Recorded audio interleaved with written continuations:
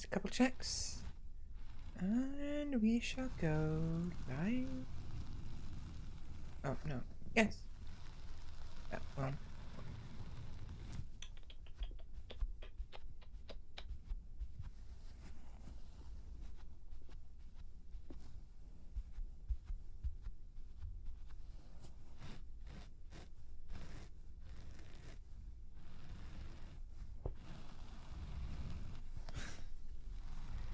Right. Just double checking everything before I go live for those who are watching the VOD. And, yeah. Oops. Someone's Twitch turned on. I mean, I forgot to mute Twitch. And then schedule.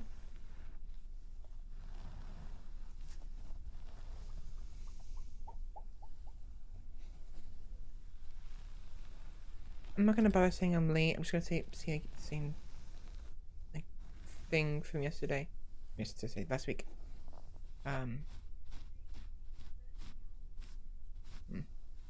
Okay, so right, let's go live. Ooh, wait. That's fine.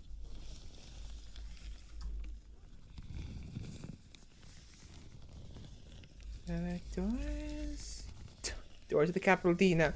Doors are now open. Heads up for those who are watching the VOD. There's going to be some noise in the background. My family is getting ready to go to a baby shower? Yeah, baby shower. It opens last week and send Minecraft team. Play Minecraft today to make up for it. There we go. That's wrong. Minecraft, not Crusader Kings as yesterday. There we go. Alright, 3, 2, 1.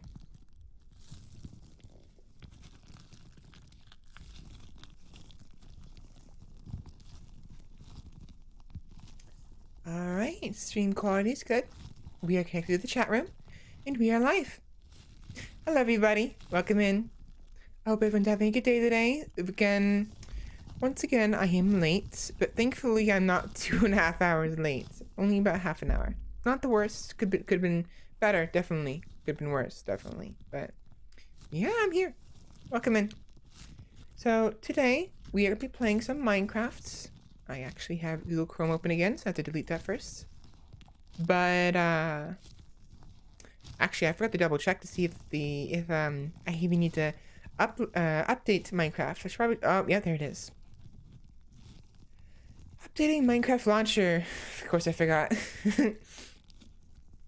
So, again, sorry for being late, and for those who were looking forward to the next video on my YouTube channel, sorry about that. I forgot to upload something yesterday, and I was super tired and out of it, and honestly, I should have been asleep. I should have went to sleep because I was tired, and it did not happen. So, we are a very sleepy, it's gonna be very sleepy today. Minecraft launcher. No, wrong. Google Chrome, not Minecraft launcher. I want to get rid of Google Chrome. I really wish I could stream and have Google Chrome open when I'm doing PC games, because I would very much like to have some ASMR in the background. Just not gonna happen. There we go. Oh. Ooh. Okay, it signed me out. Cool. Please do that one. Nope.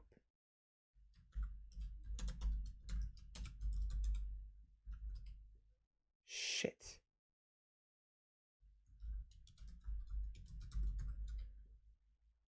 Oh, come on. I don't remember what password it was. It's gonna lock me out. Okay, hold on. I have to give me a minute. I failed to update Minecraft. I mean, wow. What else is new?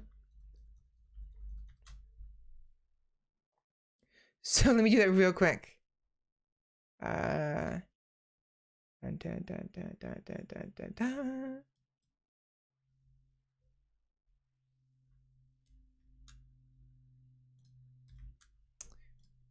So give me a couple minutes. Sorry about this. I completely forgot to update Minecraft, and it wants me to update it, and for some reason it logged me out because I updated it, so now I have to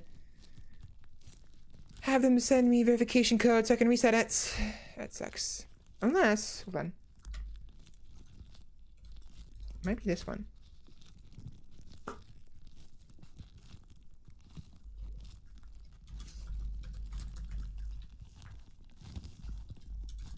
I don't know how many attempts I have before it logs me out. It locks me. I hope it doesn't lock me. That would suck. That would suck very much.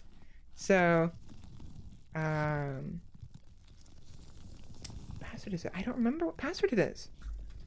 I have like 1, 2, 3, 4 to 5 different passwords. Each one having like variations to each one, and I don't remember which password I use for Minecraft.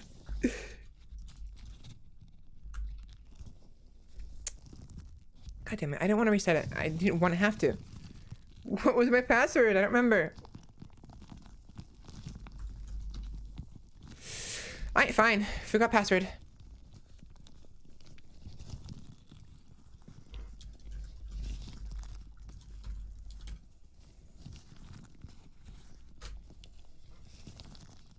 There we go.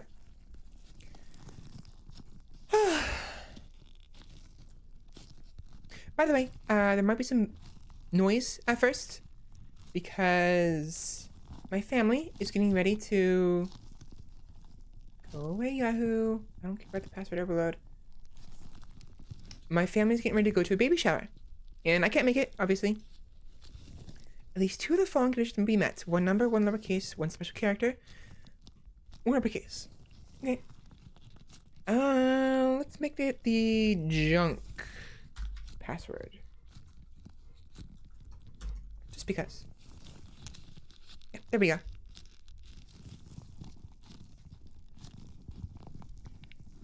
Alright, there we go. What's it saying? Right, so family's gonna be leaving soon, but they're getting ready to leave still, in the process of leaving. So it's gonna be some... Before I kill Google Chrome, let me just double check everything's in order for Minecraft.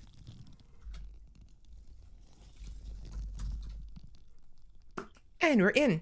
Awesome. Right, so goodbye, Google Chrome. Thank you so much for your help.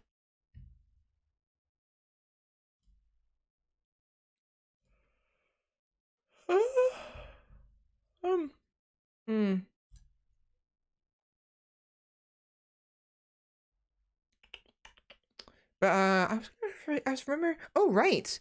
Updates. So regarding my videos, I mentioned yesterday that, whoa, my model okay? There we go. Okay, we're good. I mentioned yesterday that my videos were basically recording in a resolution just barely below 720. And that was the reason why my videos weren't uploading properly. So I figured out that what was happening was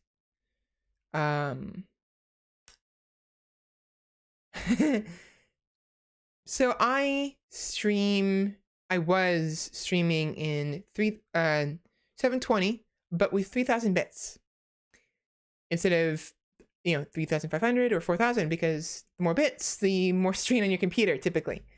And I was trying to, limit that so I didn't have issues in the future. But it turns out, and I wasn't aware of this, hold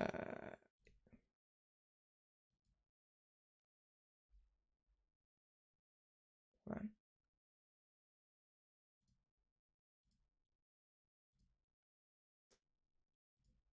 There we go. It turns out that all resolutions have a certain bit rates that they prefer. And if you do not stream in its desired bit rates, it will not stream at the resolution you want it to stream. So, what is going on? There we go. So, 720 basically wants 3,500 bits, and because I was streaming in 3000 bits, it downgraded my quality, the resolution, automatically from 720 to 648. So no wonder my MKV videos weren't always uploading, and no wonder YouTube wasn't always uploading in 720. Not sure how some of them did upload. That was weird, but I guess it's not always. Like sometimes, I think maybe sometimes the 3000 bits does actually 3000 bits is enough sometimes, but the more movement there is, the greater the bits need to be in order for OBS to stream in the set resolution. So right now, yes, okay, good. Output scale resolution 1280 by 720 as it should be, and output is constant bitrate 3500. So yeah, if you're ever streaming and you want it to be a certain resolution, understand that 720 at the very least will probably want 3500 bit rates, assuming you use controlled bit rate, which I do. I want it controlled. One, because it's the suggested settings, and two, because I don't want to go too low. I don't want the bitrate to just, I don't want the bitrate to go so low the resolution automatically goes to like 360 on stream. That'd be horrible. So yeah. All right, so anyways, let's go ahead and get on in. I think ideally,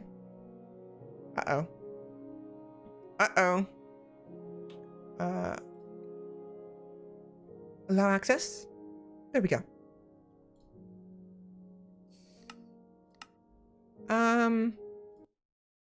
Shit. Okay, this is bad. Whoa. I may not be able to stream this because I want to play on the server we had. So give me a minute. I need to, let me change to just chatting.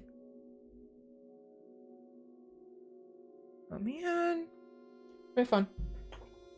I'm opening Discord real quick. My computer might lag a little bit, so my model might go a little weird, but that's the problem.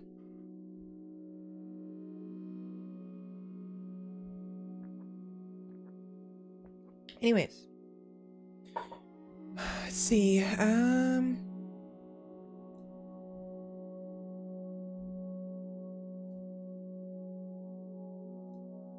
so sorry about this.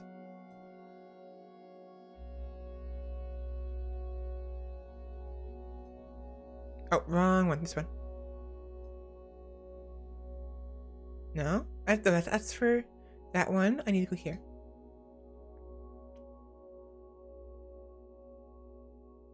Here we go. All right, so wait, which one was it again? Oh.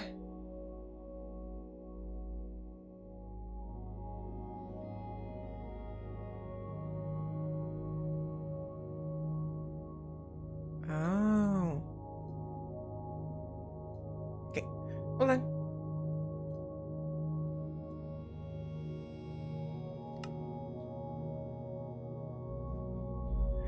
Wolfie, is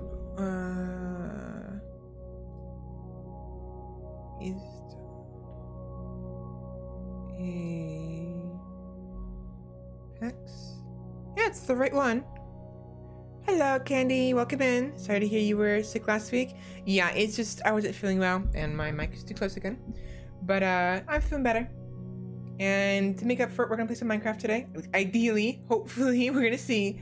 For some reason, so 1356.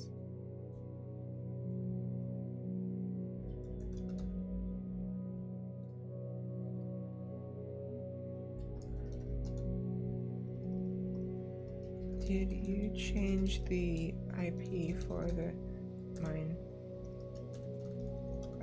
server?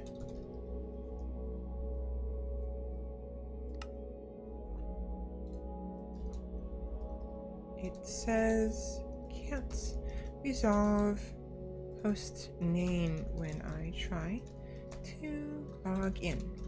I'm just I'm trying to message Wolfie on Discord in the hopes that she'll help me resolve the issue, because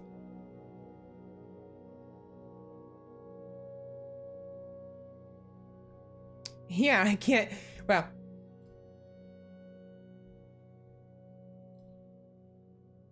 this is the problem right now. We can't log in. That's good.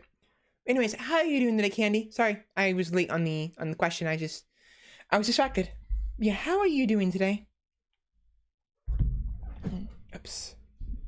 Hopefully she doesn't take too long for the response. Let's see.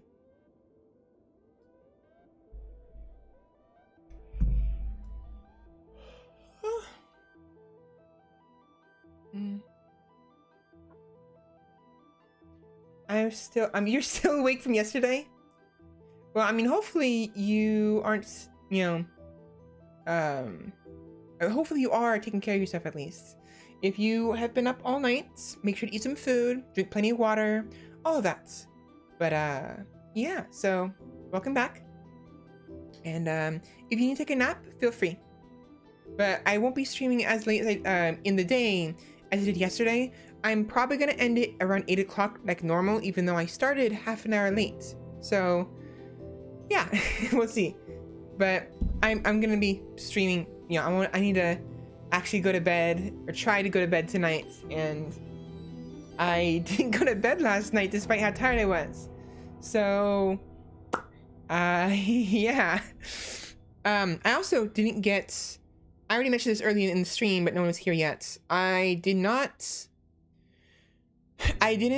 upload a video yesterday, unfortunately. I failed to remember to do that right after stream ended. I was super tired and distracted, and I was messing with my stream in OBS anyways. I was distracted with that nonsense.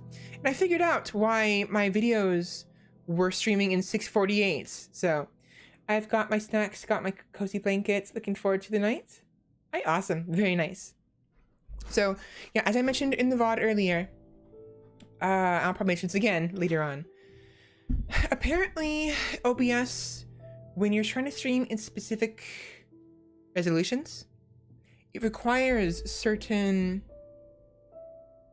bit rates, and I stream in a constant bit rate so I can maintain the same resolution, and so that way it doesn't fluctuate between anywhere from like 720 or 1080 resolution to like 480 360 on stream, so constant bit rates of 3000 was what I was using earlier. And apparently 720 requires, I assume it requires at least 3500, so 3500 bitrate instead of 3000. And because I was streaming in 3000, that's why it was streaming in 1158 by 648 resolution. Freaking weird ass resolution, but whatever. But that's why. And that's also why some of my videos that I would upload directly in MKV were being registered in 480 because YouTube only has only has 480 to 720, like 480 and or 720, nothing in between. But OBS has like 5 different like resolutions in between those two that you can potentially record in. And because technically my videos weren't in 720, the YouTube didn't register them as 720. It registered them as 480 instead and ignored the 648 resolution. So I have it squared away now. Ideally, my videos should now record and stream in 720 from now on, but I'm still going to convert them to MP4 anyways, because just in case, like it's that way, because YouTube supports MP4, Supposedly they'll support pretty much any other format, but they have a certain number, like 5 different formats they prefer. So I'm gonna go ahead and just upload my videos in 720 MP4, despite the fact that my MKV videos should now be appropriate, should now work just fine regarding the resolution. Hopefully, anyways. But you know what we'll do? You know what we'll do? I'm gonna change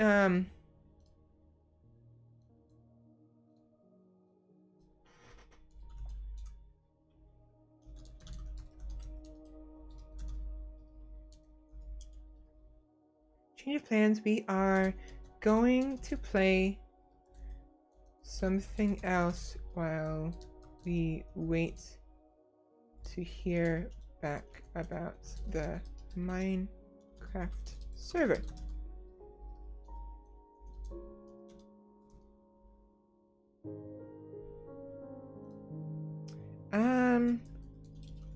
Keep it just chatting for now. Yeah, so I had to update the stream title because Minecraft is not available at the moment. And I apologize. I could start a new world, but the reason I wanted to play Minecraft at all was because I wanted to play the world that we were all playing together in. And for some reason, it won't resolve the host. Let me look it up though. Can't resolve host name. Whoops. Not what I wanted.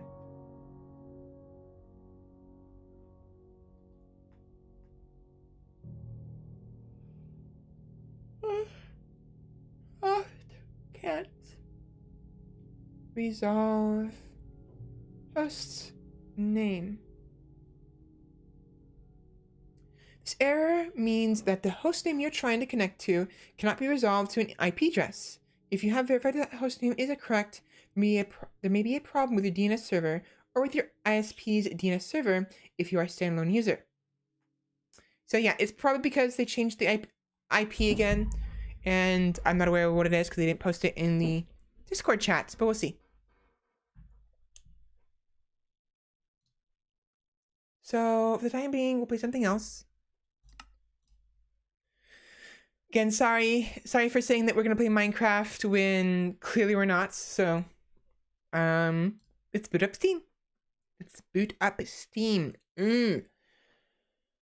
I need to speak clearly. I need to speak slower. I need to enunciate my words. And I have a hell of a time doing that. Also, regarding my health and my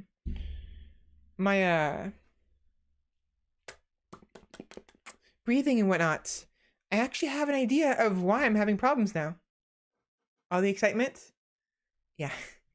And it's because it's a bad habit a lot of people have. I have a mild case of like forward head syndrome. And it's because of the fact that I'm off on my computer all the time and I'm trying to correct it right now. It's a little bit better, but my neck basically isn't straight. Like it's supposed to be, which is a problem. What are we gonna play? I don't want to do Sticky 3. We did it yesterday. Maybe, you know what? Maybe Kingdom 2 Crowns.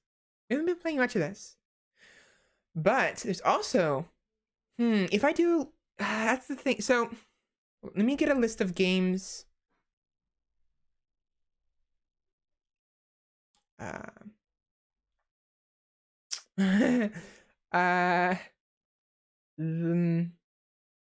Okay, this will be fine. So this one.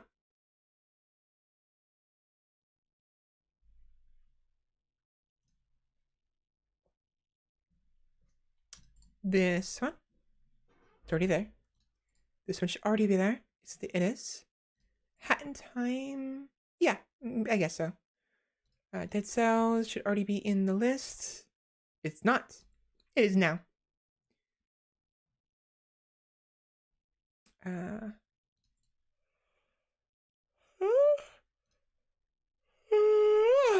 I'm trying not to apologize for yawning.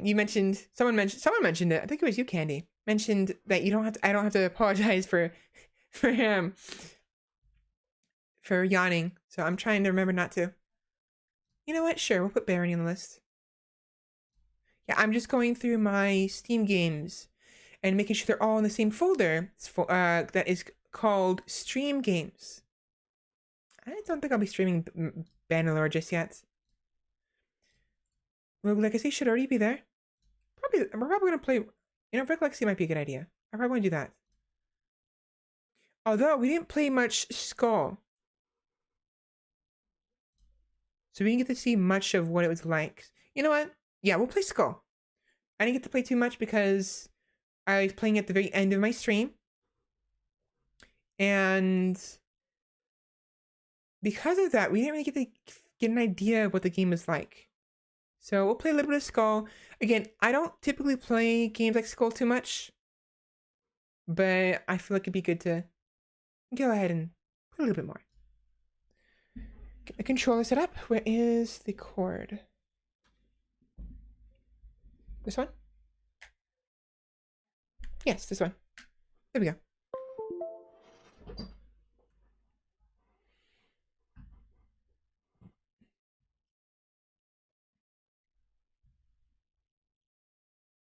I was curious about the apologizing after each yawn. It's hard for me not to sometimes.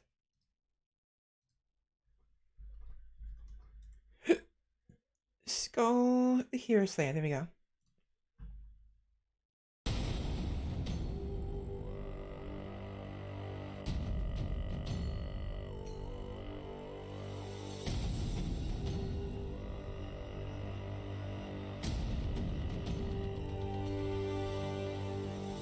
There we go. It's just, you know, it's just me being me. I'm fairly apologetic. Uh-oh. Did I? Oh.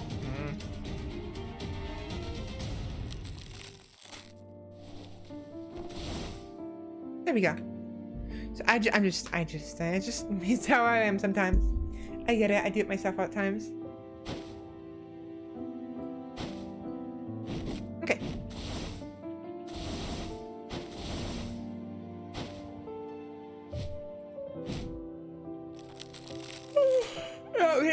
I didn't get to play this too much. And again, it's hard for me to get into the games like this because it's cute.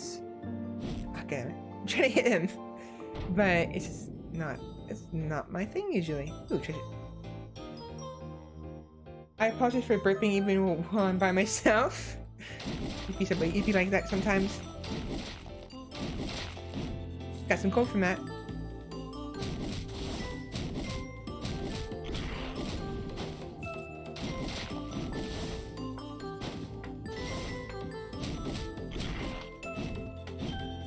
How do I? There we go.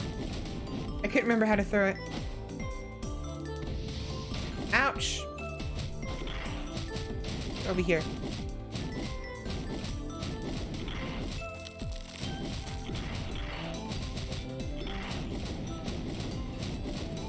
Yeah, so the Skul doesn't do much.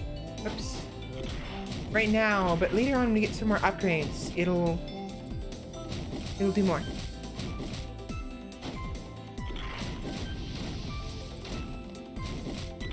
Wait, what does this do?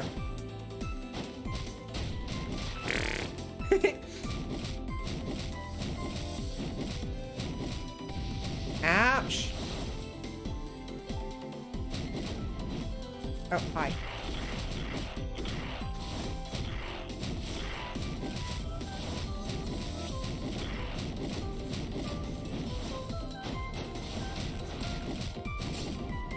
Ouch! Oh, those are spikes. Is that everybody? That's not everybody, is it? What am I missing? Oh. There we go. I recall the wolf skull from last time. The skull for more money. Yeah, definitely. Standard issue Kalian sword. Increases physical attack by 25%. Sure. How do I equip those? Oh, it just increases it. Okay, it's just basic. I don't know what these two doors mean, but I want to see what this green one is. I haven't checked it before.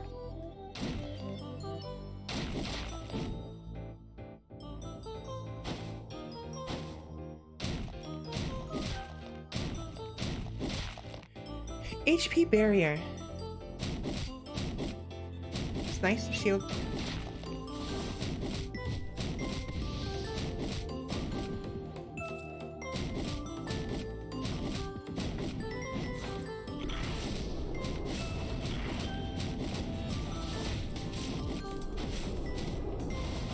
Ouch. I'll kill the green ones first. Because of that.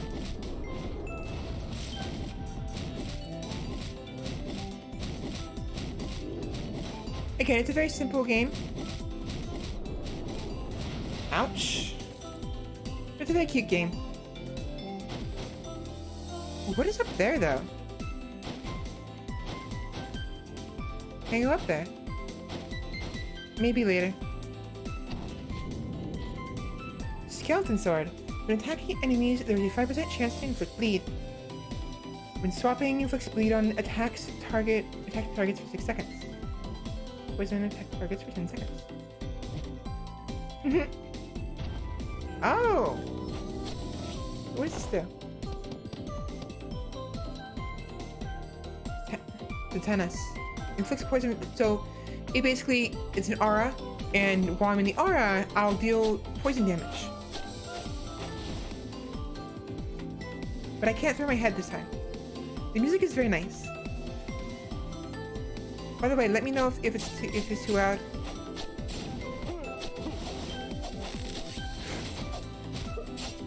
Activate should be fine. Nice job, you just killed your friend. Oh no, that was me. I forgot. Bleed.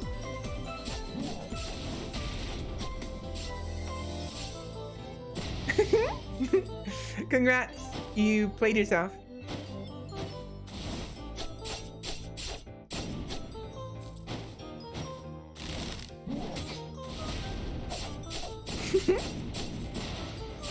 Rest in peace, you sorry idiot. You sorry idiot. Nothing better than watching an enemy die to AoE and dots while you watch. Pretty much. Yeah, it is. Ouch. I wanted the quartz.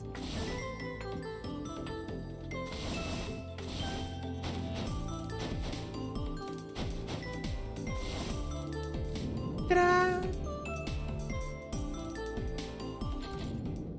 We're back here. Kitty! Whoa, a little skeleton. How did you get in? I've heard some people accidentally drift into this place, but a skeleton. Anyway, welcome. This is your first time here, right? It didn't save our progress from last time, I think.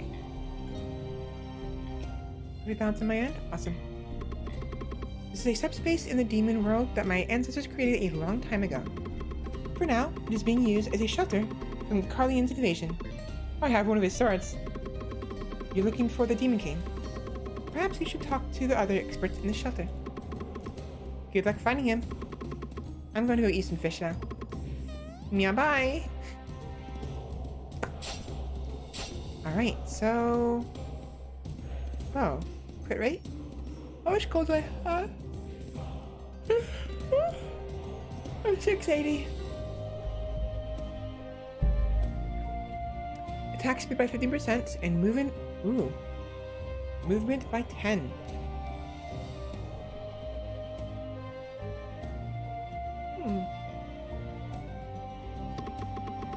Oops. Finest collection items in all of Harmonia. You don't need to worry about thieves here. Take your time and look around. Would you like to make a purchase? I only accept gold. A piece of DC cake. Restores 30% of HP, increases physical attack by 30% until you clear 2 maps. So for 2 whole maps, I'll have increased damage. Hey, you're way too thin. You're literally nothing but bones. How do you feel? You can't fight on an empty stomach. Sorry, I forgot your body's not meant to hold anything. I mean, I can still eat it, apparently.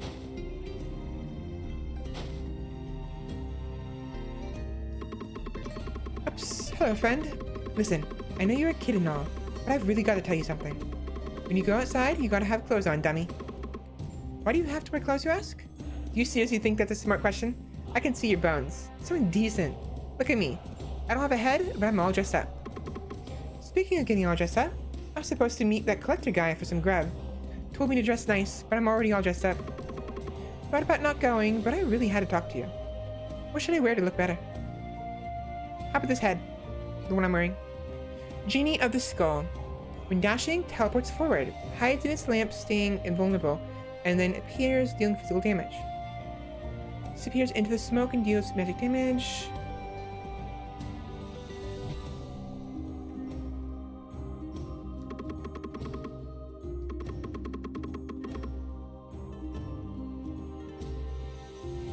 Can you hear my heartbeats? As a skeleton, I don't have a heart, but I keep hearing this strange palpitation from inside of me.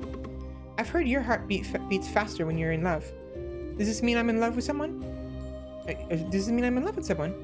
It can't be the collector down there, can it? She's pretty charming, but I'm not going to confess my feelings so easily. I won't fall for her that easily. I once stood my ground against dozens of Carlian soldiers. I quickly dodged when I saw a yellow light come flying towards me. Afterwards, I deflected a barrage of arrows and retreated safely. Then I came back here, and she asked, "Where did they leave your head?" My voice, please. Please cooperate with me. Oh, so it's a she. It's hard to tell because of the hood. The market came face to face with the first hero. Of course, since I was in a town of humans, I polymorphed to blend in. I didn't think I'd get caught, so I pretended not to care and tried walking past when he suddenly grabbed my arm. His ashen eyes stared straight at me. It was a second that felt like an eternity. I'm not sure what his intentions were, but he only said one thing and left. Oh, he only said one thing and left. Go back. I left all my purchases there and ran without even looking back. After a few days, I heard about the market. The bishops of Carlian had found a few demons that were masquerading as humans, and they were all executed. The first hero. I mean, why did he help me? That's interesting. That's actually quite interesting. So, the first hero came to fight the demon lord and kill him, and yet he saved a demon. Interesting. And he knew that she was a demon.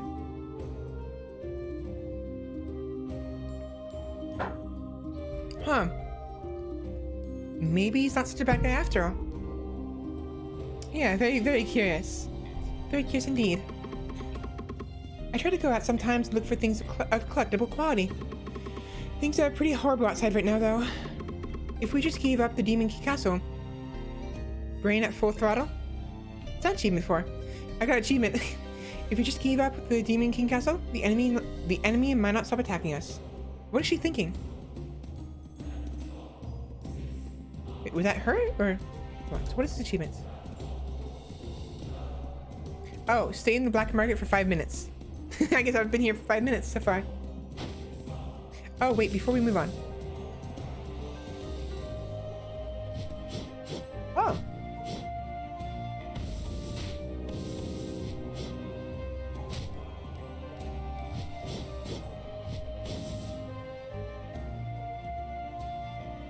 How do I...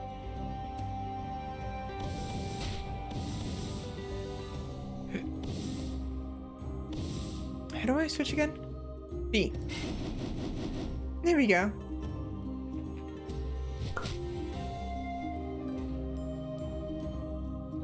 Please send my regards to the witch. Oh, so invulnerable. I'm invulnerable during the transfer when I go from regular Skul to Genie. I can imagine some people reaching the end of their time with this game not getting that achievement, those fast players. Yeah, right?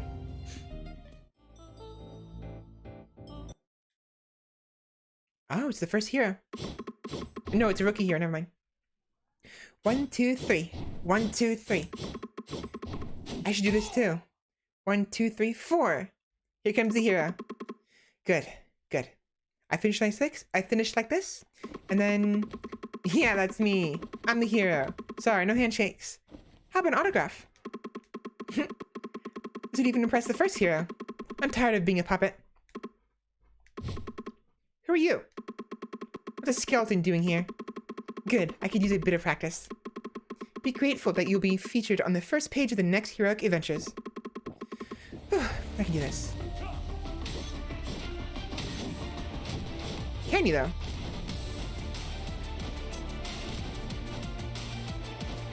Stop it. Ouch.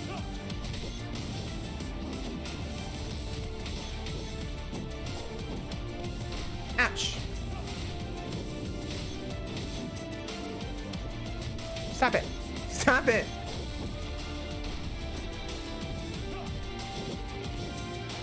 Ouch. Okay, this is actually kind of difficult.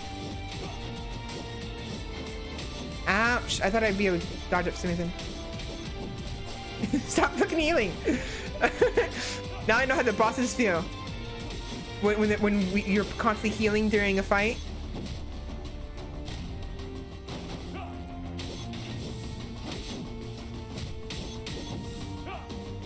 Ah, I'm gonna die.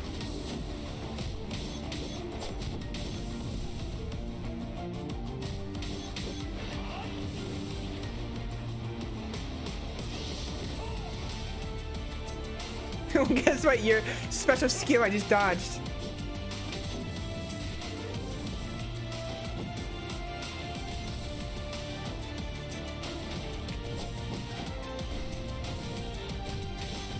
What does this ability do again? The spear spell can use magic damage to enemies, appears in front and throws a punch. Oh, okay. Come on. Stop. Oh, I'm aside.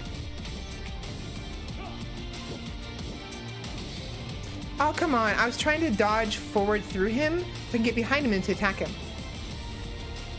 I already want to shank him. Thankfully, we can do more DPS and he can heal, definitely.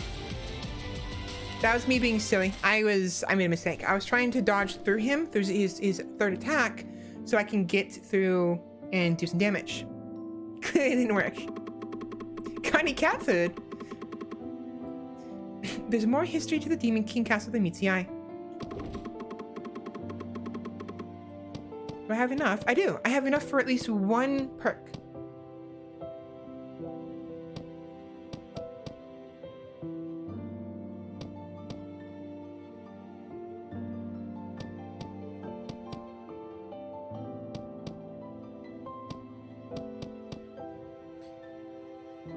Let's see. Magic damage, physical damage, or crit rates. I think I want to go physical damage. Wow, 3,000.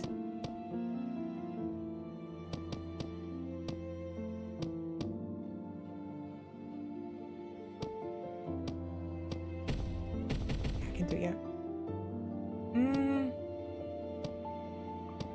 Physical damage. Now, magic damage is nice, but it's very likely I'm going to be doing mostly physical damage until I get magic. Because right now I don't have any magic damage, so 4%. Wait, no. Oh, I do some.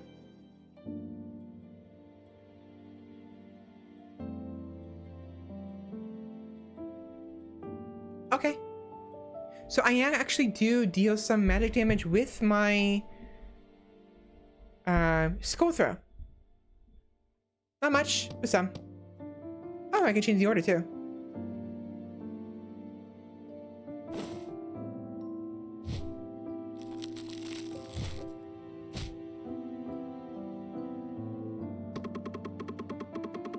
I'm gonna go do physical damage though.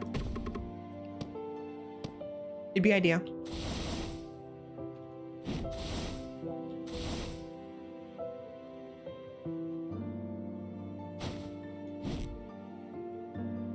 I finally got him, but he didn't do anything. Oh wow. Oh, Little Bone, where are you going? Oh, Little Bone, where are you going? Are you trying to go into the forest? I don't recommend going in there right now. Look what the forest has done to me. We already read this last time.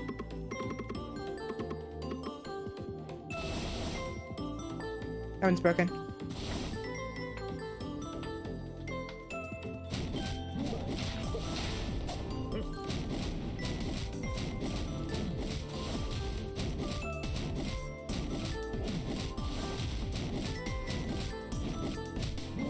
Oh, wait, that's actually a lot of damage. Holy crap. Hold on. Okay, that one does about 40 damage. Oh, wow. Okay, the head actually does a lot of damage.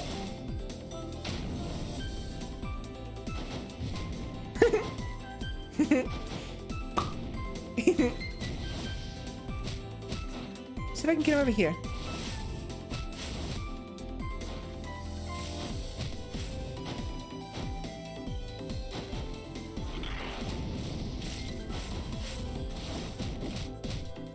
Wow, okay. I should have went magic damage then.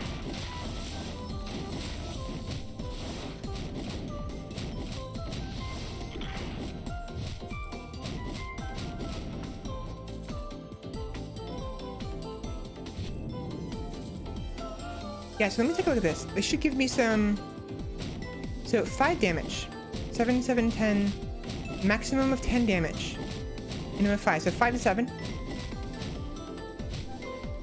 Wow, 25. 25. 18. 25. 25. 28. 28. Yeah, I should have went magic damage. Damn it. I could have got a larger boost to my damage. Quite the increase, yeah. Thankfully, we can do more deep. Oh, yeah, we read that part.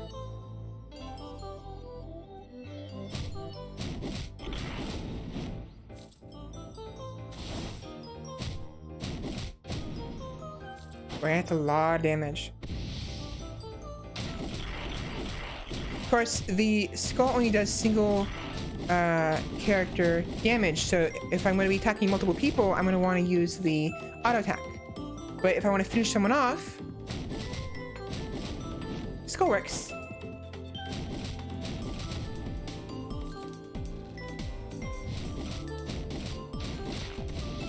Ouch.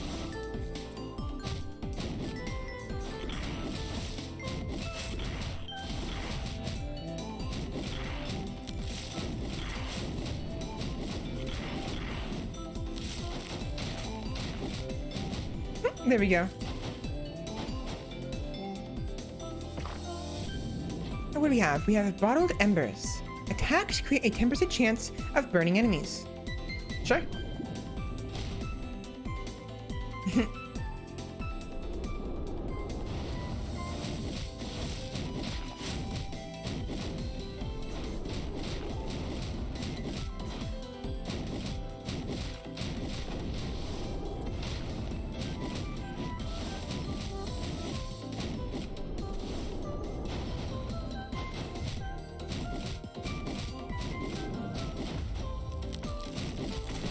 There we go.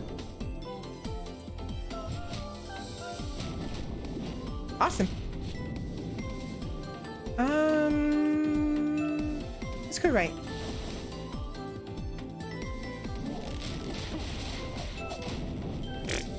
Goodbye.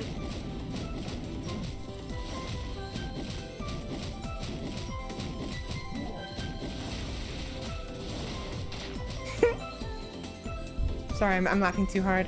Too loud, I mean.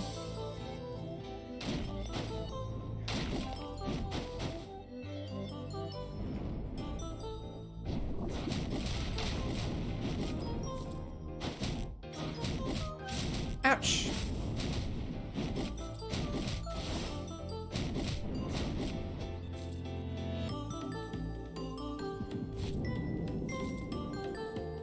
Black market. Alright, so we actually have a lot of gold this time. 1747. That's a lot of gold. Oh, this guy's gone. Huh. Grave robber. Robber. Yeah, a grave robber. Nothing wrong with laughing. This shows how much fun you're having with your new spells. I can still recall you laughing as you punched frozen walls and carnivore. Yep. Oh, hello, skeleton. How delightful to see a new face here. The folks here tell me that I'm a little strange. From my point of view, they are much stranger than I am. They probably just say that because I'm a human who's capable of staying here. Or they're probably just saying, they're probably just saying that because I'm a human capable of staying here. Or maybe it's because I'm a grave robber with black skin. Okay, what? You won't have seen these anywhere else. I trade them for a few of those black jewels. You know the adventurers? Those poor souls. They've been brainwashed by the stories of heroes. Heads full of dreams that go around attacking demons. And how many of them are as famous as the first hero? They're all dead now, and yet no one reaches out to them. Nobody even remembers them. Nobody. First I ran away from the castle and hid in the forest. But then the ants kept trying to chase me away. I thought it was because I used some branches to start a fire. But then they came at me with thorn bushes. I managed to get here somehow, but everyone is so friendly. Thank goodness. By the way, the food is really bad. I'm skeletons, I don't care. Oh, a kidult's meal. A kid's meal and adult's meal. Restores 40% of HP, increase attack movement speed by 30% until you clear 3 maps. Hey, you're way too... Oh, yeah. I think you should drink some milk. Or soak in it, more rather. When you're finished, bring some of that snake. Oh, bring some of that... Oh, bring some of... When you're finished, bring some to that snake. It likes milk. Let me... You know what? Hold on. Aside from me speaking too fast, it's also kind of stuck in here.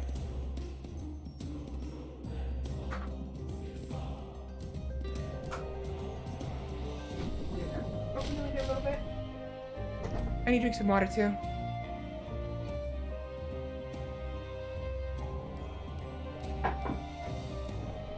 There we go.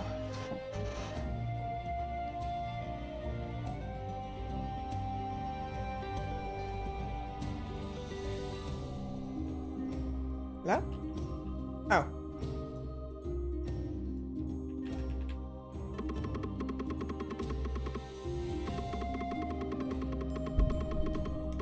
Hey, can you see the wood block up there? The Demon King and the Witch ate here. You know what that means? This place is the best place in the Demon Castle.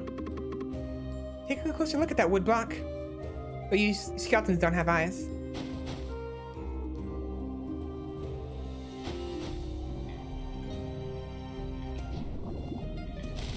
Oh, yeah, so if you look at this block right here, it's a picture of the witch on the right and the Demon King, I assume, on the left. Excuse me. I will probably get some health, but first I want to take a look at what the shop has. So then, what the shop the collector has. Nice to meet you, young skeleton. I haven't had a customer for a long time. Welcome. It's a beautiful place, isn't it? Only a selected few get to visit this special place. You must be a very special soul. Generates 30 gold per Carline item you have upon changing maps. How many do I have? This is Fire Dragon. So Fire Dragon item, not a Carline.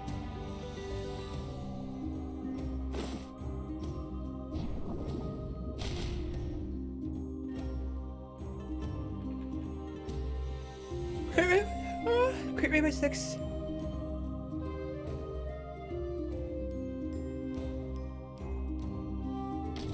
Get some gold. And this time I will eat the kidult's meal.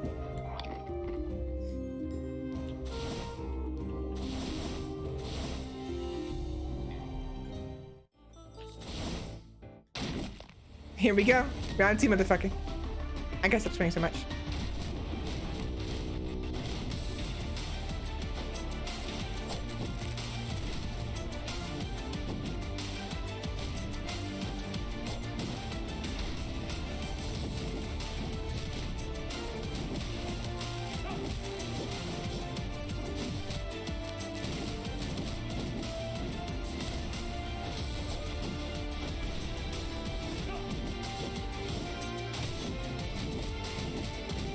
Wait, why am I attacking so fast? Wait, hold on. Hold on. When this skill is cast, plant a flag of Carline on the current location. When near the flag, increases physical attack and magic attack by 15% up to a cap of 80%. Flags can only be planted once per map. Oh. So whenever I activate a skill. Interesting.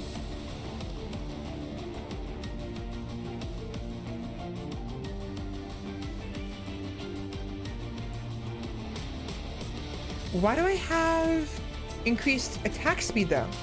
Because my attack speed got really fast for some reason. It is very handy. Huh. I mean, that's fine. Whoa, I almost destroyed that one by accident. Also, he's burning.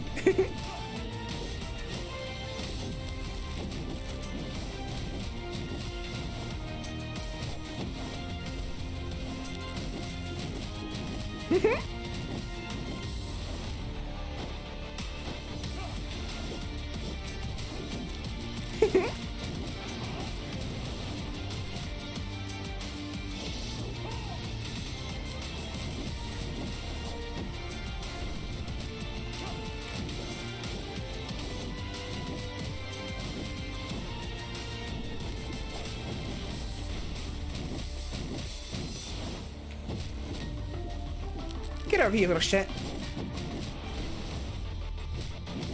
No, you fucking don't. No, you fucking don't. Get over here. Sorry, little one. You okay? No, he's dead. He's just straight up dead. That's unfortunate. He had dreams of being a hero. Completely understandable, but it's unfortunate he got in my way. Alright, what do we have here? I assume I can only pick one of these. Only one. We have the gargoyle. It's a new skull. Holding down the jump button allows the gargoyle to fly briefly. Increase attack speed by 100% while in mid-air. Really?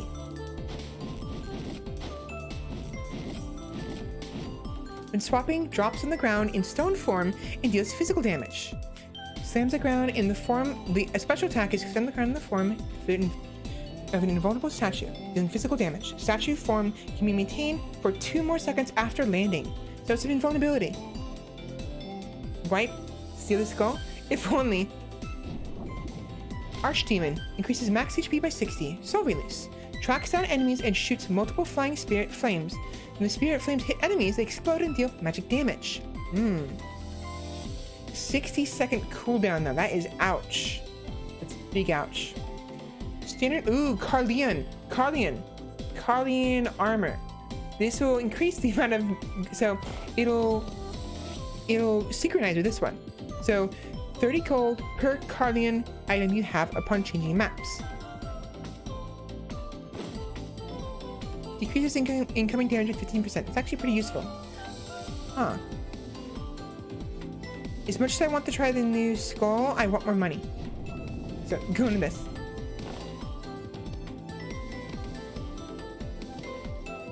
So, I should get 60 gold then, as a result. So, we have 692. We should get 750. Oh, we got 754. Hello. Ooh. Mommy spider legs.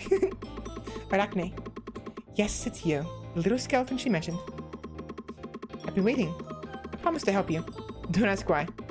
Don't bother asking because I'm not helping you out of pity either. Well, that's that. You gain power from the heads of others.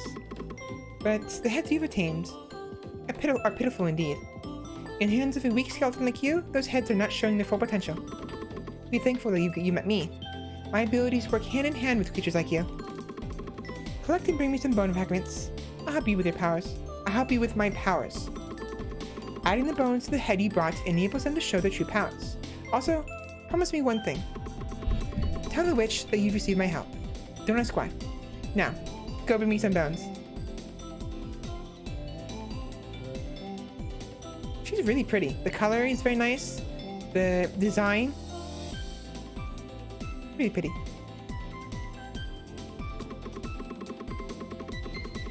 Yes, child, did you prepare some bone fragments? I did not. I told you already. I'll help you recover your powers that the actual owner of the skull had. This head is yours. Also, there wasn't a time when you were stronger. If you're not looking for a hat made of bones, I suggest you bring me a different head. The demon world operates a bartering and favor system, I see.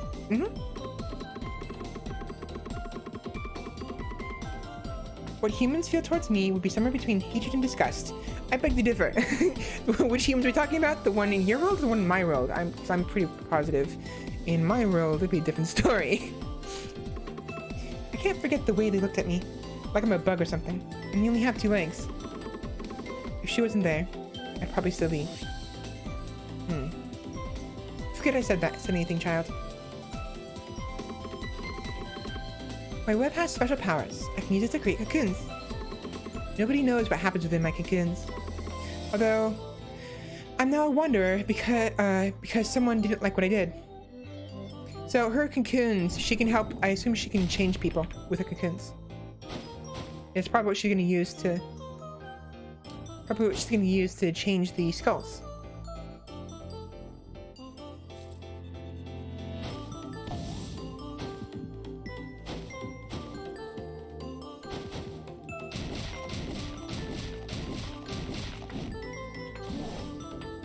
Ouch.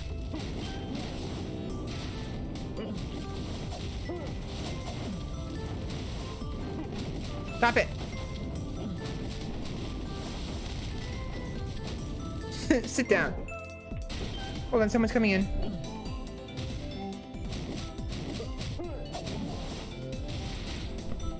Family just left.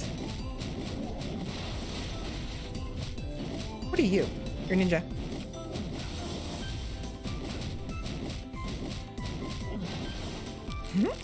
There we go. How much damage do I do now? 25? 27. I mean, that's part of the course, actually.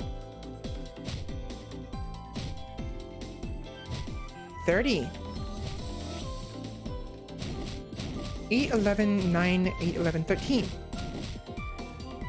Okay.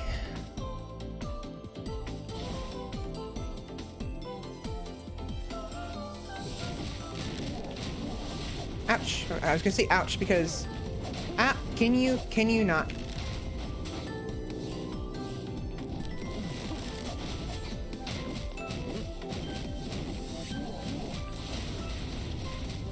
Stop it.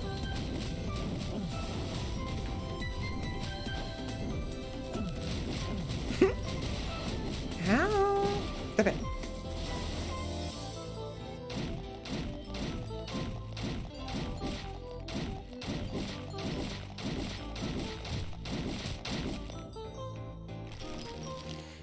There we go. Fox Hunter. What? You came to see me? Save me.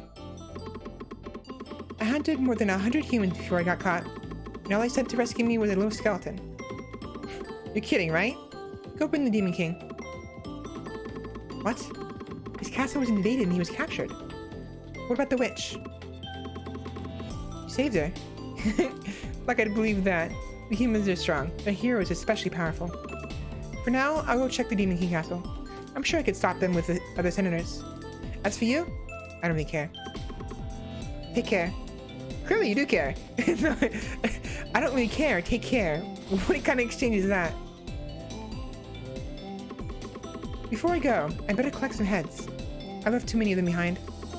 By the way, how do you keep your head in that condition? You got me when I was confused. Those Carlene jerks all look the same. Have you noticed that? That's a good point.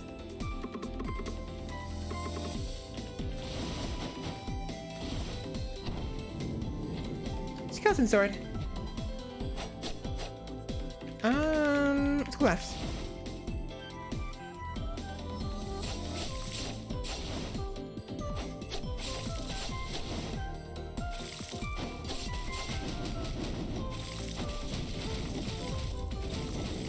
Oh, I don't want to do that.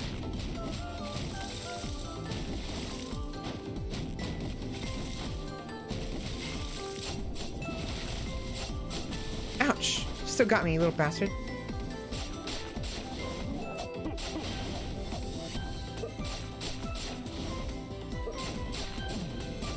Right, I don't have a special like ability with this one.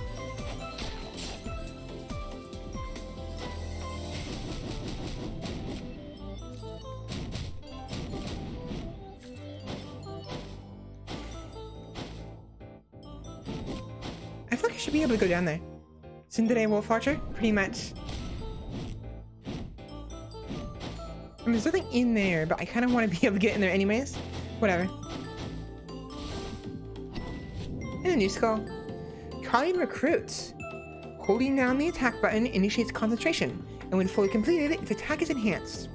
Recruit slash. When swapping, perform a charging strike that deals physical damage. Comrade system.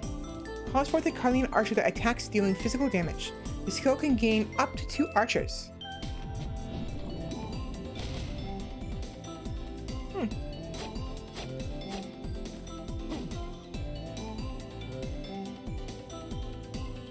Oh, it replaces. Ooh. I don't know if I want to replace the old skull though. So.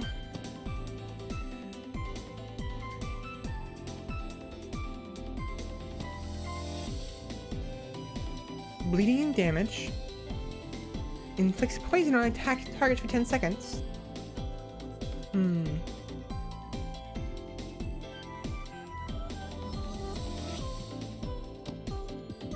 I want to keep the original skull.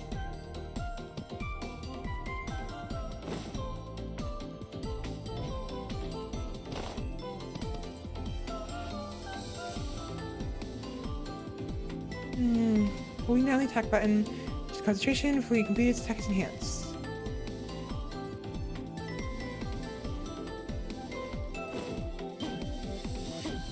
Okay, that one.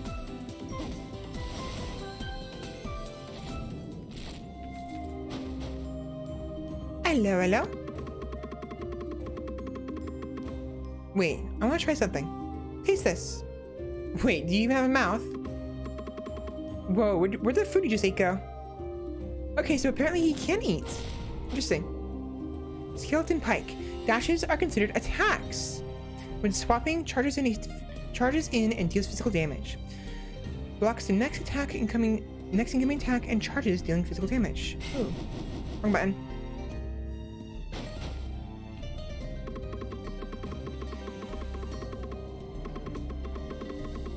Very special power.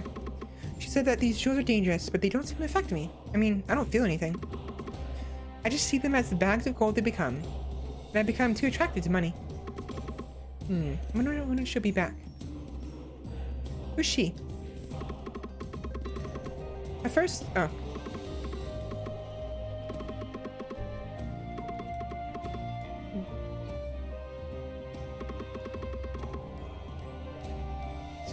I have something serious to talk about. About skeletons with their body more than 10,000 times. I only lost 3 times in all those battles. Wasn't I great? It's difficult enough fighting 10,000 times, only having 3 losses. If there's a god of war, I'd be it. No, if there's a god of war, you wouldn't be it. Kratos would be it. God of war. I've seen a lot of people who praise the gods. Why haven't I seen a god? I'd love to talk to those who have seen God in person. Like a god in person. I need to see them with my own eyes and decide if I want to worship them or not. Although, I don't have eyes because I'm a skeleton. I don't have a head.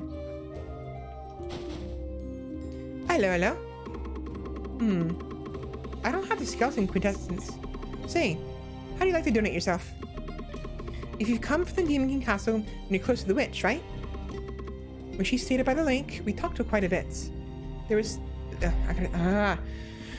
Wait, hold on. I need to sit right.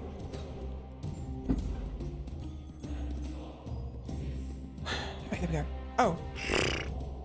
Hold on. There we go. A little too close. When she stayed by the lake, we talked quite a bit. This was before she entered the Demon King Castle, a very long time ago. Back then, she loved children. She even made them cookies with her magic. But after a cool incident involving the children, she completely changed. She wouldn't even look at a person. Isn't it tragic? Please. Hold on.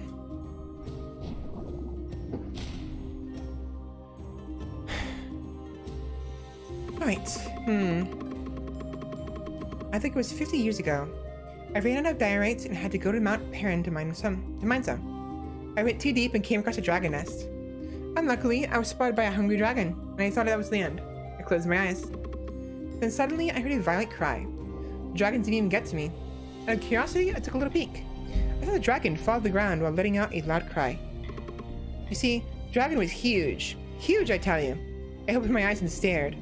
Then I heard a voice from amid the chaos of dust, asking if I was okay.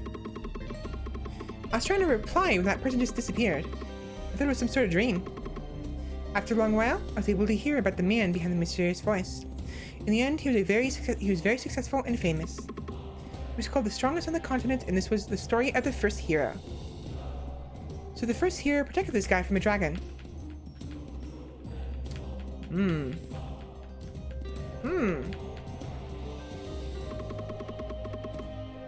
What I do may look simple, but it actually requires special diorites from Perrin Mountain, the great power of my ancestors and precise hand movements.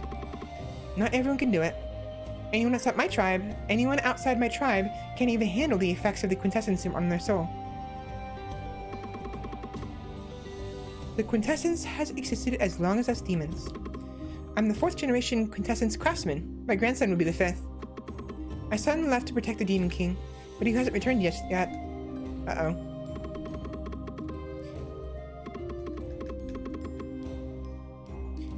Centaurus. Increases physical attack by 40%. Throws a spear of the centaur dealing physical damage and inflicts bleed on affected enemies. The hero sounds like a bit of a hero to all, then a hero to the humans. Yeah, so there's definitely some nonsense going on.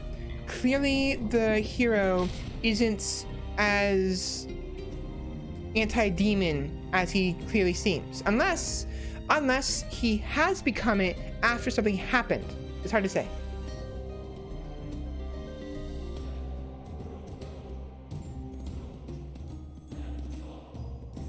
Oh, I want this one.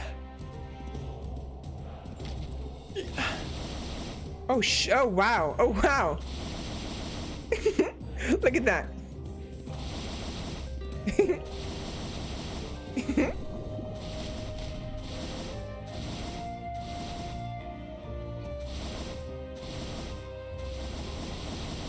So there's a chance. So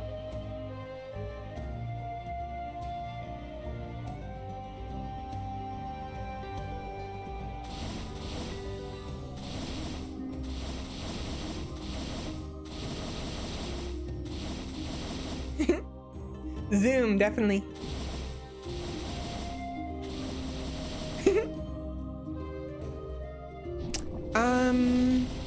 Can I afford the food? I can. There we go.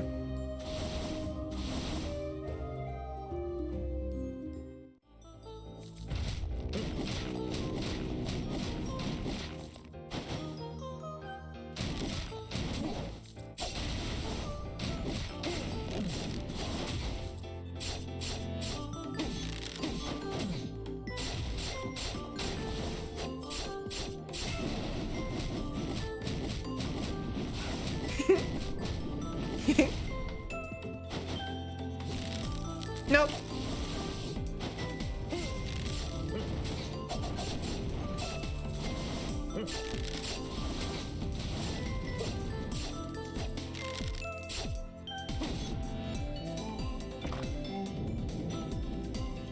Iron Shoes of Bitter Cold creates a 20% chance of freezing enemies that you land on after jumping. Increases magic attack by 35%. Neat.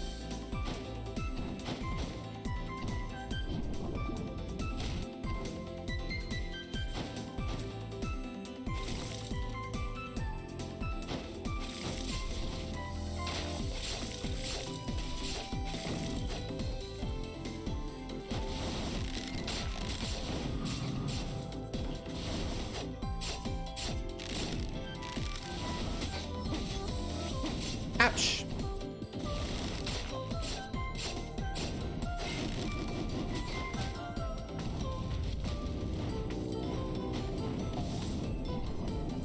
Okay, there goes my skull.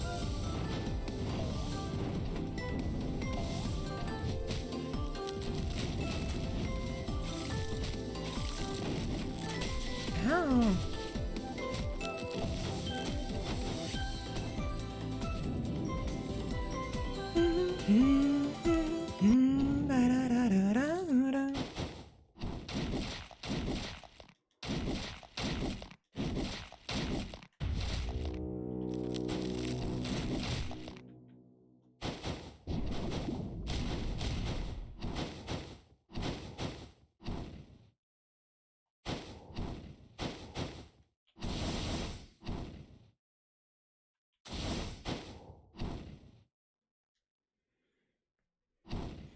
Here we go.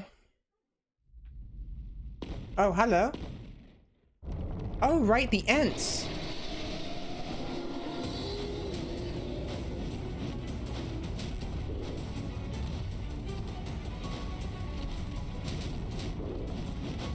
Ow.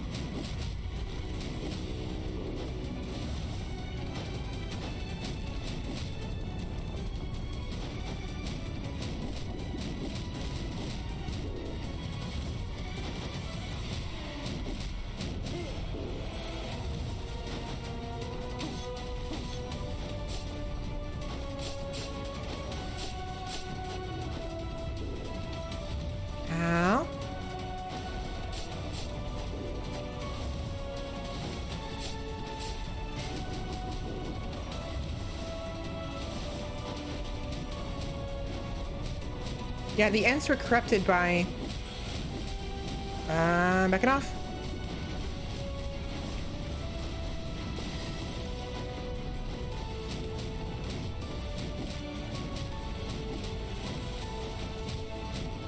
All right. Ah. Ow. Almost done. Really?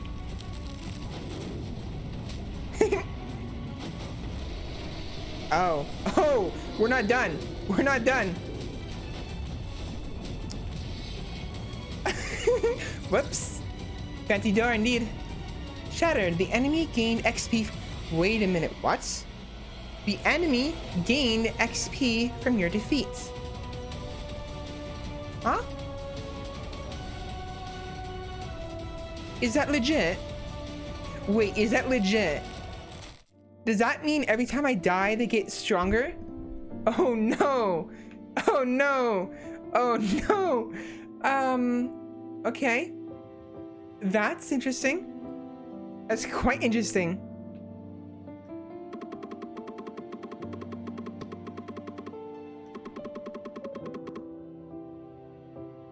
Ancient magic scrolls lie asleep everywhere across Harmonia. They each contain a great magical power. I collect such scrolls, studying and preserve them. I'm trying to use their powers to benefit us all. Save this for later. It took me ages to collect all of this. It only took a moment to give them away. Oh, hello. Oh, nice.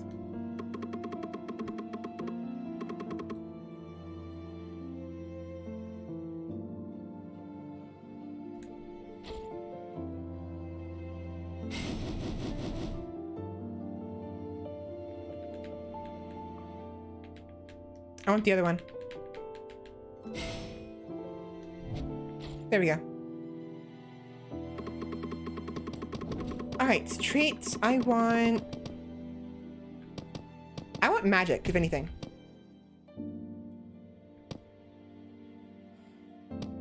Are we paying him to give us random heads? Pretty much, yeah. And the thing is, these heads, like, they're random. So it's kind of not worth it to do this. Unless I'm desperate for a specific head. Which I might be.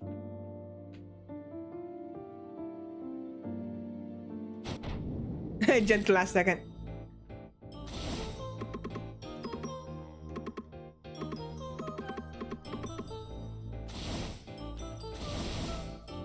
It's a pity I lost the dash ability.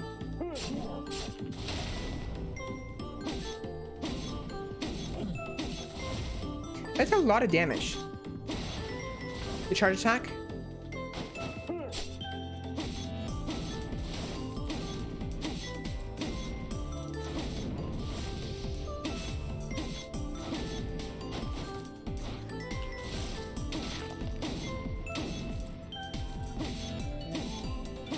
Oh, quite a lot of damage.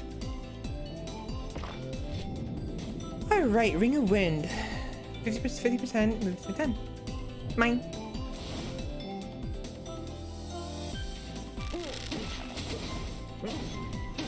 Holy shit, wow.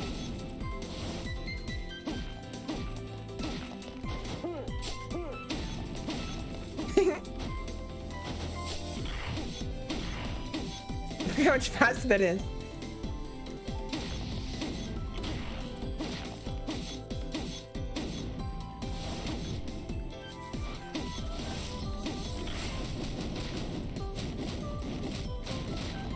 Very nice. Explosive ointment. When hit, creates an explosion that deals physical damage. Cool. At some point, we'll be able to re-roll those things.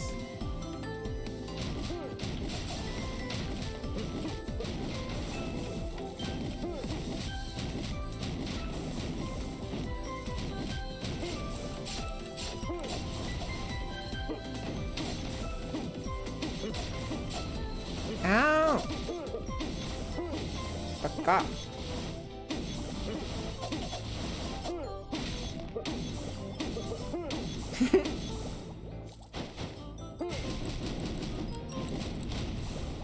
There we go. Done and done. All right. And we're back. I'm good on health, I think. Water Skull. When dealing damage to enemies with normal attacks, gains charges in the forms of moisture. When charges are full, consumes the charges and unleashes a wave that drags enemies around, dealing magic damage. Tackle. Dashes are considered as attacks, cannot dash consecutively, so I basically only dash once instead of multiple times. Dive. When swapping, creates a splash of water that deals magic damage. Rising Tide. Creates a rising tide that pulls enemies towards south, dealing magic damage. Interesting.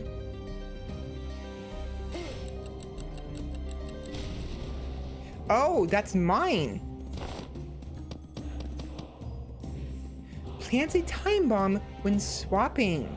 Time bombs explode after 2 seconds, dealing 15 physical damage to surrounding enemies. I thought that bomb was theirs. I was like, oh shit, they spawned a bomb on me.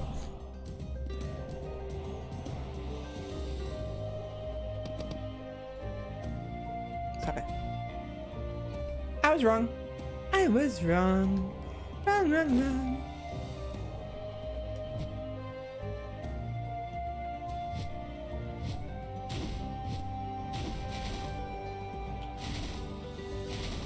Yes, I basically lost my second dash.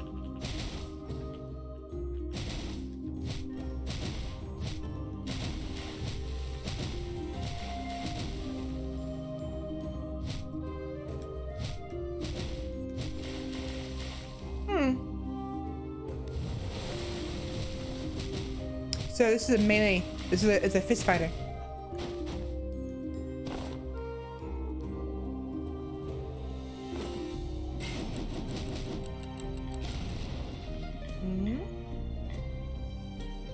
Per kill.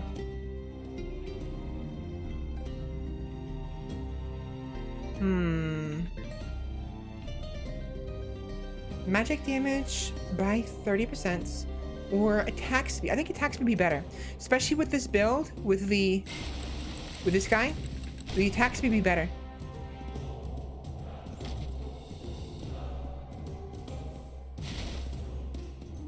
And looking fellow, I must say. Indeed, indeed. Very much indeed. Oh. Hi.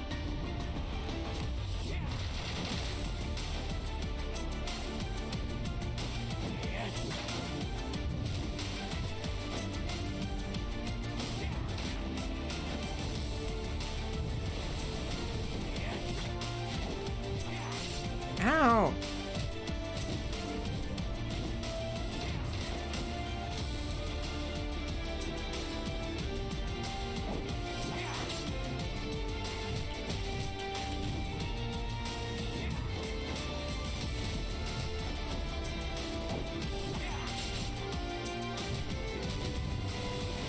So I guess the hero is gone.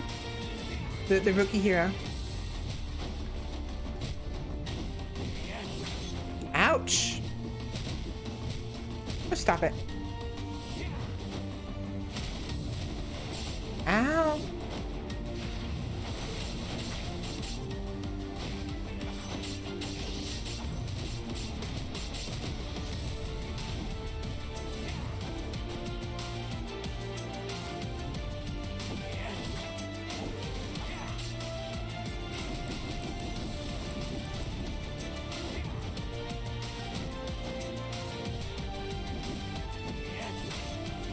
That did not hit me. That did not hit me. That first hit did not hit me.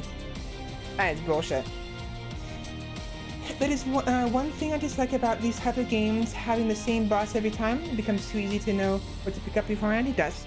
Thankfully, it changed up a little bit.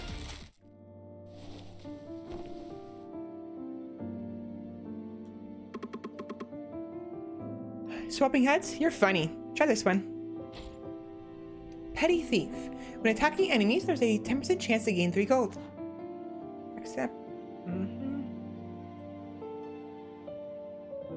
Oh shit. Okay, so their ability is to throw gold. Probably don't want to do that.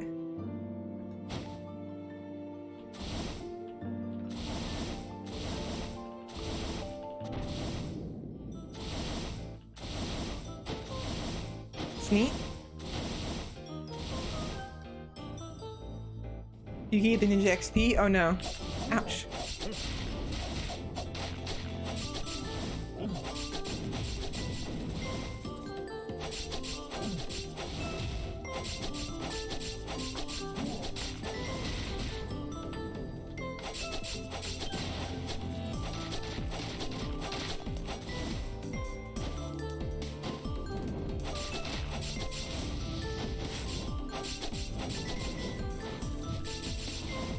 It's actually pretty useful. Yeah, I'm spending money, but it's in minor amounts.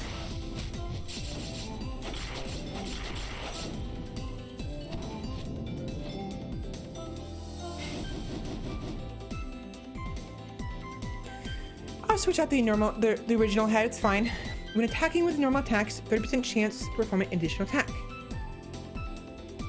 Just with your attacks. Cannot dash consecutively.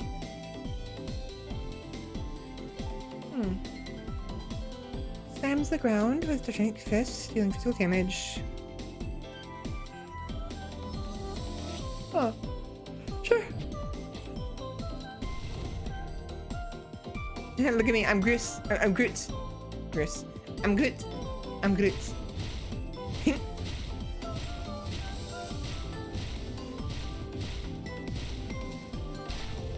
That's a lot of damage.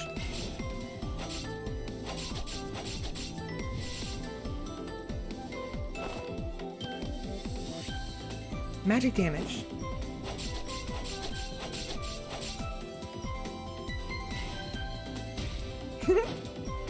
I'm good. I like that one. Looks cute. It does.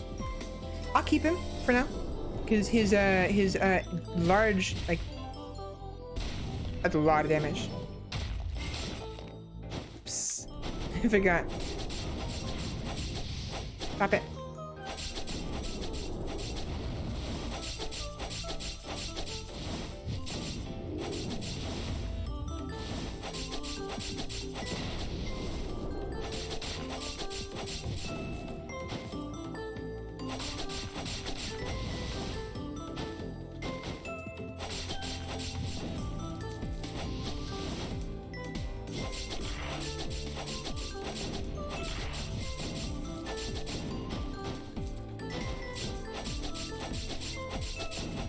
There we go.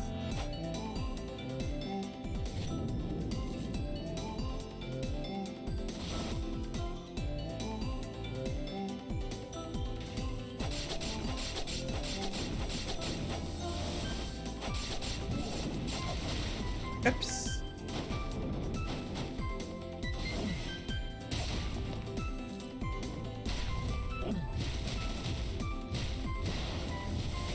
It's pretty hard. Here goes. Interesting. I wonder if that's normal.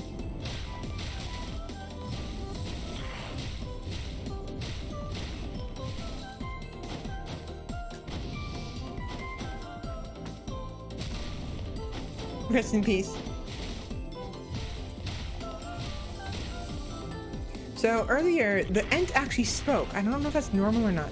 I think because the elk, because of the Ent skull I'm wearing, I think it's I was capable of hearing what it said, but I'm not certain.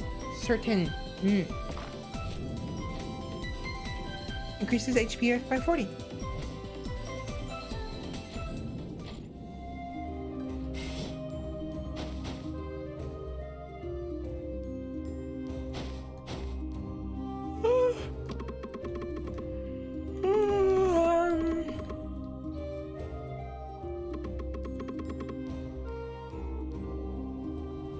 If the situation outside settles down, I'd better go see the witch. You can learn a lot from talking to her. And who knows, she might even have connections that can raise the quality of my goods. Might as well see the ogre. See the ogre fella on the way. In the past, looking for the market. Oh, right.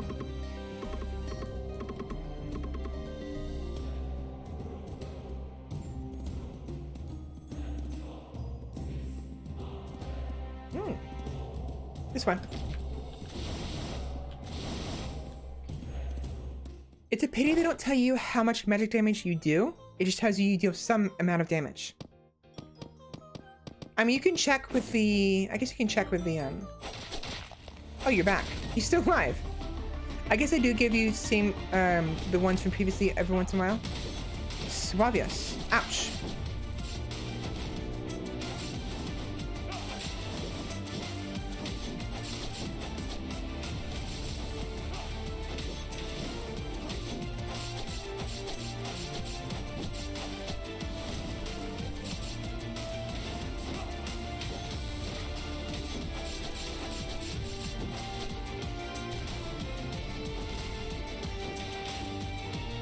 Get over here.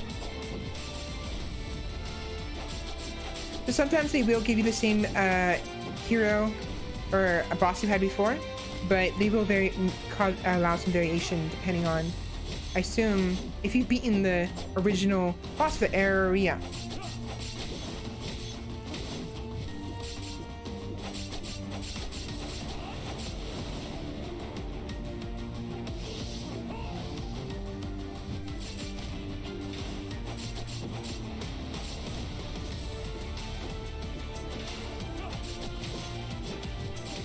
Ouch! I thought it was I thought it was properly away.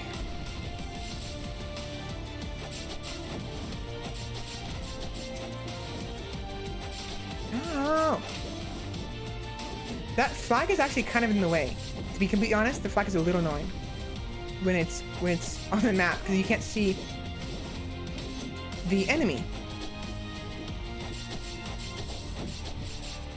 Bye! Suavius. Werewolf. Ooh.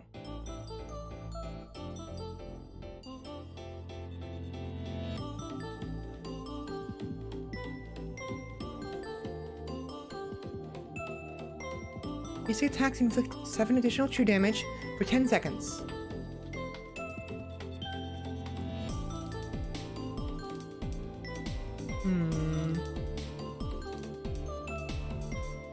I think attack speed would be nice.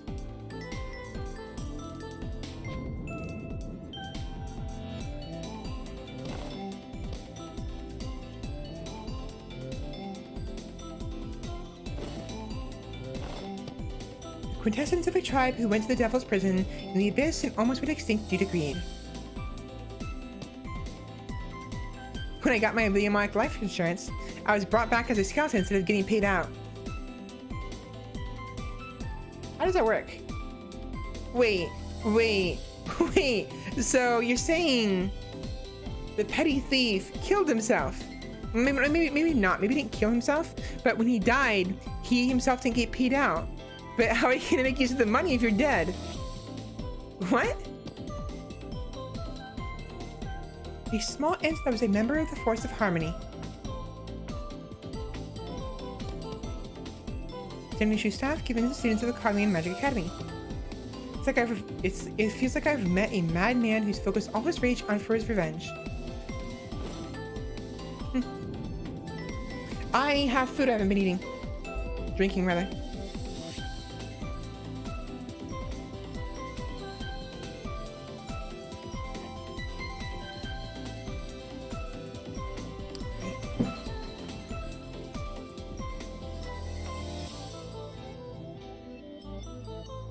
There we go.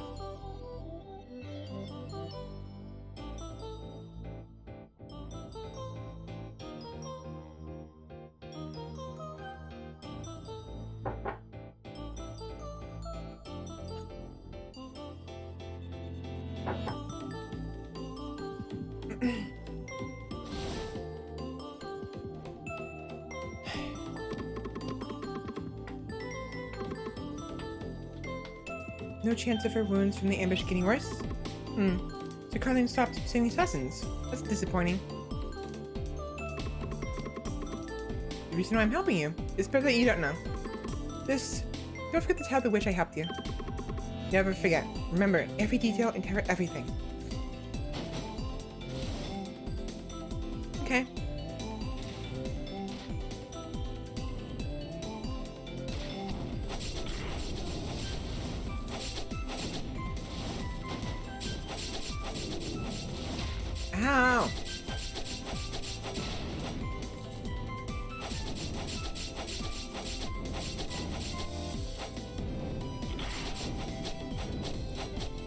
Oh, interesting.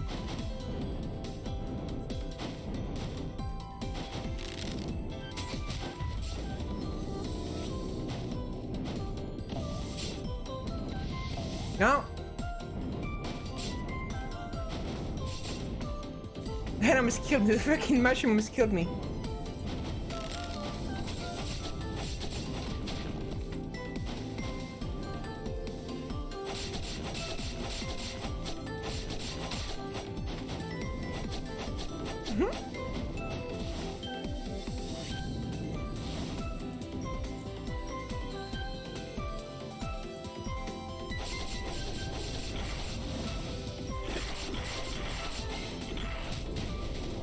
Nice.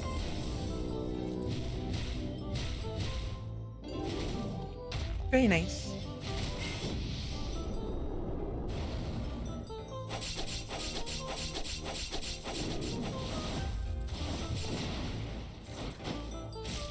Ow, you son of a bitch.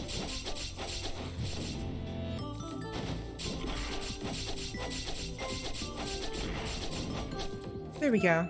There we go, there we go, there we go. Extra speed for the damage dagger man. Extra speed for the dagger man. You are correct. I cannot speak to save my life. Holy crap. Definitely need that. Berserker. This skull always carries the bone scream skill. Based on the amount of lost HP, amplifies physical attack by up to 80%. When hit, increases attack speed by 50% for 5 seconds. Tackle. Consider attacks cannot dash consecutively. Flash, physical damage. Bone Scream lets out a war cry, dealing physical damage, increasing attack speed by 100% for 10 seconds. Rage Tackle charges forward and pushes enemies away, then performs a downward slash dealing damage.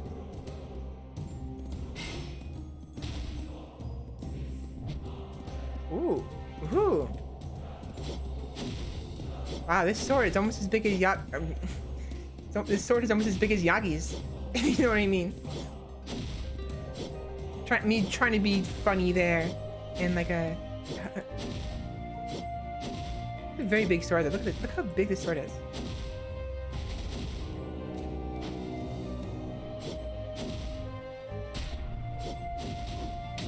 Wow.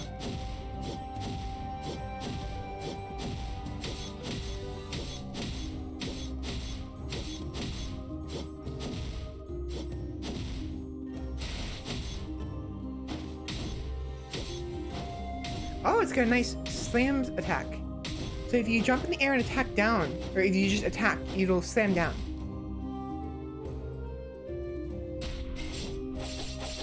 Holy shit, look at this.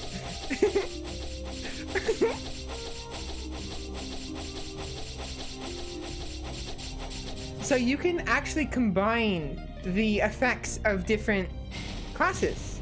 That's nice. Oh, I don't have any more gold. That's unfortunate. Ooh, I do have enough for this guy over here, though.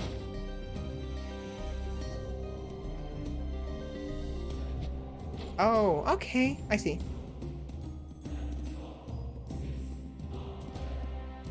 Oh, I want this one then. I want to try stuff. So I just have snowballs. That's neat.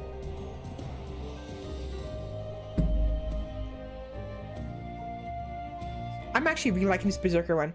I am speed. Yes, yes, yes.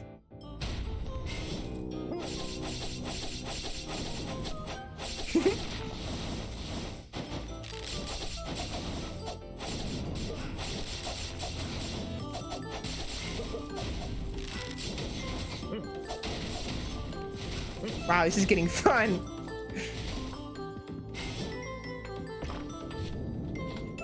Assassin's Dagger increases critical rate by 10%, attack speed by 25%, and move speed by 50% of speed skills. Oh wait, no. Increases the attack speed by 25% and move speed by 50% of speed skulls.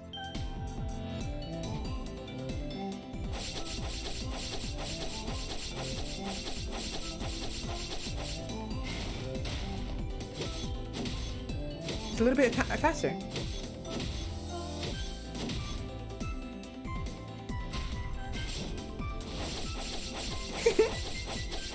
fast that is.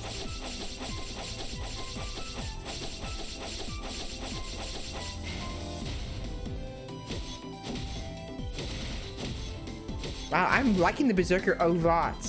Wow. Wow. Now the problem is he only has one dash, but it is an attack. And he hits it very hard.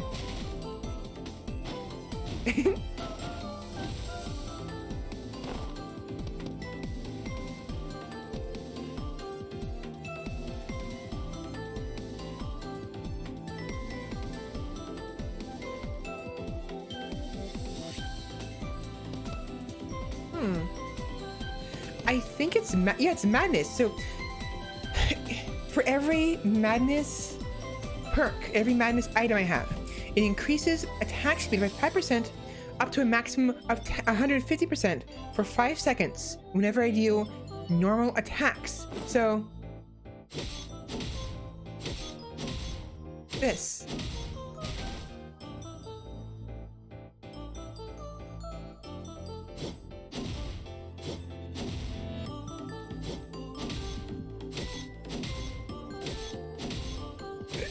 Pickups. So unfortunately right now, so inflicts damage with normal attacks, attack speed increases by 5% up to a maximum of currently 5%. But at 1, 2, 3, 4, 5, 6, 7, if I have seven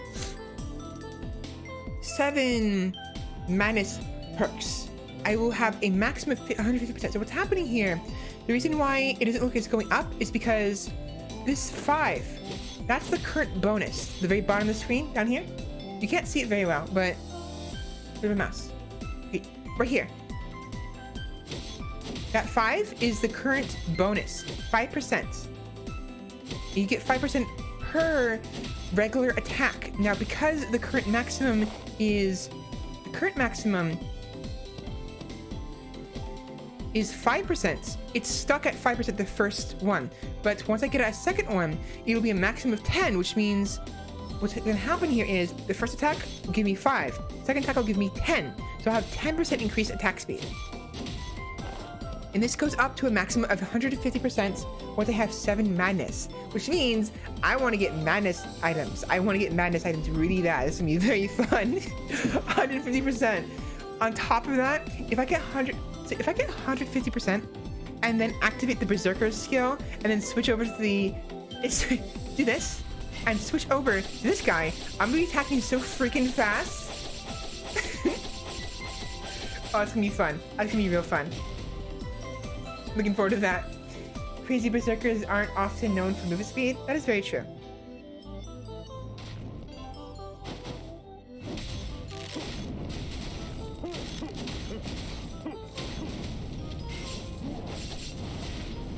Stop it.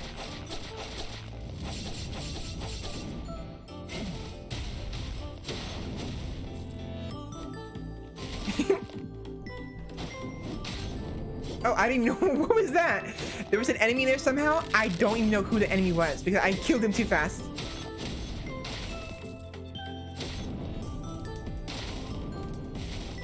Whoops. And more attack speed. I'll take it.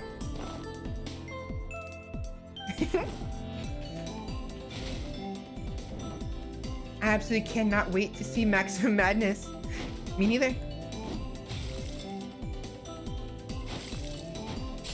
Stop it. Stop it. Ow! Ah, I'm gonna die. I'm gonna die! Ow.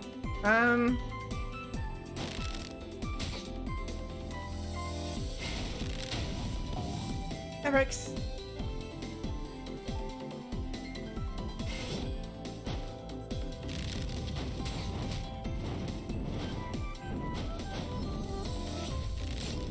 Bye! I have to kill him. Can't move on without killing him. There we go. I have one. I'm literally gonna die in one hit.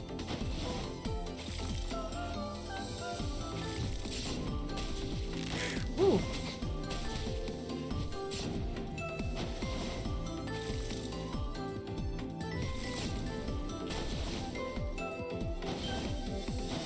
There we go. That was really close. I have 13 HP, which means I am very close to death. The Hunter.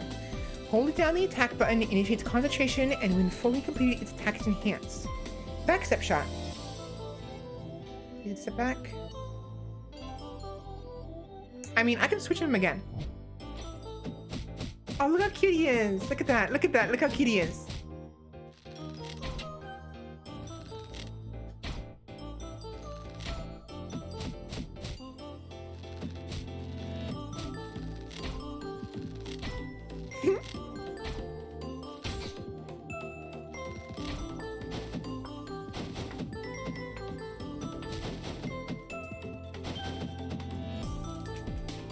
Fantastic little archer boy, indeed.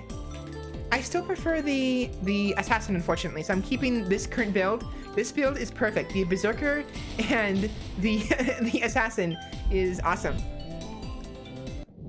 Honestly, the berserker is my favorite. Is now my favorite head. Look at that damage, one hit. Whereas normally it would take me like several hits to destroy the. Oh right. We're gonna die very quickly. I'm not gonna have enough HP for this. I don't think.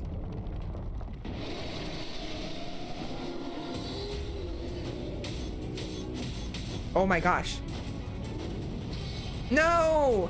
Oh, come on. Do you see that damage? Did you see that damage? Wow. A god gamer like you die? Nonsense. As soon as you say that, I die. Died the moment you said that. Oh wow, the berserker is my favorite skull now.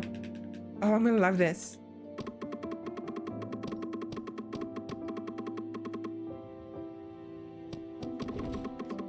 I still want to get, I think I want magic damage. So it reduces swap cooldown. Actually, wait, hold on.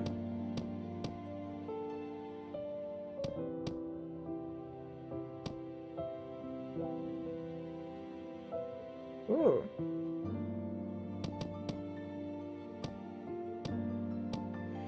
Actually, oh boy. Oh boy. It's not much. It will be attack speed or move speed. Attack speed would be a maximum of 20%. But spirit acceleration, I'm going this then.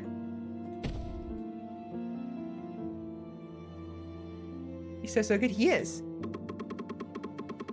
Doesn't look very good. This is better. You probably want to give me the berserker. One more.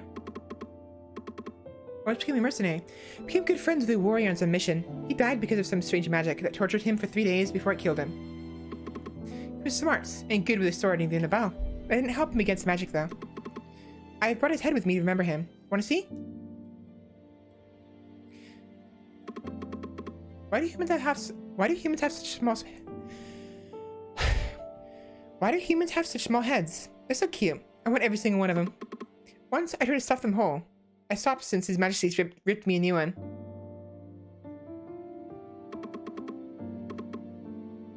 So you can have a maximum of...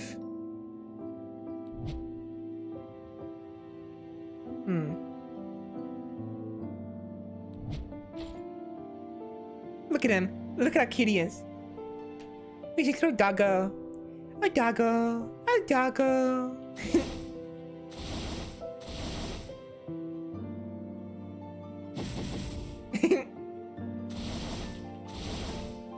Ooh, I wonder how far I can go on the tower. Let's wait for it to charge up, and we're gonna go to the right as far as possible. Probably the end of the screen is like right there, but... And that is the move speed. It is. Very much so.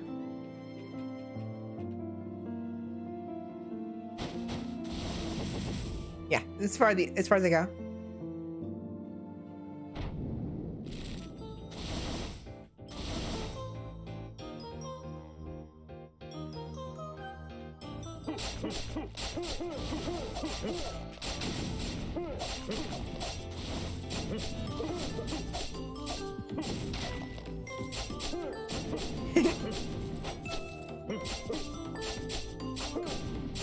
I mean, the Berserker would have a field day with these guys.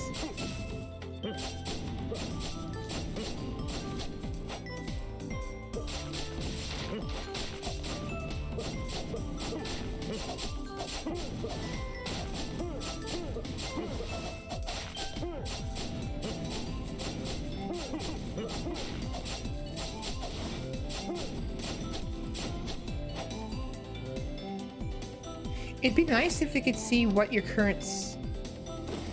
If you could see what your current, it'd be nice if you could see your current buff. Because sometimes I'll end up, like, getting a buff, and I won't remember what buff I even picked up. So, being able to see it would be nice.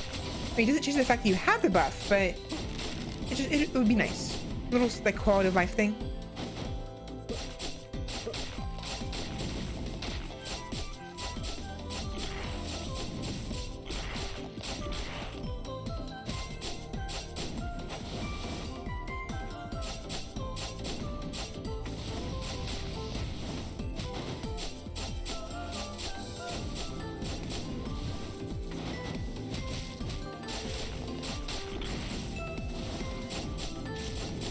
There we go. All right, attack speed. Awesome.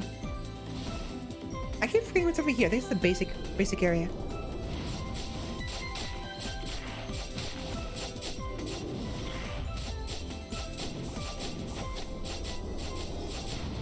Oh, I have madness. I have a madness one. Awesome.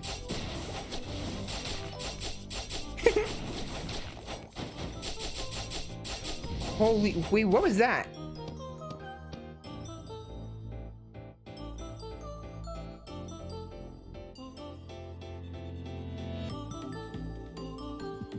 Why did I... Increases attack speed by 50%, 5% for 3 seconds after per kill.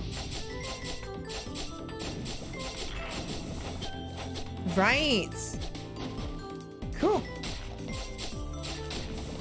And there we go. Yeah, in the middle of combat, nobody is focusing on the names of things easy to miss. It is. I mean, again, it's due to the fact that you don't really... Like, ignoring the boons isn't really a bad thing, but it's not like... You want to be able to see what it is, you know, after you have the perk.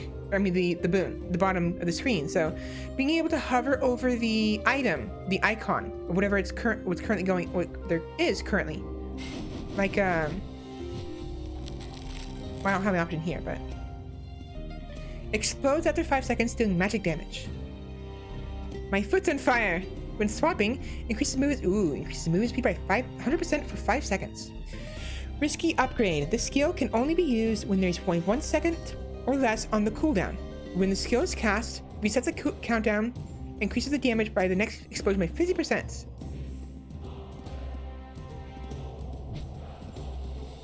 Oh, wait, what? Oh, I just have a constant bomb on me, don't I? Wrong button.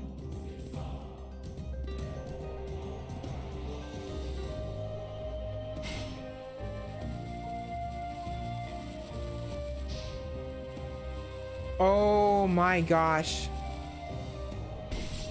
So I'm a suicide bomber. Oh, okay. So watch.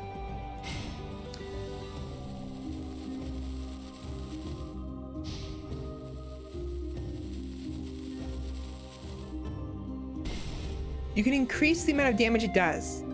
But you're basically, your goal is just to run up to him. Run up to the enemies and blow up. How much damage is that anyways?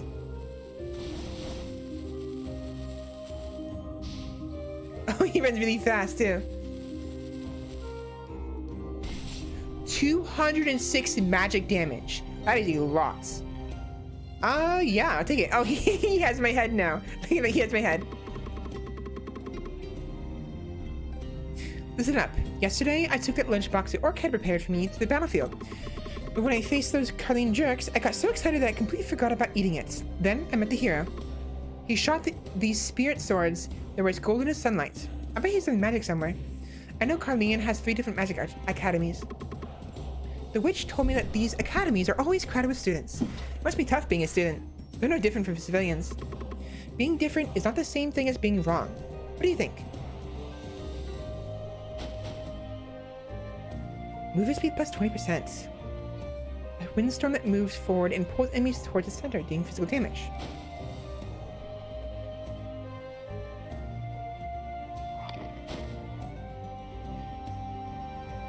Ooh.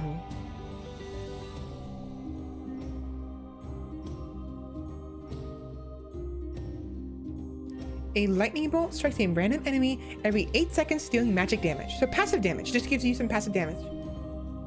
That is fun, it's very. So this increases magic attack by 30%, which means... So this. Basic bomb. 128.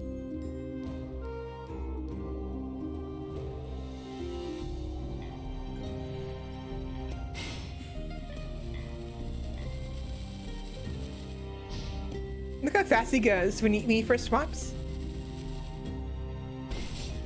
188. Ooh, this deals more damage when they're in the center. Okay. I have to look at that again.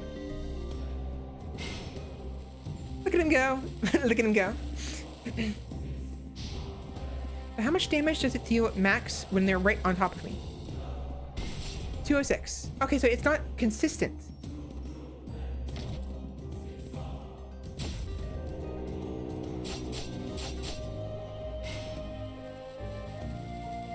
Whee! How much damage is it now? 301. That's a lot of damage. It's actually very nice. 20,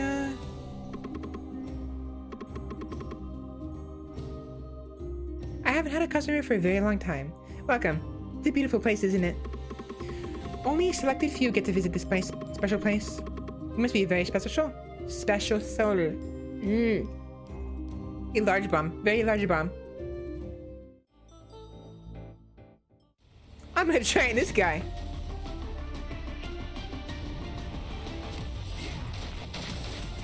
I have to time it though.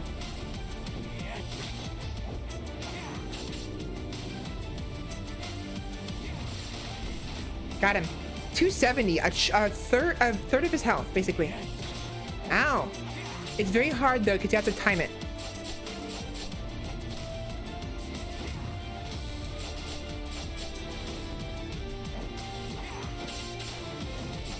So it's better to just do this.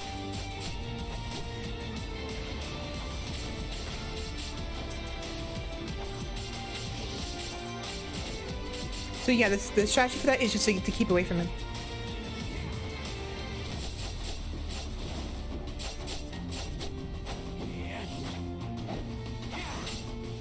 Yeah, I can. I can definitely dodge that. You can't dodge this. I say dodge it.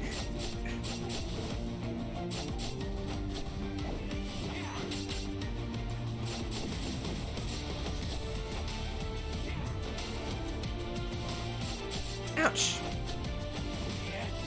Ow. Son of a bitch.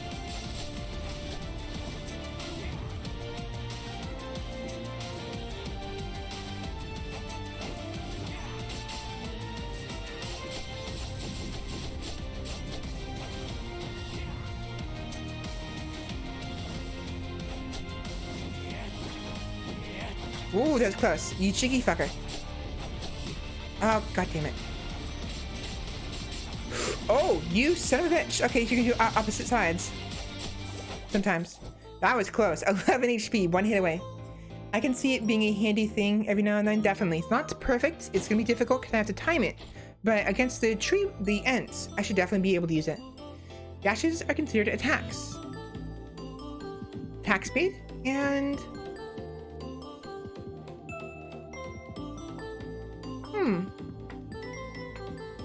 This one. Boss battle, not even close.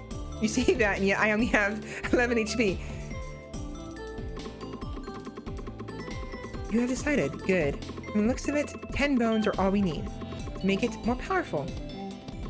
No matter how great I am, I cannot create something that does not exist. The amount of bones you have, it's impossible.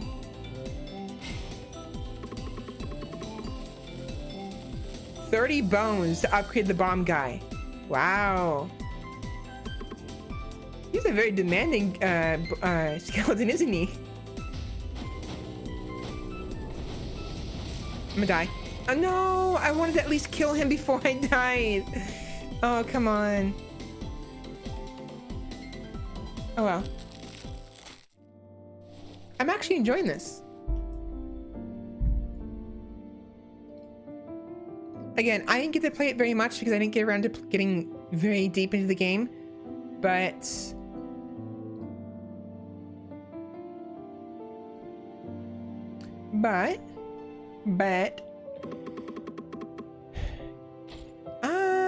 can I have another one?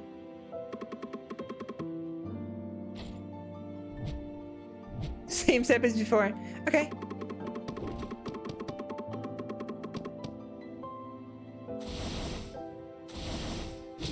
Wait, what? Huh.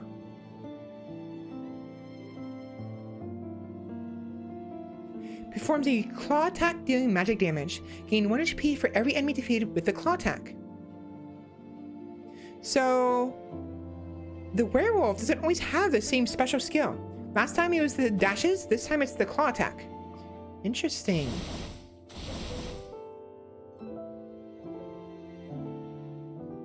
Oh, same thing with this one. This one, typically, the one we previously, this one originally had where it just makes it so that my attacks deal bleed damage, but this time the special attack charges forward. That's actually pretty neat. Yeah, it has a little bit of variety. Probably not much variety, but the fact that it has some variety is actually pretty neat. It's a very nice touch.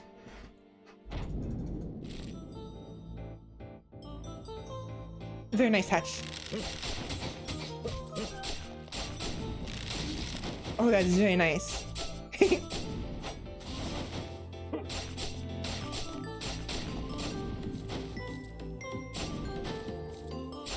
So I'll gain HP back for every time I kill someone with a claw attack.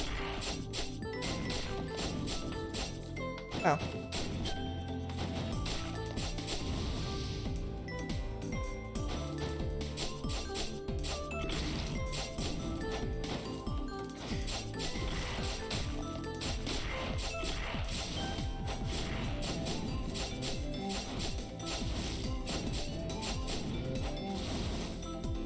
Not a lick of damage, look at that. Ritual Staff increases magic attack by 50%. Increases skill cooldown speed of balanced skulls by 45%.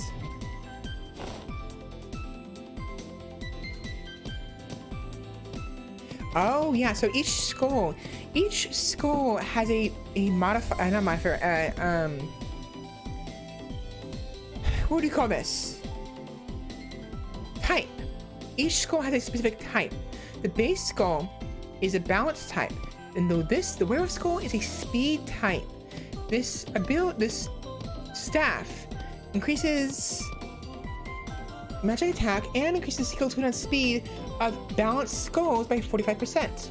Furthermore, tactics amplifies magic attack by a percentage, and static gives a bolt of lightning strikes every 60 seconds, dealing magic damage. More lightning bolts strike based on the distance moved. Interesting. So basically this means that the skills of this guy happens faster.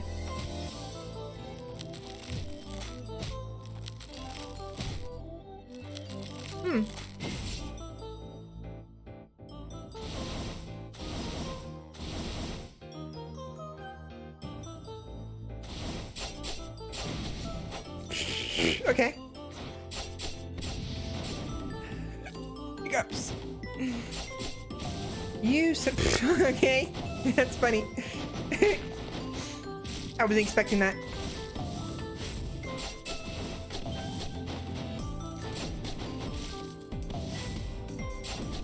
Bye. Okay, bye.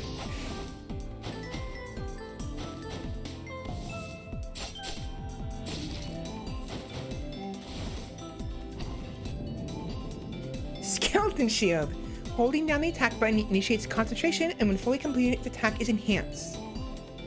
Swapping gains HP barrier with 5 HP for 10 seconds.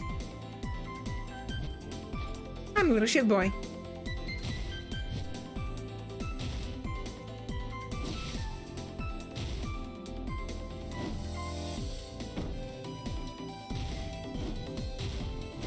Oops. Not what I wanted to do.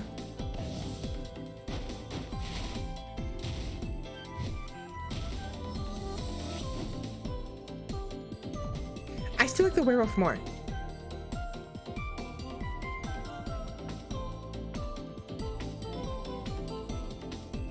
Oh.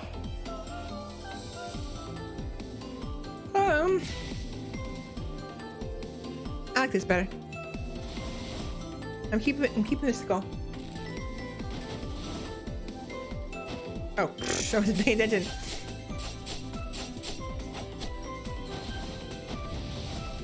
No, you don't.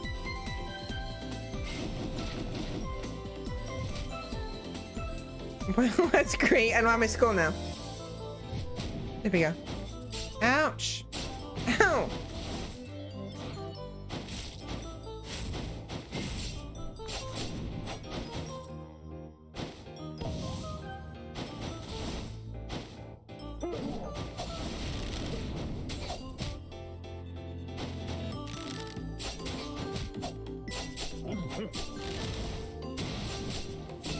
Oh wow, that lightning bolt was huge. It just executed the... Oh right, so skeleton sword. We have another version of the skeleton sword where his ability is saw blade slash. Swings its sword, dealing magic damage multiple times.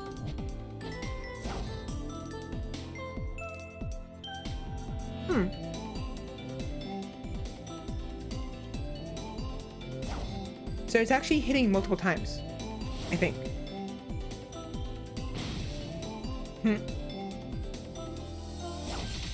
Oh, wow.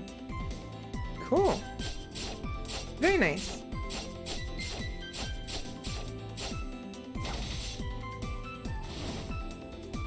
I still prefer the werewolf. I will, however, I'll switch out Skul this time. There we go. I didn't get much gold this time. Shuriken stack. Restores 35% of HP, increases back attack damage by 30% until you clear 2 maps. Back attack. Huh.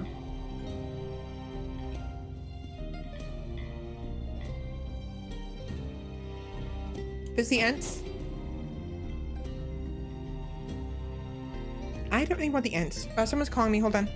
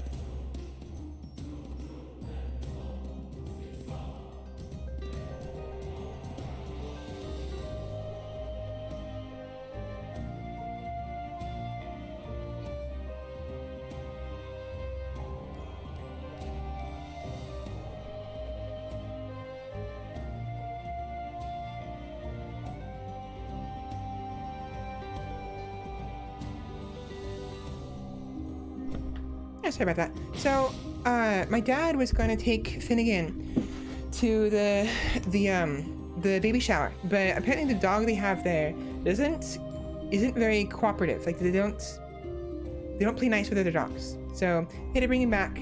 And what's gonna happen is they're gonna make a dish for his food for me, and then when the time is right at 5 o'clock, I set a timer.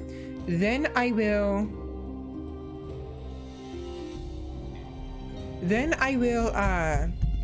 just take the dish, put it in the microwave for about like 15 to 20 seconds, and then pour it into his dog bowl. So I'll be basically keeping an eye on Finnegan while they're gone. That's unfortunate though. Not like I have to watch him, just unfortunate the dog doesn't play nice. Alright, so I have 2 abilities. Okay, that's unfortunate.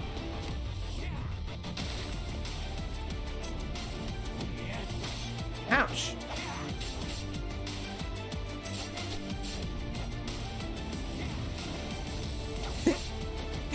Ooh, that's good. That's some good damage.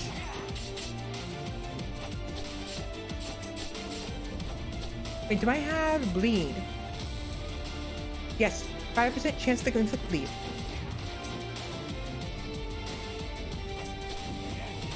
Ouch. Ow.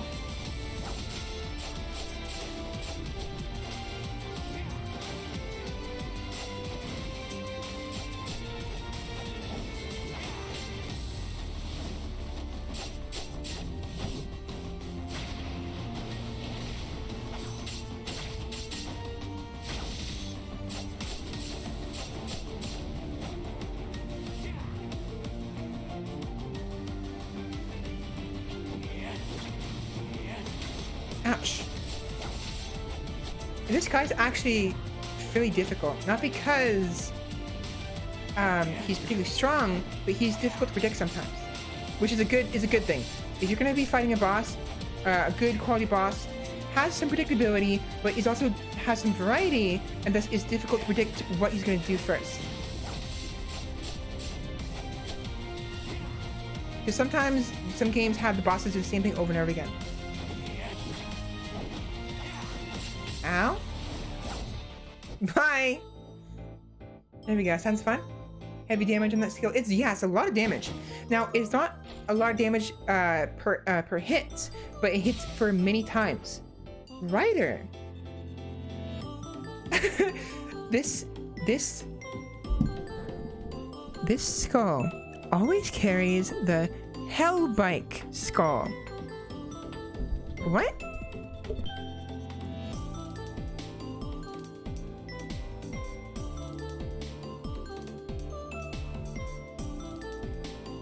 Okay, they just left.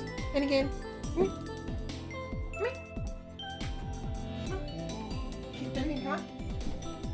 Okay. You can sit out there if you want. Yeah, no, so this is interesting. A Hellbike. So, Hellrider.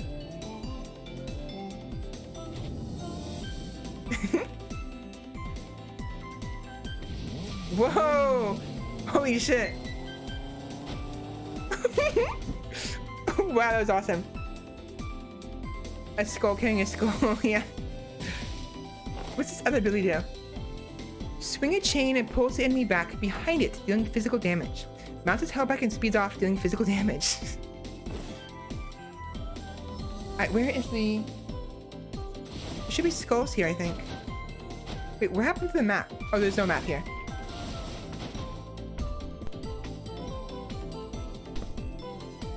Alright. Now, I know I said the wolf was speed. That is speed, so that's definitely speed. Oh boy, that's speed if I've ever seen one. I'm gonna keep this one. Not bad. And its range is actually pretty good too.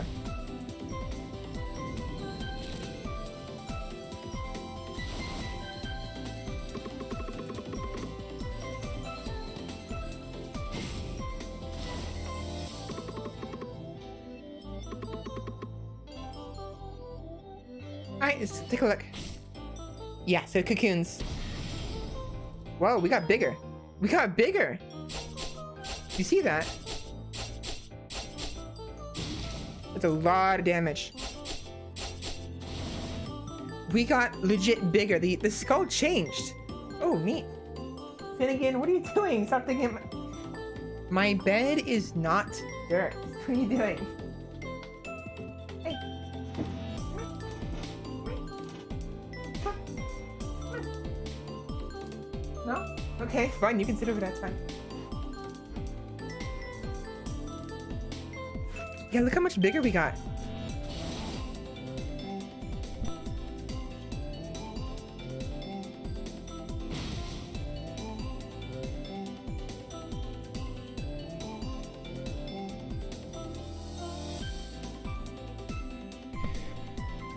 Must have forgotten. My dad must have forgotten something or something. They came in and real quick.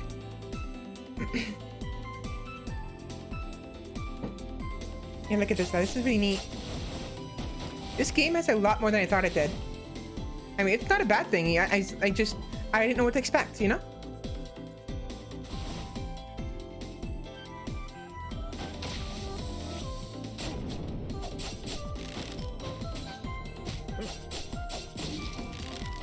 Very nice. And again, I know.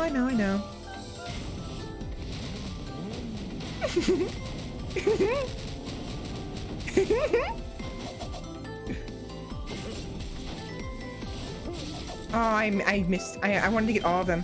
Bye.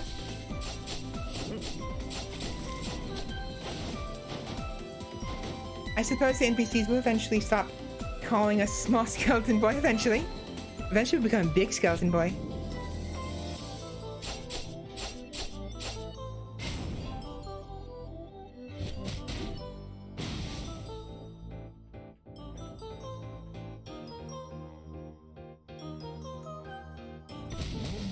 So the damage isn't much. It's pretty weak damage. But I mean, we go very fast. And again. Hi. Hi.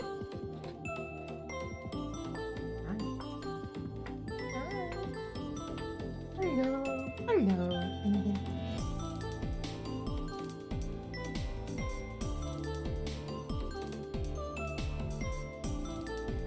Big skeleton pepper? Indeed.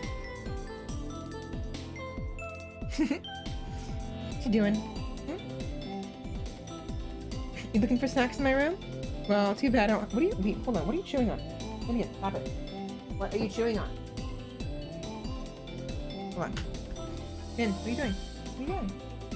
There's nothing there. What are you doing? What are you doing?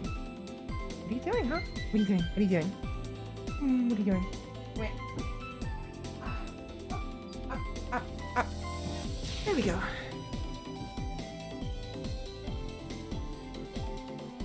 Papa. Yo. Say hi? Say hi?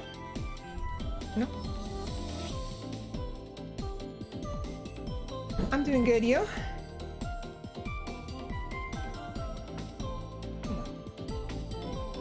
You doing, huh? He was chewing on something, but I don't, there's nothing there.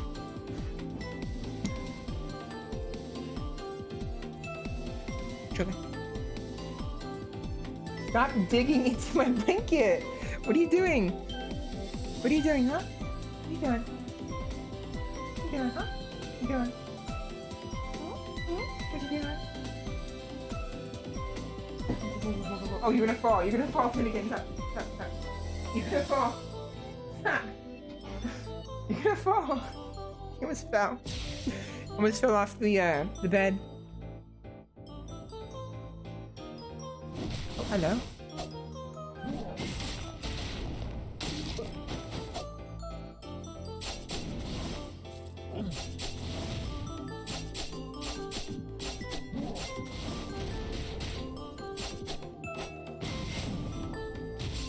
Ow. Okay, cool. It pulls it back.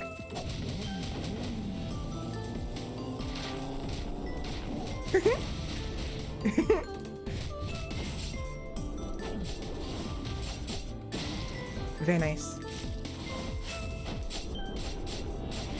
Ow!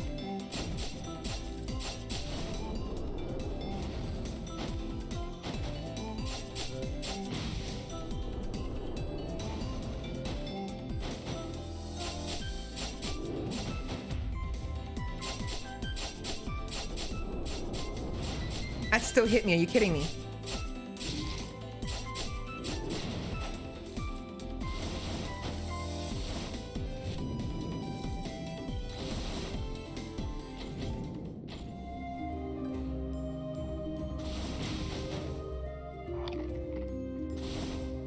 I don't have enough now. Ooh. The clown. When damaging enemies with knives, leaves a stacking mark that creates an explosion on the third stack and deals magic damage.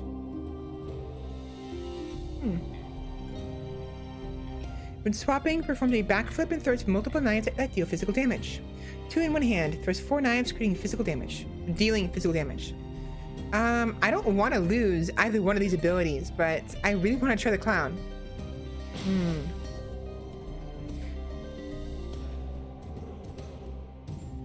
You know what? We'll try it. We're gonna keep the biker, and we're gonna get rid of the wolf.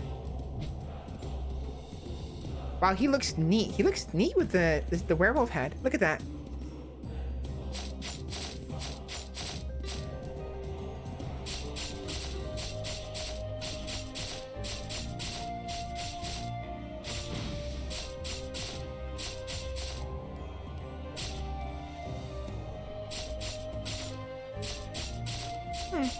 Not bad.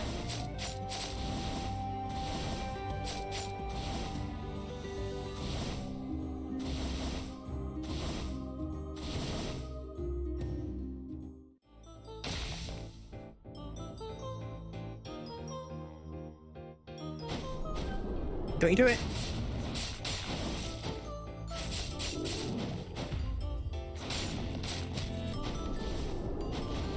Ow. That's a lot of damage.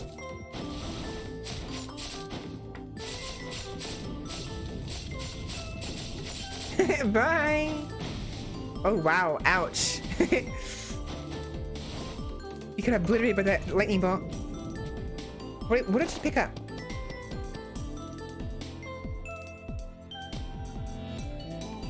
Carlian Sword. Cool. Green. I still don't know the significance of these different doors. I just know that they're different colors. Oh, that's a problem.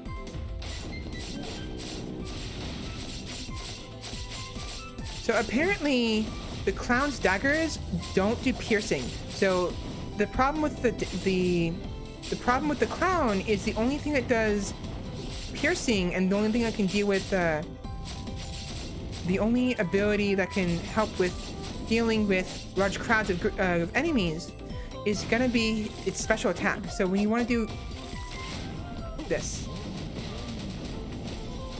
I love this so much. Look at this! Look at this! Look at this!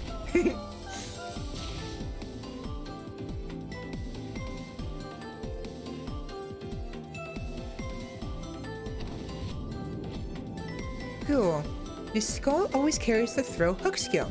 When enemies are defeated, there's a certain chance a chunk of flesh will drop.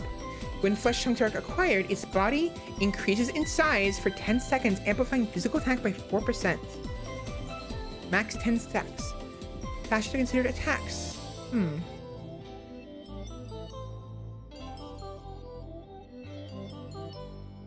Huh. Its hook and pulls enemies towards it, doing physical damage. When the hook hits a wall, pulls it forward the wall, towards the wall, dealing physical damage to enemies in its path. Oh wow. Oh wow, look at this. Chunky boy.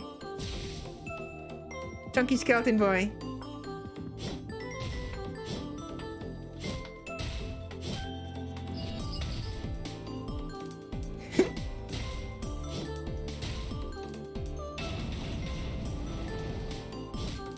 Actually, this is interesting. This is weird.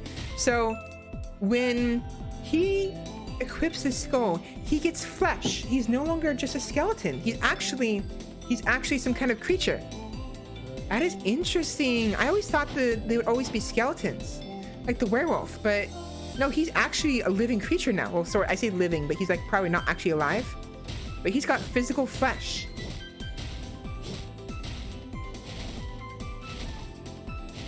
Interesting. Very interesting. I want to keep, you know what? I want to keep the rider though. You know what? I know, we'll change it up. We'll do this instead. I do want the rider. I like the rider, but I want to, you know, provide some variety for the stream so people can have an idea of what it's like.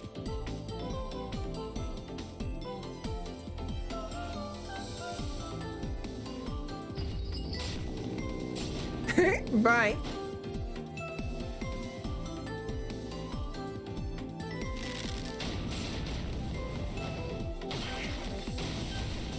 Oh, wow, okay.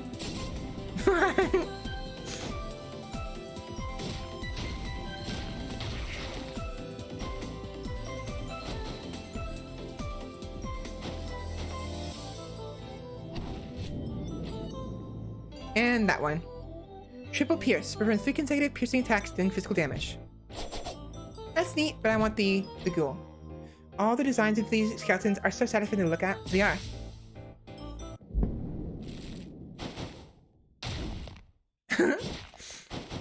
Boop. And bop. Just flop on the floor. Now I'm a little concerned because I'm not gonna have the I don't think I can get flesh from the tree because it has to kill them, but I might be wrong. Let's see. Test it out.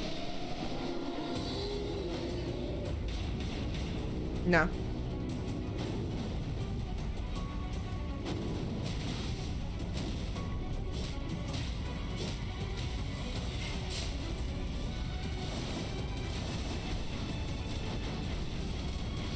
Ow. That was a lot of damage.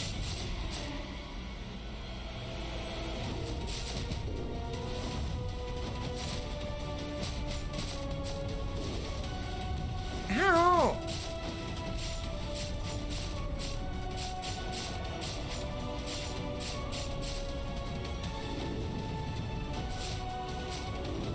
Ah, god dang it. Oh boy. Okay, I actually have to take a break real quick. I'm hungry. I have my shake, so should probably finish some of it, but I'm gonna get some solid food, and I have to use the restroom. So I will be right back.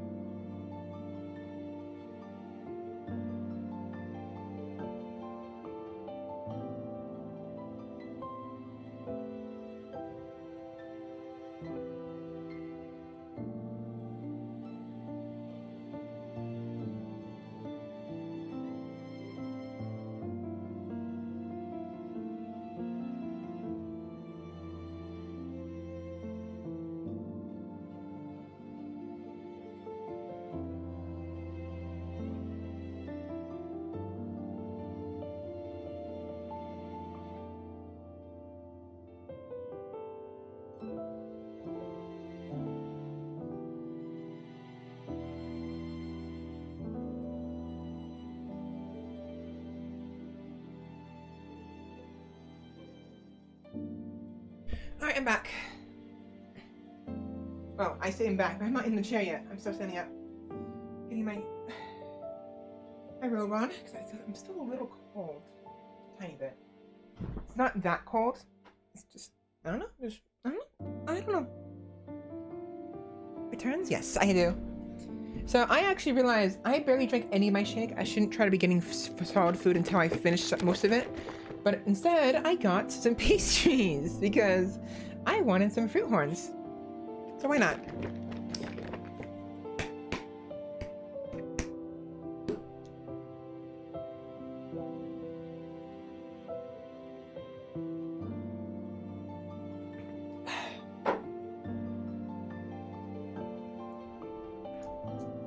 There we go. I have to breathe. I don't breathe enough when I speak. I have to take breaks. And breathe. Breathe. Oh. I have 82. 82 dark quartz.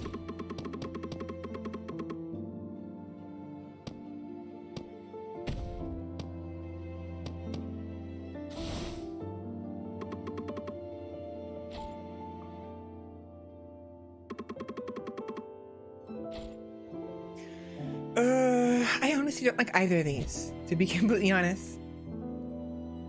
Ooh, wait, this one has a tree buddy.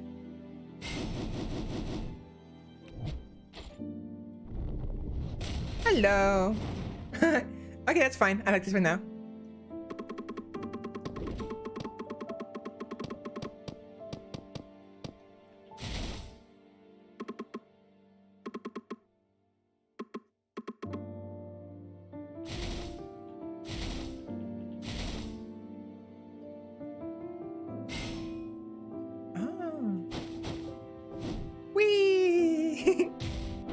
I actually slammed the ground before it went to the next area. It's a good skill it is. Bring some friends. Pop.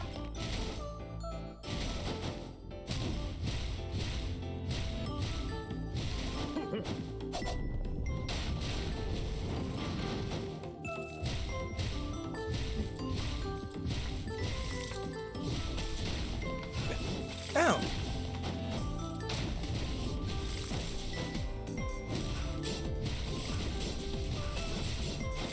Oh.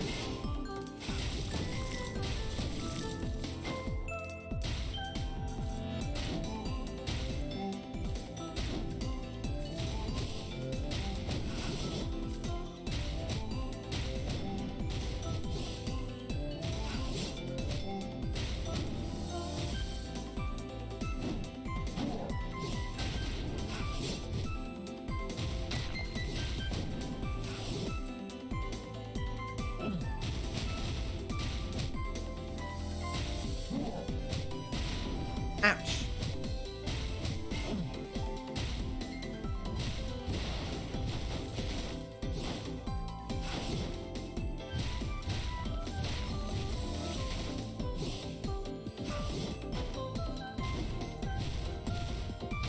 You're over here. There we go.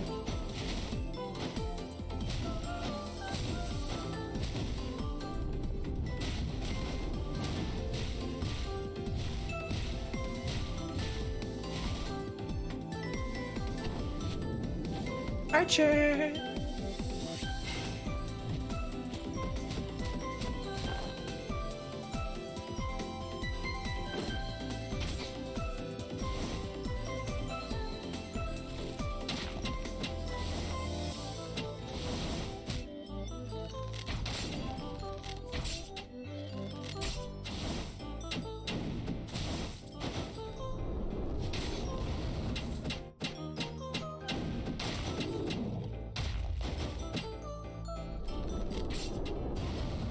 Ouch, I still took damage.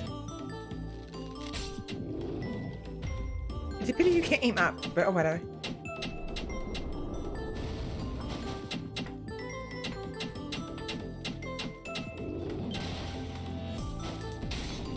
Bye! I still got hit by that. That is a little... That's whatever. What happens?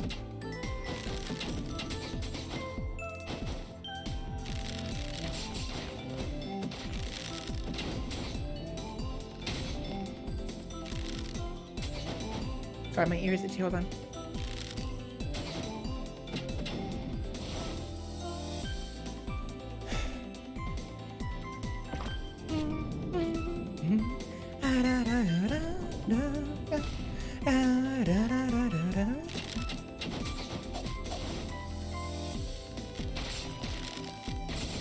Ouch. I'm gonna die. I'm still gonna die.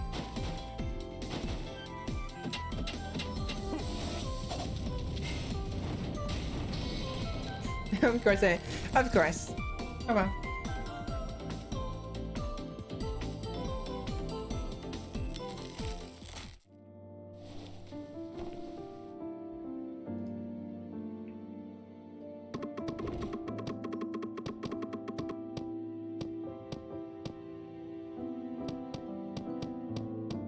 I'm gonna save it.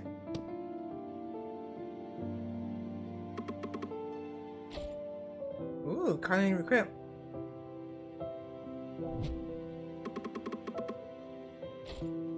Petty thief, awesome.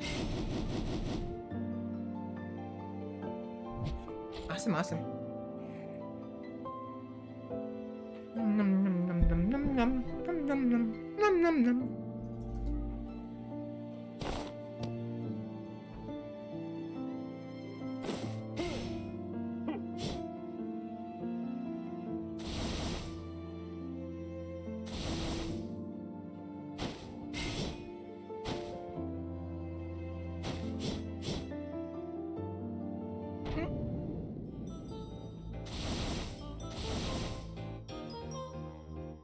More thief, more gold, definitely.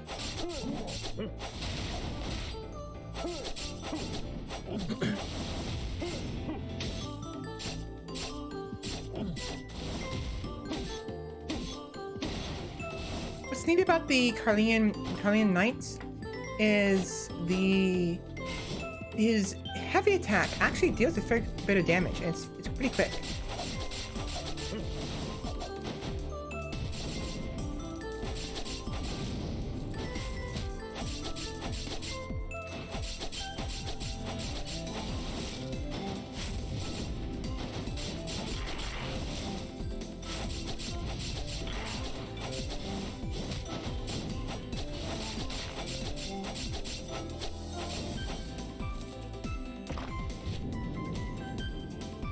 Awesome.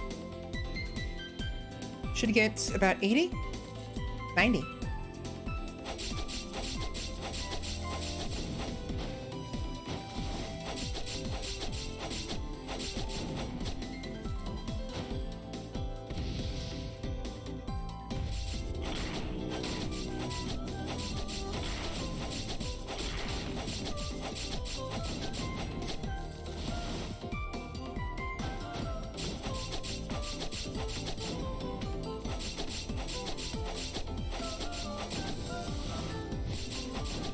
Very nice.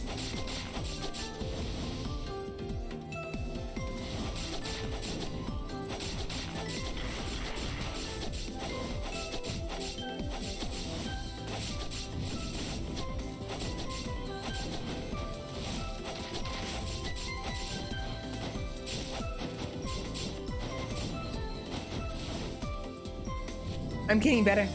Little by little, I'm getting better. Oops. Bye.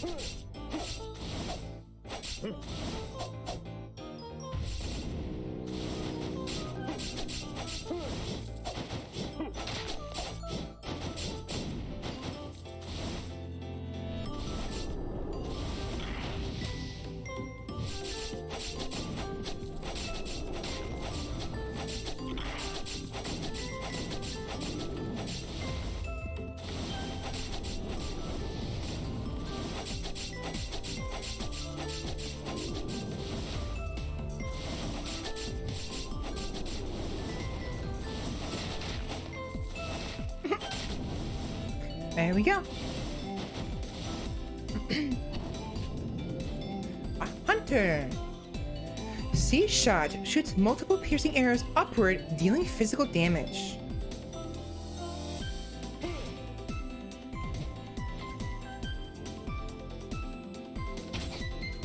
Oh, neat. Not bad. I'll keep him.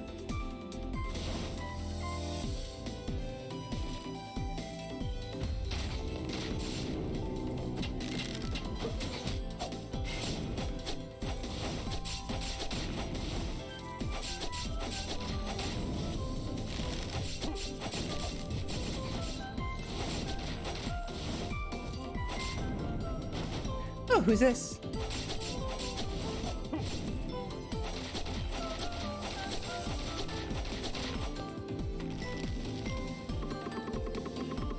Spokesman of the Mist. Dead but walking.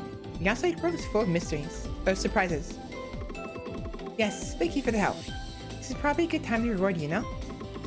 I am a spokesman of the Mist, and I serve the God of Mist. I'll share the grace of the Mist God. Increase max XP. Oh, dearest Mist God of the Deep Forest, I pray to thee. Please bless the skeleton with thy grace of vitality, so that it may endure the attacks of its enemies with ease. Alright, awesome. Max health upgrade. Would my tribe members be okay? I'm a little worried.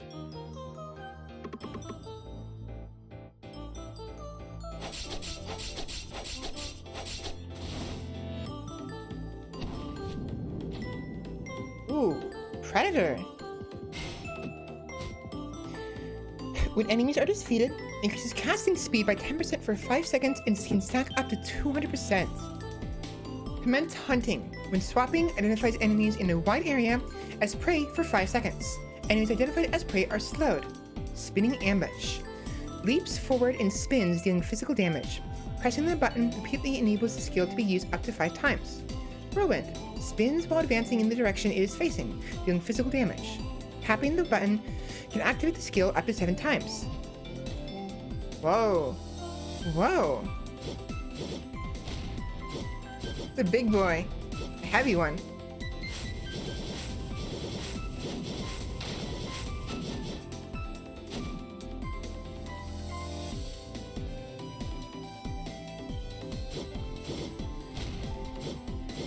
The heavy hitter. I think it's always good to have a balance of heavy and light attacks.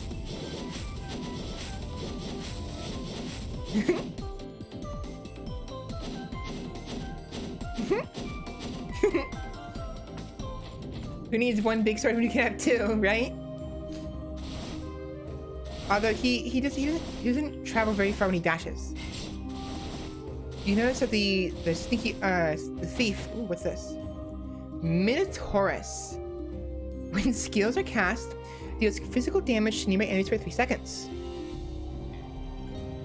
Powerful uppercut deals physical damage.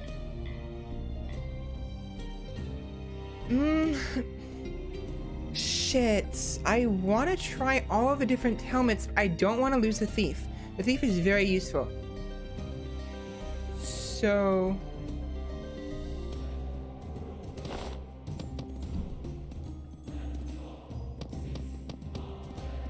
Speed and power. Physical full uppercut. I'm gonna sneeze. No, I'm not.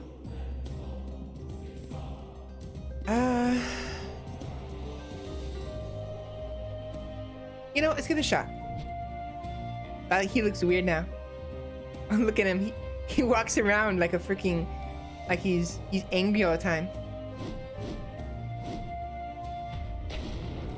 Oh.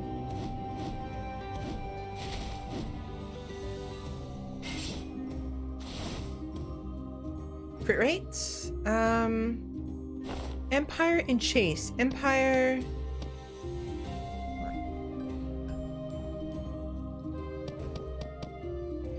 When the skill is cast, plants a flag of Carleon on the current location. When near the flag, increase physical attack and magical attack by 15%, up to a maximum of 80% per stack, per Empire item. Flags can only be planted once per map.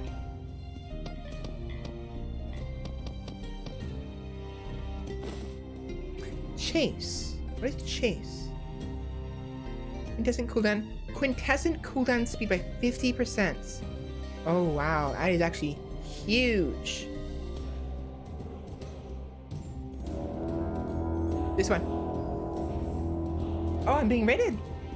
I'm being raided by Fiora Fenrir. Hello, Fenris. How's it going?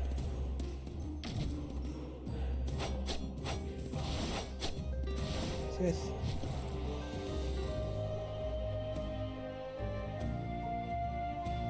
Oh, right. I forgot. I don't have a quintessence, so that was useless to me. Ah, shit. Welcome to the party. Oh, well. Once I get a quintessence, that'll be useful, though. So the quintessence is the extra skill that shows up right here.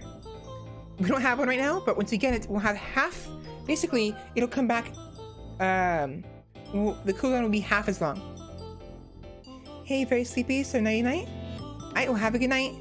And thank you for the raid. Thank you so much. Ooh, new boss.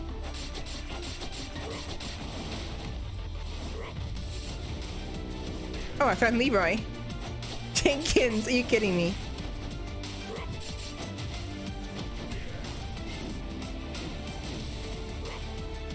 Alright, big boy versus big boy.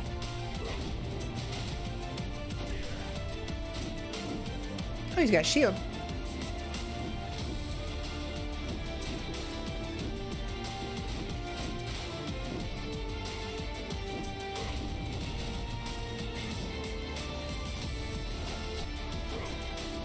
Ow.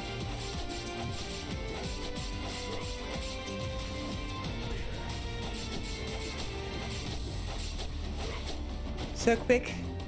Sleepy little wolf. Night night. Have a good night, Fenris, and hopefully get some rest. I need to do the same. I need to be going to bed at a proper time, but I haven't been doing that.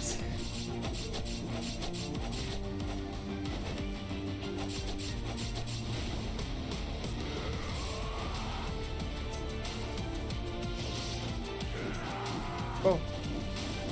Oh, go away. Stay away.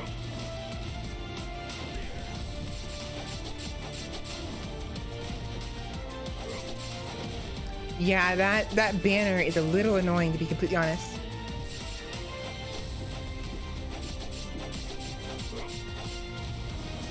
I know the desire to keep the banner separate from the background, but it really should not be a foreground object because I can't see the enemy sometimes. Well, it's not that big of a deal. It's a little annoying when I'm trying to figure out what attack he's doing. Not annoying, it's distracting is what it is. It distracts me from the ability he's gonna do.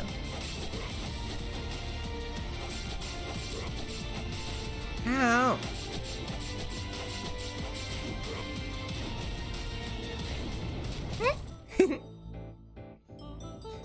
Rawr. Yeah, have been going for 6 hours, so very exhausted. So have fun. I'm Marista. Have a good night. And thank you so much for the raid. Pegasus. Increases dash cooldown speed by 10%. Flaps the wings of the Pegasus, gaining temporary invulnerability and flying in the direction face. This is a quintessence, by the way. Or I get an item. Increases attack speed by up to 60% in proportion to your HP loss. Oh, and madness. Ooh. I mean, I want both of them. But for the sake of the quintessence and the item we have, we'll get Pegasus.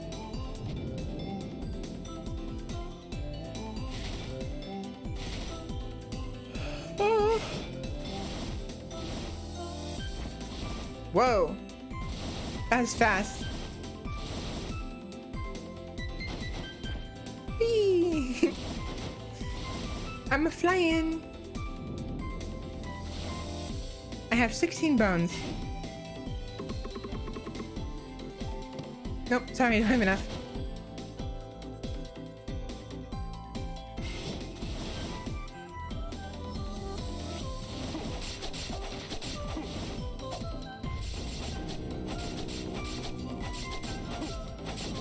I'm enough.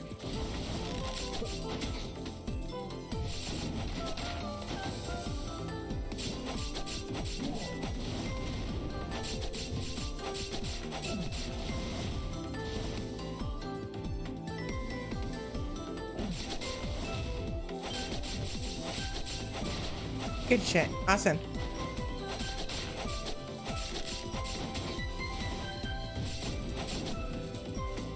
Hey, what do we got? Gargoyle. Oh, right, this guy. Ooh. Holding down the jump button allows the gargoyle to fly briefly, increases attack speed by 100% while in mid-air. A monster created from the rock protected the Demon King's castle. When swapping, drops to the ground in stone form and deals physical damage. Petrify. Slams the ground in the form of an invulnerable statue dealing physical damage.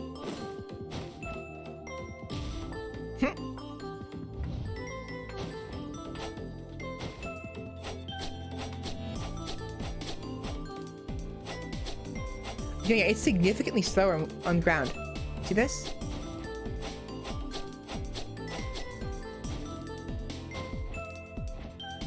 Whee!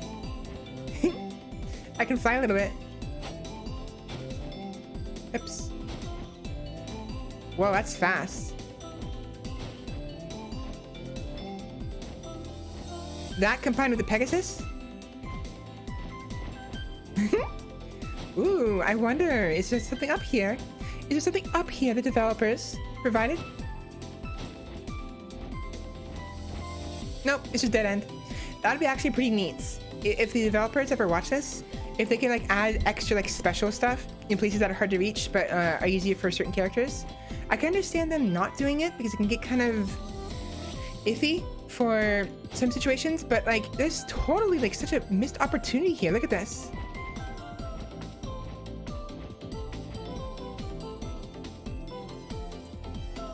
I'll keep the gargoyle. He's a little floaty.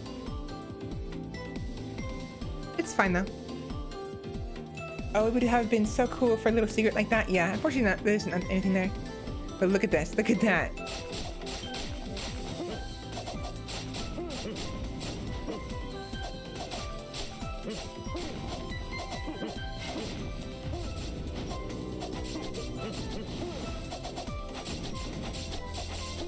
Ow!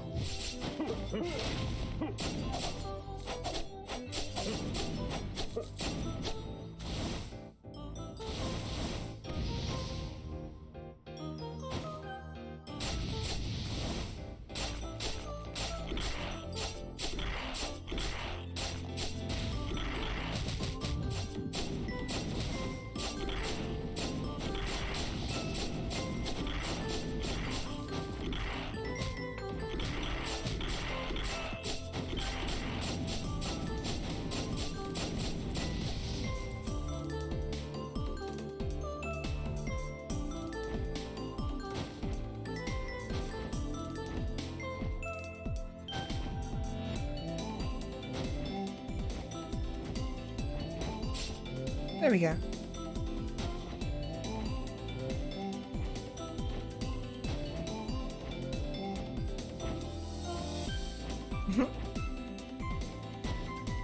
What's the... Wait a minute, what's the what is that? Oh, it's probably the enemies. Oh, whoa, it's a big chest. Wrong button. Nether Mana Suppressor. Legendary item. Increases magic attack by 60%.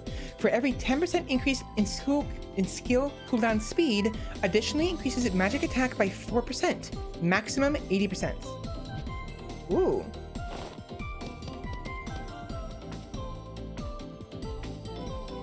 Also, Tactics and Sorcery. Amplifies magic attack by 5%. Increases skill cooldown by 10%. For every 10% increase in skill cooldown speed, additionally increase... Oh, wow. Wow. That's a lot of damage. So, for reference... Like, look how much more damage that skill does. That's actually very nice. And if we can get the lightning attack... Oh, man, that thing will hit like a truck. It already does, but even more so. I can't afford anything. That's unfortunate.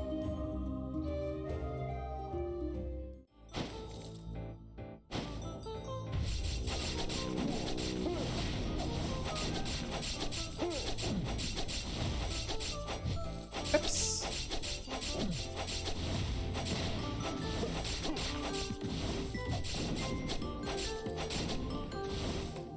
Ouch.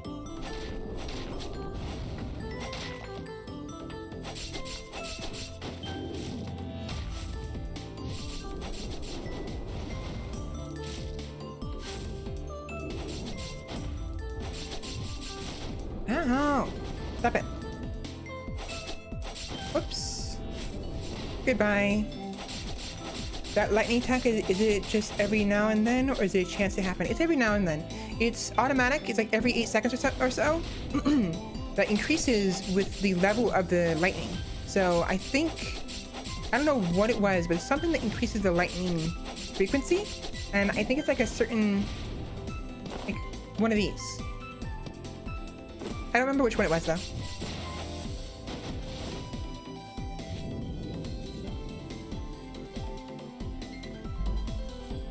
Birdies!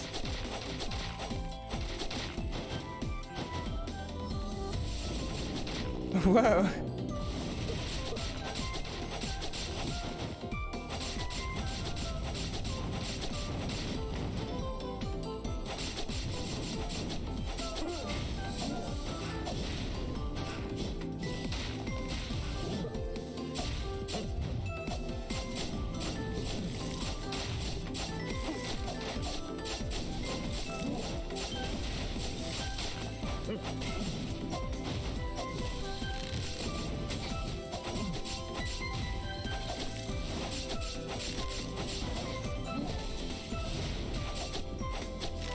Get over here. Get over here. You're not going to get away from me.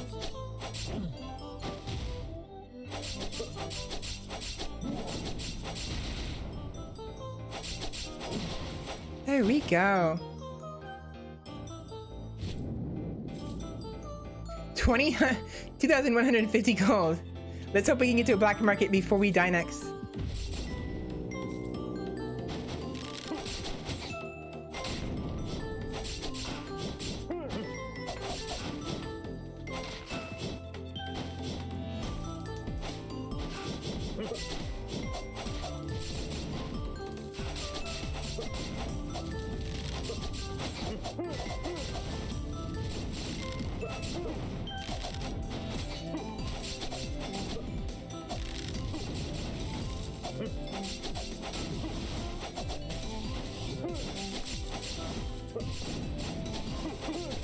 Sorry, I'm trying to focus a little bit.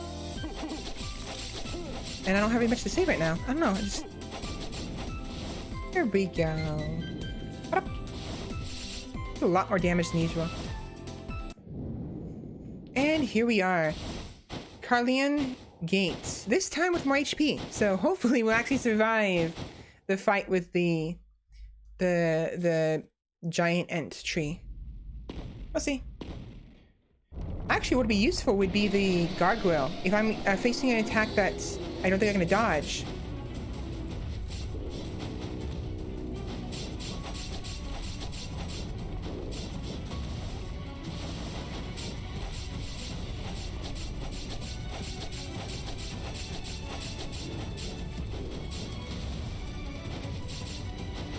I missed 2 of those. That's a little annoying.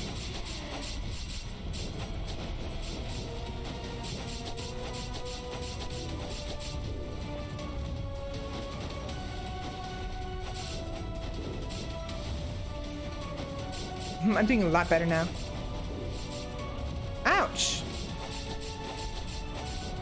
Elder Ent, that's what he's called. Look how much damage. Oh yeah, we've won this. Ouch. How? Stop it. Oh right, I forgot he has a second form. I completely forgot he has a second form. Oh no. Okay. We're good. We're fine. Ouch. Okay.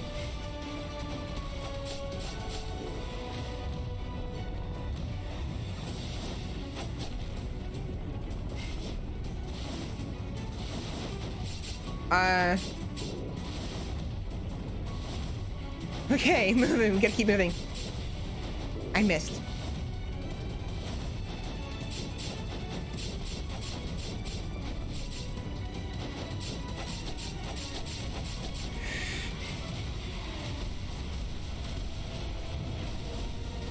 Oh God, I wasn't sure what to expect. I thought it'd be the regular.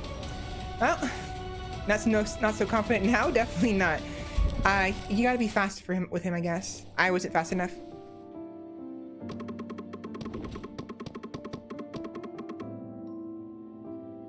Quintessent cooldown by 8%. We don't have enough for this one yet. 700. So I'm gonna go ahead and invest in magic damage. Swap cooldown reduced, and then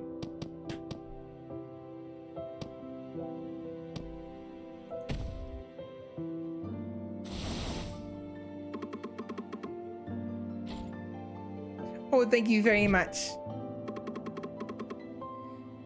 Oh, double thank you. Wow, he gave me basically 2 of my favorites. Oh, come on. All right, that's a little silly. No, I see. So apparently,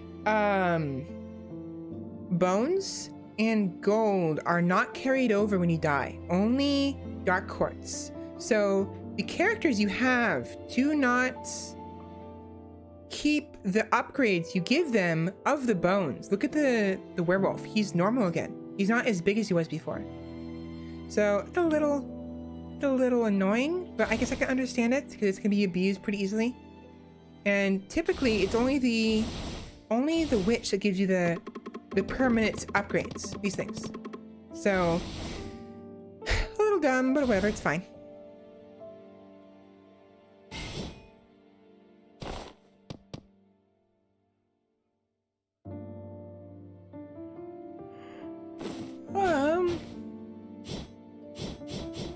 What was that? I saw something in the air. It'd be a case of upgrading with quartz to be able to do more bone upgrades? Yes.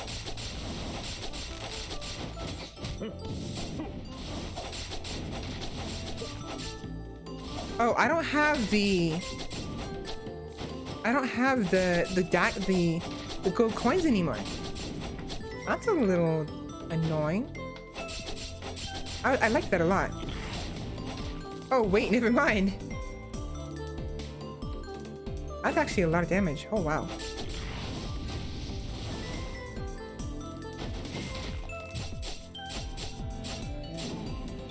What does this one do? Ripped enemies apart with both hands, dealing magic damage. Ow. Stop it.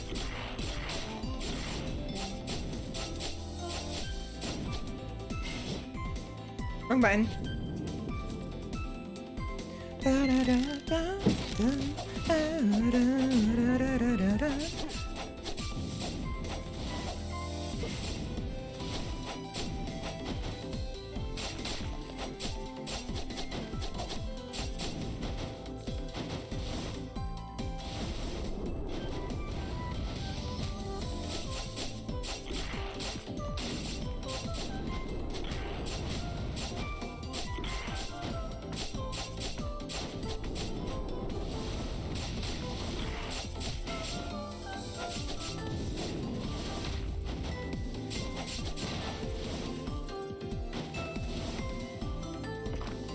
Treasure! Standard issue Carleon army. Carleon. Decreases incoming damage by 15%. Nice.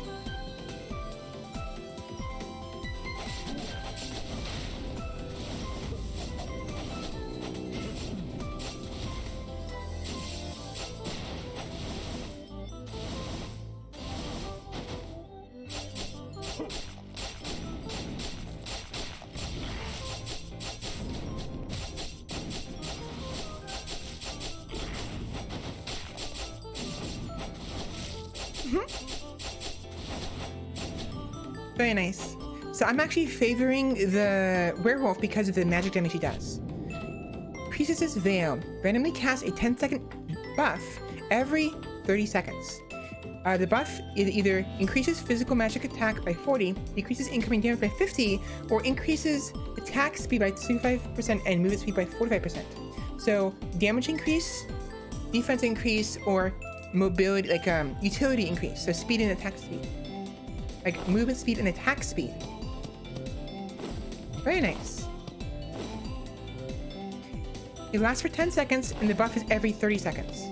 It occurs every 30 seconds. So when moving to a different map, recover 5% of lost HP.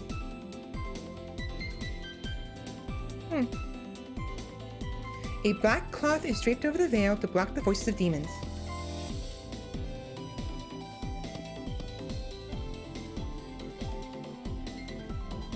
Huh. Recovery rates. Okay.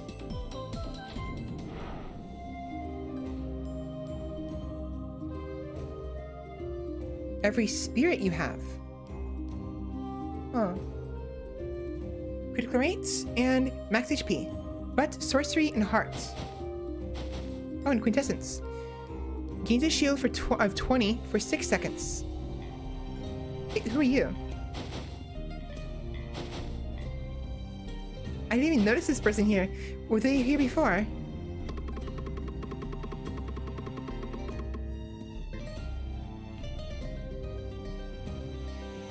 Huh.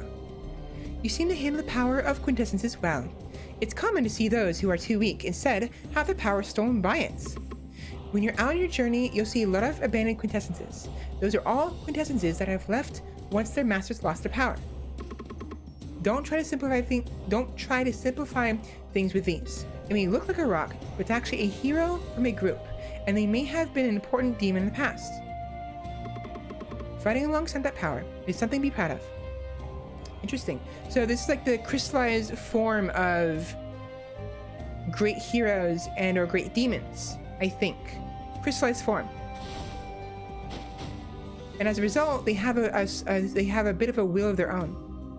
Now I want this one because it increases the magic attack, and also I'm curious about the fairy tale and alchemy. Fairy tale. A sealed spirit stone follows the player, firing a beam at random targets every 45 to 15 seconds, depending on tier, dealing magic damage. When 5 fairy tale seals are gathered, the Spirit King Oberon is summoned. Really? Alchemy. When status effects are inflicted on enemies, the damage they receive is permanently increased by 10 to 60%. Ooh. Actually pretty good. Pretty good. Pretty good. Pretty good. Alright, so right now the only ability that does magic damage is Rip Apart, which is unfortunate. I wanted the Petty Thief's magic attack, but the backstab isn't bad either. It does a lot of damage. Timing though, we're gonna be heading on.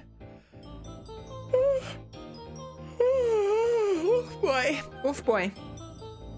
Up to 60% extra damage permanently. Wow. I think so, yeah. Actually.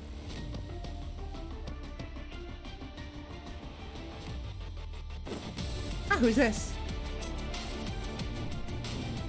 Oh. Iolite. She's kind of cute. And also very,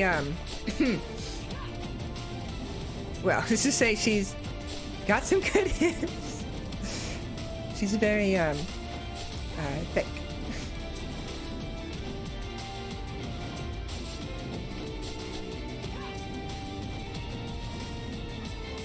She's not doing much, but again, we're only...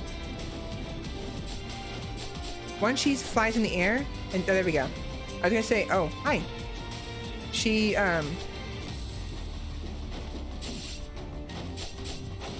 she flies in the air, and she's range attacks.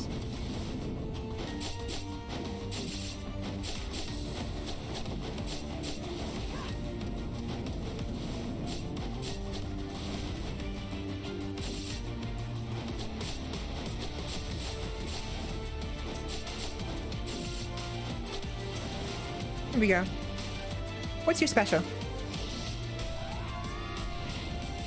Oh. Hi! Oh, okay. That ability is actually a little bit problematic. You can't just run from it. Remember? Keeping the goods on show, one could say. In a way, yes.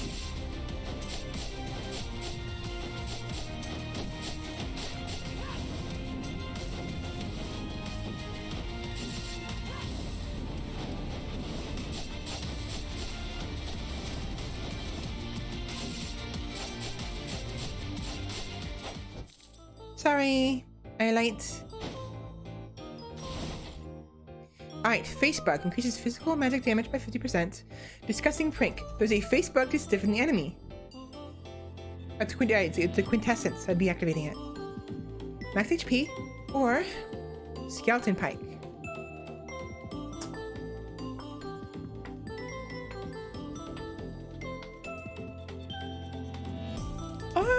I don't want it.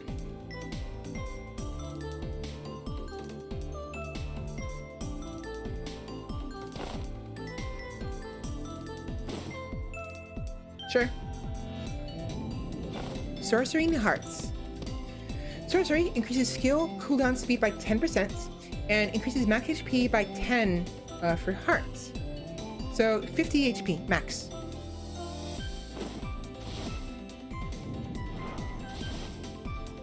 I don't have any bones. It feels good to be in a cocoon. It's warm. Actually, does she have anything new to say? No. Maybe. Oh. We have a rule in the spider cave that you cannot break an oath. Those that break their promise lose all their powers and must live a cursed life as a regular spider. Then again, living a life tied to oaths seemed like a bigger curse. Well, it's not my story, so don't bother. You know what? I bet she was forced to make an oath with the witch to help us. That's probably why she's helping us. And probably also oath not to hurt us. She's doing well. That's disappointing. She probably lost a fight with the witch. Oh, okay. Whoa, hi. I knew I had the spirit. I wasn't expecting that.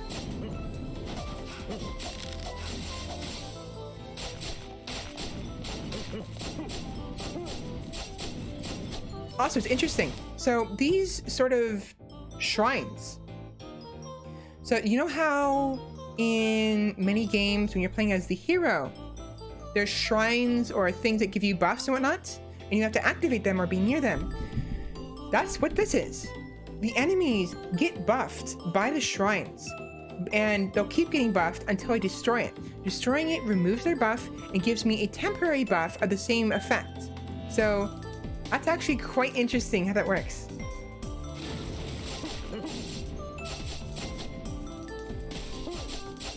This lone knight all on his own in the corner here.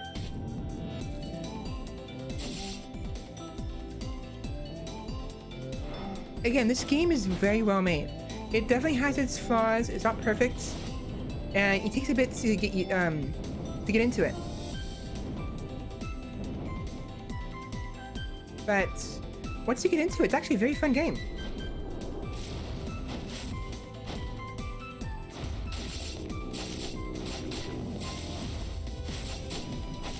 Stop it.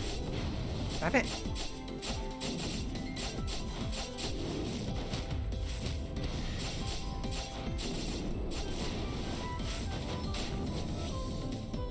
It just takes some getting used to it, you know, it takes a while to get into it. Definitely want to give this game at least like a good couple of playthroughs before you give it up. Give it up. Also, I still haven't got a notification yet from...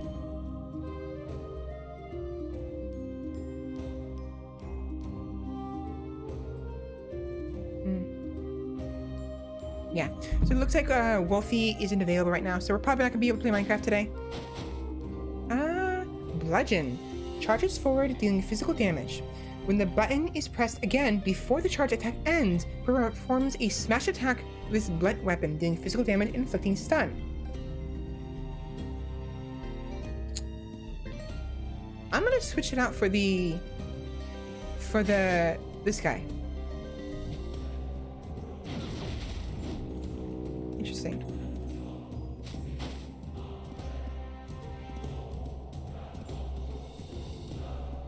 Just because the reason why I wanted the thief so much was because of the magic damage.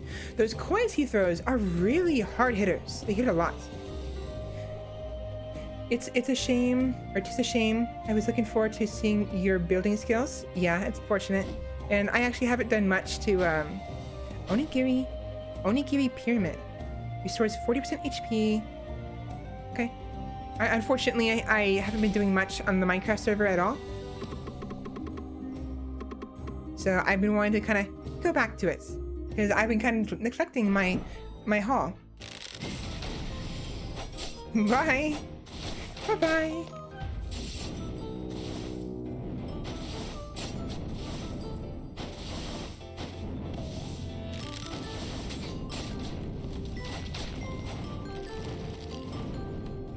Oh, you kidding me?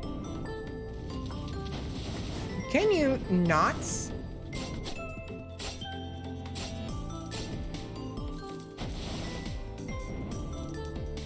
Hello. Little Gus. Thank you for saving me. I'm an attendant from the Kingdom of Plebby, and this here is the princess I serve. As you can see, it's a drawing that can move and speak. We treat it as our national treasure, and as a member of the royal family. Just a tiny bit later, and I would have turned this place into a bloodbath. Who? You, the prince? Anyway, my little friend, we have to go back to the kingdom. We do not have any money. If it's okay, can you spare us 300 gold? Okay, so lion sword and little Gus. Thank you, little fella. It's not much, but I nabbed it from the Carlian goons when we were taken. I really hope I can be of help to you. How? I can't tell who Gus is. Okay, so I think little Gus is the painting, and the lion sword is the boy, I think. Bone Hourglass decreases map swap cooldown by 0.5 seconds every time you use a skill. Muted and sorcery. Increases the cooldown speed of swapping by 10%. Skul, increases skill cooldown speed by 15% now. So we got our first duplicates, our second sorcery, and second empire.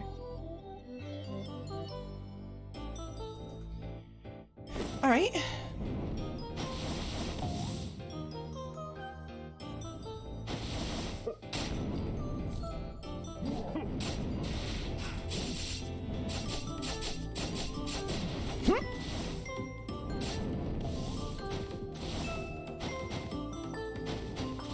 Yeah, there's such a missed opportunity for like secrets and stuff up here.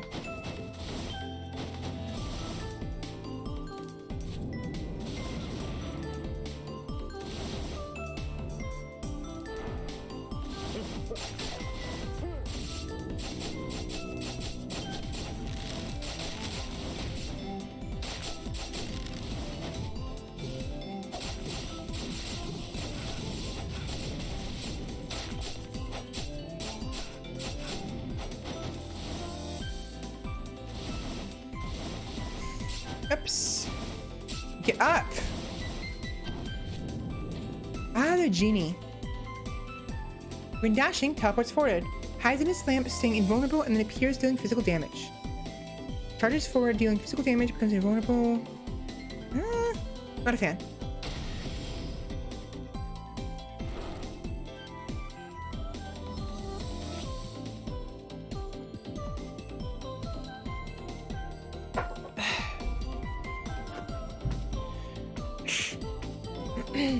All right.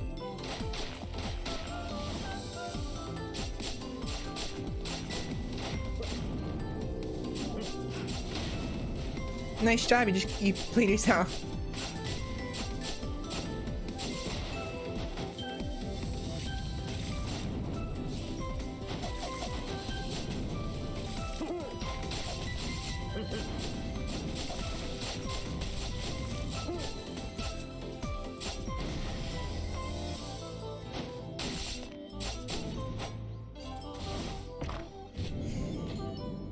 Gold Incense Burner. Increases gold gain by 20%. Increases max HP by 35. Miser. Gold acquired by 3. Max HP by 20. Very nice. Now we're finally getting to a limit. To our limit of 9. I think that's the limit in total. So it means when there's more items, I have to start swapping them out or destroying them. Destroying the old ones and replacing them with the new ones. A little unfortunate, but it is what it is. Alright, round 4 or round 5? Can't remember.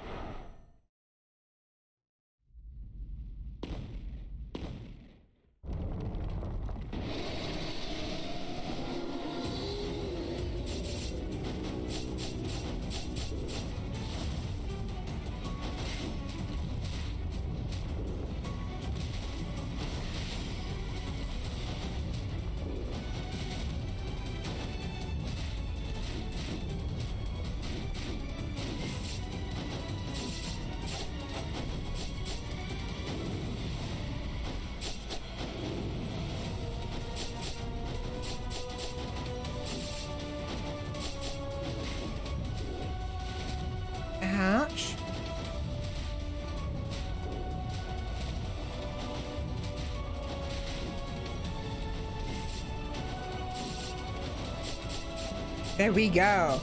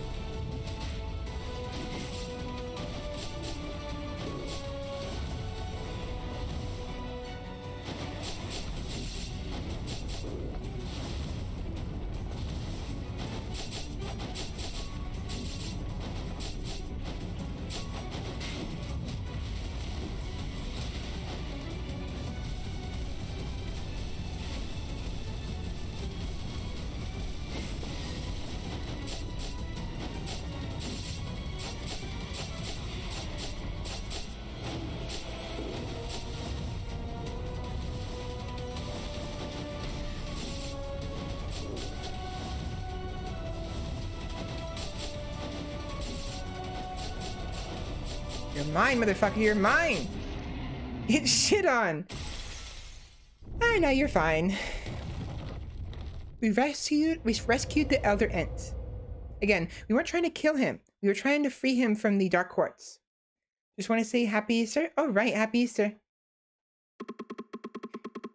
Thank you. I temporarily lost my mind to some wicked power. What on earth was that black stone?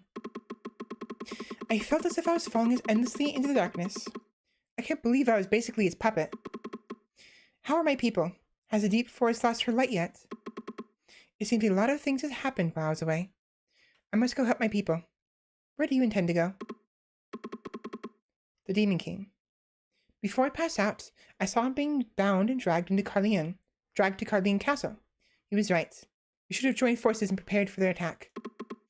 Good luck reaching Carleon Castle and accomplishing your mission, little skeleton. May the deep forest bless you. Shoot, no, I'm kidding. Vampire Fang restores 1 HP every 3 kills. Very nice. Can I talk to you? Nope. Wait, what's the other way first? Nothing.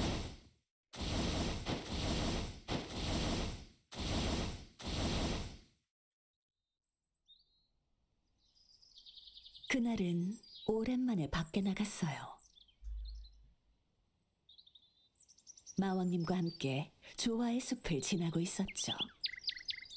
지긋지긋한 칼레온 놈들을 다시 한번 설득하러 가는 길이었어요. 칼레온 성문에 가까워질 무렵 마왕님이 이제 슬슬 마주칠 때가 됐다는 이야기를 했었죠. 그때 불쑥 인간 소년 하나가 나타났어요. 마치 용사라도 된 것 마냥 꼴불견인 모습을 하고 있었답니다. 보잘것없는 망토에 나뭇가지. 용사놀이였을까요? 처음 보는 소년의 놀란 저였지만 마왕님은 아는 얼굴인 듯 했어요.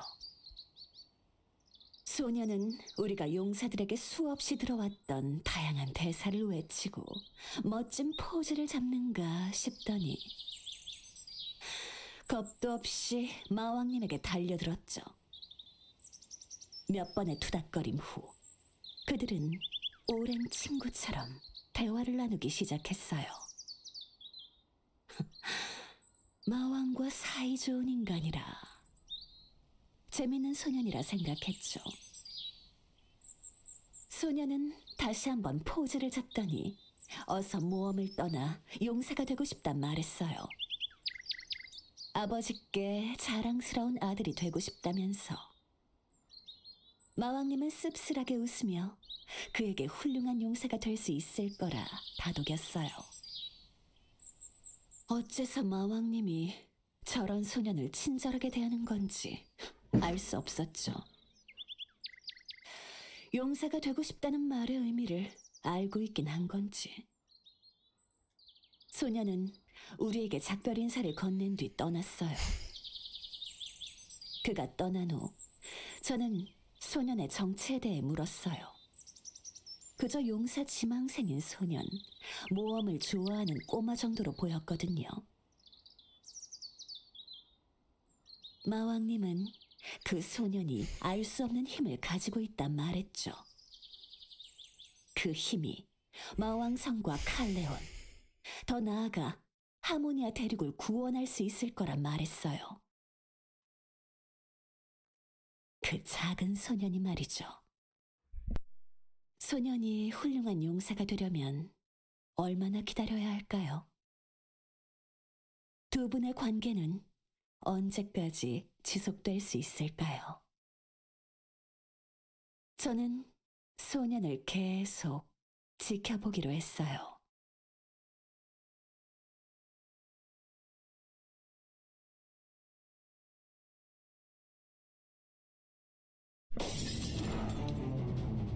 Some interesting tidbit of information right there. Quite interesting. I wonder, it's very possible, maybe we are the boy, but it's also possible that the boy is the first hero and we're just some unrelated boy. Actually. Ooh. Actually, you might be right. It's very possible that we are the boy, the hero, and we were killed at a young age, right? Somebody killed us because they knew the power we had and they wanted it. So they killed us in an attempt to take our power, and maybe they took a portion of it, but didn't take all of it. And then they masqueraded as us. They either use a spell to conceal their form, or them taking our power changed their form to look like us. So you might be right. It's very possible. So either we are the hero who died at a young age, and the Demon King resurrected us so we can, save the world, or the first hero is that boy, and he's doing what he thinks is supposed to be right, but is having a hard time figuring things out. Obviously something more is going on here, obviously, but you might have a point. It would be very interesting if we were actually the hero. Wow, Skul. It's so good to see you here. What brought you here? Are you lost too? Be careful. The moment the humans see you, they'll come at you screaming. There was even someone that kept throwing a full moon at me. Why do they keep shooting arrows in from the castle? It's so dangerous. Somebody could get hurt, Somebody kept shooting a full moon at you? So, I mean, does that mean they were throwing an actual moon at you, like orbs? Or were they freaking pulling their pants down and throwing it at okay. That's interesting.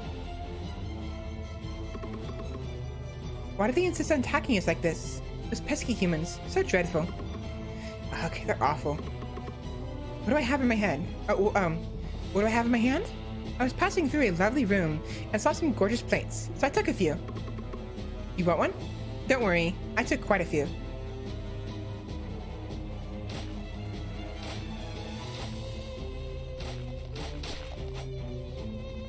Is that foreshadowing for a boss fight? It might be. In truth, it might be serious and just be foreshadowing for some kind of boss. But we'll see. Hello.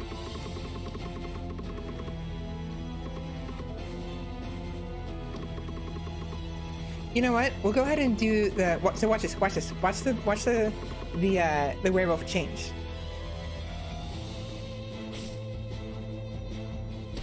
Boom. We're bigger, and we're more fierce too. Wait. Can I do it again? 30 more bones. Ooh.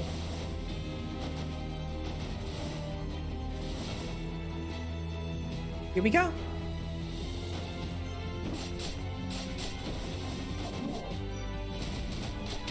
Ouch! Okay, that hurt.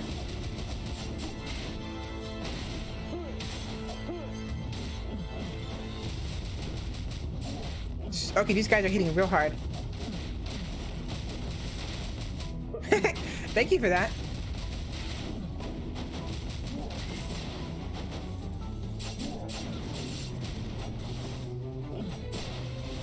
Ooh, those guys are hitting pretty hard. Hello. Ogre Peddler. Thank yous. You saved me. Really bad. Destroyed our castle. Stole my things. But I doesn't know how you got here. This is not Demon Castle. This is Carleon Castle. I don't know where the Demon King is, or my things. The Demon King knows where my things are. Probably. Save him, little skeleton. And comes back to Demon Castle? Promise? With my things, of course. I saw on my way here. This castle is filled with food. Lots of good things, too. This place looks good. I want to live here. Those statues look expensive. Let's take one with us when we leave. Alright. Thorny Boots. Inflicts physical damage to enemies that you land on after jumping. Physical attack increase. And sword. Jumping increases physical attack and magic attack by 15%. The effect wears off 1 second after landing. Amplifies physical attack by 5%.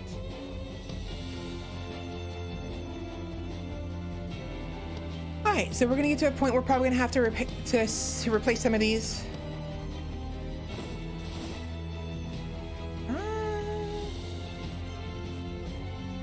So chests, or what is this?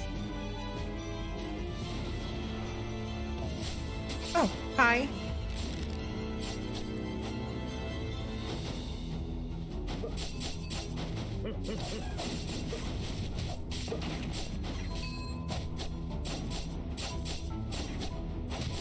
So we're being attacked by maids now. What?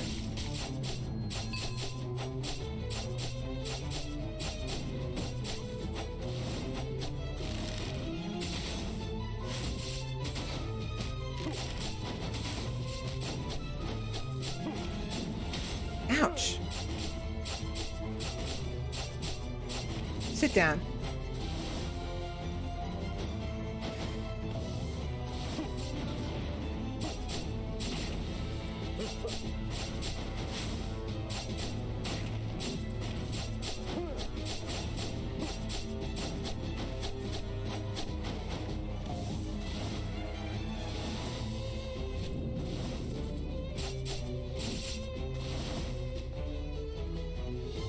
That's a bit of a lag.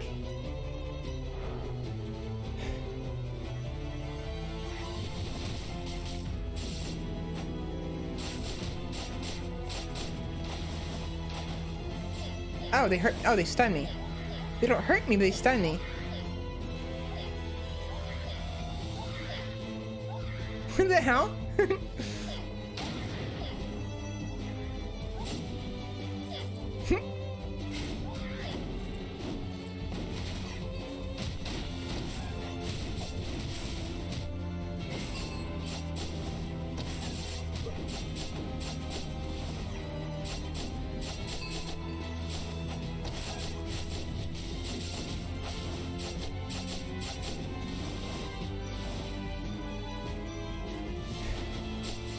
Stop it. Oh, that's a big... Oh, that's the full moon. That's who he's talking about. So those guys.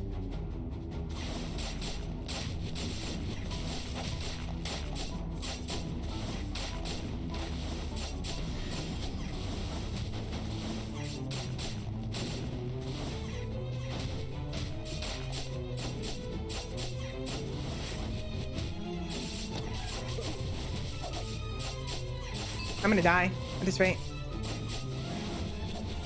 Stop it. Stop it.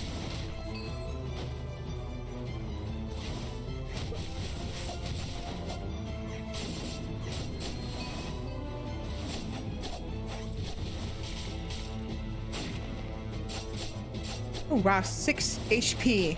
3 HP. I'm gonna die. Those are spikes, aren't they? Yep, those are spikes.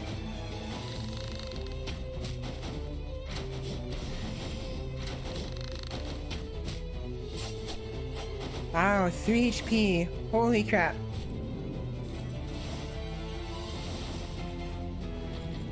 Black market, thank God. Kids meal. Thank God, if anything. Oh, and the clown. Highlights. Performs a rolling jump and throws multiple knives in random directions, dealing physical damage. I'm good. Carleen Insignia generates 3 gold per Carleen item you have. Fighter's Belt for each nearby enemy increases physical attack by 6, max 102. And when swapping, inflicts stun on nearby enemies. Or I can swap them. Let's swap them. Attack speed and movement speed increase. The farmer, upon attacking with normal attacks, throws a ninja star that deals physical damage. On a critical attack, throws a giant ninja star that deals physical damage. Cooldown 0.5 seconds. Bottled Embers. Create a 10% chance of burning enemies.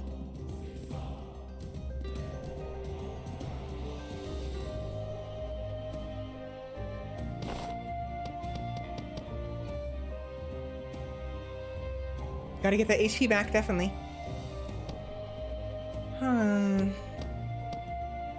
Let's do one more reroll. I should be able to afford it. Magic Mirror. Swapping stiffens enemies in a wide area. Decreases incoming damage by 10%. Muted and Fortress. Increases physical attack and magic attack by 10%. Adaption and Endure.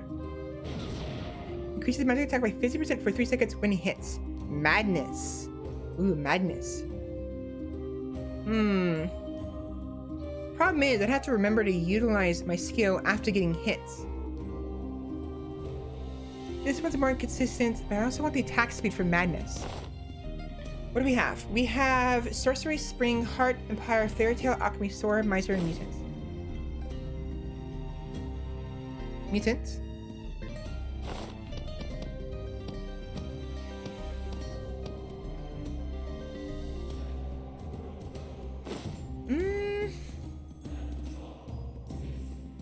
I want the draft stone, I think.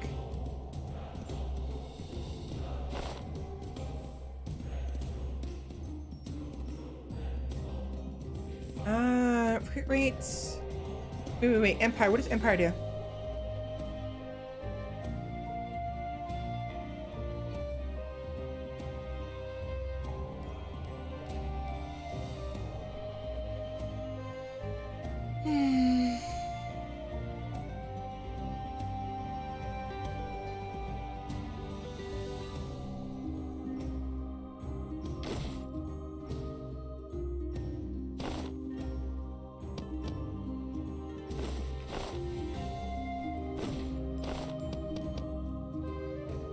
Right. Okay. It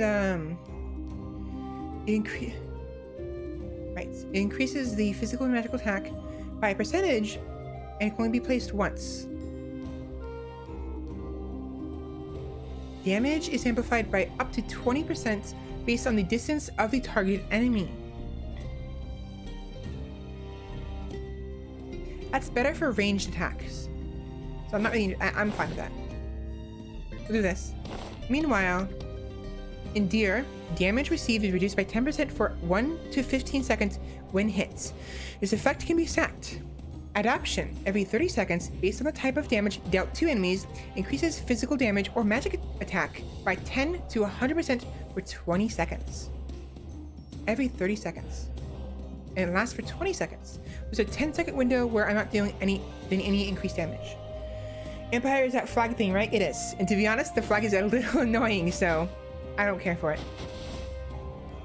It's nice damage, actually. It's very nice damage, but it's a little, it's in the way sometimes. Ooh,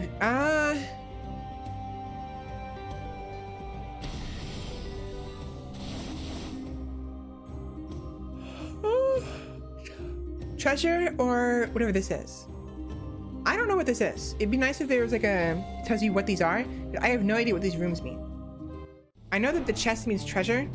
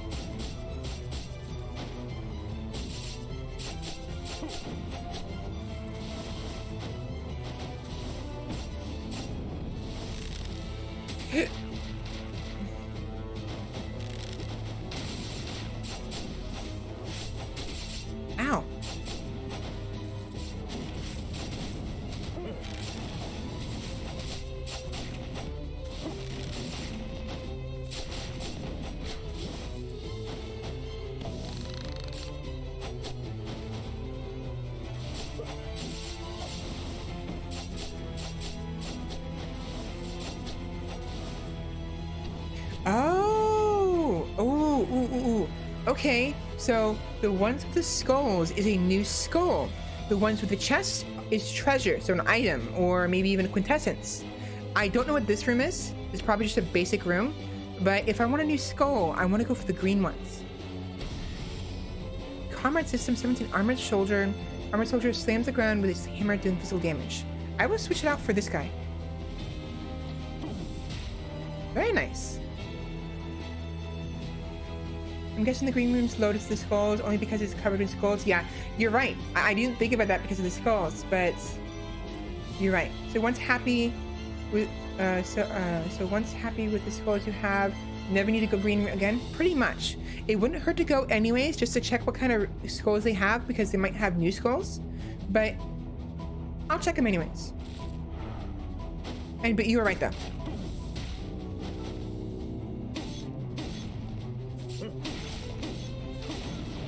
It's actually pretty good damage.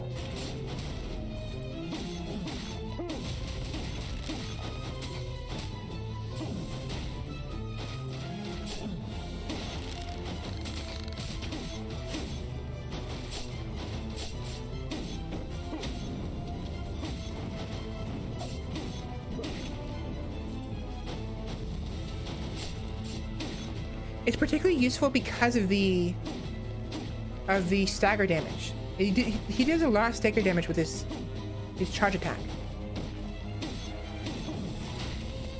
Bye. Ghoul. The ghoul again. Deadly Crusher. Jumps forward and body slams enemies doing physical damage. I don't really care for the ghoul, to be honest. So I'm good with that. I assume this is a boss fight. Oh. Oh, now it's two bosses.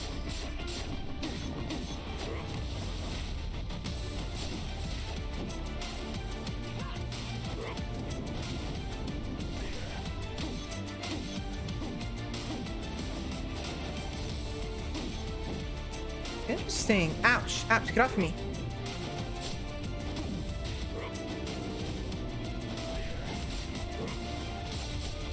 So they eventually the heroes would team up. That's pretty neat. I'm killing the big guy first because he's slower. Because I can deal with her later. And if anything, I don't think she should start doing her special attacks until she gets to a certain HP. So I want her to be focusing on the weaker attacks. Oh, also, they're different people. I just realized they're not the same heroes. So this woman is Sakalas, whereas the Sir is Chinook. So they're different people. I assume that's the idea anyways.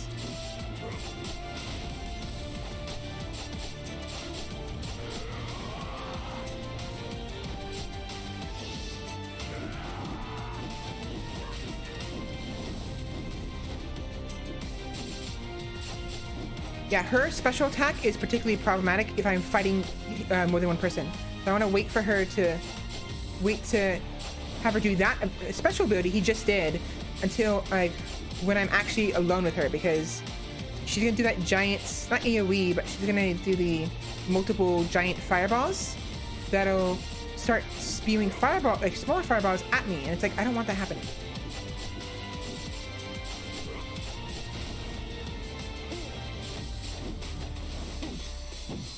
There we go. All right, we're ready.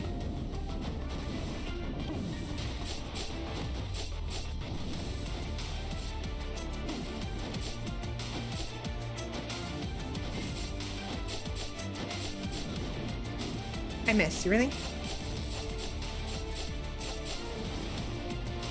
This one's would have been problematic if it was more than one person.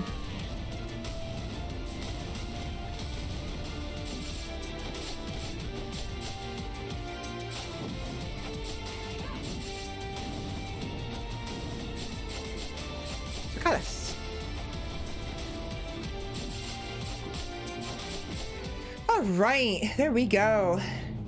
A full adventure party. This would mean that small healing which doesn't matter in a 1v1, would keep them all topped up while you focus the others, pretty much. So you want to make sure to focus one person at a time. Otherwise, if you spread your damage too much, they'll start healing up. It usually probably isn't a problem, but again, if you have them both at like less than 50 HP, less than 40 HP together, they'll start using their bigger attacks more often, and you have two people to worry about regarding avoiding those attacks. So it's usually better to focus one down first, keep the other one full health, and then switch targets. Suonicio. Increases skill cooldown speed by 80%. Unleashed powers. The condemned power in Suonicio's hand creates an explosion, dealing magic damage. Ooh. Physical damage increase. And backstep. Stationary shots. Fires multiple arrows while staying in place, doing physical damage. I'm mostly going for magic damage, I think.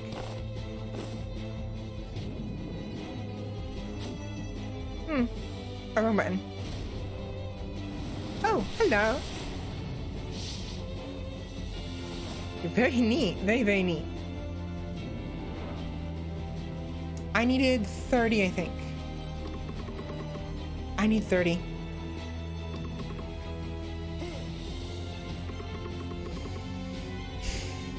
Let's do him at least. Alright, take a look at what he looks like. Ooh, fancy. More damage too.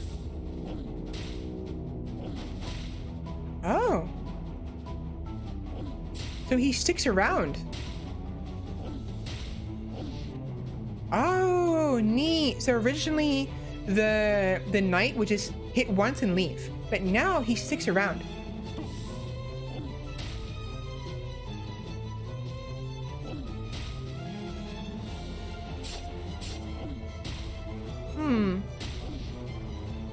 Not bad. Not bad.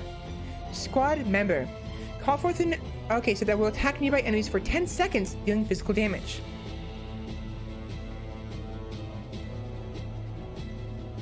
Oh, and it changed the name. So werewolf to elder werewolf, and Carleon soldier to Carleon sergeants. So while everyone's being discharged, I somehow got here. A member of the wolf race that grew and formed a pack. So instead of just a member of the wolf race, it's a member of the wolf race who formed a pack. It's very neat. The JoJo reference? I don't know. That is a very good addition. Well worth the 10 bones, definitely. 30 bones, not so much. Not unless I'm gonna upgrading the vampire, the werewolf. But yeah, so it's very neat how they changed the effects as well as the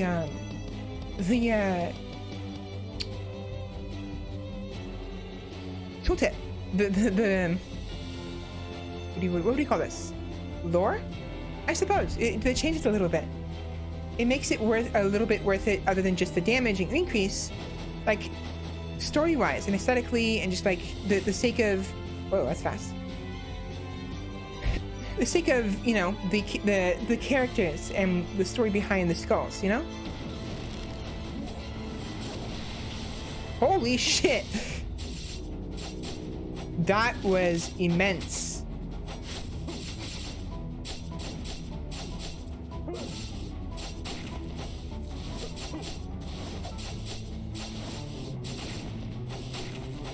I wiped out the entire room too. That was awesome. I'm gonna keep that for a while. Ghoul again? Wait, body bullet.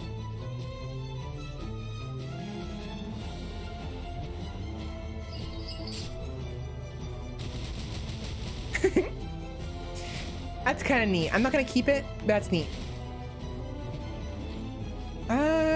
Skull.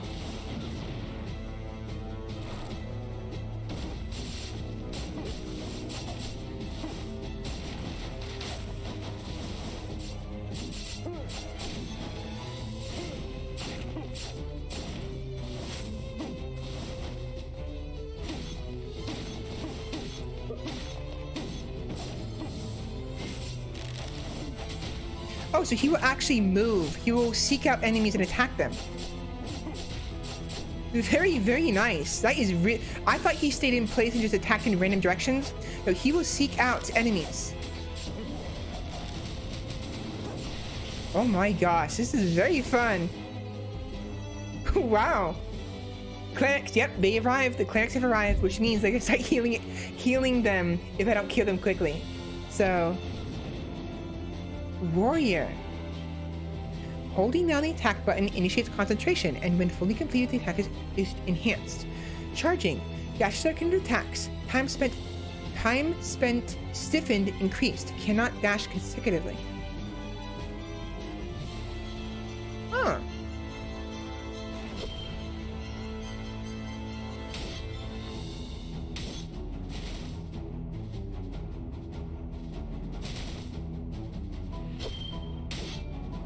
So he looks like the original Skul.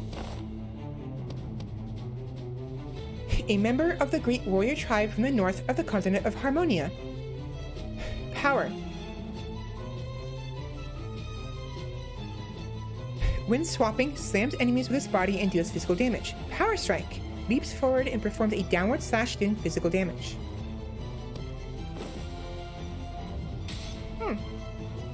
Kind of similar, you know what? He's similar to the Berserker. I wonder if maybe is that Kratos? Yeah, it pretty much is Kratos, isn't it? But I wonder if maybe he's related to the Berserker. Like maybe they're from the same clan? I still want to keep the werewolf though, and I kind of still want to keep the Carleon sergeant as well. We're gonna keep these two for now. Well,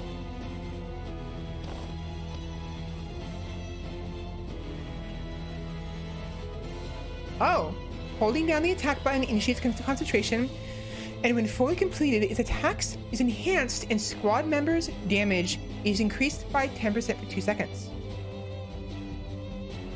So, originally it was just increasing my damage, that's it. But now, if my enhanced attack hits the target, my spawnable squad member, their damage increases by 10% for 2 seconds every time I do it. It won't stack. It won't be like 10, 20, 30%, but I think the timer will stack, hopefully. When swapping, performs flawless charging slash, dealing physical damage. Huh.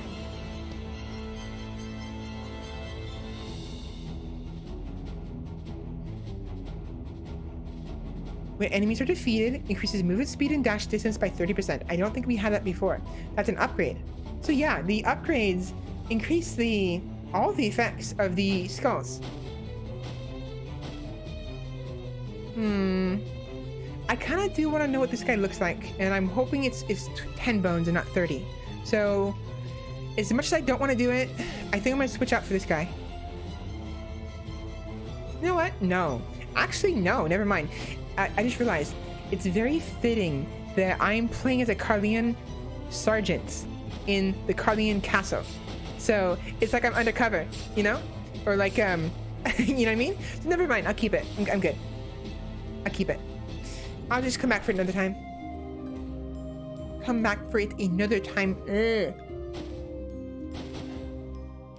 Alchemists. Summons an imperfect darkstone golem every 15 seconds, dealing damage. Outcome of research. There's a variety of flasks dealing magic damage. Slow down. Plague flask. There's a flask that explodes upon contact, dealing magic damage. The skill can gain up to 8 charges.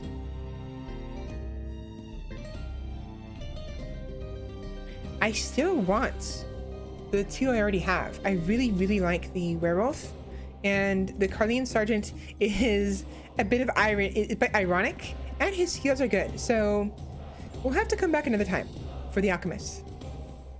Some other time. Spammable magic damage, pretty much. You could basically just keep moving and wait until your flasks are fully charged, and then spam all of them at the enemy, and just keep moving. So it's kind of a useful way to sort of focus on, dodging,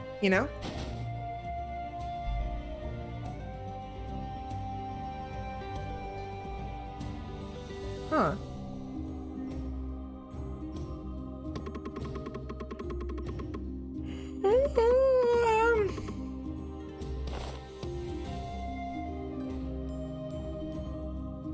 Increases skill cooldown speed by 80%. I prefer this. Oh, I didn't read it. So, Suonicio, the demon king of human origin. He was sealed in the purple world due to his lingering attachment to humans. Interesting. Sorry for my model shaking, by the way. I'm shaking my... I keep shaking my knee, and it's shaking my room a little bit. Like the floor is shaking my desk, and my desk shakes. My camera shakes. So, sorry about that. Yeah. So this is basically the crystallized form of the demon king of human origins, a human who became the demon king. Interesting. Interesting. I assume that the current demon king is a proper demon and not one of human origin. Excuse me. Wait a minute. I don't need this, but restores 40% HP, makes you smell bad until 3 maps. Okay. Oh, it causes AoE periodic poison damage. We don't need it, but we need to know? Yeah, I wanted to know. Okay. Alright, so this is chests, this is items, but I want to see what's in here. I can never remember what's in here.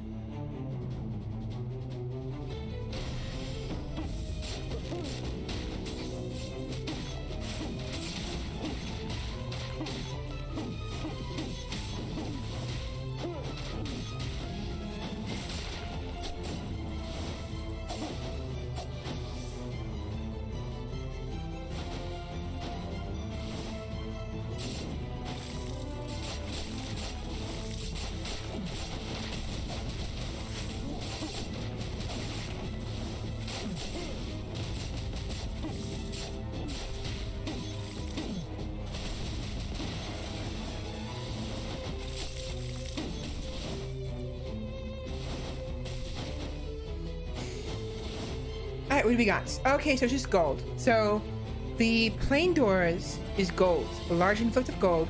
The green doors, when I say plain, I mean the ones that don't have like they don't have chests on the side here, right here. Instead, they just plain doors. They'll have gold.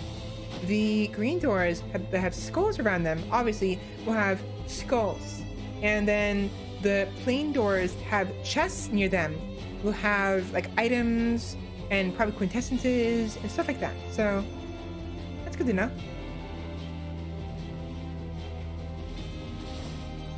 Let's see what kind of skulls in here.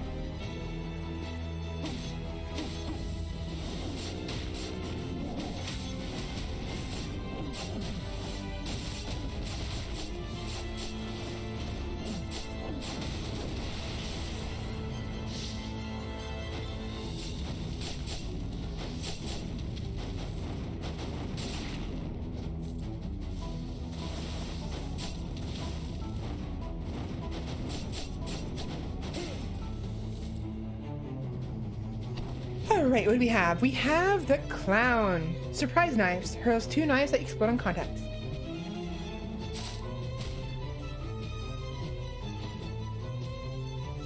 And we have gold or we have chests.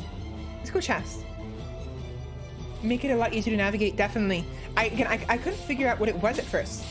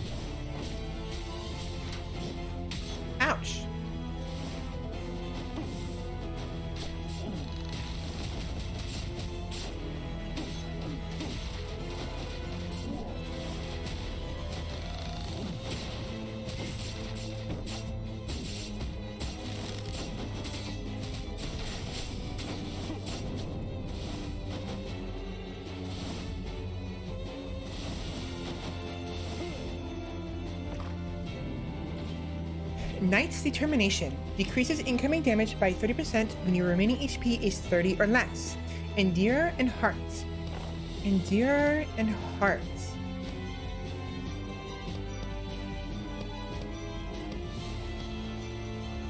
Endure and Heart. Endure. Damage received is reduced by 10% for 1, 2 to 15 seconds. When hit. Increases max HP by 10, 20, 35, 60, 90, 135. I don't really need those special parts. And I'm good. I don't need it. Probably the boss fight after this.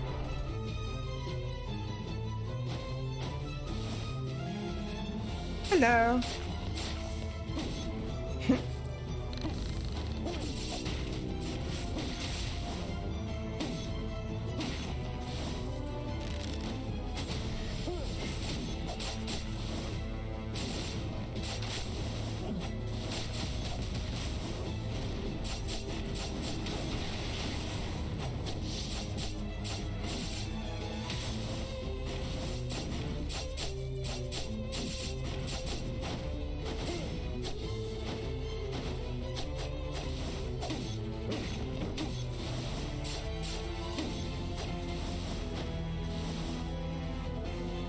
Boss fight. I kind of want to wait until the quintessence recharges first.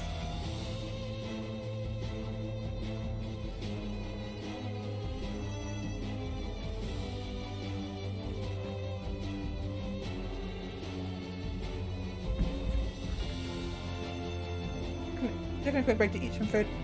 Oh, I said food, but it's fruit corn. Here we go. Grand Hall, Banquet Hall.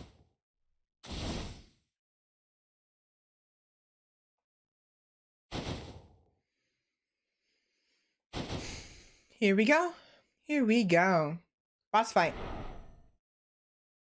Fitting that Sergeant, Carleon Sergeant would be the one marching in here. Gold Mane Knight Commander. I heard someone sneaking into the castle. Who'd ever think they'd get this far? By the way, I'm surprised. It's just one skeleton. He looks like Braum a little bit because of the mustache. Say, how do you like our banquet hall? Never seen anything like it, have you? For a primitive demon like you, something like this must blow your mind. And here you meet the captain of the Carleon Knights Empire's Golden Mane Knights, the strongest man on earth. The 3-time winner of Carleon's Handsomest Man Award. And it's a shame. You could have saved your leader if it weren't for me. I'm too strong for you. Let me introduce you to someone more suitable for you. The Liana sisters, right?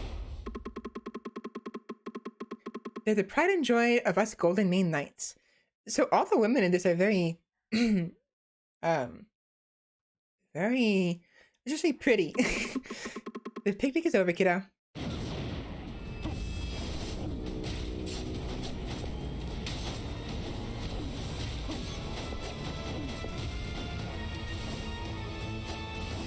They're very well endowed. You know, they're very... they're thick. I need the wolf for this.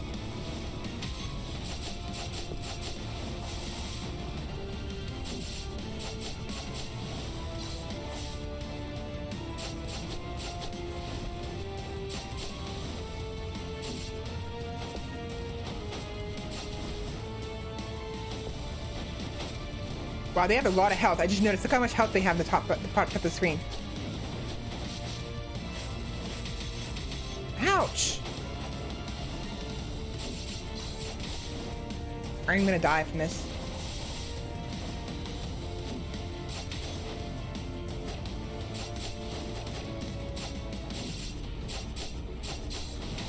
Ouch! Ow! I want to kill at least one of them. Well, I mean, defeat one of them.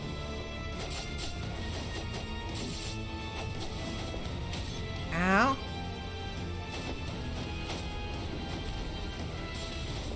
let's see at least see how much damage this does. A lot of damage.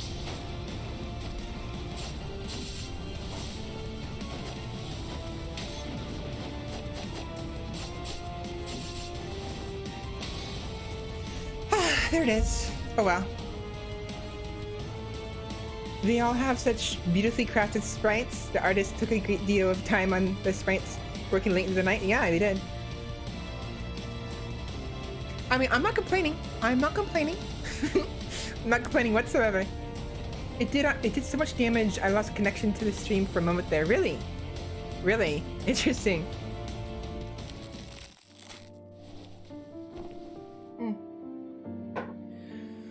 That went well. That went very well. 300. We now have 350 dark quartz to use. It's actually very nice. Don't test the bitch. She said I should no spoil you with gifts. Oh, thank you. Want my things? You greedy. Give me shiny things. Alright, awesome. So now we have 2 characters who will give us a skull and an item. And if we want another one, we can give them 10 quartz and they'll give us an additional one. So in total, we can get 2 skulls and 2 items for 20 quartz from the get-go. That's actually very nice. I love seeing the effort and skills on display in pixel sprites. Yeah, right? Right?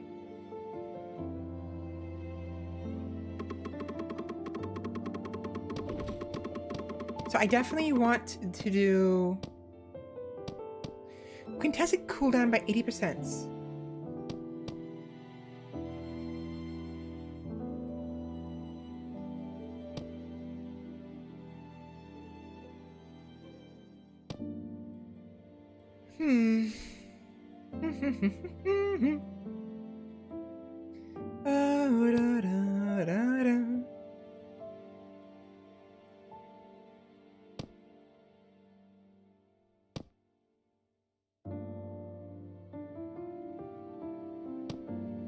You know what?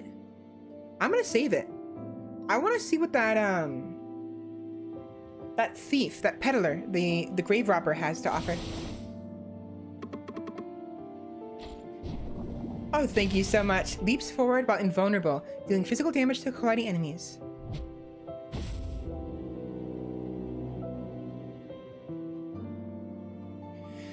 I played a weird Pokemon mod way back.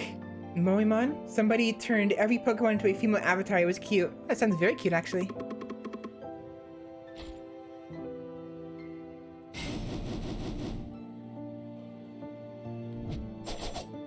Not bad.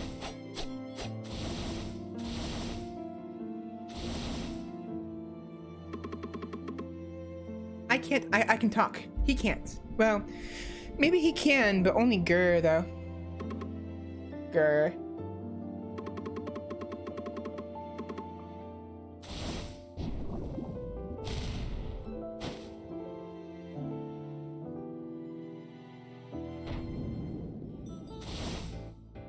Alright, so money or skulls? I want skulls.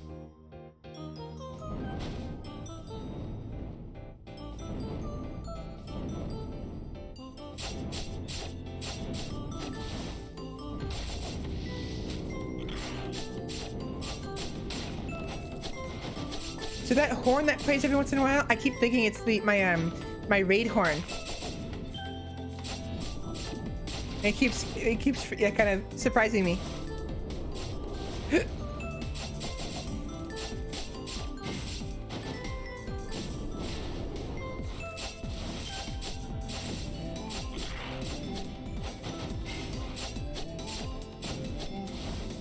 Yeah, I've been thinking that for hours. It's every time it's like, oh wait, what?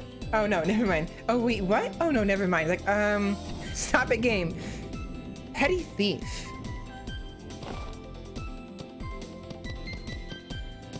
Yeah, I'll do it.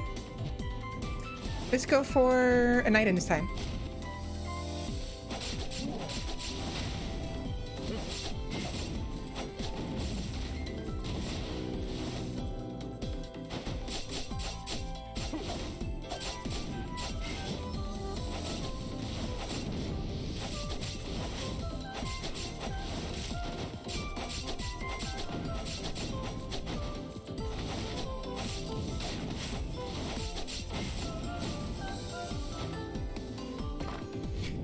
Alright, what do we got? Ring of Wind. Increases attack speed, ooh, by 50% and movement speed by 10%. Definitely want this. Let's go for another item. It's your boy stealing Steve the Skeleton. Yep.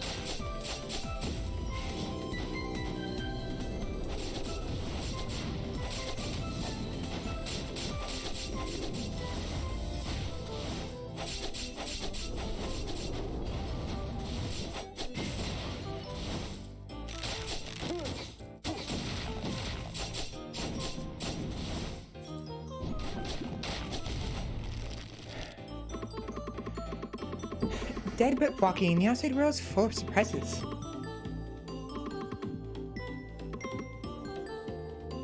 Increased crit rates. Awesome. O dearest Miss God of the deep forest, I pray to thee, please bless the skeleton with thy grace of concentration, so that you may find the weaknesses of its enemies. So most of the dialogue is the same. So sorry, it's my first time seeing a different race, and I'm not gifted with a silver tongue. Someday, I'll be a great spokesman of the mist, just like my brothers and sisters. Will my tribe members be okay? I'm a little worried. So I'm wondering if maybe each one of these spokesmen are different ones. Possibly. But I'm not entirely certain. Oh. We got Explosive Ointment. When hit, it creates an explosion that deals physical damage. Very nice. And we have no money. We don't have any money to give these guys. Frost Skull. When attacking with normal attacks, there's a 10% chance to inflict freeze on enemies. When swapping, hurls several ice fragments that deal magic damage. Inflicts freeze on affected enemies. Hibernation. Deals magic damage to surrounding enemies and wraps itself in ice, becoming invulnerable and immobile for 2 seconds. Inflicts freeze on affected enemies. No, wait. Oh, god damn it. I meant to give him the... Well, that's whatever.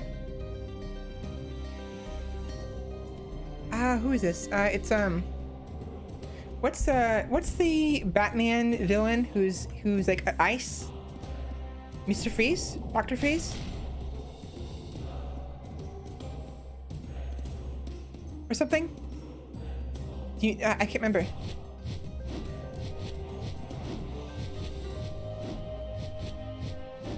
Mr. Freeze? Yeah. For some reason, the way this looks, it reminds me of Mr. Freeze because of the outer kind of shell of the ice and the inner skull. It reminds me of Mr. Ice. I was really hoping this guy would be here. But no luck.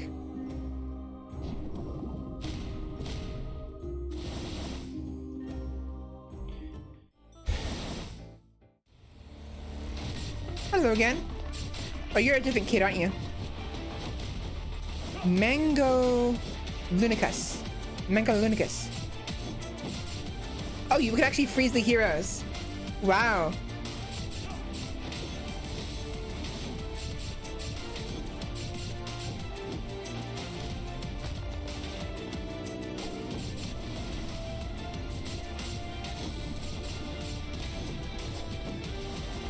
Ow. Well, I assume you can't freeze them if they're burning. And I have burning, so. Nope, not gonna work.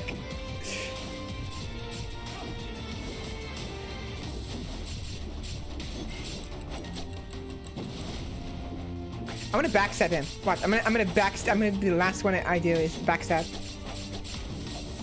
Bye. Bye-bye. Bye. Bye. Bye. Mana Golem. Mana Explosion creates an explosion of mana, dealing physical damage and throwing enemies into the air. Enemies that collide with walls take additional damage. Water Skull. Oh, right, this Water Skull. Armor. What a name he has, right?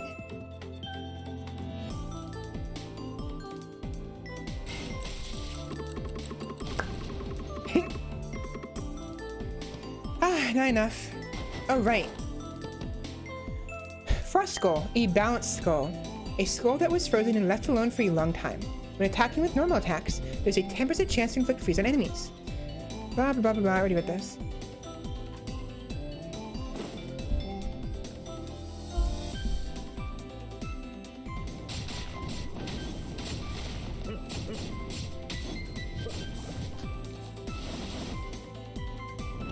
actually really like the frost skull, but I think the combination of the fire is kind of defeating the purpose of the frost.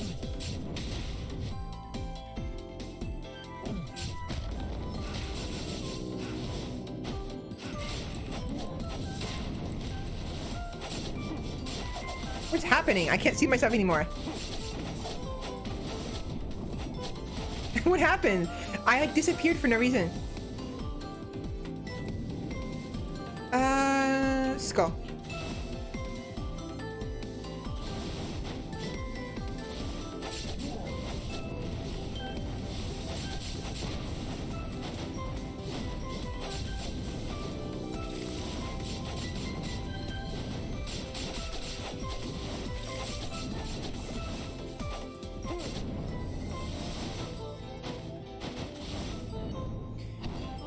Alright, ooh, the rider. We get the rider again. It is nice to see small details like that, where an enemy can't be both on fire and frozen at the same time. It's very nice. I'm gonna switch out for the ice one. The ice one is nice, but the ice is nice. Get it?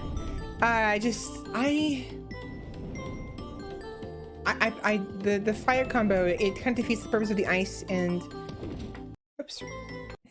Whoops. Wrong button. It's fine. He'll buy kitchen grab. All right, let's go. Whoa, my voice, please. All right, let's go. Boom, boom.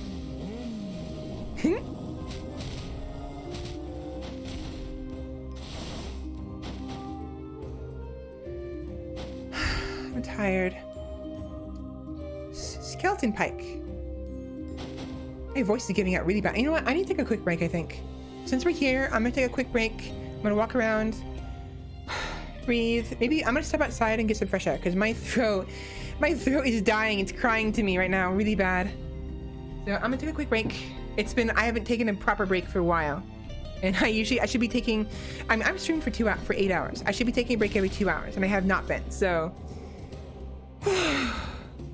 yeah, thank you. I'll be right back.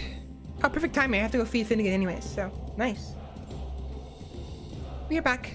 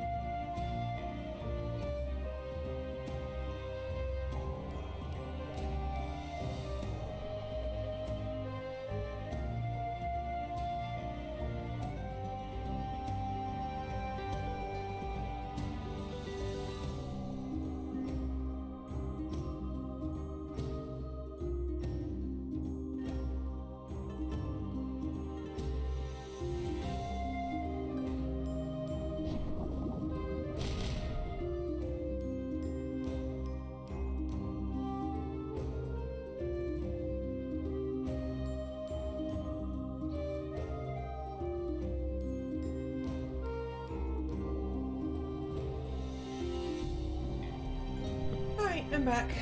A little bit. A little bit. I'm back. Hopefully it'll be enough. I went ahead and excuse me. I gulped some water.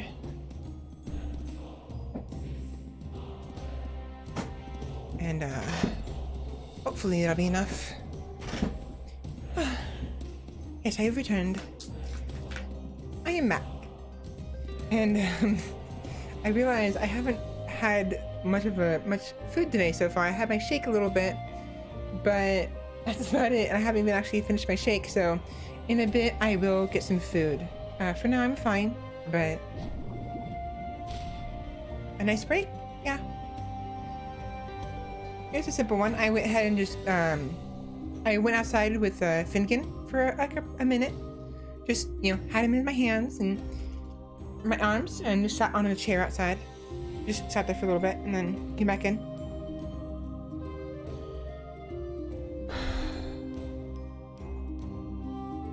My neck still.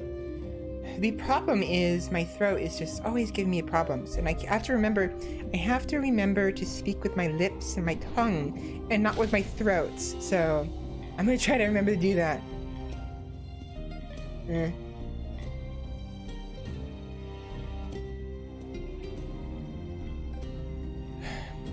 have to remember. Yeah, I have to remember to use my lips more, my tongue, my teeth to talk instead of my throat. That sounds so peaceful. So peaceful. I imagine you still got sun currently. Yes, it is currently 5:12 in the afternoon, so we still have sun. It'll probably be a good an hour or two before the sunset, but anyways. Let's do it. Quintessence. Oh. Interesting.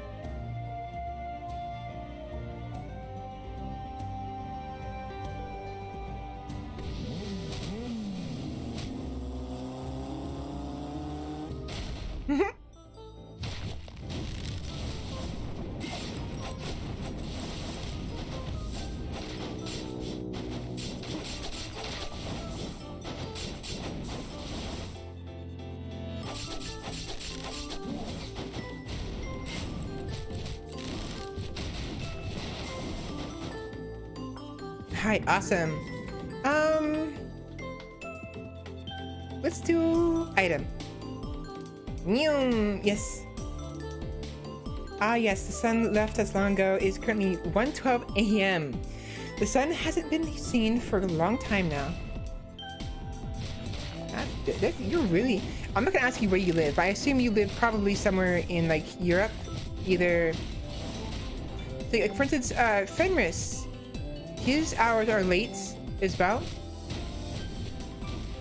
So, like, he lives in, well, in Central Europe, Central Western Europe, and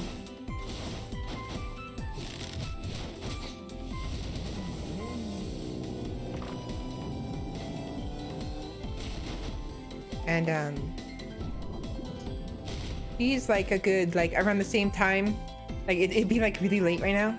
The northwest of England, my Valkyrie? Northwest of England? So you're, are you like near, Wales? Or like northern Wales area? Not like in Wales, but like to the north?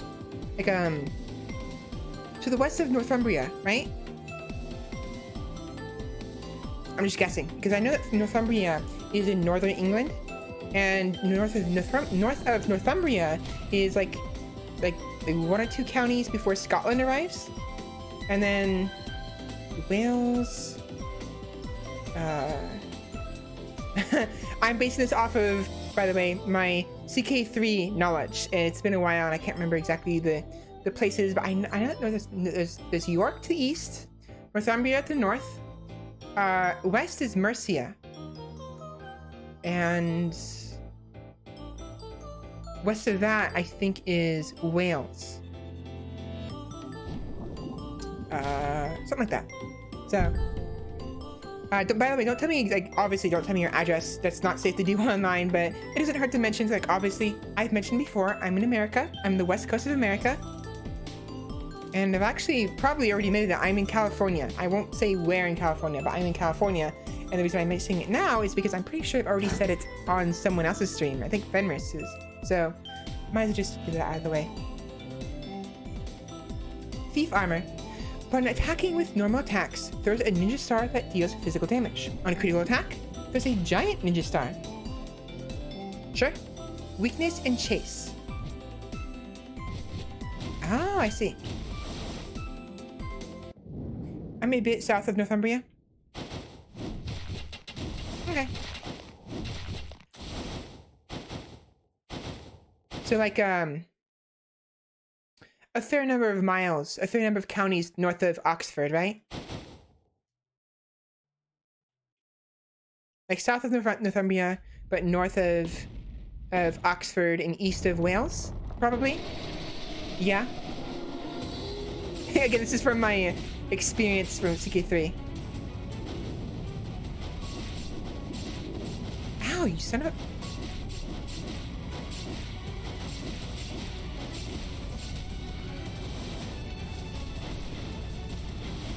Ouch.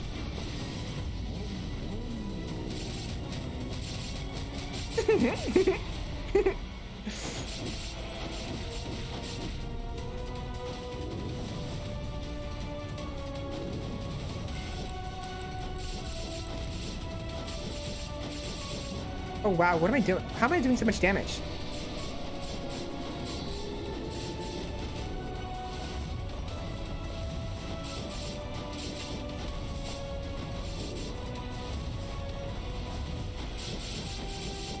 Oh, it's because because he attacks very fast. Oh my gosh. What is going on? This is broken. Whoa. Look at this. What am I doing? Excuse me? What? Holy shit. Oh wow. Did you see that? I was doing so much damage because of that.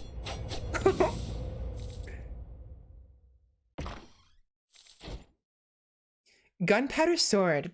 Upon a successful critical hit, creates an explosion that deals physical damage. Ooh, nice. CK3 has it pretty right. We still use places like Oxford, Northumbria, and Wales as reference points for the most part. Talk about melting a boss. Yeah, right? I think it's because of these. I was dealing so much extra damage because of it.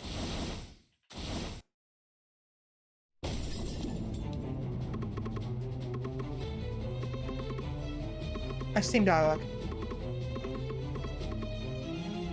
I have 16 bones. Ooh. Alright, so before we do anything...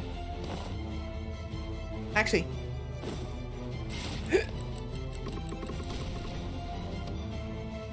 Okay.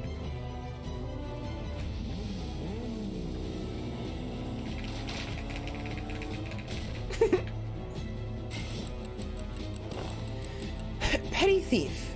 When I got my demonic life insurance, I was brought back as a skeleton instead of getting paid out. When attacking enemies, there's a 10% chance to gain 3 gold. Life from the streets. When swapping, performs a backstab attack that deals physical damage.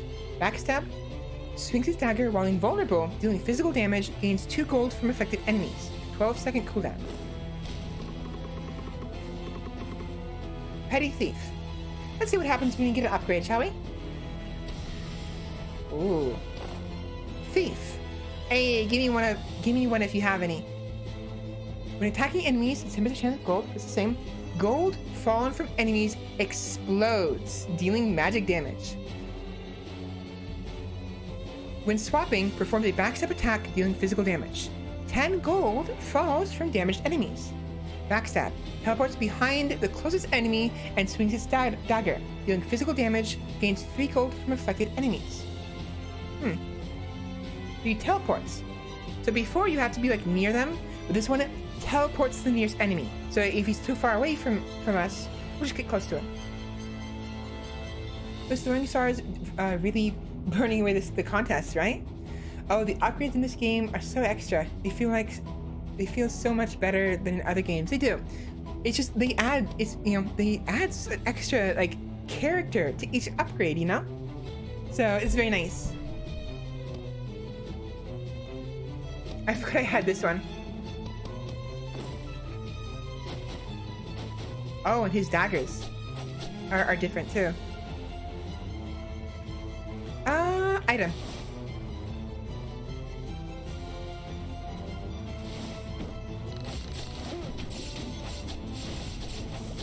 Oh wow, that's a lot of damage.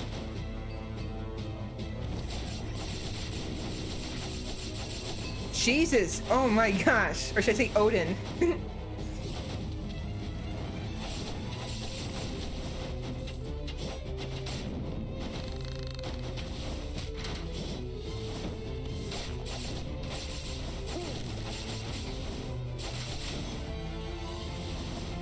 That's a lot of damage. 11th Finger of Lightning. Here we go. This is the lightning we were talking about earlier. It periodically causes lightning bolts every once in a while. Yeah, you're no longer a petty thief. You're a regular thief now. What next? Hardened thief? Possibly. Or brigand. Probably brigand, if anything.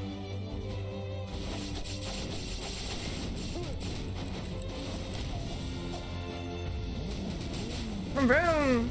Vroom vroom!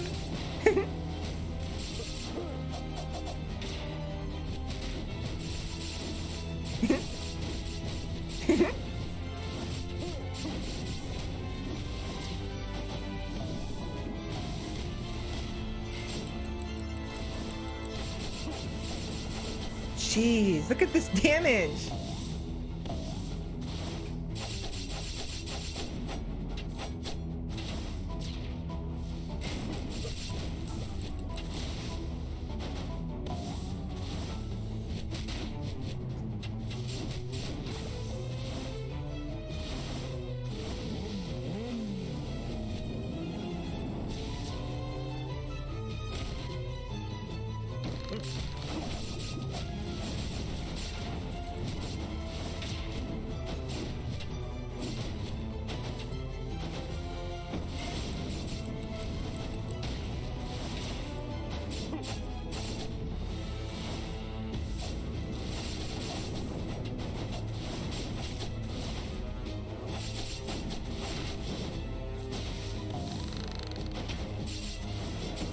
It's actually a very nice touch, the fact that the traps also hurt the enemies. That's very nice. The unstoppable force, we're so killing the boss this time, definitely. Well, they're very fast. They were very, very fast. I have to make sure I get some more health and maybe some more attack speed.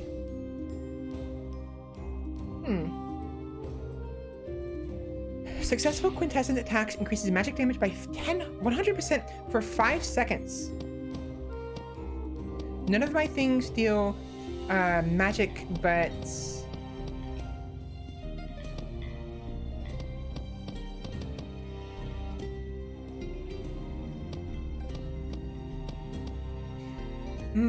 physical damage.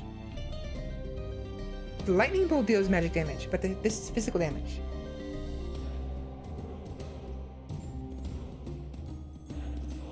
So I want to get sprint. Sprint items are ideal. Ruins and static. When dashing, there's a dagger that deals physical damage, increases crit rate by 7%. Ooh.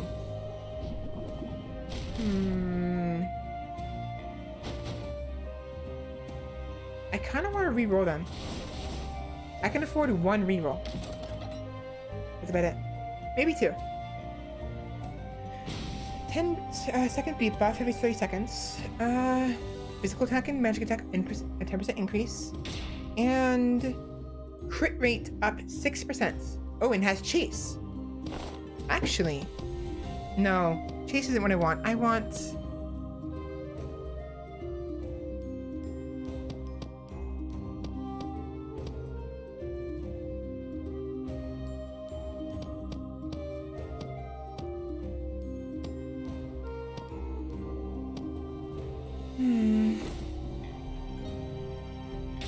Physical damage increase, magic damage increase. 6% crit.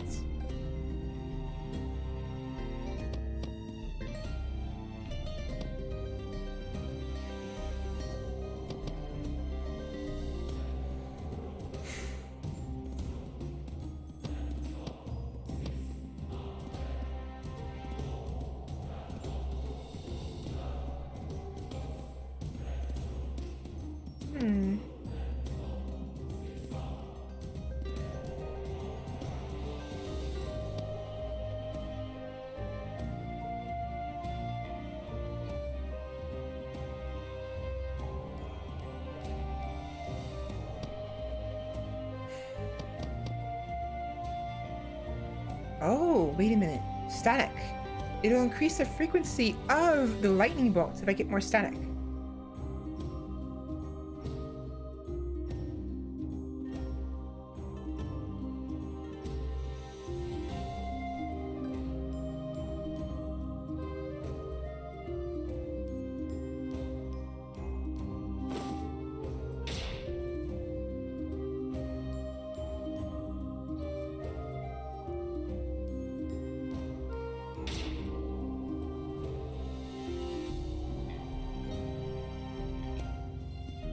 Nine, 10, 11, 1, 2, 3, 4, 5, 6, 7, 8, 9, 10. So it's 10 seconds, not 8 seconds. It says 8 seconds, but it looks like it's 10 seconds instead.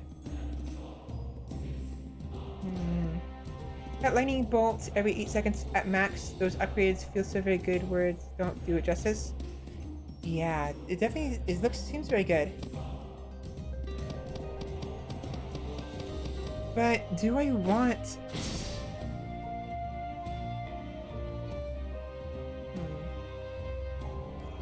The buff isn't bad. It's not a bad idea. I think I'm gonna reroll it again. One more. That's great. I can't afford the rest of it. When defeating an enemy, there is a 20% chance to create an explosion that deals physical damage.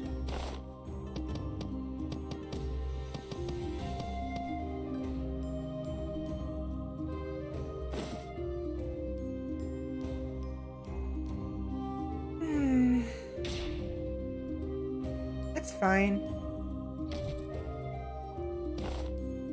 And now I'm poor. Cool. Gold or skull? Probably skull, if anything. No, wait, no. I'm keeping the thief, definitely. But as much as I like this guy, I might switch him out.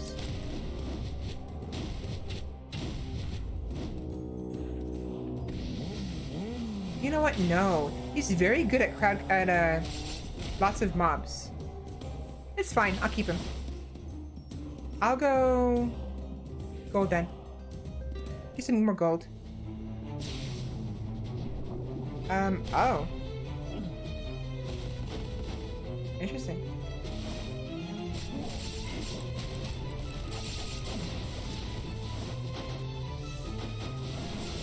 Ow.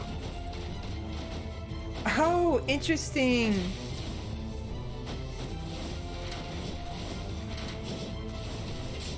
So yeah, look at this. Look, the map gets taller as you defeat the enemies.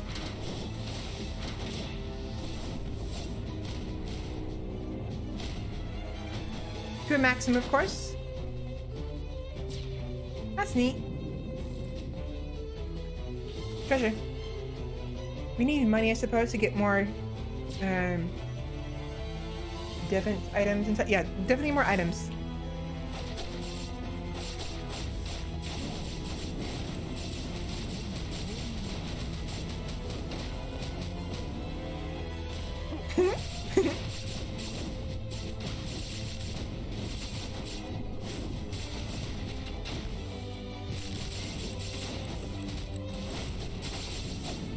Get over here.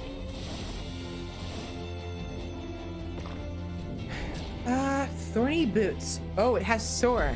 Soar and courage. Soar. Jumping increases physical attack and magic attack damage by 15 to 25%. You go to 25. Effect wears off 1 second after landing. What about courage?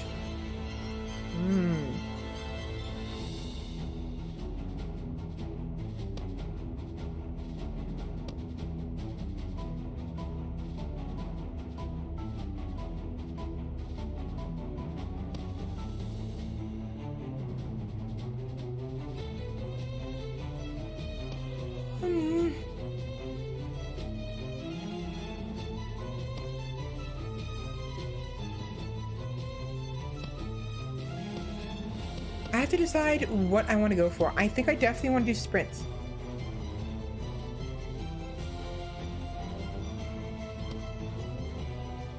And let's see.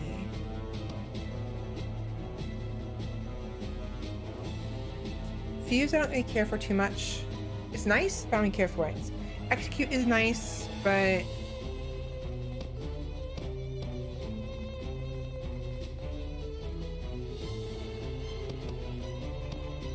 I want sprint and static. And maybe soar. Soar is useful for when I'm attacking enemies in the air. And when I'm moving around a lot. So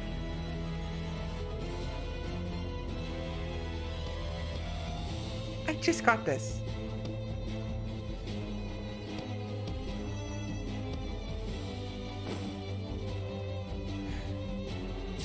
Increase of 25% physical damage.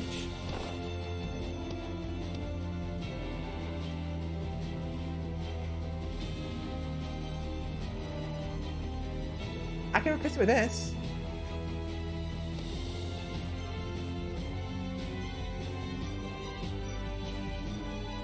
I want to keep the percentage chance of burning and bleeding and poison, because that extra damage over time is very useful for when I'm trying to dodge stuff, because it'll keep hitting them when I'm trying to stay safe. So this will hurt them,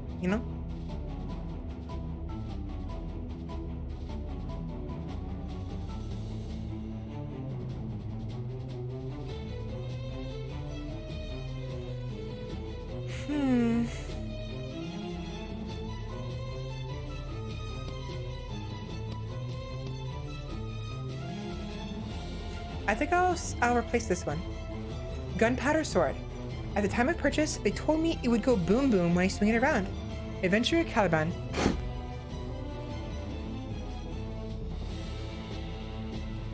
We'll replace it with this one.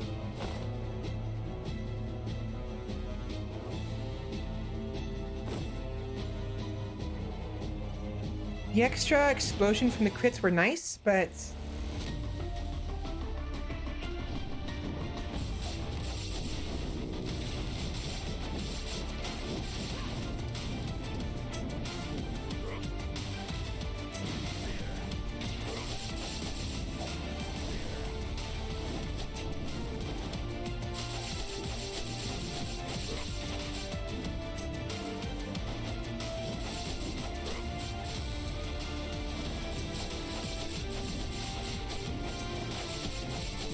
jeez, look at this damage. Bye. Oh wow, he didn't get the chance to freaking. He didn't get the chance to even use his special. That is mean. That's kind of mean.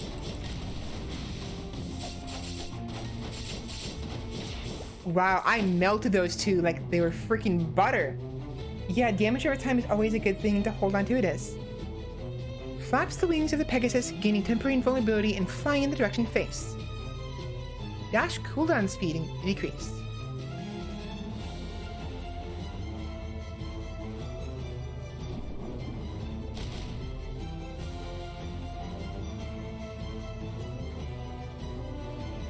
Courage and Brawl. I kind of don't want any of these. I keep forgetting to use the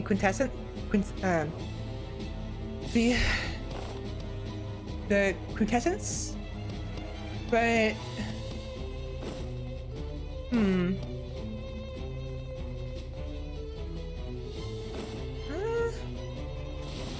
I'm fine. I'm fine with what I have. I don't need I actually don't need any of this. Although courage increase.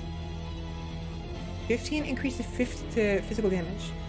Gosh damn, you have turned into a killing machine. Indeed I have.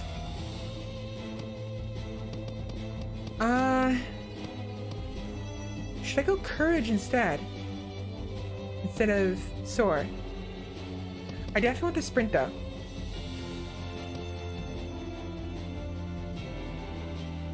This one.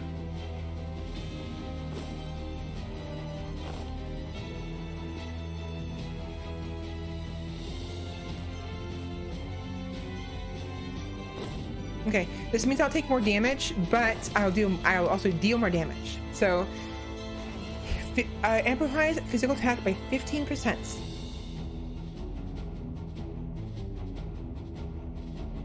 Oh, and brawl increases the amount of basically. Look at this. When attacking an enemy while there are 5 or more enemies nearby, blast a shockwave at the target enemy dealing physical damage. Cooldown 15 seconds down to 1 second. Pretty good.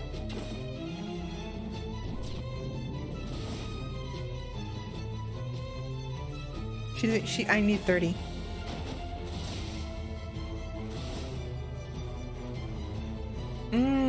Gold.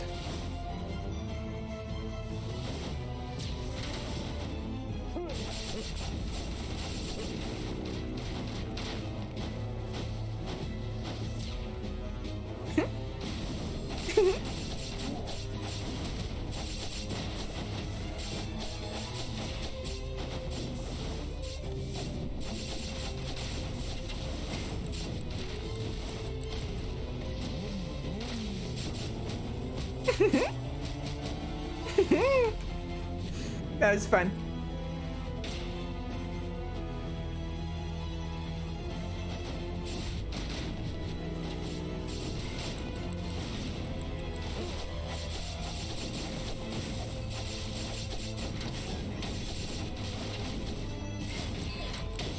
Ouch! Get off of me!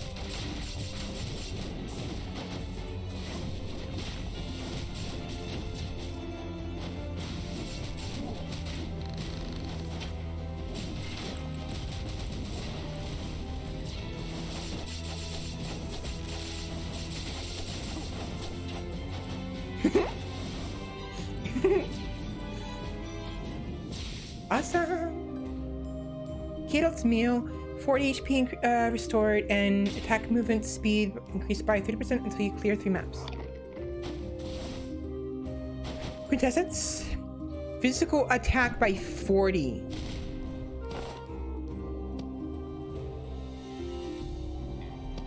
I'm doing mostly physical damage. Physical. Volcano does magic, but it's not often enough to worry about.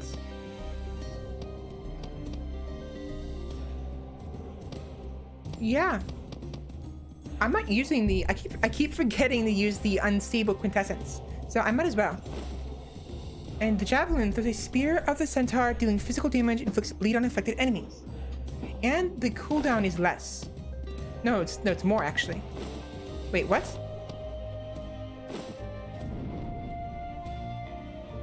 Oh. I keep forgetting to use it. 105 damage, it's not bad. But the extra... Let's see what we have for items. Increases dashing distance by 40, and dashing has a 30% chance of resetting dash cooldown. And it gives me sprints. This one gives me shot a static.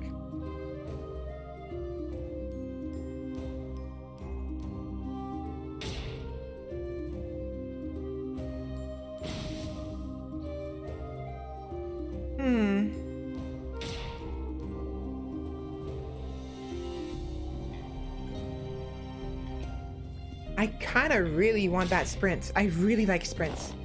Sprint increases my attack speed and my movement speed. One more and I'll have 15% for both.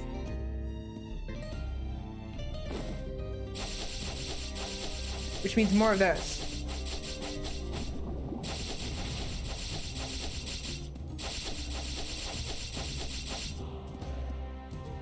But I'd have to give up what I already have. Also, distance for dashing is increased, and a 30% chance of resetting dash the moment I dash. I can just keep dashing like crazy.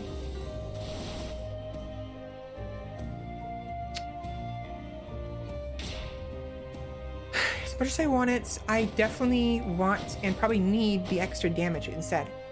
So Centaurus.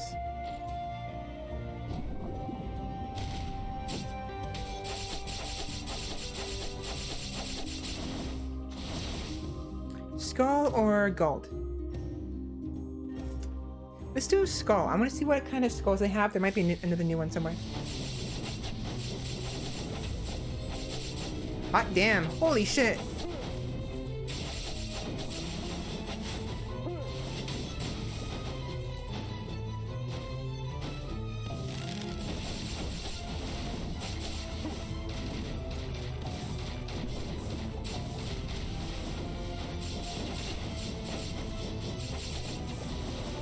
Wow. Pardon me, Knight. I am free, thanks to you, Skeleton. We tried to confuse the enemy by striking them from behind, but there were too many of them. Should have been more careful. I would like to repay you for saving me. You happen to need these bones? I mean, you are a skeleton. I thought maybe there's something you can do with it? I'll give you some of what I've collected. 31, ooh, 31 bones. We have enough to upgrade the thief again. Oh, you cheeky fucker. If we can get the, what's it called?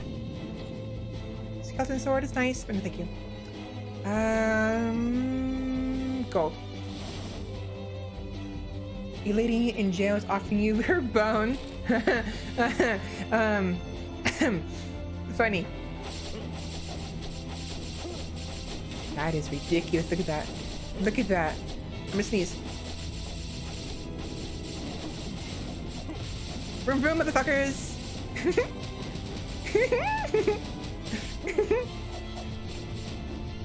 Oh, it's so satisfying. Oh, there's more of them. I'm gonna sneeze. Hold on. Wait, guys. I'm gonna sneeze. Oh, that was even more.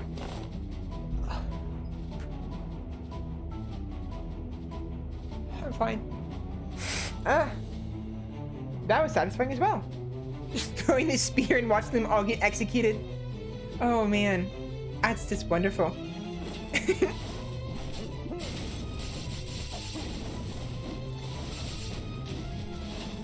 I did take a fair bit of damage. It's a problem, but hopefully it'll be fine. Hopefully. Gold. We're gonna need it for when we go to the market.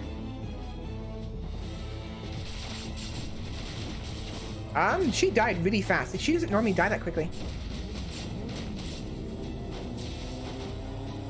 Stop it, stop it, stop it. Get up. That was really fast.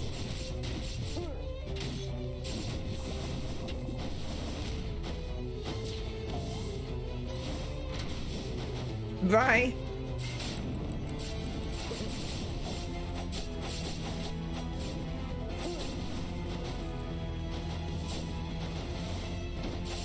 I keep forgetting they drop health orbs sometimes.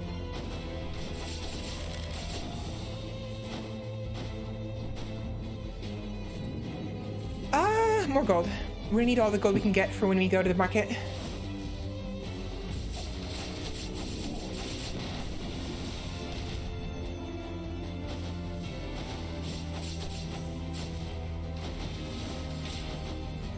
Just like a job for the biker.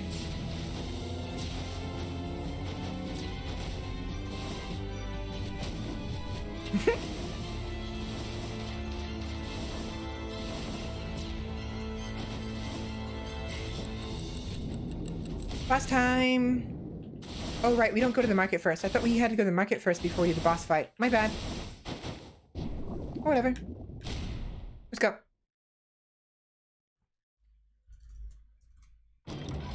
My neck.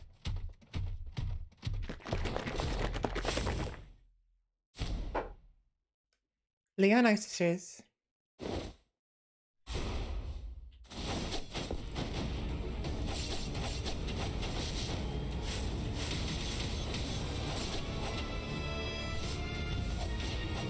Really? Ow!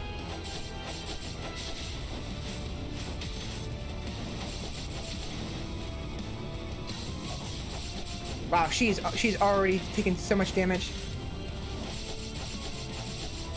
Look at that freaking melt.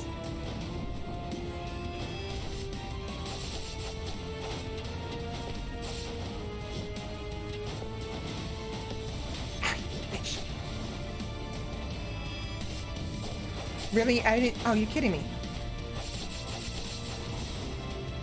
Ow.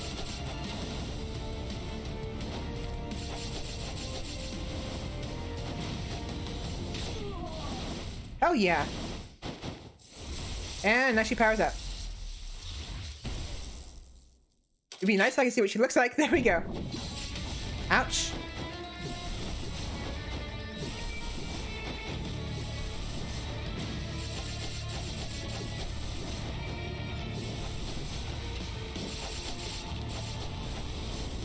Woo!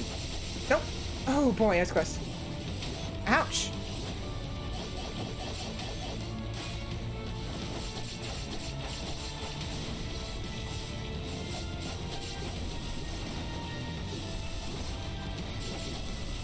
Ouch! I'm gonna die.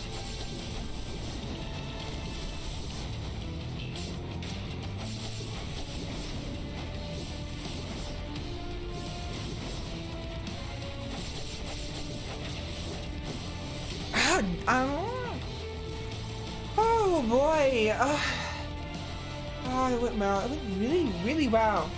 I went in there with too much, or too little health. I took too much damage. Too early.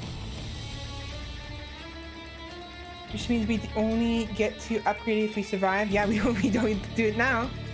Remember the first time when you say, oh my god, they have so much health? Close.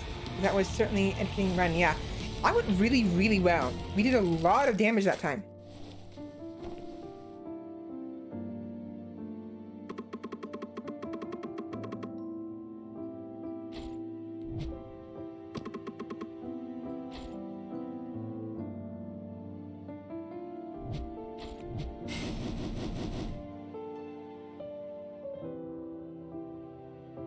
I don't care for it.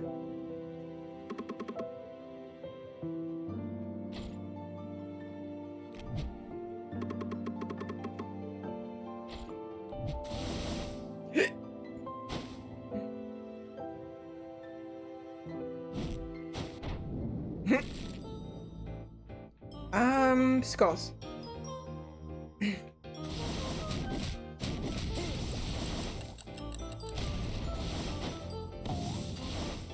You son of a bitch.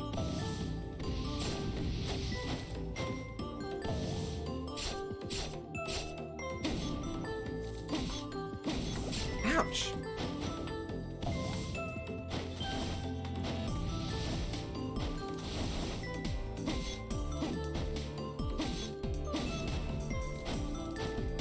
Wait, what's over here? There's nothing here. Why is this here?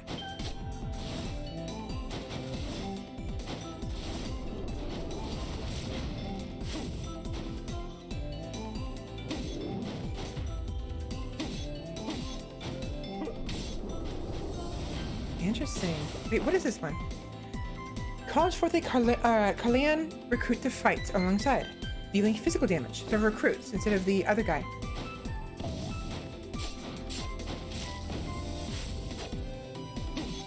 I'm actually getting kind of, I'm enjoying this a lot, but I am getting tired of playing it right now, so we're gonna do one more run, and then we're gonna switch to something else before we end this stream. We have about 3 hours before 8 o'clock, give or take.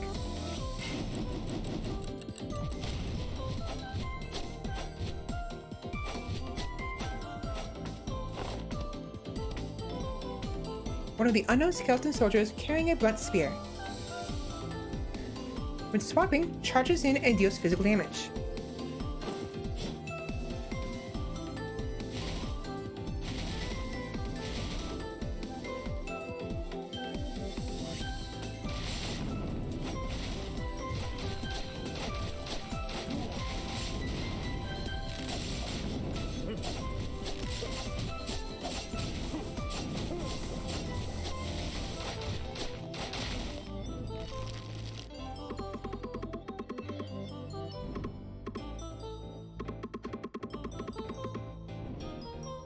attack speed increase. Very nice.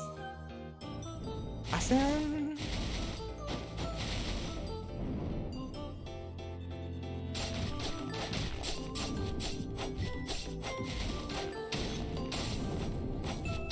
Oh, ow. Whoops.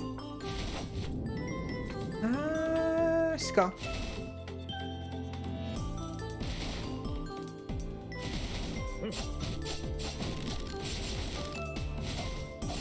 Ow. Stop it.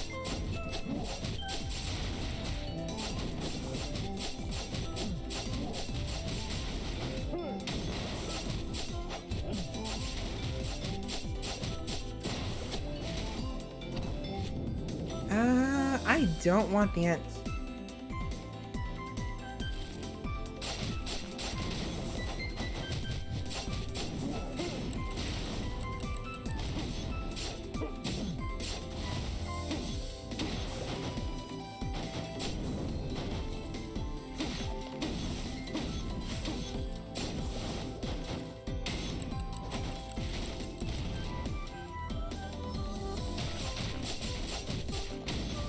I did too early.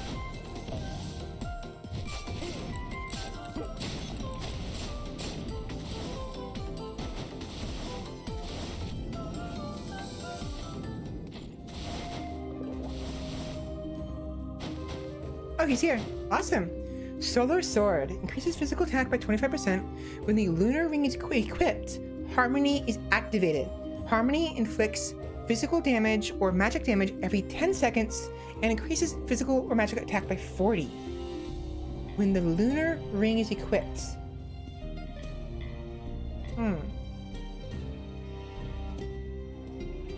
Carleon insignia, 3 gold per Carleon item.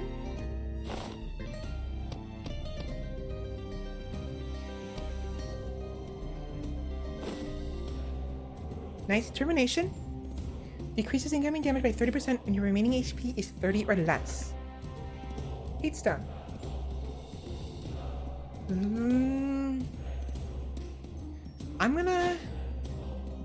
I can re-roll it, but I won't have enough to buy anything if I re-roll it. So let's go with the Carleon insignia.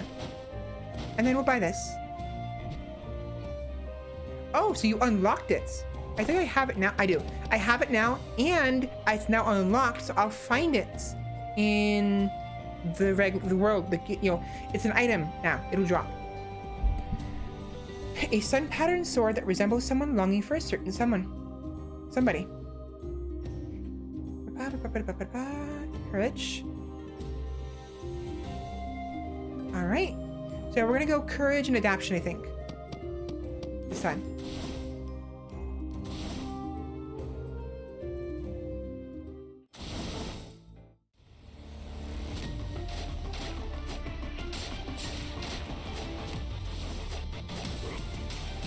Ow!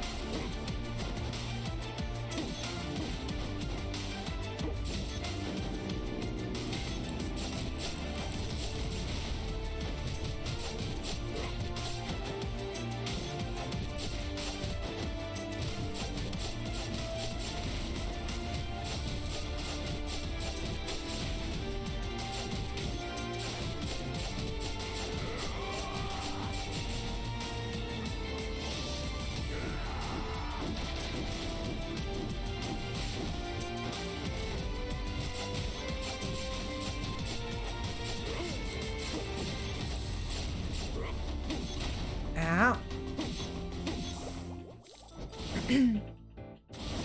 Oh, there we go. Petty thief. Oh, now we have the magic damage coming in. Cobalt. Physical attack up. Strike an enemy with a cobalt pickaxe, dealing physical damage and acquiring a small amount of gold. Warrior's Pauldrons. Every 20 seconds, creates a wall that lasts for 5 seconds.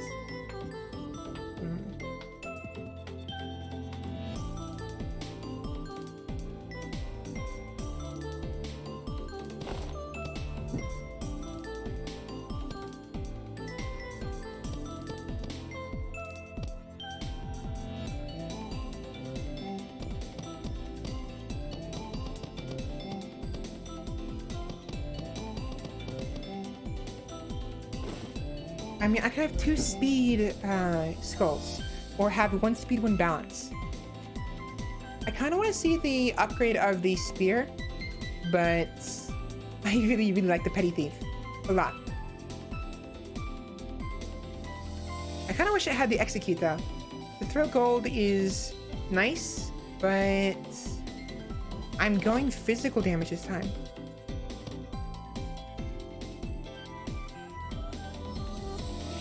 It is a very strong character. It depends, of course, on the build. Physical damage, 5%.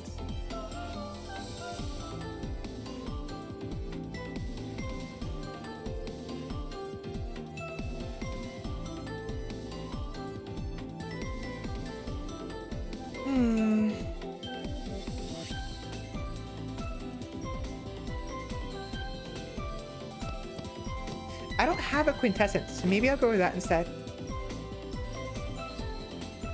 Yeah, we'll go with this. No. Yeah. As much as I like the petty thief, I do want to kind of give these 2 a shot.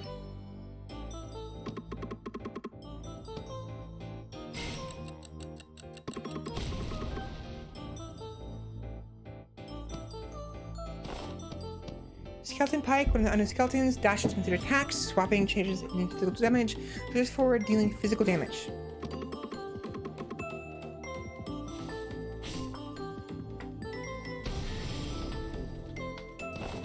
Foot Soldier, a brave skeleton soldier that always charges towards the enemy. So when dealing damage by dash, it amplifies dash damage by 30% for 0.5 seconds. Increases dash distance by 50% for 5 seconds after swapping. Whoops, wrong button.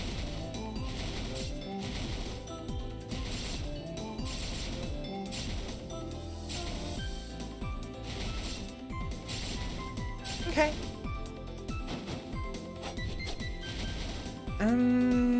Item. Yeah, we're gonna work with the... Ouch. So, holy crap, that's a lot of damage.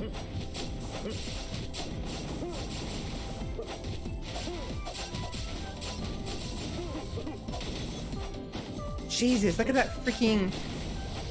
That crowd control.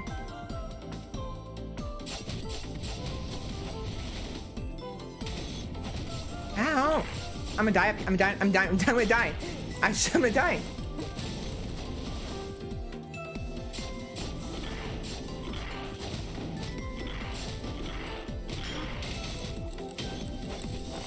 What was that? Hold on, I'll be right back.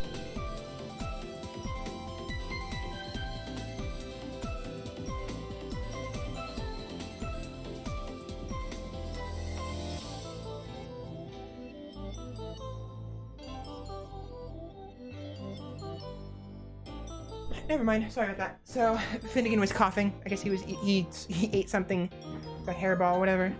Probably some hair off the floor, or like some of the carpet, because we have carpet, and he likes to chew on the carpet for some reason.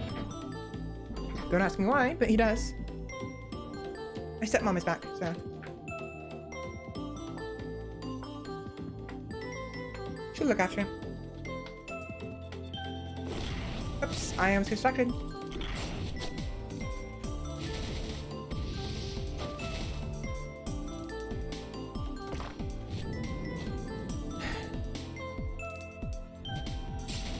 Oh. I should be careful because if I die, I'm gonna end it here. I swear, every time I hear that horn, I think I'm being raided. It's like, excuse me.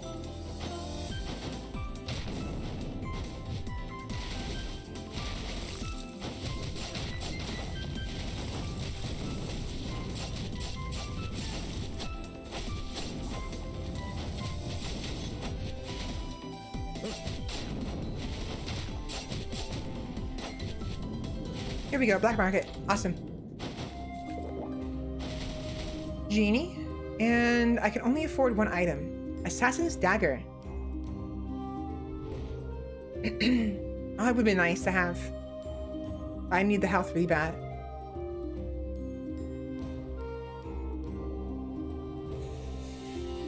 Madness and tactics.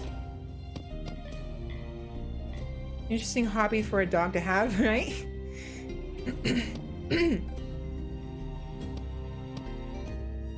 I don't have either of those, so I'm gonna ignore it. See if I go.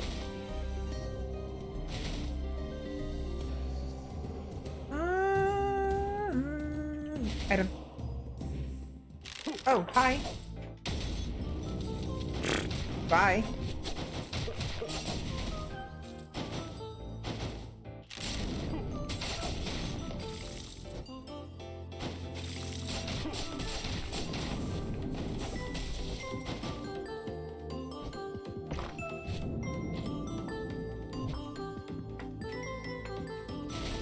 Hold.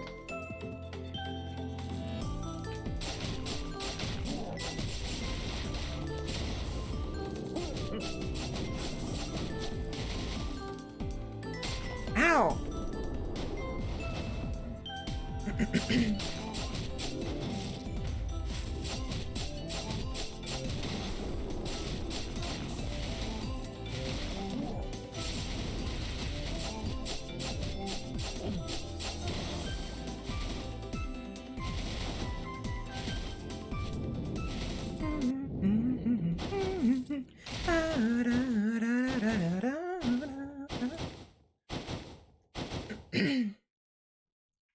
All right.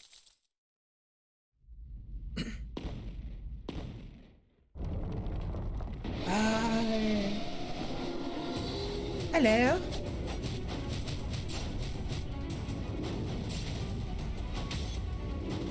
Ow.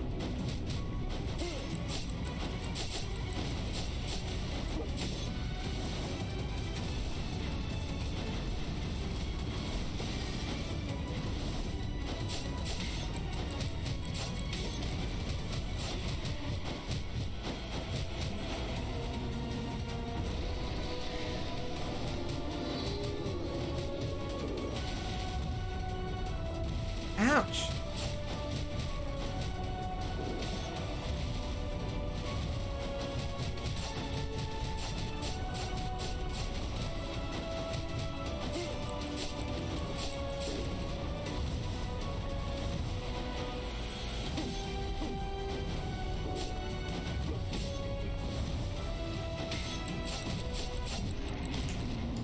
In the bag.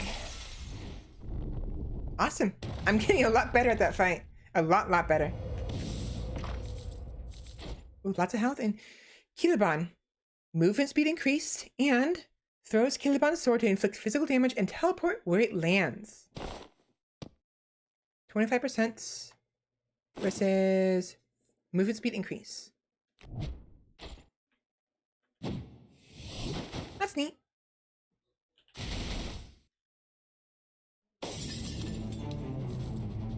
Oh, we don't have any bones.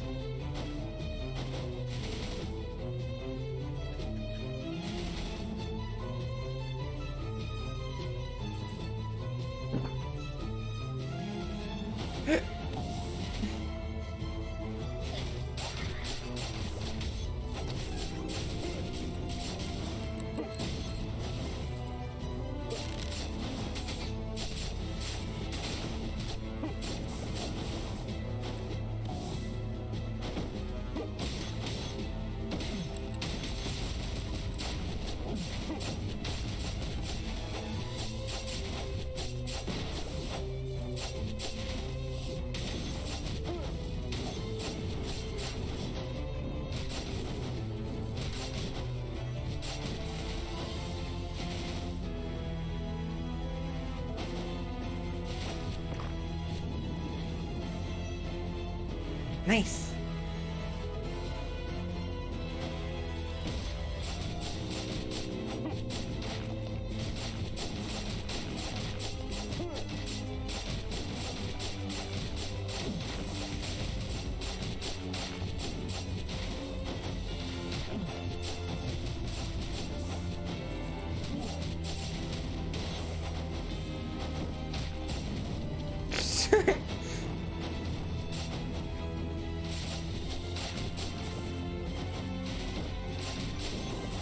Sit down.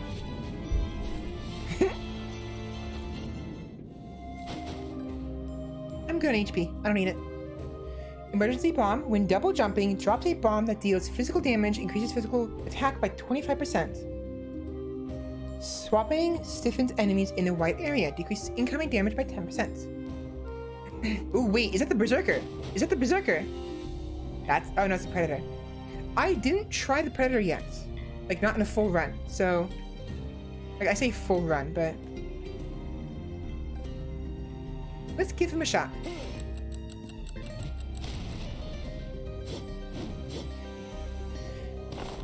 Predator. Rip, break, and steal. When enemies are defeated, it increases casting speed by 10% for 5 seconds and can stack up to 200%. When swapping...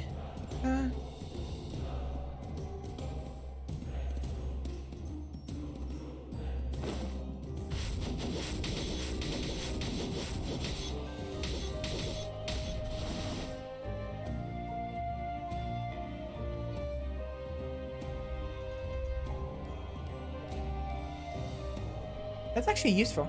This one here. And I can afford one more, but let's see what the quintessence is. I'm going physical.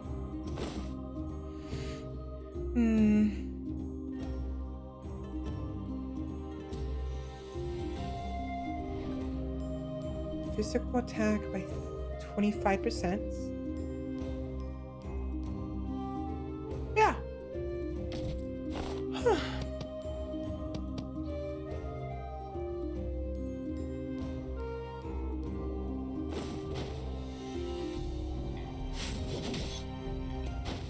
Huh. So this is not, so the ability is not considered jumping, even though I'm jumping in the air. So if I want to use this,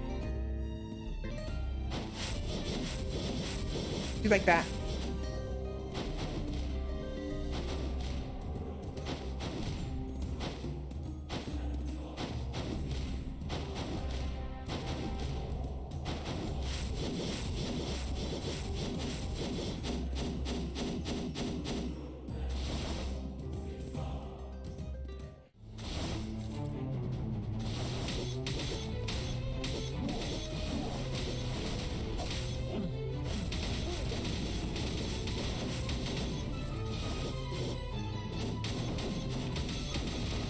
It's so satisfying.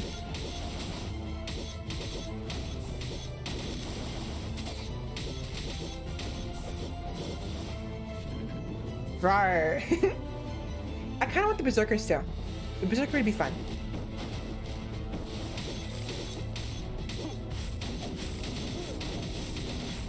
Okay.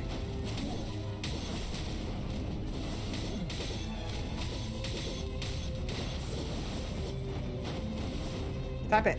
Stop it.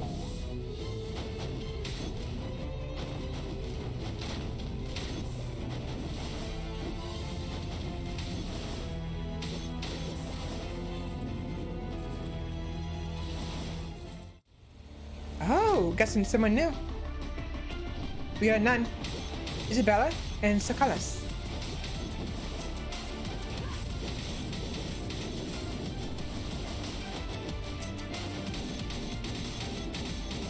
Holy shit. I cannot see what she does. Oh. Oh, she heals. But do you see that freaking damage? I freaking melted both of them. Oh my gosh. That was intense. Berserker. I found the Berserker.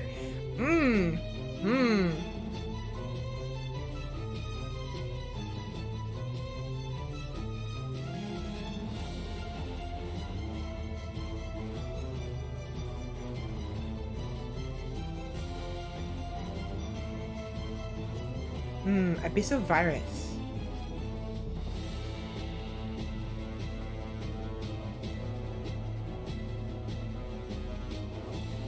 When dealing damage greater than 50% of the enemy's max HP, a spike bursts out of the target. Shit, do I go Berserker Predator, or do I stick with the Pikeman? The Pikeman is...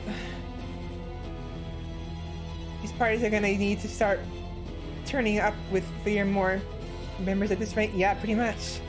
I kind of want to do both. I kind of really want to do both.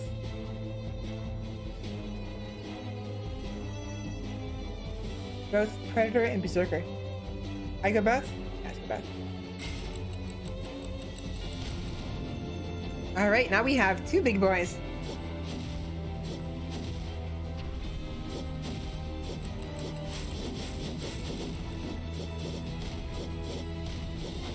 That attack speed bonus is definitely useful.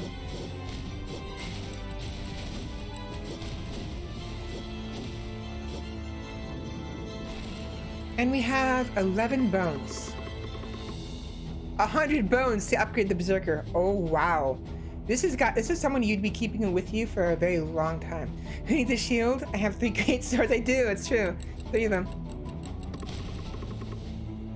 Wow, both of these require 100 bones each. That is ridiculous.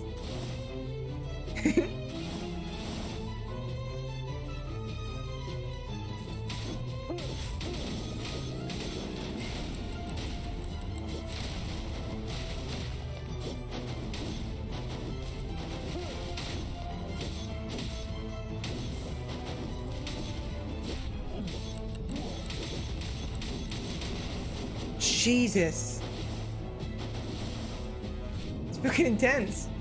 Man, I would like to see what they look like after 100 bone upgrades. It'd be very neat to see it. Item or gold? Item. I have plenty of gold. We'll see what new item we have available.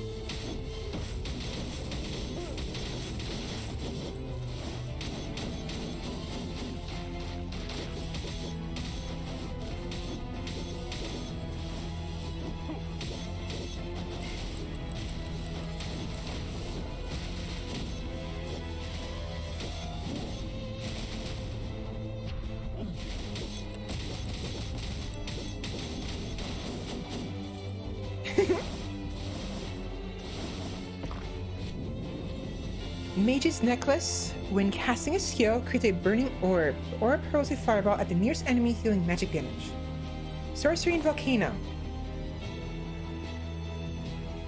I don't know either. That was kind of useless. That's unfortunate. Oh well.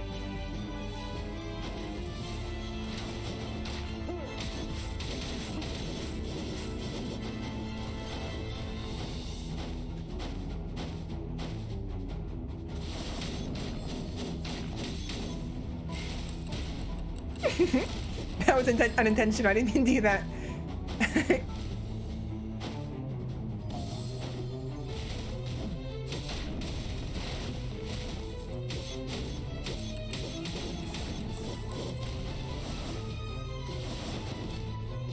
So if you dodge and do that, you go super far. Black market. Iron shoes of bitter cold.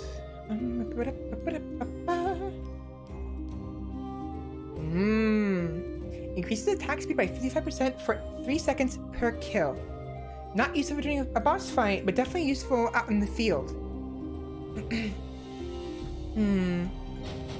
Oh, here's more stuff. Rejuvenating Roots. When HP drops below 20, restore 40 HP. This item disappears after its effect is activated.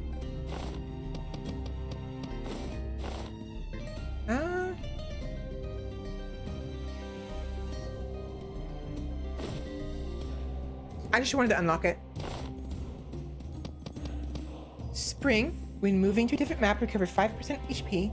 Adaption. Every 30 seconds, based on the type of damage dealt to enemies, increase physical or attack or magic attack by 25% for 20 seconds. I still want the Empire and Miser.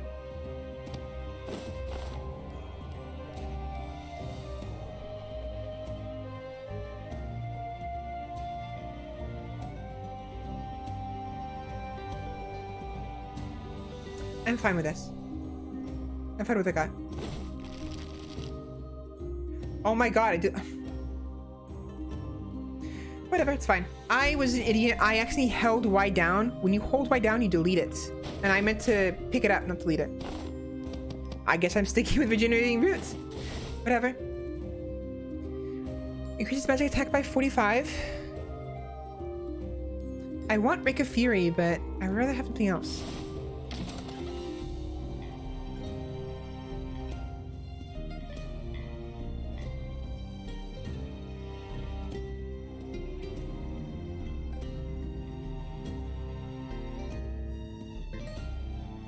Skill. Ooh.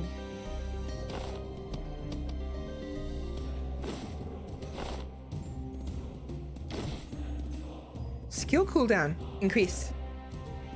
I mean, like, you know, it's reduced. And then one more restock, just to see what they have. Blitz.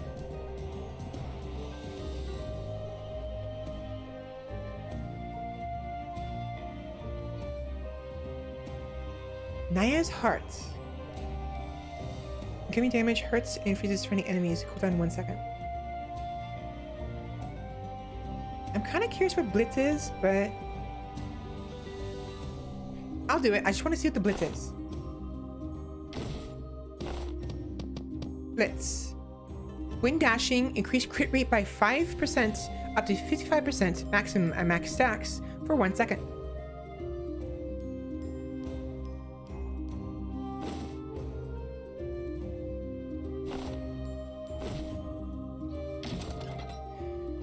That sucks, I don't have enough. Follows player and hurls ice bolts every 3 seconds, dealing magic damage. Increase concentration speed by 40%. Crit rate 10%, increase attack speed by 25%, reducing 50% of speed skills. Man, I should have waited. I shouldn't have bought in the Blitz. Amanitas 10 years. Attack speed decreases by 30% and attacks are critical to enemies with max HP until you clear 2 maps.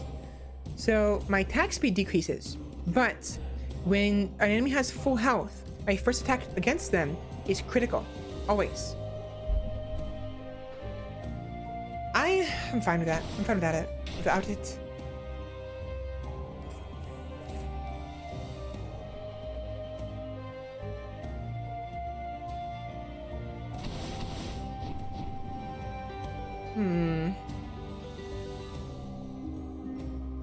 Gold.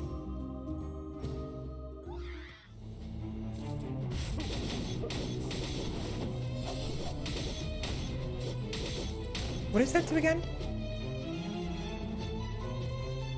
Oh.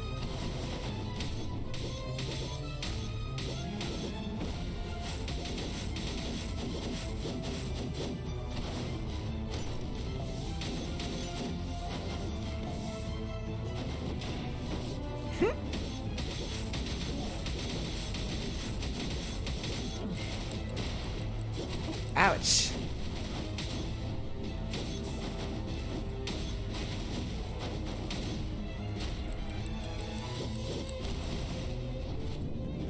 More gold.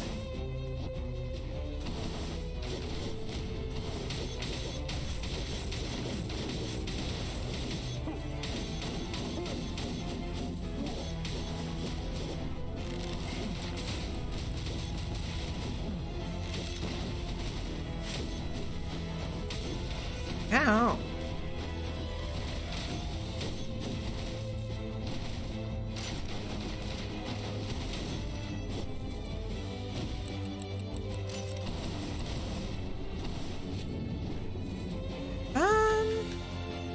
Money.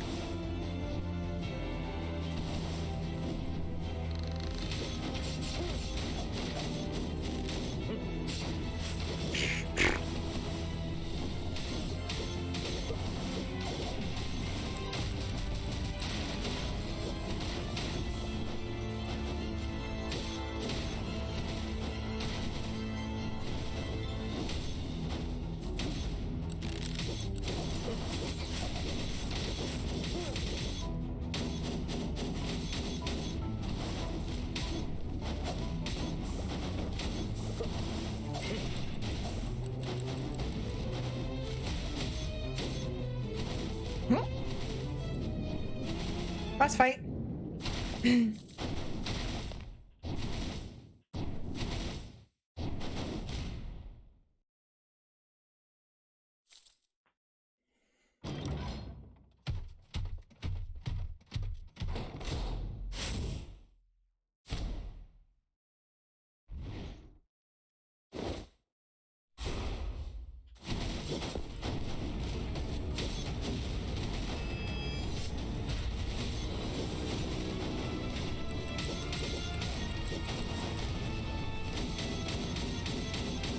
Oh, wow.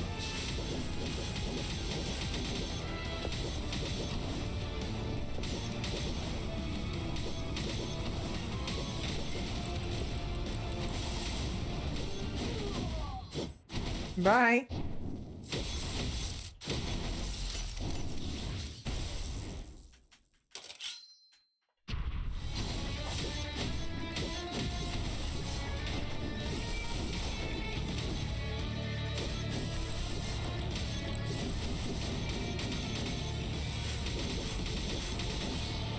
I was just going wild because I wanted to see how much damage I could do. So yeah, you can do a lot of damage with both the Berserker and the Predator. The Predator I'm finding does more damage. The Berserker is nice if you have someone who can capitalize on his attack speed bonus, like the Thief or the Spearman, or Whereas the Predator, he benefits more from extra just pure damage and cooldowns on his abilities. The more often he can use his abilities, the faster he can dish out damage. Time to rock and roll, yep. Well, we're done for that. I'm gonna take a quick break, and then I'm gonna swap to something else. Not sure what, but I'm actually really enjoying this a lot. So, a lot better than I thought it was gonna be. And again, it's not that I thought it was gonna be bad. I didn't know what to expect. I wasn't even expecting anything. Just going in, I think, oh, it was a cute game. Probably a neat roguelike, whatever you call it. And it's actually a lot better than I thought it would be. It helps that you have these guys. Once you have these two, specifically the fox, it'll help you enjoy it better because you always start with an extra skull, and it'll be random. So getting the fox is like the best thing to do first as soon as possible, which you'll get eventually just by going through the game. So once you get him, it makes it a lot more enjoyable because you have an extra skull from the beginning. I'm guessing just by the upgrade cost, having both of them upgraded at once is a rare sight. Probably.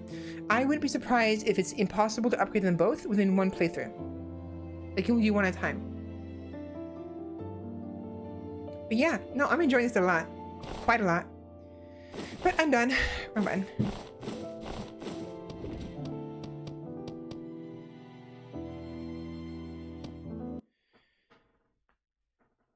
There we go. I'm gonna take a quick break, use the restroom, get some solid food because I'm very hungry and my model is having a hard time keeping up. Why? That's fine. It is fine. No, it's slowing down. My model is slowing down for some reason. Let me reset it. I'll reset my model real quick while yeah, so I will be back shortly. But let me go and just fix my model real quick. I know I took a break earlier, but it was just a quick break to walk around and get some air. And now that we finished that, I figured it'd be a good time to actually get some solid food because I am super hungry. My stomach doesn't hurt, but it's definitely getting like kind of like slightly burning, like, I guess what you're hungry kind of feel. So.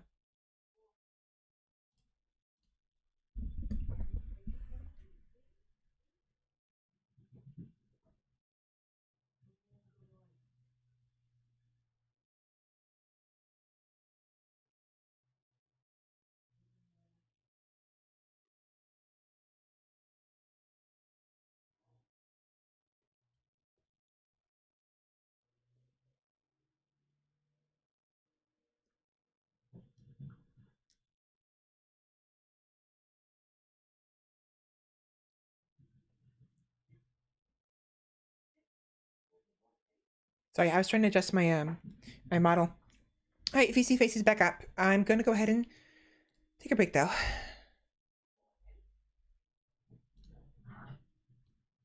Be right back.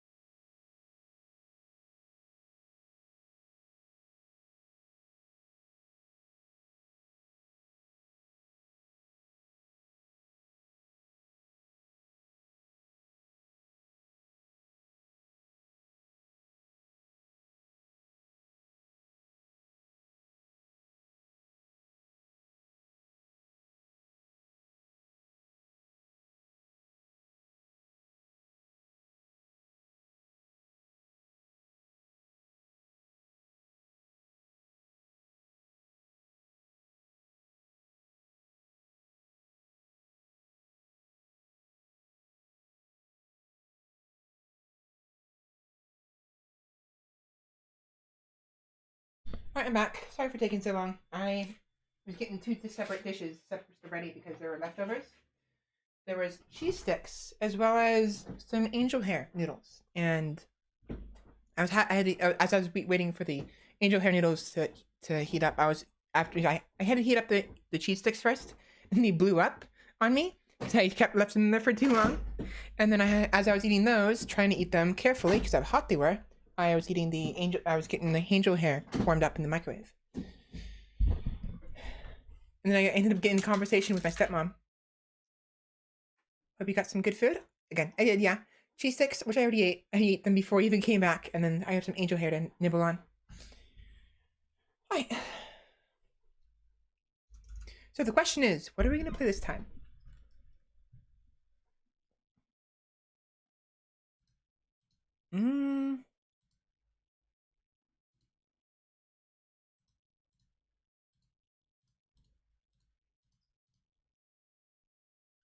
I wonder.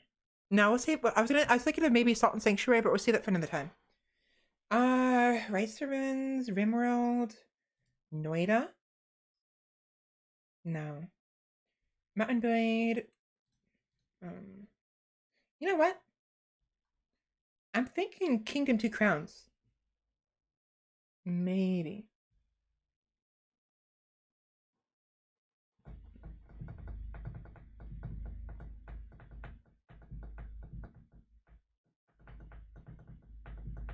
Yeah, I'm thinking Two Crowns.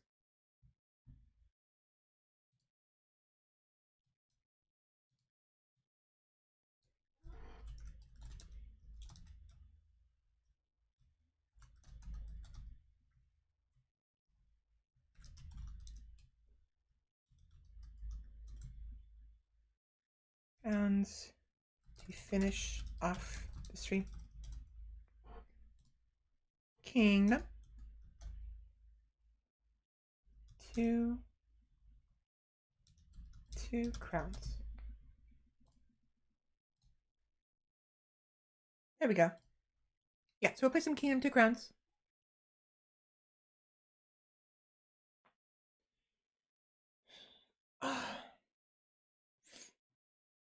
Yeah, Salt and Sanctuary isn't really the kind of game you relax at the end of a stream with. Yeah, to be fair, neither is Kingdom, but Kingdom is it's actually kind of chill in its own right.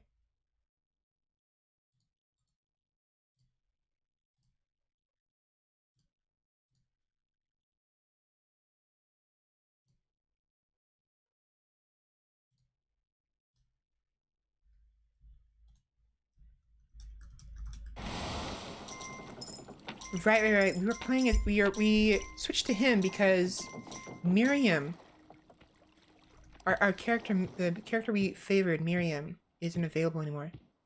Oh, right. We're getting ready to leave. Right.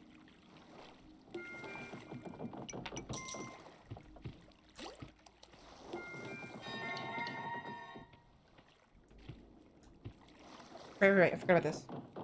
Wait for some builders to arrive first.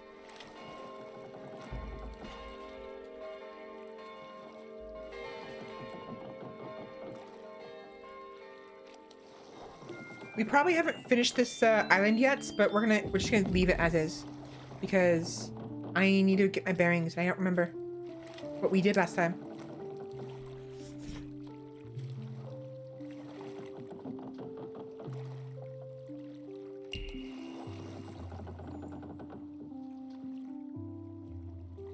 You have to play it. Never had the game. You have to play it. Like to see it. Yeah, it's a very fun game. It's very chill, very simple. It's literally like 4 keys, if even that. Left, right, special, and that's it. No, I mean in like coin.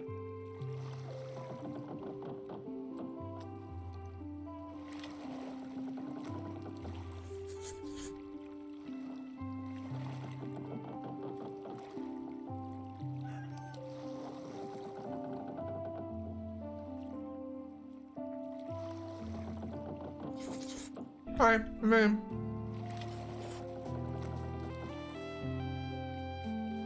Eating.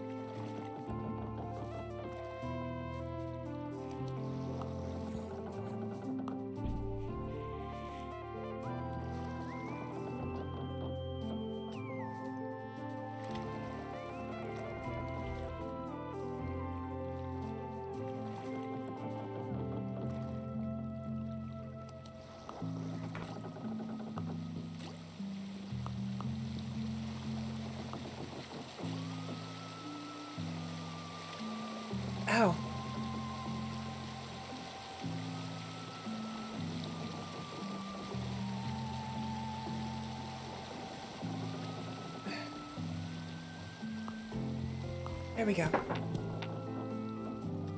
Yeah, it can get stressful, definitely. Especially when you get swamped with the greed, later on, when it gets really hard. But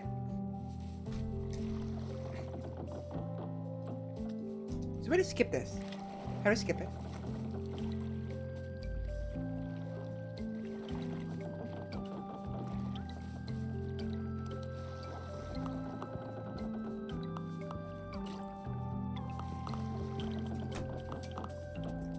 There we go.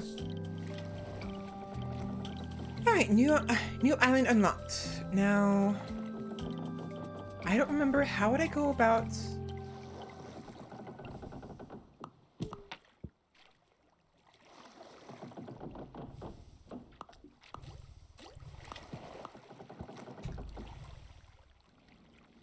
I didn't build a lighthouse. So yeah, I technically didn't finish this island, the side I wanted to. But I do want to go ahead and move on.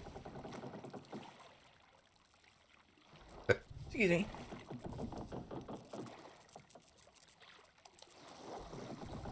Tushy cat. Tushy, hello. How's it going? We'll go here. We'll move on. You caught me in time. We're gonna be streaming for another 2 hours, give or take, and then I'll be ending stream, but we're gonna be playing a little bit of Kingdom 2 Crowns today. We just finished playing some Skul the Hero Slayer, and I gotta admit, Skul the Hero Slayer was very, very nice. A lot better than I thought it was. Or what I thought it was going to be, but... yeah, so...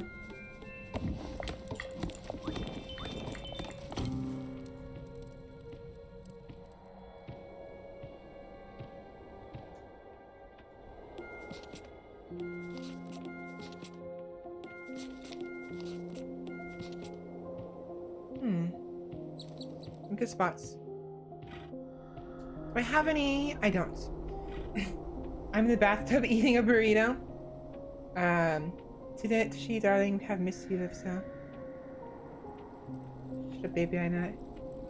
I wanted to be coy and lewd and ask you what kind of burrito, if you catch my drift. But I was like, I don't know, last couple days I've been particularly like more in a way, like not necessarily more lewd, just less reserved about what I say, because I made a couple comments, and one comment in particular regarding Yagi, and I'm still kind of like, part of me in the back of my head is kind of regretting it, like maybe I shouldn't have said that, but I'm kind of just leaving it there and trying to own up to it. And cheese and bean, very nice. Yeah, I want to get the free walls like right now.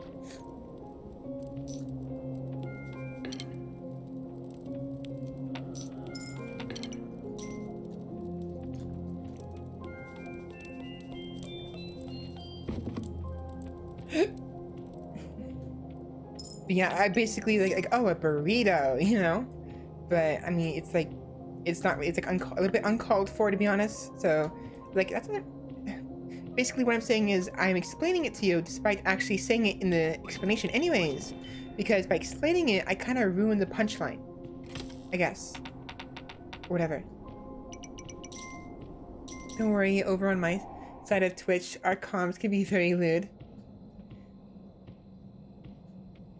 It's getting dark.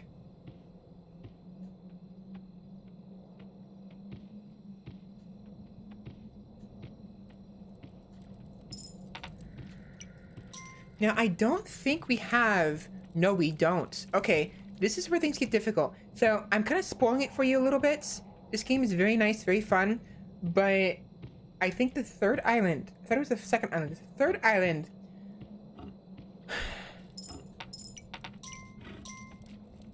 Winter is coming. And for some reason, people assume I'm a homosexual furry. You miss all of the beautiful crafted female fighter sprites Skul had to offer. Oh yeah, Skul. That's very, very let's say alluring character sprites in Skul. Very alluring. Alluring.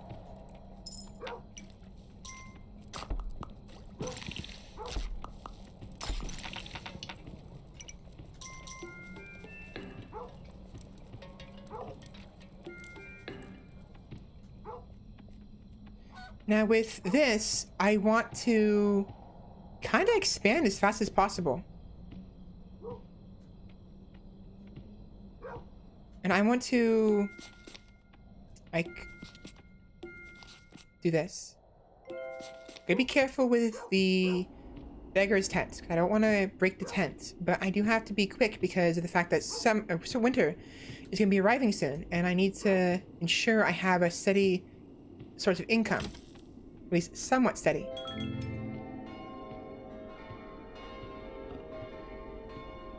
Because the reason why I'm in a hurry is because when winter arrives,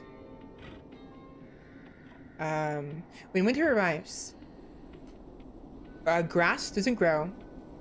Rabbits and like foxes, they don't show up, and all of that. So I need to make sure I have some way to survive the winter. Old man, I'll leave you there for now. Do they supply reasons for why they think this? Because of my Catboy avatar? That's it? They're so cute. I know. I made them myself. Must move your burrito to the higher ground. Oh, I should have activated this. Damn it. Damn it.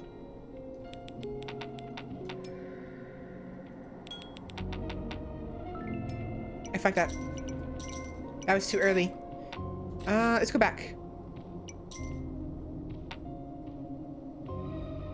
We need to go back before the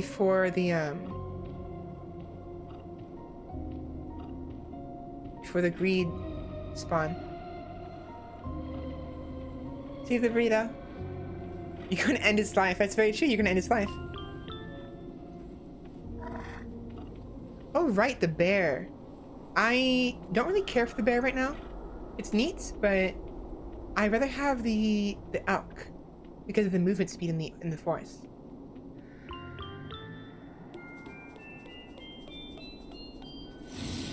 Awesome, there we go. That's important. Oh shit. Run, run, run. Don't you dare grab my dog. Don't you fucking dare grab my dog. I'm gonna kill you. Do not touch him. We gotta get back fast. I'm gonna leave some gold behind to cover our retreats.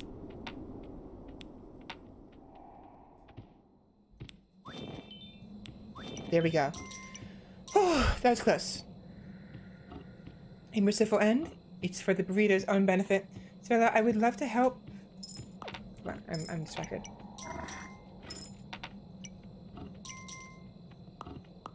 I would love to help you be seen more because you find enjoyment in being an entertainer. It's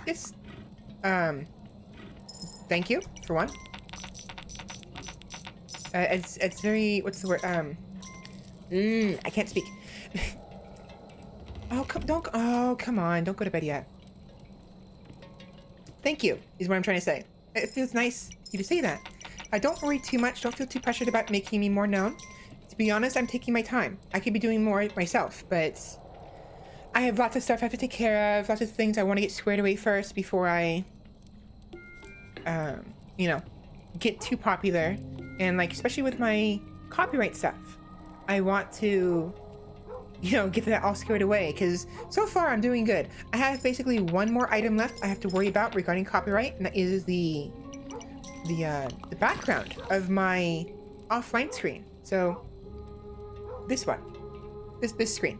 I technically don't own this yet. I don't own this. I'm still waiting for them to get back to me, and I may never own it. I might have to just commission someone else to get me a new background. DM me a stream schedule, and I can offer you raids and hosting. I usually average around 10 people. Sure. I mean, I usually post my schedule in the Twitch scheduling as well as on Twitter, but usually it's Fridays and Saturdays. I can still deem it. Hold on, let me breathe. still DM you to you, but it's usually Friday and Saturday. It's just I'm not always.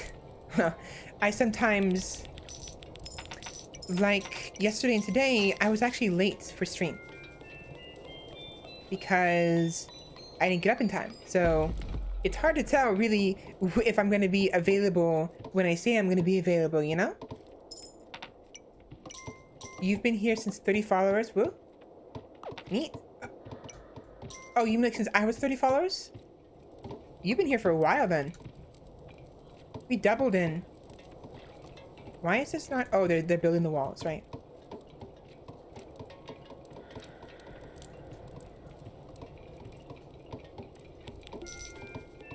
Not what I wanted, but okay.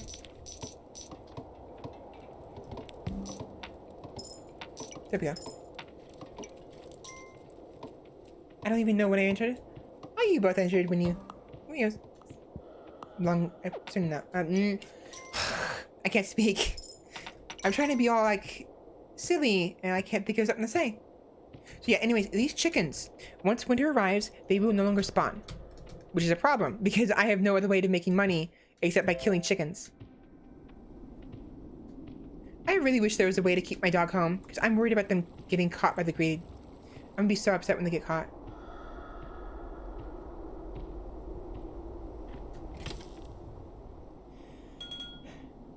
The biggest key to success is being consistent, networking, and getting involved in other communities. Definitely. And always raid or host. I haven't been doing any hosting or raiding yet for a particular reason. Oh, hi. Mostly because of the fact that I don't have a name for you guys yet. And I kind of want to get a name for you guys first before I try to host or try to raid anybody. So that and the fact that I don't want to do automatic raiding or hosting because sometimes my streams go down, like if my computer freezes like it did yesterday, and I have to go offline in order to come back online. So I'm still kind of figuring things out. He'll name us. Please don't grab my dog. Please don't grab my dog.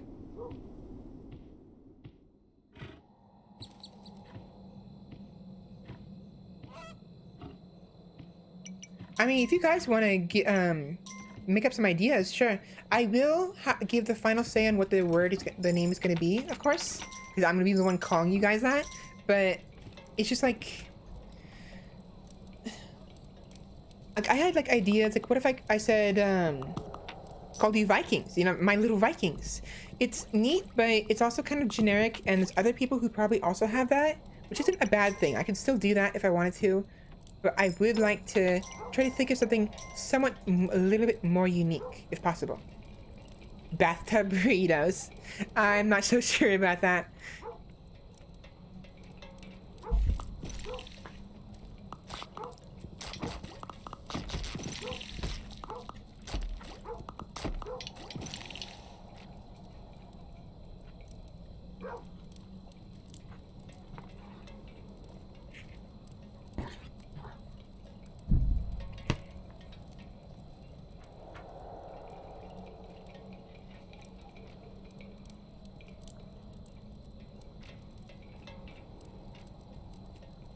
So, a bit of a tip for if you want to play this later. One thing I like to do, I didn't do it just this time. Well, that's a lot of money. But if you, when it's nighttime, when the when the greedlings are gone, one thing I like to do sometimes is leave at night the moment the greedlings I know for a fact are all gone. Because the sooner you leave, the more time you have to explore before night falls and the greedlings start to spawn again.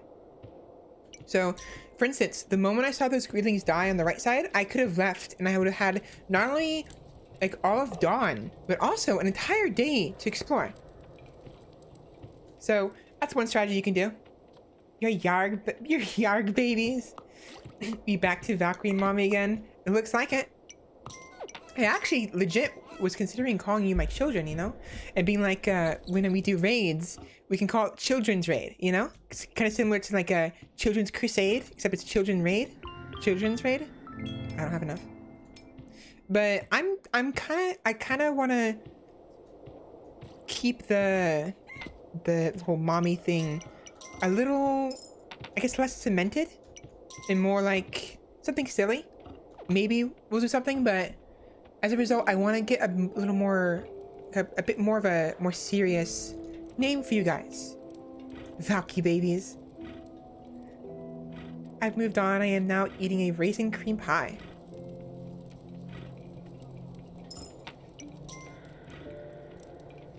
I'm not gonna say it. Let me know when you're finished with the cream pie, and I want to make a comment.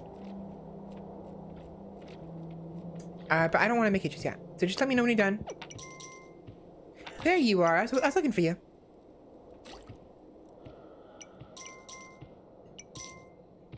Yeah, I don't really lean on the mommy stuff too hard. It attracts the wrong crowd. It does. And again, I want to call you something a little more serious as well. It's fine. It's some people who might lean on it really hard, and that's completely fine if they want to. But I'd rather it being something silly, you know? Something on the side, if that makes sense.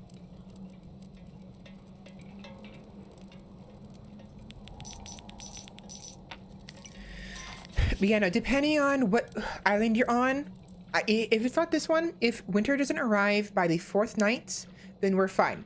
But it's very likely that either this island or the next island winter will arrive, and we'll have a very hard time trying to get money. And that's gonna be a problem because every single night that passes, the greedlings get stronger and stronger and stronger. Even worse, farms freeze up. These little streams, they freeze up during the winter, so we can't actually farm anything during the winter.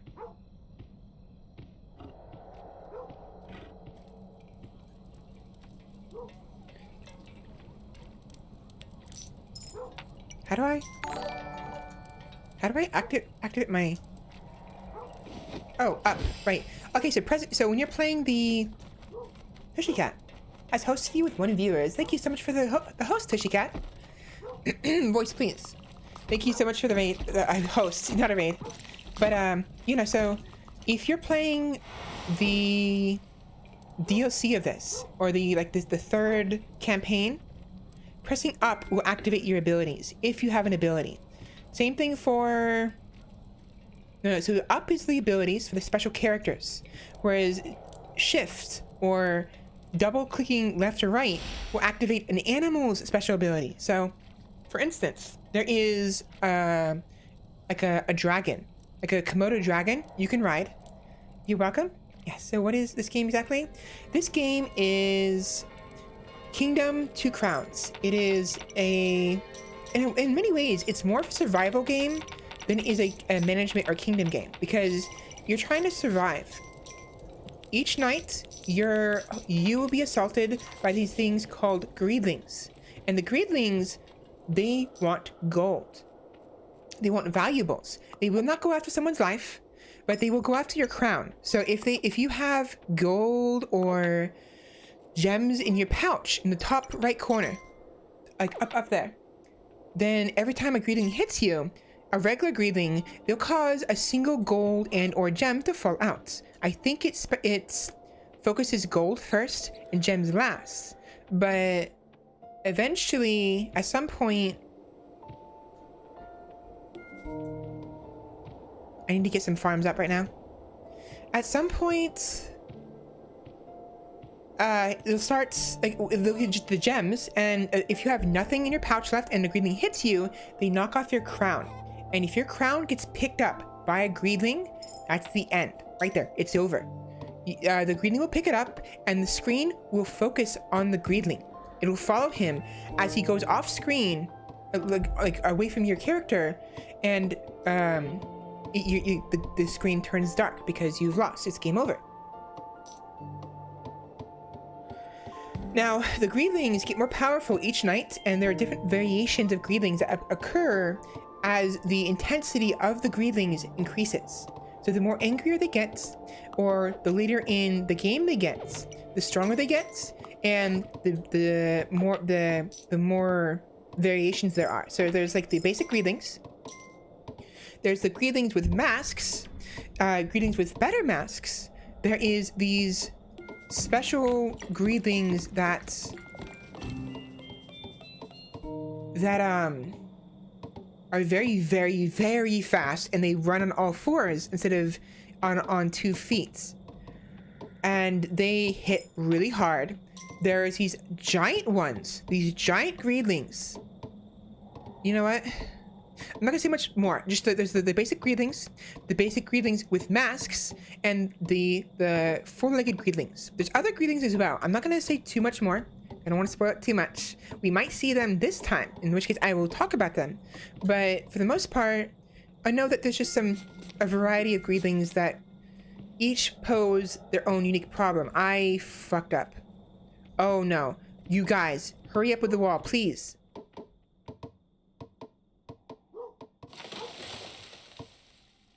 Shit. Run. Run. Okay, good. So sometimes that's a problem. Be careful when you're building stuff, or when you're trying to do something that requires the builders to do something, because, okay, real quick. These are the greedlings. The regular greedlings go down in 1 arrow shots. The mask greedlings go down only after their mask is gone, and the mask will take a few hits. So some masks are stronger than others, and as a result, they become harder and more durable. Anyways, builders. You notice here, just now, they were building this wall, right? I went over here and basically made a plan for these trees to be cut down. The moment I did that, they stopped building the wall. That's very bad. You don't want the walls to be unbuilt. If they're unfinished, they will not act as walls, and the greedlings will walk right through them towards your troops. It's very, very bad. And unfortunately, oftentimes the builders will change their priority depending on how close they are to the new object that you prioritize, and whether or not there are other builders somewhere on the map. So there's builders here, and there's builders in the center of town. And if you notice, look how far we are from the center of town.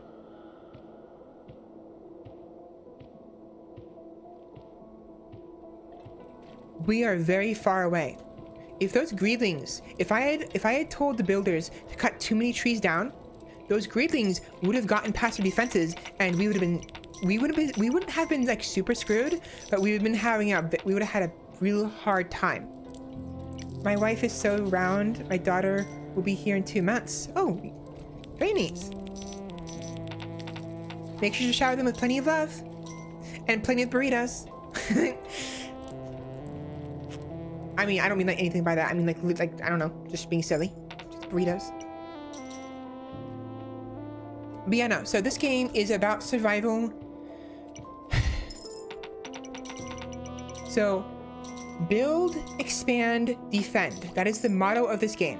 Build, expand, defend. And that is legit what you want to be doing. You want to build, you want to expand, and you want to defend your land that you build and expand. Congrats on the child. I wish you all the best. You glorious I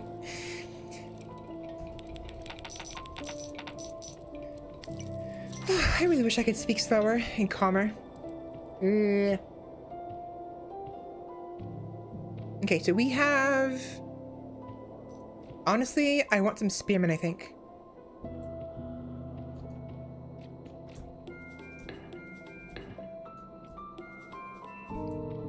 Let's get at least two farmers. They're not gonna arrive immediately. I have to first go get some beggars so they can take up those tools.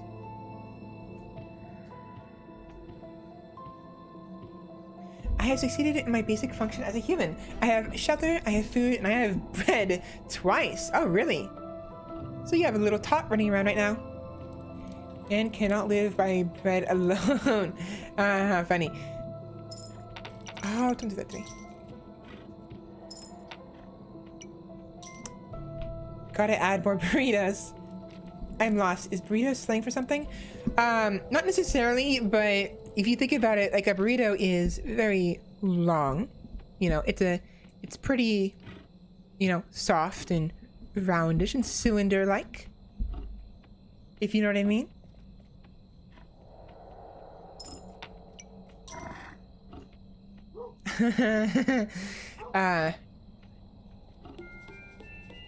Now, stop me if I, do you like your burritos?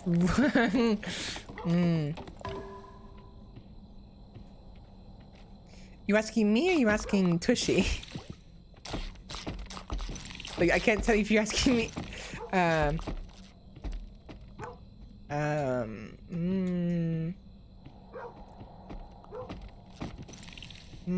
Do I want to answer this question?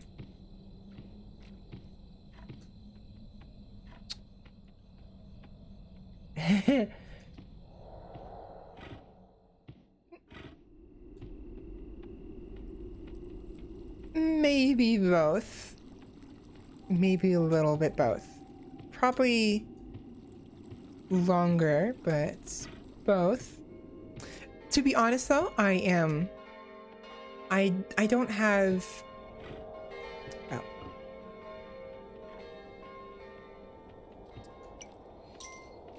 Toys are one thing. But the real thing is another thing. I'm not sure if I want to be talking this on stream. Let's just say that I might become a wizard when I become 30, which I won't tell you when that is, you know. But I'm pretty... I haven't been... I'm pretty, what's the word? You know, solo. You know, I've been solo for a long time, and I've never been partnered before, if that makes sense. I'm out of the running then. It isn't length, it's girth. So canon. It's honestly about performance, probably. I don't know. Enough of this talk, this is getting me a little embarrassed. Again, I'm not sure if I should be talking about this on stream. A little bit embarrassing. A little bit.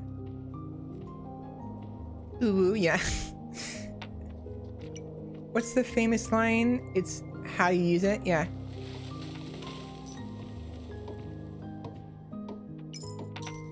This placement of wall is actually ideal. I really like... So, you'll notice that a lot of the walls have the towers, these rock formations behind the walls. Like this one. Here's the wall, the mound, and the rock formation is the tower. The problem is with the towers is early on, they are very inaccurate. They're a little bit more accurate than an archer on foot because the archers have to shoot over the walls and they don't have to shoot nearly as high up, but they're a little more inaccurate. And having the archers... Oh, god damn it. I thought there was a wall here. I was wrong. There's no wall here. That was a waste then.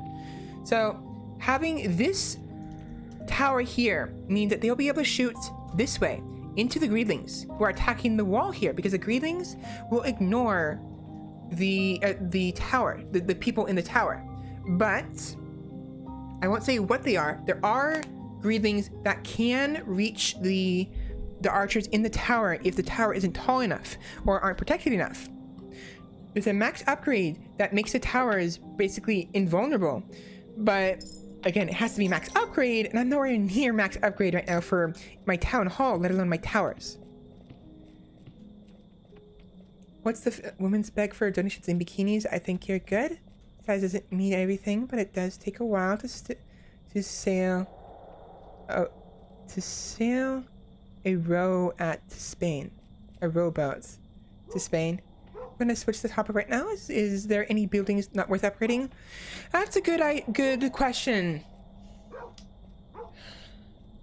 Kinda no. All of them are in many ways worth it. It depends on your needs. If it is... So... Let me think. There is an upgrade that you can use to, like, these guys right here. This is a hermit. The hermit will alter certain buildings to have different effects. For instance, one hermit will cause one of your farms to become a barn, and animals, the rideable animals, will travel there if they're on the island. I think if they're not on the island, they'll still go there, they'll teleport there.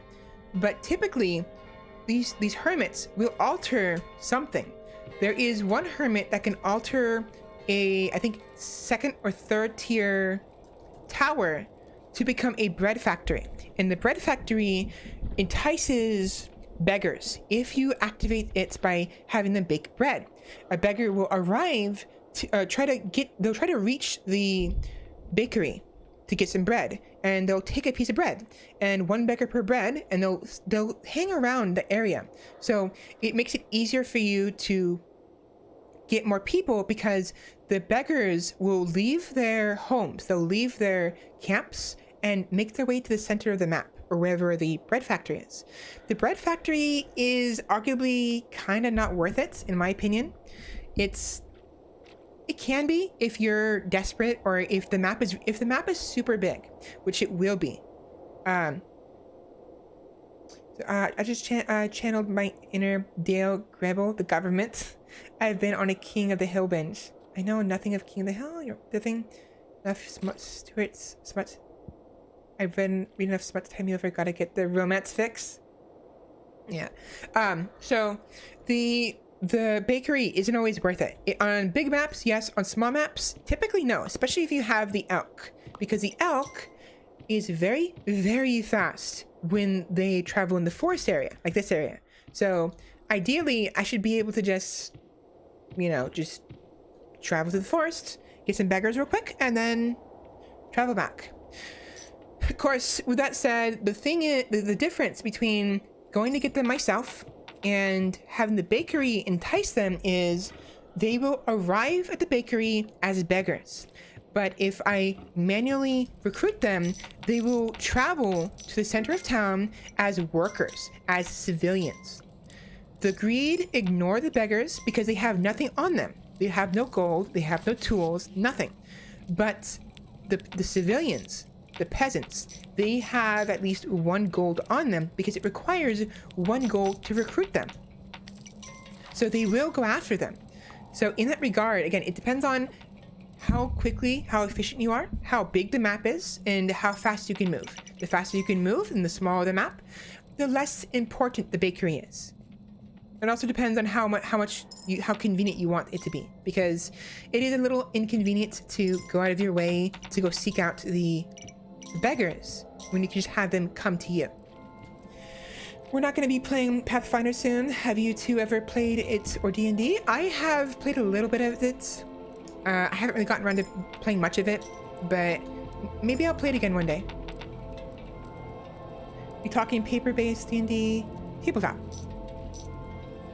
Oh, tabletop. No, I haven't played any tabletop games, except for Risk. I don't know if that counts, but for me, I have only played the digital versions. So after this night is done, yeah, look how many greedlings there are. Look at this. Look how many freaking greedlings there are. I'm losing gold. I'm losing gold really bad. Okay, they're gone. They're dead, so I can go now. It's still night, but because they're all gone, I can leave safely.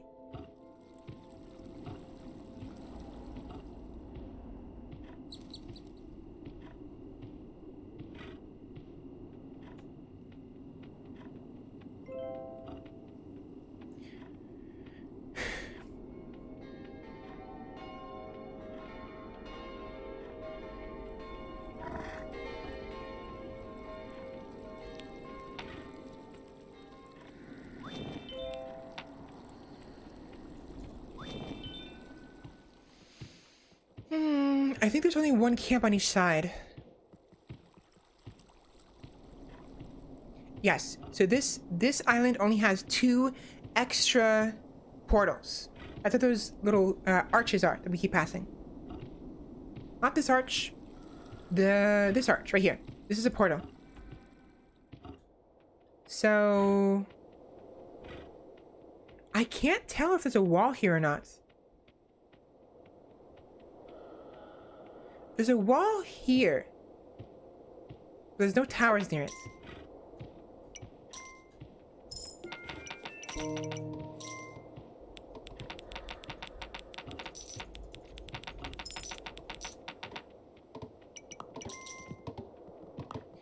reason I keep doing that is because sometimes if you have a limited space inside of your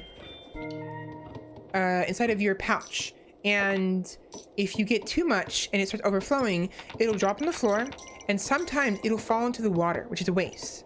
So I try to avoid doing that. If I see that my archers, my hunters have a lot of gold to give me, I will try to, do this. I'll space it up behind me, and then I will pick it up as I go past, and then I will spend it somewhere, either by giving it to the banker. This is who that is. This is the banker. Or I will buy something, like a tool.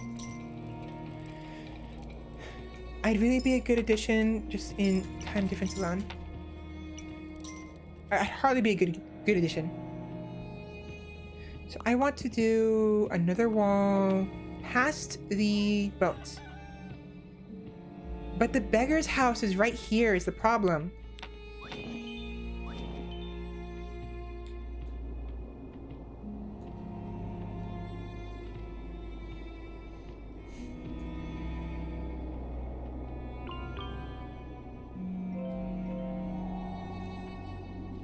Oh, right, the horse. The undead horse. So the reason why I'm mentioning this is because each mount has different effects. The elk runs a lot faster than any other mount when it's in the forest.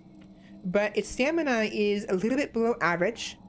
There is the griffin, who can cause like a wind, like they can flap their wings and cause wind to push greed backwards, which is useful in keeping them away from the walls. And there is I mentioned before, the Komodo dragon.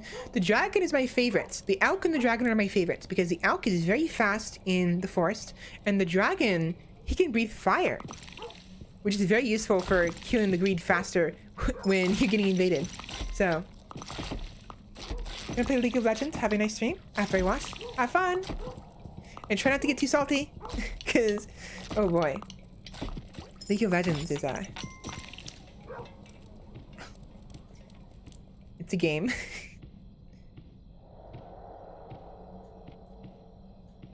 So I have two,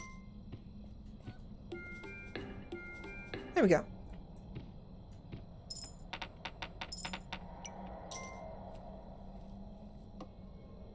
Oh, are there two of them there? There's two archers in there. I didn't want two archers.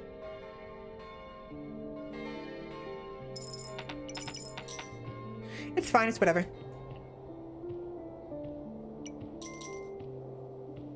A well-known salt gold mine, definitely.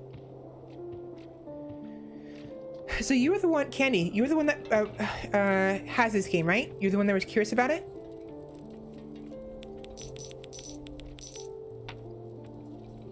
Yeah, okay. So if you ever encounter a situation where you don't want to pick up gold, no, like if you don't want your hunters to give you gold, and you don't want to grab gold from a chest, do not walk past them. If you run past them, they won't drop any gold. But if you stop near them or walk, they drop it. So the same applies to pretty much everything else. You cannot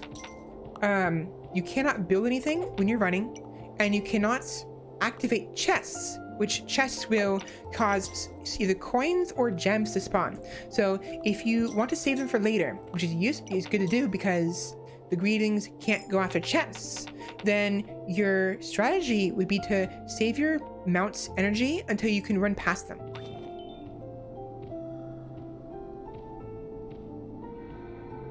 You definitely want to keep that in mind, because I've had situations where I accidentally activated a chest and I had no room and I couldn't pick it up, and I ended up losing all the gold because these bastards grabbed it all. Also, it doesn't hurt to spend some gold to cover your retreat if you find yourself out in the wilderness and far from home and you don't think you're going to make it before the greedlings reach you, because the greedlings run faster than you, than your walking speed. You can gallop faster than them, but they can run faster than you can walk. So walking here, they will catch up to me. running, I would be able to run away from them just fine. So it's very important to keep in mind your mount's stamina, which you can kind of tell if they're huffing and puffing. If they're huffing and puffing, that means they're low on stamina. And if they run out of stamina completely, they will just stop running altogether and you cannot run.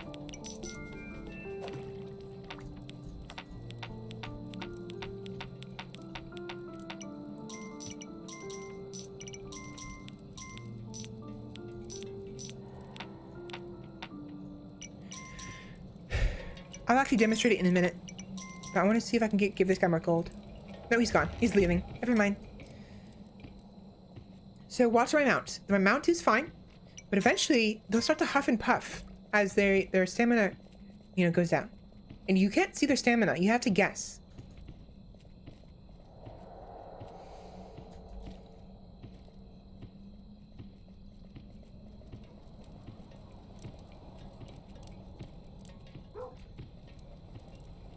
Huh. Why isn't her stamina going down? Or his stamina? Odd.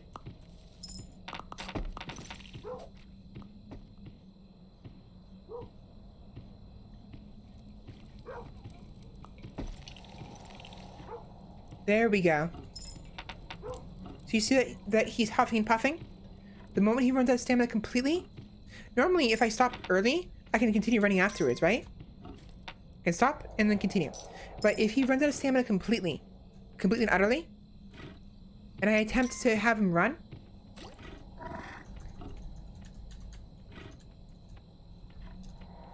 he won't run, and he'll stop. And he'll get exhausted, and you have to wait until he gets his stamina back.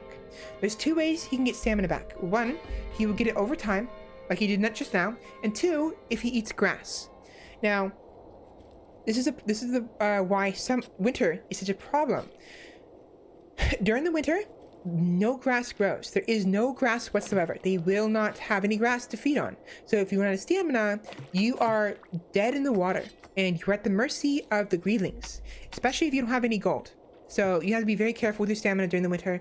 Make sure you keep your excursions to a minimum, so you don't get caught out. But the thing is, with that said, different mounts require different stuff to feed them. Most of them require grass, but the dragon simply needs a place to sunbathe. They don't need grass. They're fine, I think. And the griffin will actually forage for food on its own accord. So the griffin is very useful in that regard because of the fact that you can basically have them get stamina for free without having to worry about if they have any grass to eat from. So it's very useful.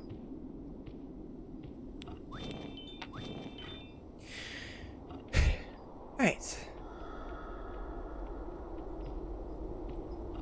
Now those two guys are probably gonna get caught out before I can make it to the base, if they can make it. So unfortunately, that was probably a waste of time. It is what it is.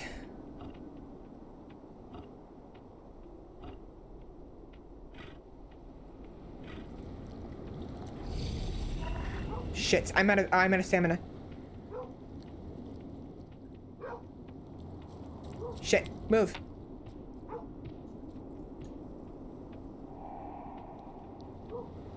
Go. Ooh, okay, that's bad. That's almost really bad. I almost lost my dog. They will grab the dog. If they get into grabbing distance and they touch the dog, they will pick up the dog and they'll take it. And you'll be without the dog basically for not forever, but the way the greedlings work is if they grab gold, if they grab a hermit, if they grab diamonds, if they grab your dog, they will take it. Take the dog, the dog and the, your diamonds, everything, to their nest, which is at the one end of the island. On one side of the island is the coast. I say the island, but in truth it's probably the center of the island, if anything. But on one side of the map is the coast, where there's a dock, and there's a portal there. You kill that portal, and you can establish a lighthouse, which is useful for maintaining the durability and the status of an island. So that way, if you leave that island on a boat and you come back, the island will maintain its buildings. Otherwise, an island will slowly deteriorate over time. I don't know for certain how many days the lighthouses protect from deterioration, but I'm pretty sure that the first upgrade gives you about, it's like 30 or so days, and the second upgrade gives you like 60 or more. So that's one side of the map. On the other side of the map is a hill, a mountainside, a cave to be exact. That cave is the Greeling's nest, and you can't go in there. You can't do anything with that. You can break it, sure, but you can actually blow it up or even go in there until you meet certain requirements, and you get a certain, like a bomb, a special bomb that you will unlock as you traverse through the game more and more. Wow, look at my freaking bag. Look how freaking full my bag is. It's just barely holding up.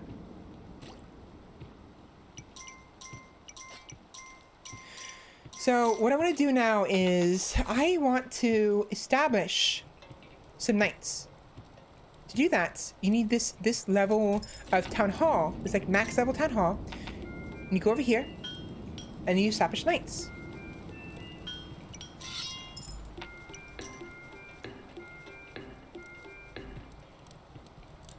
Yep, absolutely full. I am gonna refrain from commenting. I don't know what's up with me. I don't know what is up with me. The past couple days, I have far less restraint than I normally do. I'm usually very moderate, if that makes sense. Usually very, not like pure, just like. Well. Anyways, my restraint has been diminished the past couple days. I think I've been watching too many. I think I've been reading too many other VTuber tweets. Or if anything, I've probably been reading too many Yagi tweets. I blame Tushy for bringing in the lewd behavior in the last hour. It's very possible, but it is what it is.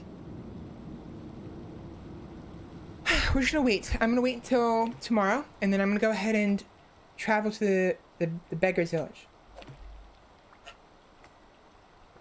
That's a weird sound my mouth made when I drink water. I mean, not village, the beggar's tents. He certainly added to it, definitely. Oh, by the way.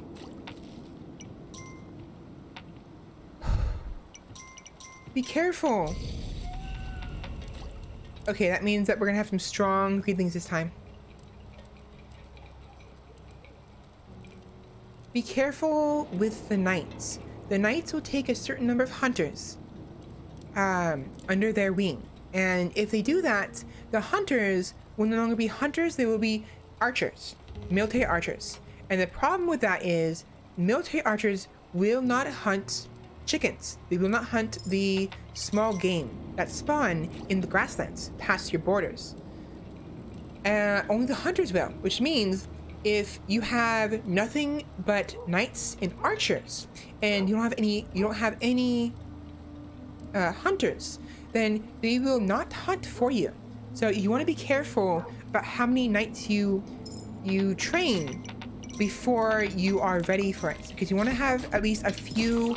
Oh my gosh, a lot of gold. You want to make sure you have at least a couple. You see what I was saying with the gold earlier? You want to make sure you have at least a surplus of hunters, because you can never go wrong with lots of hunters. The more hunters you have, the better they'll be able to defend you against the greedlings. Like for instance, so on the right side, you notice on the right side there were no hunters. They were all archers, which means that no one on the right side is hunting.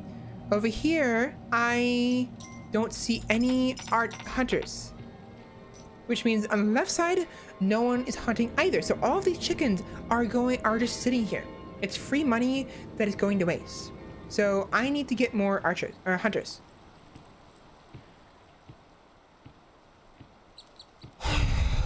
I also need to breathe. But you definitely want to be careful.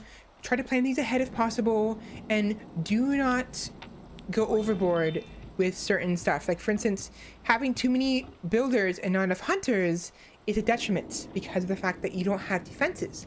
Having too many archers in towers means you won't have anyone hunting, because the archers in the towers also will not hunt. So you have to be careful. And tier 1 and tier 2 towers will only take one hunter to become an archer. But tier 3 and onwards will take 2, 3, and 4 archers respectively. So if you don't have enough hunters to remain after the fact, you will have all of your archers, all of your hunters, your ranged units inside of towers, and no one is hunting. So you gotta be careful. You gotta be mindful of this. There's actually been a couple times I've lost a run because everyone was freaking archers and no one would hunt. So gotta be careful. Stretch. I have to do that as well.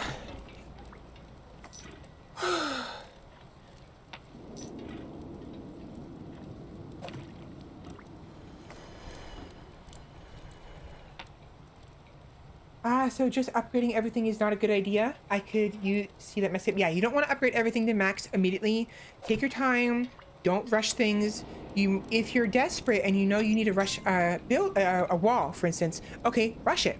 But you don't want to build a wall at the end of a night, because at the end of a day, right before night arrives, because then the wall won't get built and the builders will be exposed.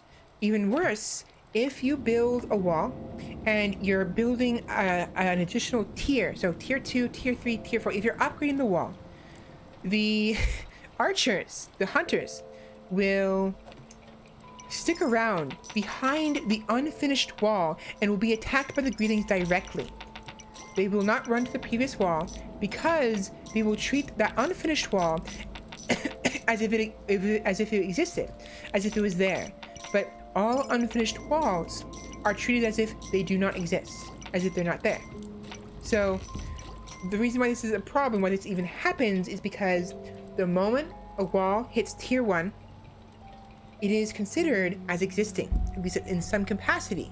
So as a result, if you try to upgrade that tier 1 wall before like after when night comes, or before the engineers can reach the wall fast enough, then you will encounter a situation where your archers and your knights are just sitting outside.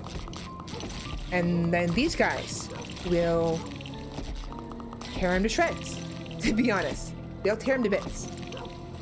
Definitely gotta be careful. You don't want to upgrade walls until all the greedlings are gone. Like right now, I'm safe. I'm safe right now because there's no greedlings. They're all gone.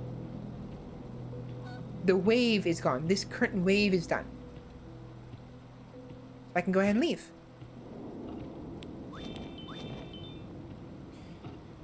I have to slow down. But basically, point is, be careful. Do not upgrade everything too quickly.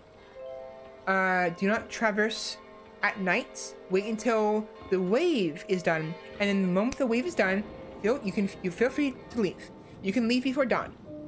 If you have hermits, be mindful of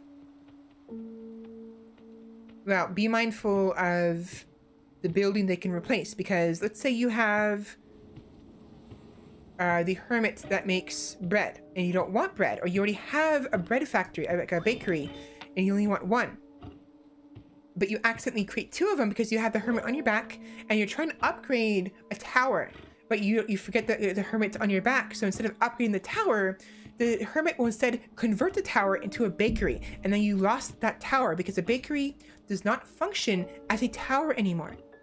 So again, just be mindful, be aware of what you're doing, beware of You know, if you have a hermit on your back, beware of how long it's going to take your peasants, your villagers to arrive after you recruit them from beggars, you know? So how long it takes them to reach your borders behind the walls from the beggar tents, and whether or not it's worth it to rush construction or wait until the next night.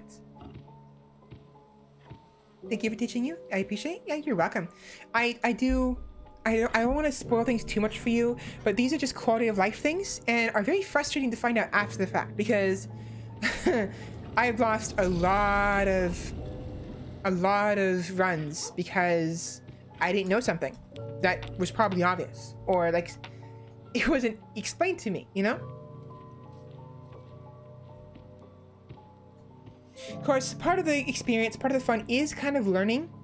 It's just some things are better left taught than learned, if that makes sense.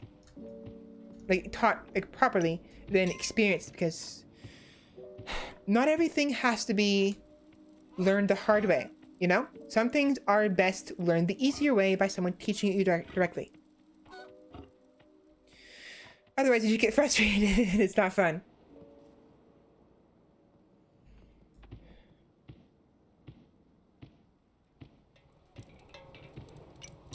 I have way too much gold now. I thought this was gonna be winter. I stockpiled too much gold.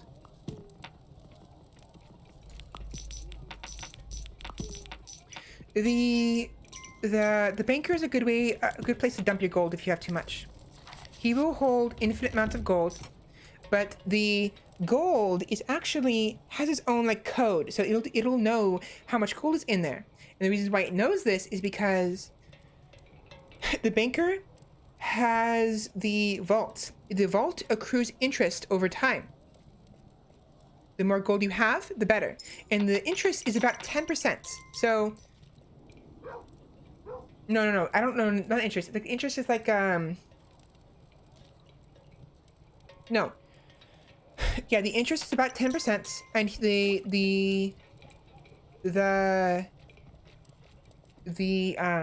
banker, I don't remember how much he gives you. I think he gives you like a percentage of the total that's in the vaults, but I don't think he gives you 10%. I think he gives you like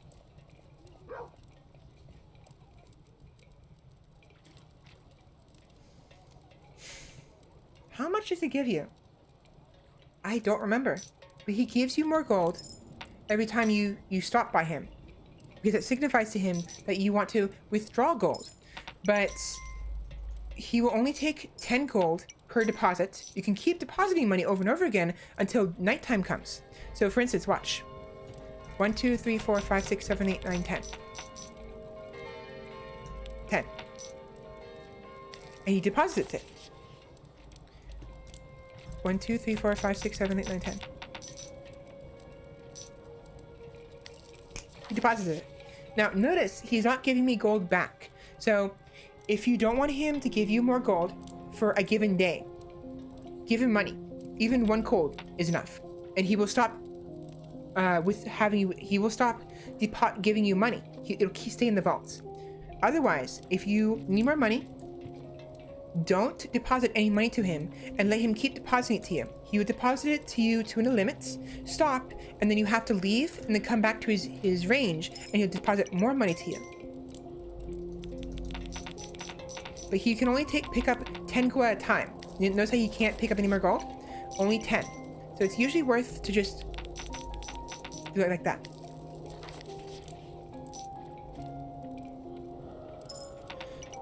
Alright, I have a lot of gold to pick up now.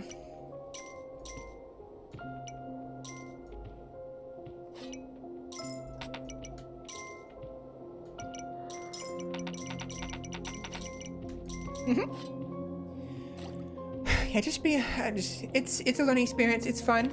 It's a very cute game, very quaint game, but it can be very frustrating sometimes.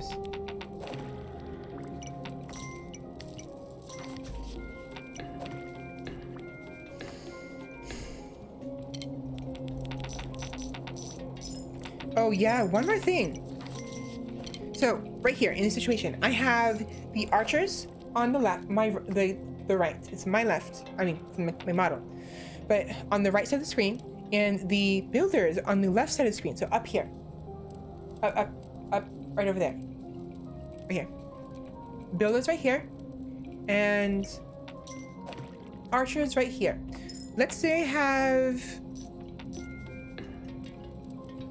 one bow and one hammer available. The beggars will pick up a tool that is closest to them. So if you have beggars coming from the west, they will pick up the hammer first. If you have beggars coming from the east, they will pick up the bow first.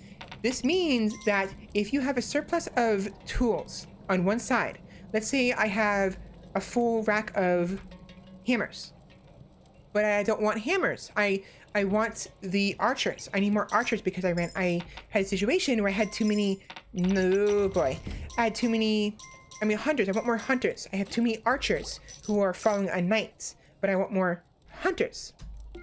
If I have a surplus of hammers on the left side and I only have the beggars come from the left side and not the right side, they will only pick up the hammers and no one will pick up a bow, which means I will be without hunters that I need. So you got to be mindful of that. You don't want to have a surplus of tools. You only want to have the tools on the racks when you need them or when you think you're going to need them. So for instance, I know for a fact I need lots of archers or hunters right now because they all became archers and are under the service of a knight. So I want a surplus of bows for now.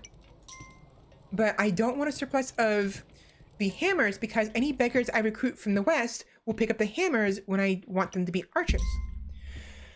Oh boy.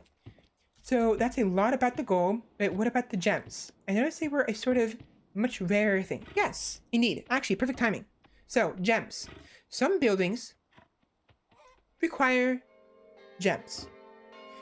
Now, they'll probably still require gold, but what's happening here is gems unlock a building so that way you can build it. Until you have gems, you cannot build it. So for instance, there is mines and there are buff statues. Those cannot be bought until you activate them with gems. Some of them require 2, others 3, some of them 5, but typically it's no more than 6 at most. Now, the reason why it's important to activate them is once activated, you can then buy them with gold. And why that's a thing is because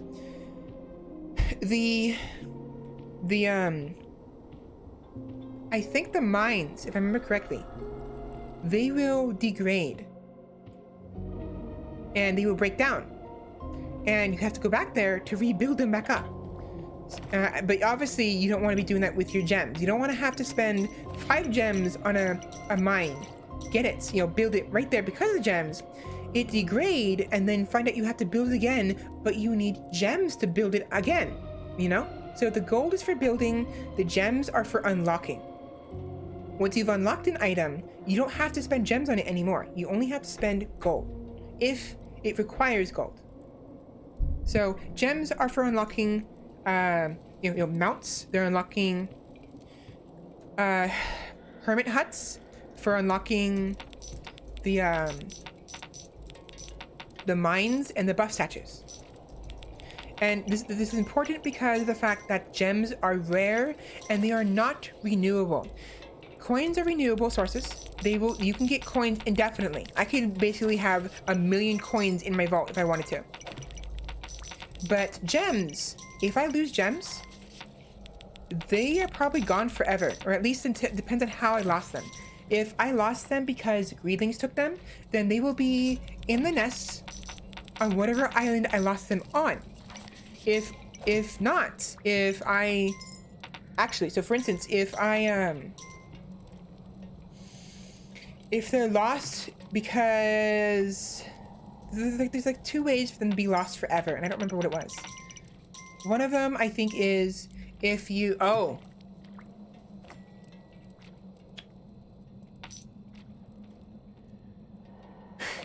die in the nest before it blows up and before you can pick up the gems, those gems will be gone forever. And just a heads up, you can blow up the nest. I'm sorry for spoiling that part, but it segues into what I'm trying to emphasize here. So your goal is to eventually get rid of all the portals and blow up their nest on a given island. Doing that secures the island forever, so no more greedlings will spawn. Now, greedlings will collect any tools, any gold, any hermits, the dog, and any diamonds, and send them to the nest. You blow up the nest, and you leave. And once the nest blows up, outside of the cave will be the stuff that you lost. Your gems, the hermits, all of that. But you won't get that until it blows up. Now, problem is, you have to leave before it blows up. Because again, like I said before, just like a couple minutes ago, if it blows up before you leave, you will die, and it'll be the end of your current run, and you'll have to start over as a new character in the same world. They'll have to pick up the pieces and rebuild any buildings that were destroyed. But you will lose the hermit, you will lose the dog, you will lose the gems forever. They will not come back. So, honestly, you want to be careful and you want to be prepared. You ideally don't want to lose anybody. You don't want to lose any gems, you don't want to lose any hermits, and you don't want to lose any... don't lose your dog. But if you do, you better hope that you have the capabilities to get out of the cave fast enough before it blows up, because otherwise you're SOL. Sorry for repeating the same thing over and over again in different ways. I'm just trying to explain myself here.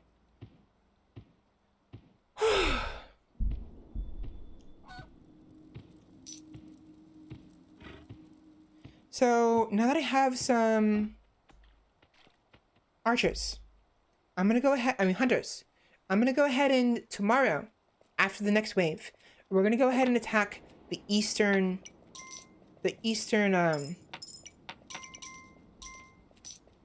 portals.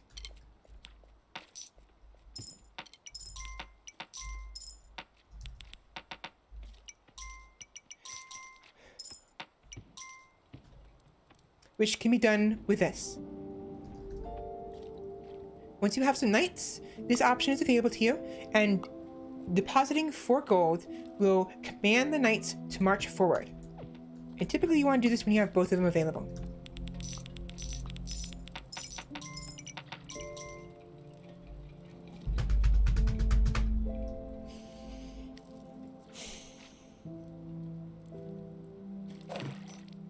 No, it's fine, thank you. And I'm not too focused about spoilers. Okay. Again, I won't tell you what upgrades you get though, of course, what there are. But there's a fair number of extras that you... Oh, come on. It's quality of life. And there is the own experience. There's the experience of trying to survive as long as possible. That in itself could be a fun game.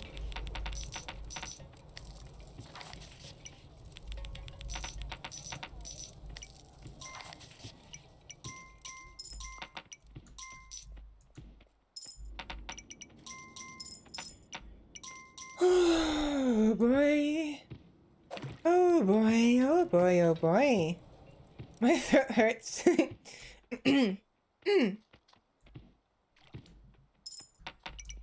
Right.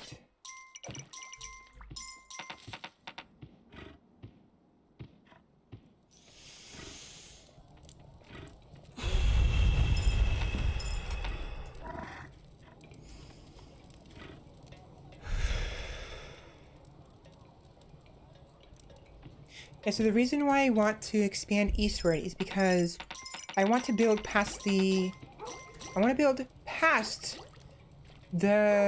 beggars' tents. I don't want to break it down. One thing I will say for certain, something that's very important to know, is if you break the last 2 trees on either side of the beggar tents, the beggar tent will disappear. Now, as long as there's a tree on both sides, you'll be fine. But if even one of the adjacent trees is gone, they're gone. And they're the only way you have of increasing your population. So for instance,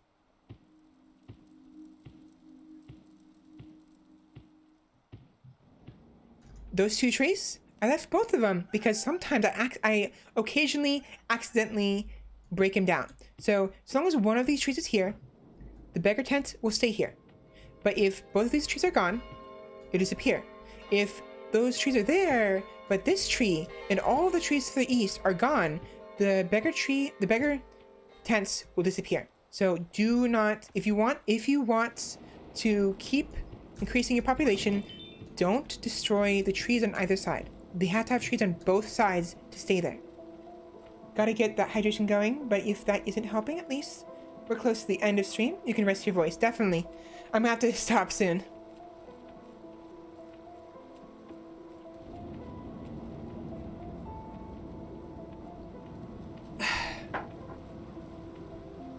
Oh boy.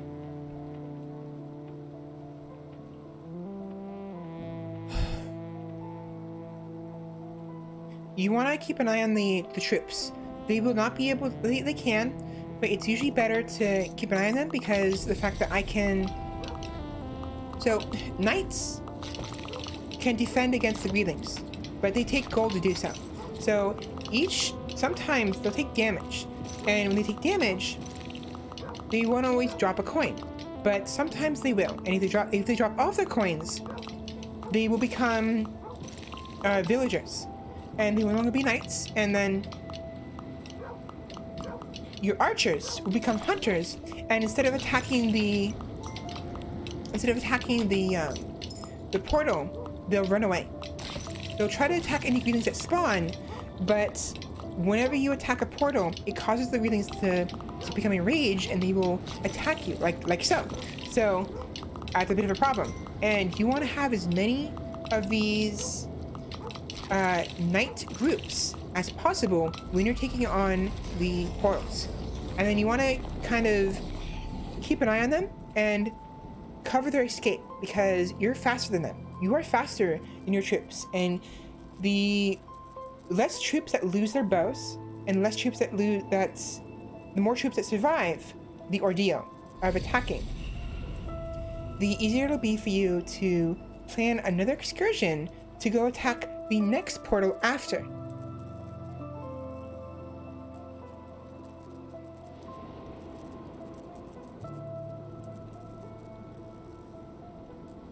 We're good.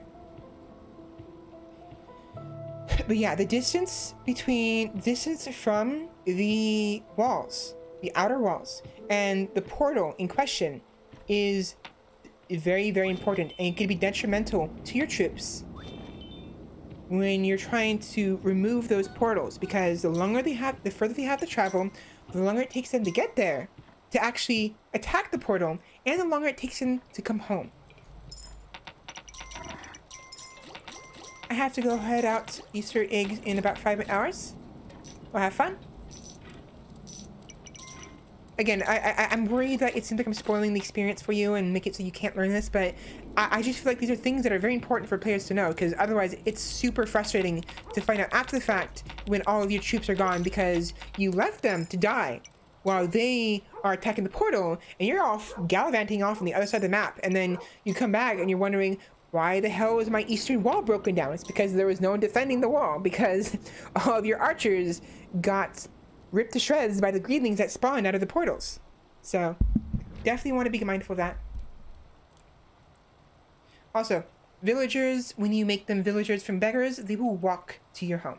They will not run, they will walk. The only time they run is if there's greelings behind them, but the greelings are always faster than them, just a little bit faster. So they'll always catch up to the villagers. This is annoying.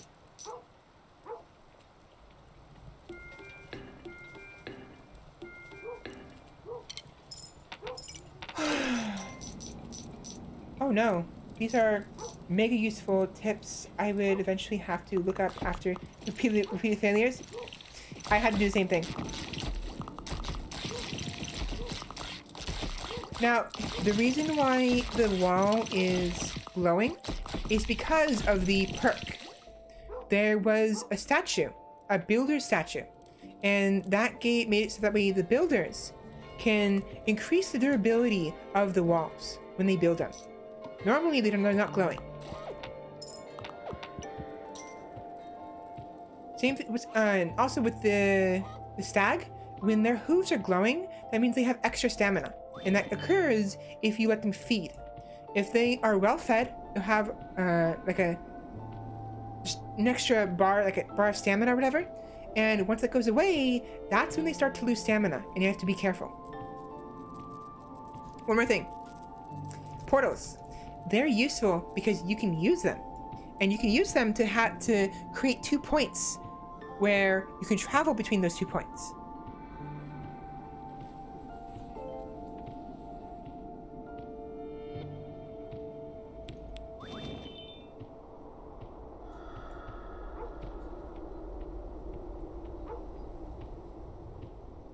Where is this other portal?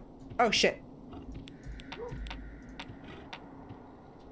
That's close. That's what I was saying. This means that these 2 villagers are SOL. I'm not gonna even bother. You know what? I have plenty of gold.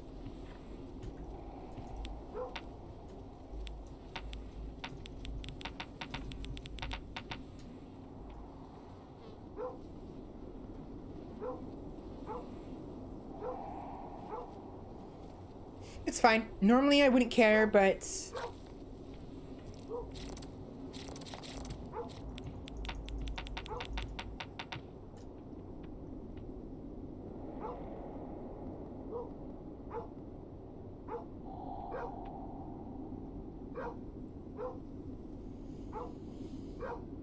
let's see.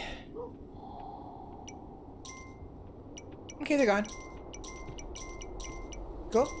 Yeah, so that's another strategy. So if you want to travel in the forest longer, like overnight, just make sure you have a surplus of gold. Make sure you have enough to deposit for the greedlings, because 1 greedling will take 1 gold. They will never take more than 1. And once they do, they will not respawn. So only a fixed number of greedlings will spawn each night, and the moment they are killed or pick up a single gold coin or a tool, they will return to the portal and leave. This is the nest I was talking about. This gate, this cave. That's the portal, the nest.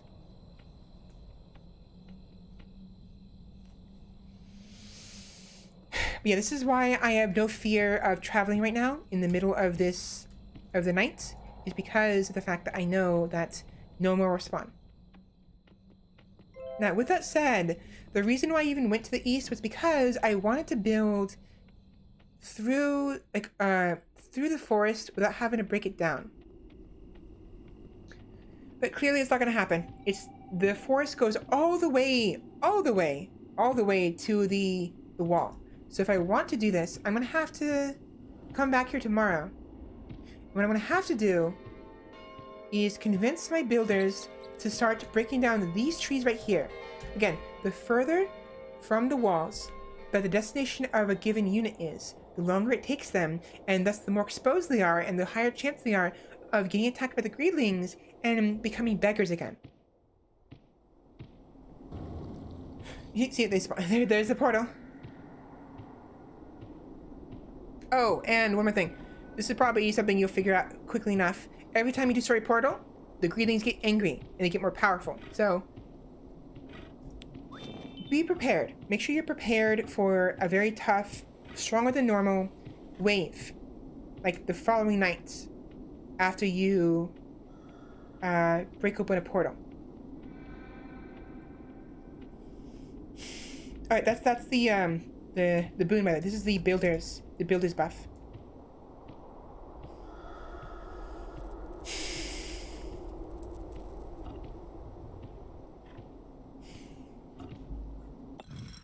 Hip my nose.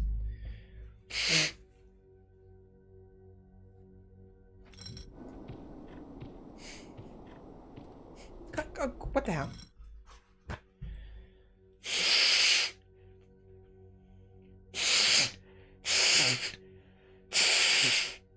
The hell?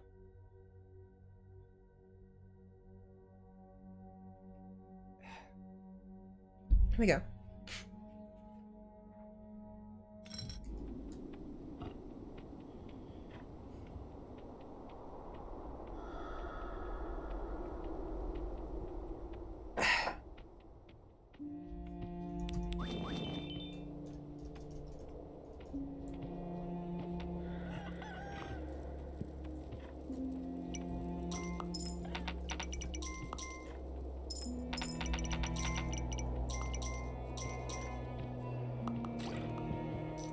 let's get some more builders, I think. A couple more.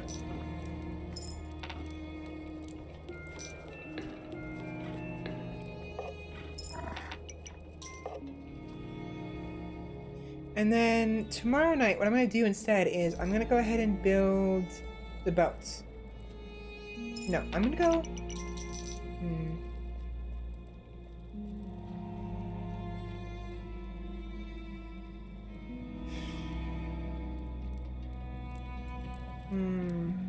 Let's build the boats. Let's move on. I already have the upgrade here, so I'm no worries about that. And I don't really want to save the old man because he might get taken. I don't remember if the player characters you can play as get taken or not. So we'll wait on that. By the way, each character in the DLC has special powers, and this character turns into a bat. Now the bat in this form, he moves faster. Excuse me, he's faster than anyone else. It's for a limited time, of course, but he's run faster, and he's immune to all damage. He cannot take damage whatsoever. Now you'll know when it's activatable again when his crystal shines. You'll hear it go shing, and that's when you can use it again.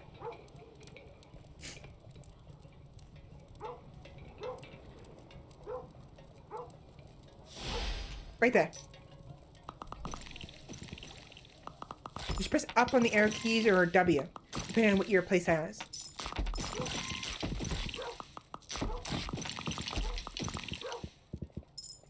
Alright, we're good.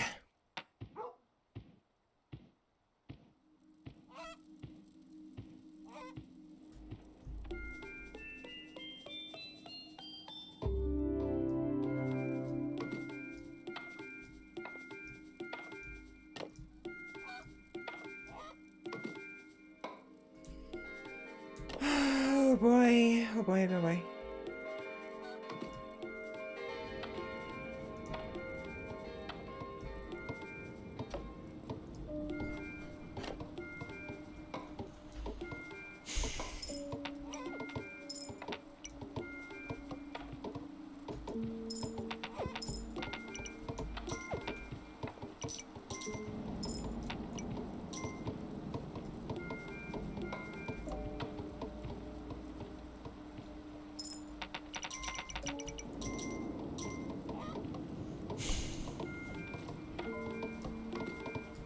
And just remember that building always takes time.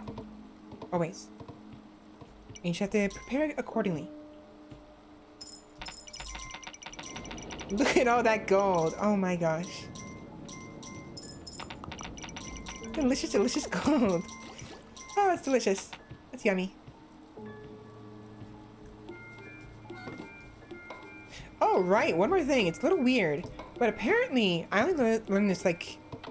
It was like one of my more recent playthroughs. The Greedlings will actually steal the boards from the ship. They won't take them if they've already been built. But see how the boards are dropping from the sky? Those boards, if they haven't been put up properly, they will steal those boards, the loose ones.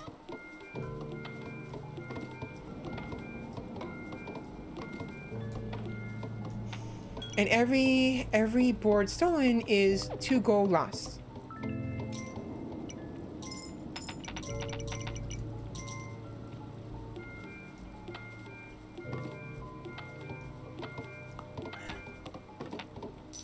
I hit the maximum. Should be fun upgrade. Oh, no, here we go. 2 more. There we go. Awesome. We now have the boats.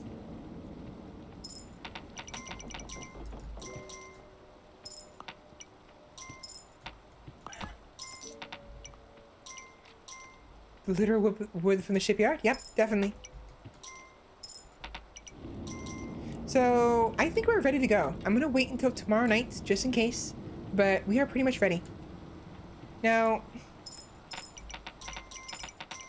what we're gonna do is we're gonna go back to... You know what? We actually... Do we even have any gems? I think we do. I'll double check. I'll double check with the the gem banker. There's this banker near the docks who will show up after your main haul reaches a certain upgrade. I think 3rd or 4th tier, maybe 5th tier, and you can deposit gems and give it to them, and they'll hold them for safekeeping. In order to take a gem back, you have to give them 1 gold. That'll be their fee. So you will have to spend 1 gold for a gem. Per gem. Now I don't know how many gems I even have stockpiled, but I know I'm gonna need some later when I go back to the first island to get the upgrade that's there, because there's a boon, a boost that increases the damage of archers, which doesn't affect the regular greelings, but is useful against the more powerful ones.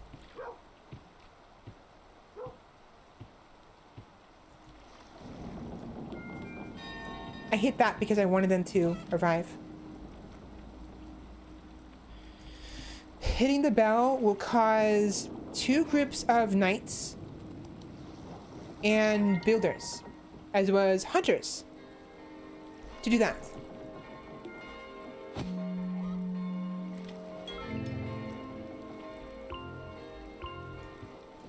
Yeah, for now, let's move on. And whenever you leave an island, make sure you leave with a stockpile of gold if possible. You're gonna need it to get a jump start for the next island. Alright, so I mentioned earlier how I was afraid of the winter. I actually like winter, but in this game, it's very scary. It's very difficult because if you don't have the necessary preparations. What are these guys doing? I think they're stuck.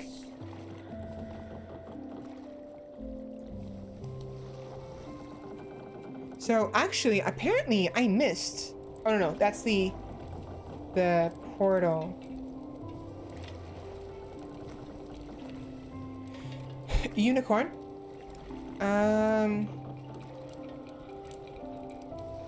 I missed 2 items on this island. It's fine. It's whatever.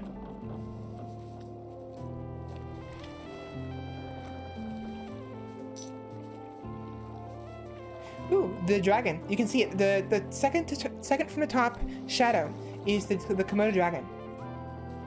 And the one below that is another mount. I don't remember what mount that is.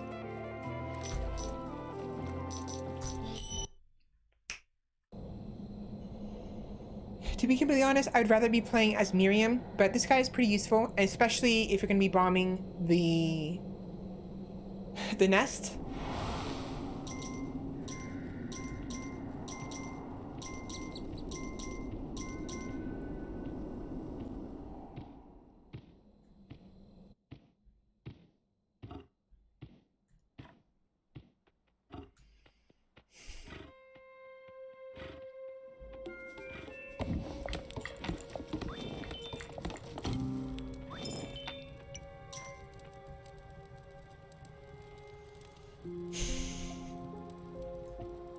Okay, so I need to make and upgrade it now. I need to get the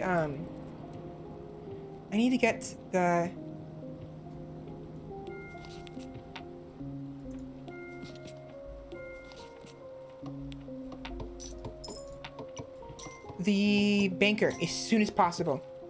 I'm pretty sure it's this island. This one.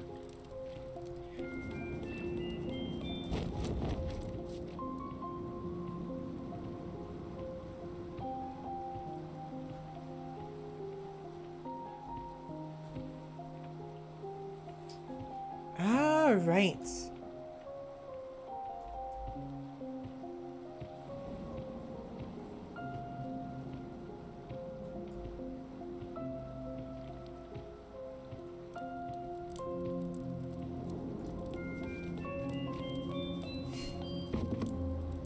Free walls?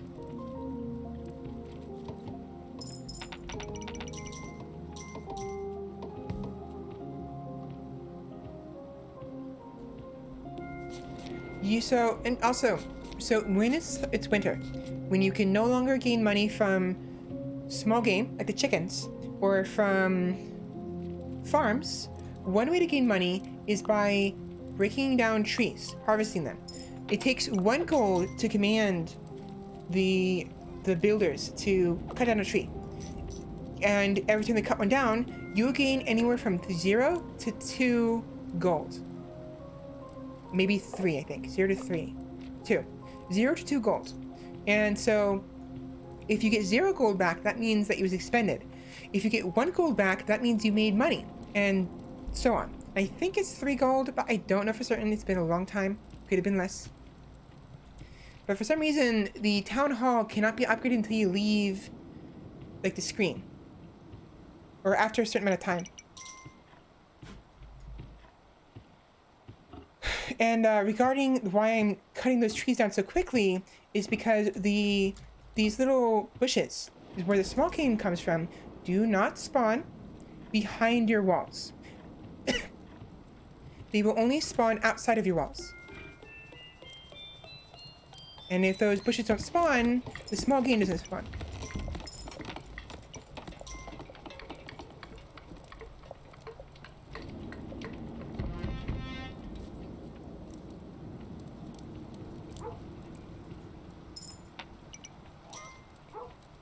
So again, it requires, you know, it's some preparation, strategy, knowing what's going to happen when, what you need before it happens, and ensuring that you only buy what you need when you need it, because each bow costs 2 gold.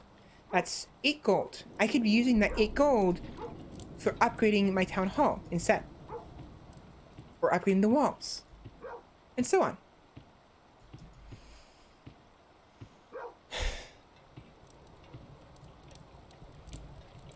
But typically, the town hall will not be upgraded again until you leave the screen, and or until the next day comes around.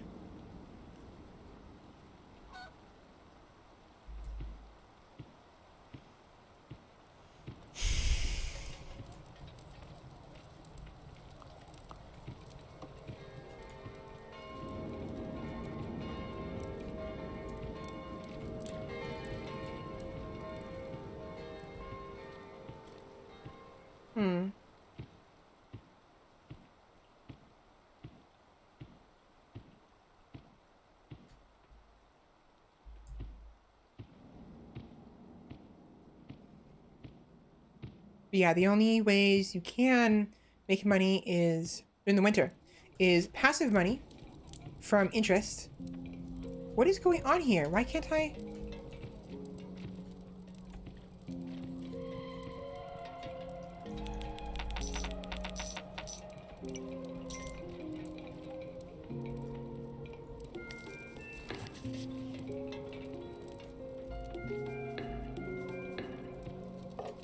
There we go. I guess I had to deposit at least 10 gold for him to want to let me upgrade my town hall. It's a little dumb.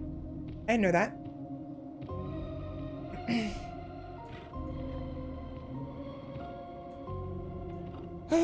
All right.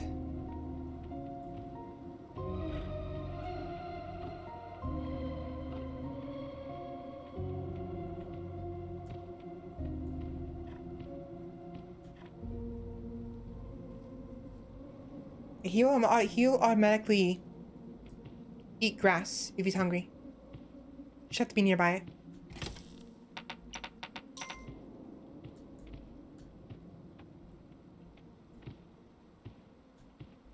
Diamonds?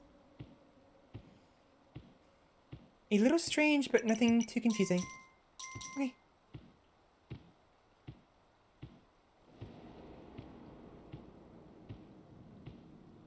Oh, one more thing regarding the elk. You can get the deer to fall in love with the elk and follow the elk. Like that. The only requirement is when they're looking around, you need to be in front of them, or behind them rather. When they look towards you, they look towards the elk. That is the trigger. That will cause them to fall in love and then want to follow you. And then your archers can just rip them to shreds. It might be too early, but I want to get these stone walls up now. Stone walls are better than wood walls. Again, this is the issue I was talking about before. Sometimes if you upgrade something before before or you know, and it's not finished before night comes, you'll end up in a situation where the greedlings will have full reign of your home.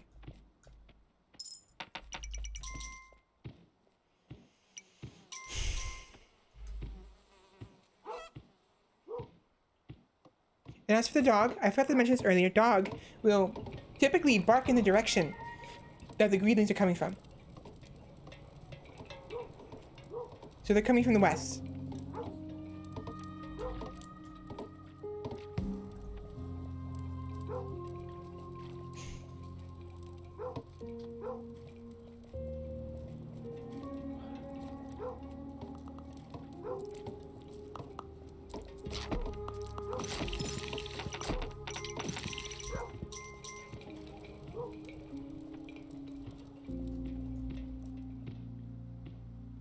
I was actually very fortunate because they never actually finished the freaking eastern wall. Do you see that? The wall in the east wasn't finished.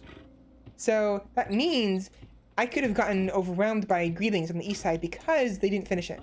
And because I had them attempt to upgrade it when it was about to become nighttime.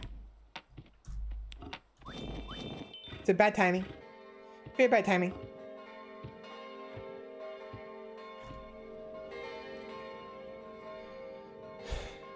An example of poor planning on my part.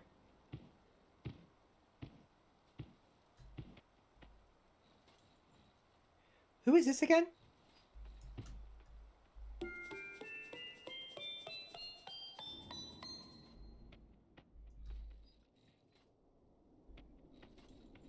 Oh, right. So doing that commands one of your hunters to run all the way over here, shoot an arrow into the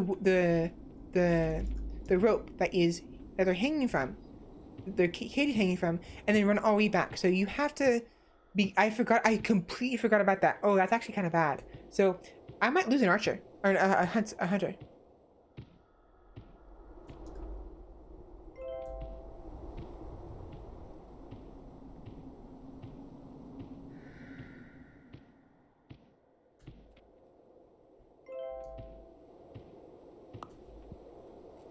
Or maybe not.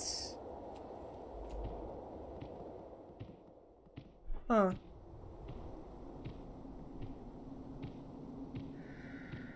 Odd. I was sure that they'd have to run all the way over here.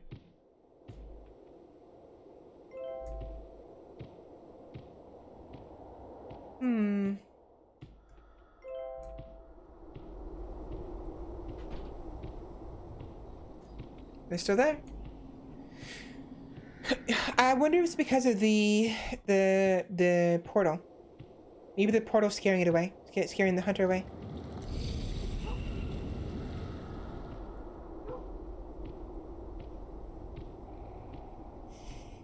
It's fine.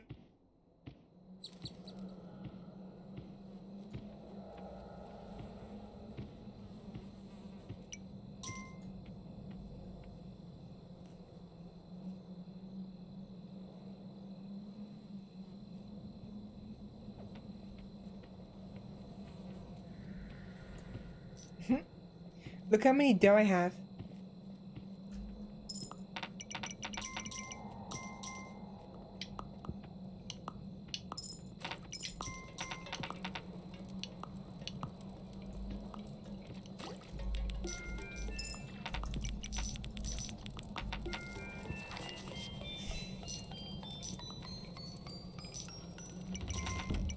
God damn it.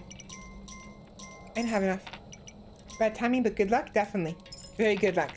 I got really lucky there. I should be able to upgrade this with it just fine. We're already at the maximum tier of walls that I will get for free. For now. Once I get the next material upgrade, I'll be able to upgrade the town hall to the final level, I think. And then I'll get more free walls. Again.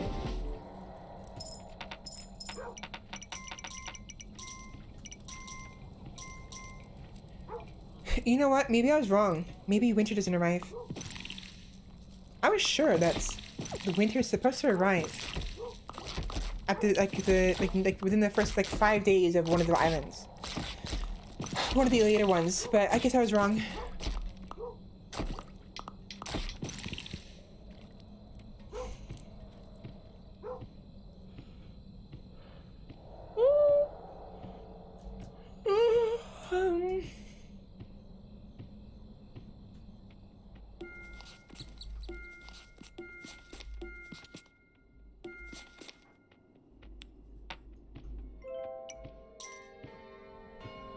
Big yawn, yes. Very big yawn. Alright, so the reason why I haven't do that is because I'm going to build a wall here. I'm going to build a tower here. This way, the tower can shoot from behind, from in front of the wall, and have better accuracy and better shot towards the greedlings. And the wall will provide me enough protection to build this farm.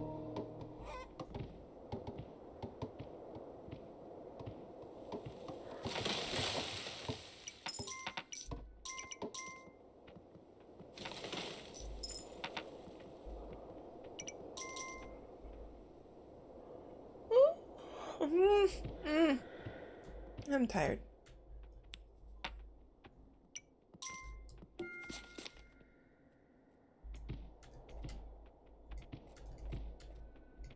Yeah, you can't cut down trees if the forest doesn't recede enough. The forest will automatically recede over time when trees are broken down. But you can't remove trees from the depths of the forest. You have to wait until it looks like this for you to actually be able to break down the trees.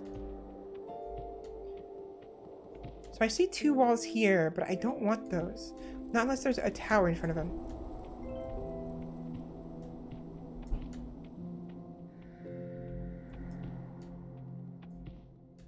There's this tower here, and what looks like to be a wall. Also a wall here.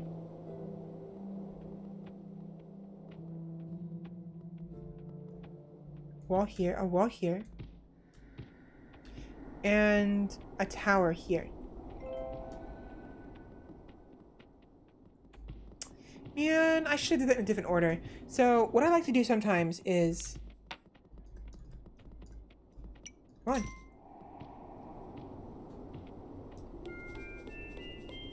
We have time? Probably not.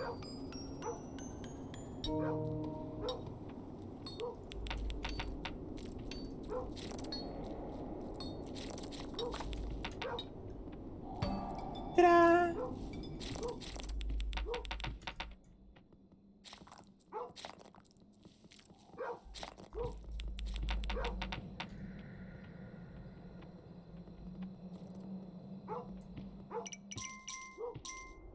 Yeah, so this is one of the upgraded materials. This is the next upgrade on the 4th island. And I finally have this, so now I can upgrade my town hall to a higher tier than I did previously on the previous island. Thankfully, those upgrades, the materials, do not need builders. They will be automatically built up on their own. Which is nice.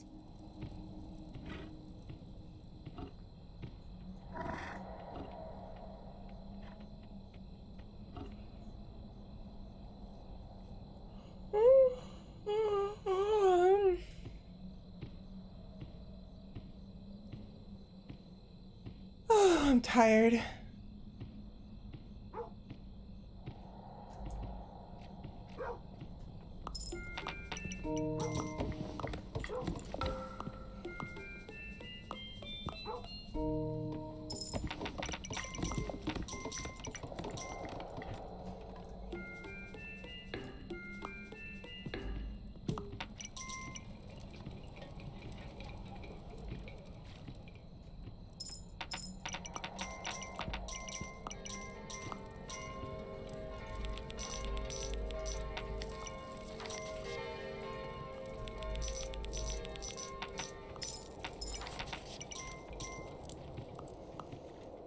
If I remember correctly, there was a beggar's tent close by to the east.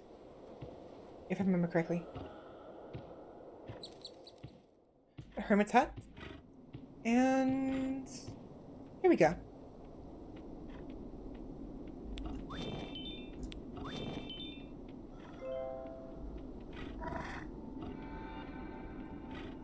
I do indeed, yes. That's good because I need some farmers.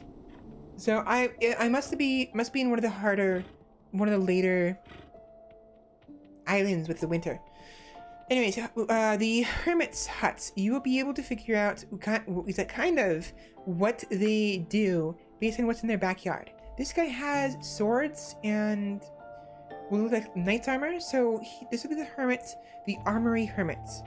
I don't remember what he does. I think he kind of upgrades the gear of your soldiers and no, I remember now. He upgrades your knights specifically. So your knights will become more powerful, and thus they'll be able to withstand more hits, and they'll be able to react faster when a grieving lunges at them. I actually think I want that. That is really useful, especially as things get more difficult.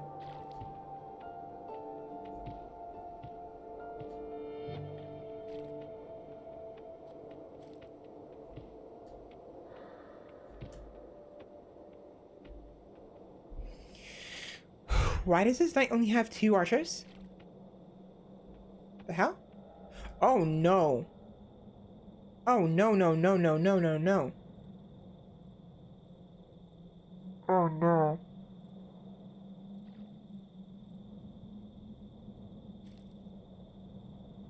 He's not supposed to have only 2. Oh shit. Okay, so you'll notice. So those who are watching the VOD, or those who are here now who watch it later, I noticed this as we were leaving. I thought it was fine. There was some weird troops, like glitching out and bugging out as we were leaving the previous. Yes, we lost some. There were some troops who were bugging out like that. Those guys, they were bugging out. They're twitching. Behind the boat as it was traveling out, and they're trying to catch up to the boat. I wasn't sure what that was, and I ignored it.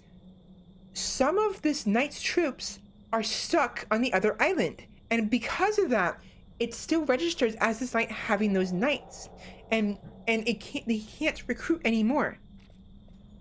Having those archers, which means this knight is forever stuck with 2 troops only.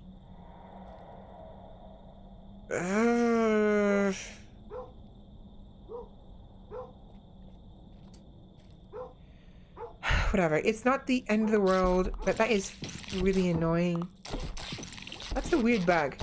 I thought they were all on the boat already.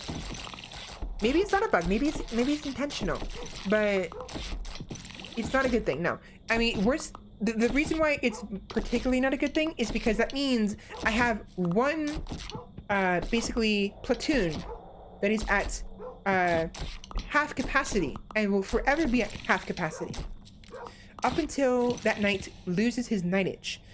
Once he becomes a beggar, actually, I might do it intentionally. If he becomes a beggar, or at least loses his sword, he will no longer be a knight, and he will, these guys will become regular hunters. As will the guys on the other island, ideally, but I don't know. I'll deal with it later. Not important right now. What's important is expanding. I need to figure out how far I want to expand. I don't want to expand too far.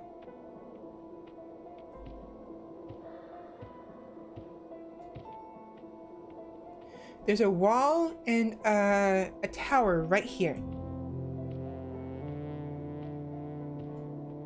A wall. A wall. A tower. 2 towers. A wall. Okay, I think I want to go here.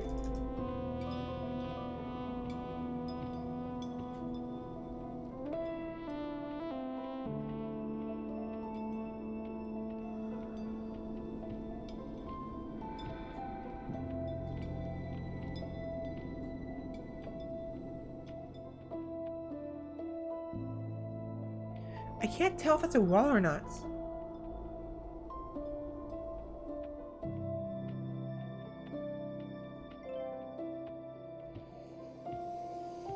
Not that big of a deal, it's fine. So, come tomorrow, I'm gonna... You know what?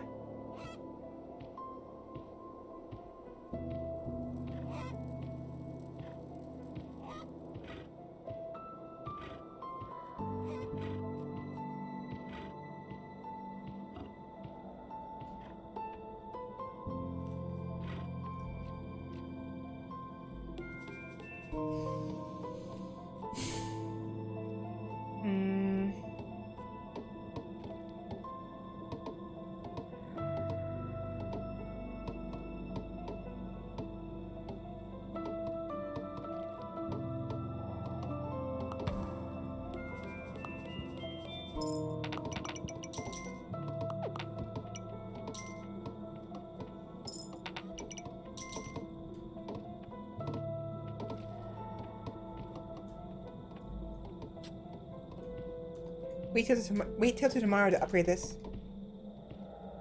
Although,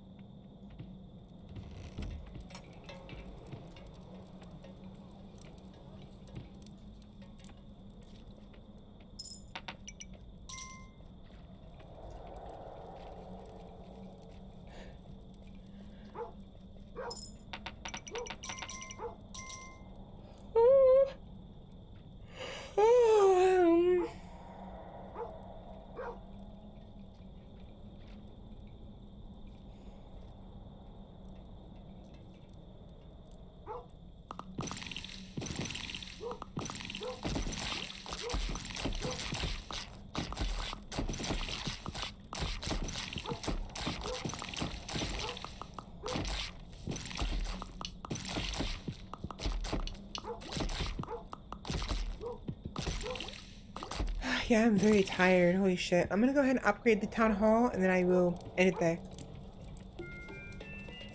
I don't have enough. I have enough.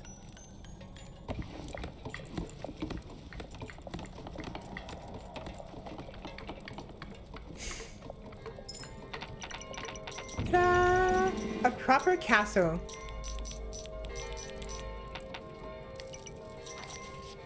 And there we go.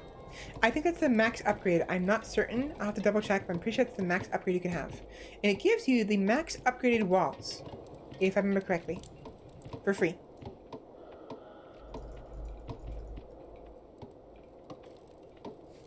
It looks really good. And the shogunate, why are these two beggars? Why are these two beggars? What happened?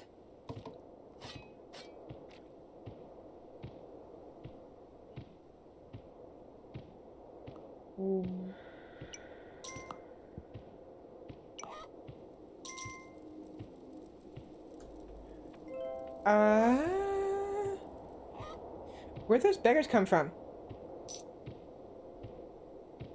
Oh, before I believe I looked that Felka for like an hour, it doesn't exist as a word anywhere. It's probably just a made-up name, which is fine. I don't understand why those two are beggars. Kind of concerning. Oh, wait. Are you kidding me?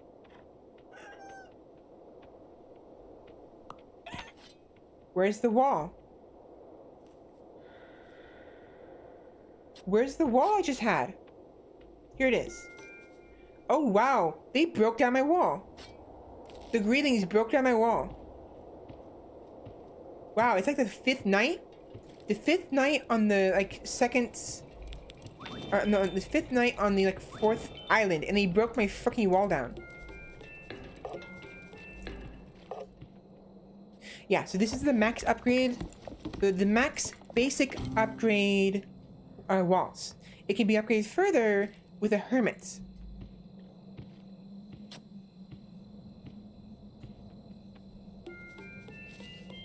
Yeah, so they kicked it down. They broke it. Not my people, the greelings. So that's how powerful they can get, how scary they can get. They will break down. This is like fourth tier walls they broke down.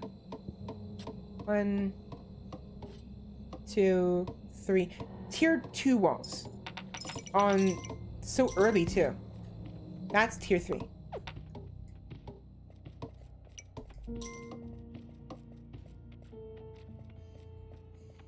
So they're getting more powerful. Real quick, I want to show you why having a tower outside your walls is very useful. Assuming they spawn to the west. If they don't, they spawn to the east. They're coming from the west. It's fine. So yeah, watch what this archer does. Does that mean our knight with only 2 archers is no longer our Mr. Knight? I don't know. Yeah, look at this archer. He can hit them from behind the walls. So while the archers on the inside of the walls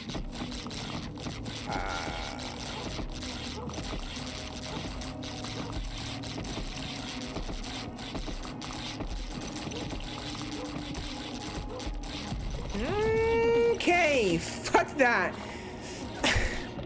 Where's my dog? Where's my dog? Where's my fucking...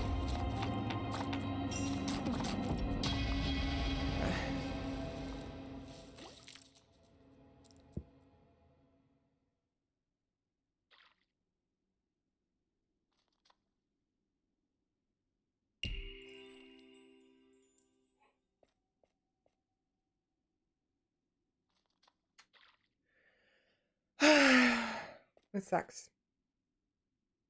No crown, no monarch. Yeah, so that's a lot of masks. This is Miriam. I like her. I like her lots. I mean, not just because she's pretty, but her special ability. It freezes. It freezes the greetings. So yeah, that sucked really bad. I'm gonna stop it here. We'll continue later. But that's really sad.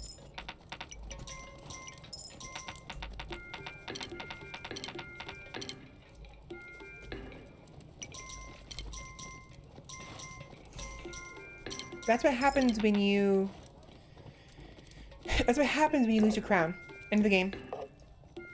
It's what can happen if you go to the harder islands unprepared.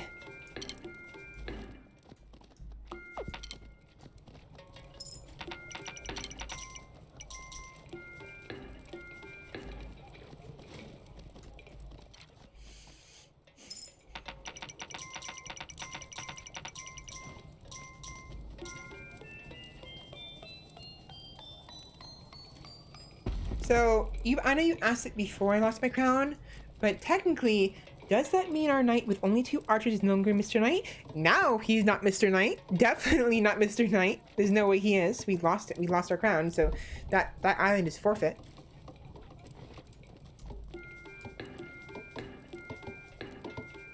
But you can never have too many archers. Too many hunters. Too many archer bows, sure, but not too many archers.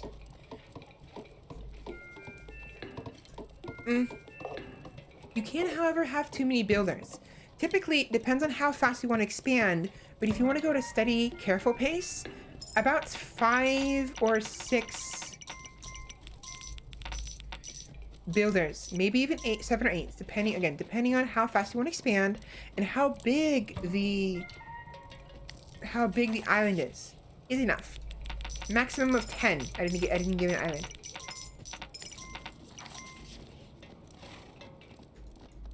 So yeah. I'm done.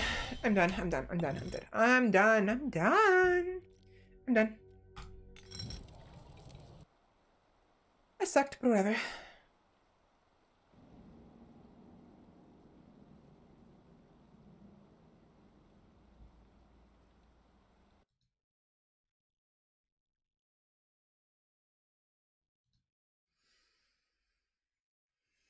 All right.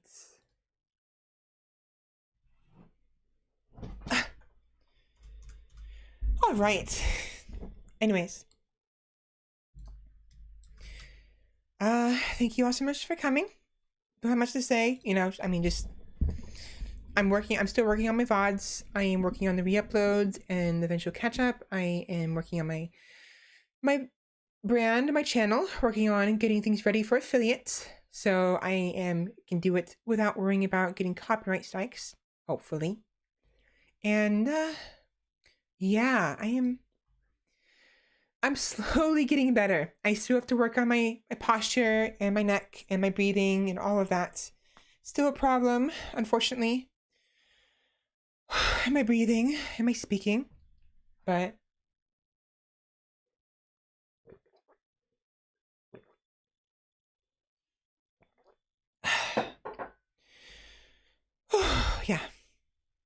Anyways, it's been fun. I actually really enjoyed Skul more than I thought I would, honestly.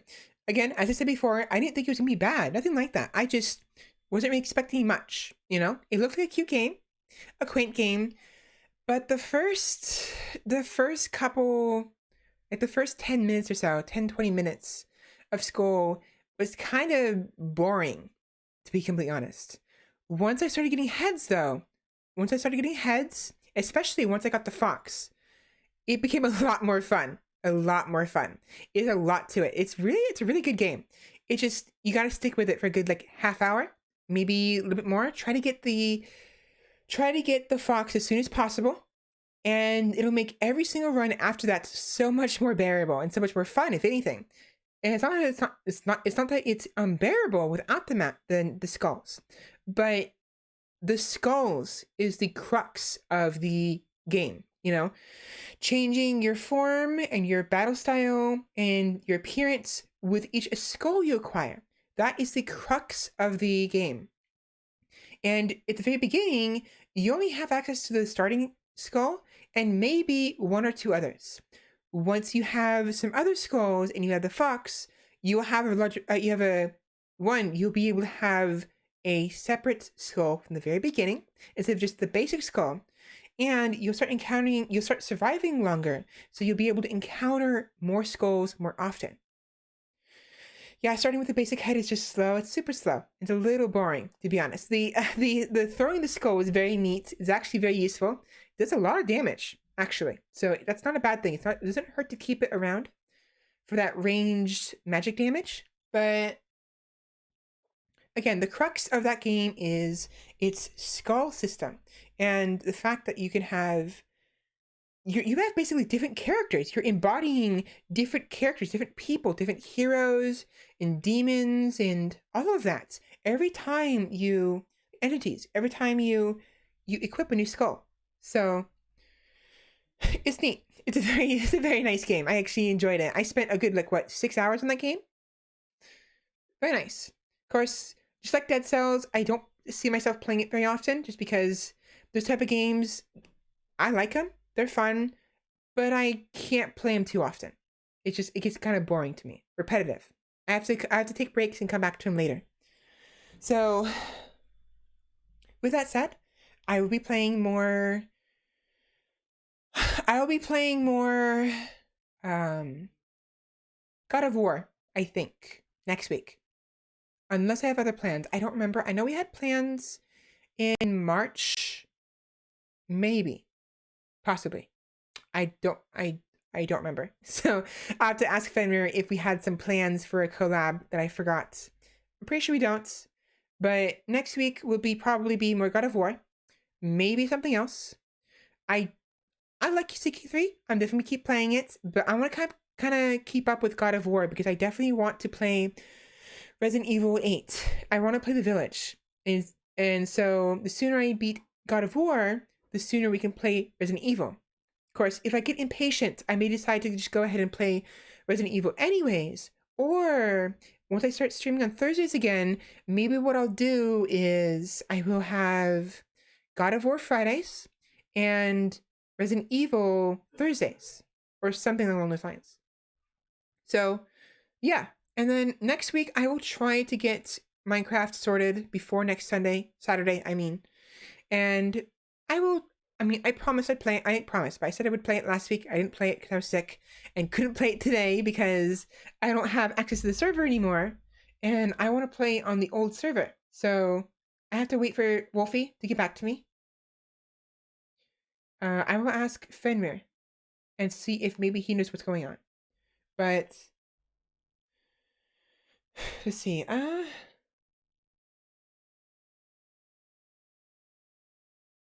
No.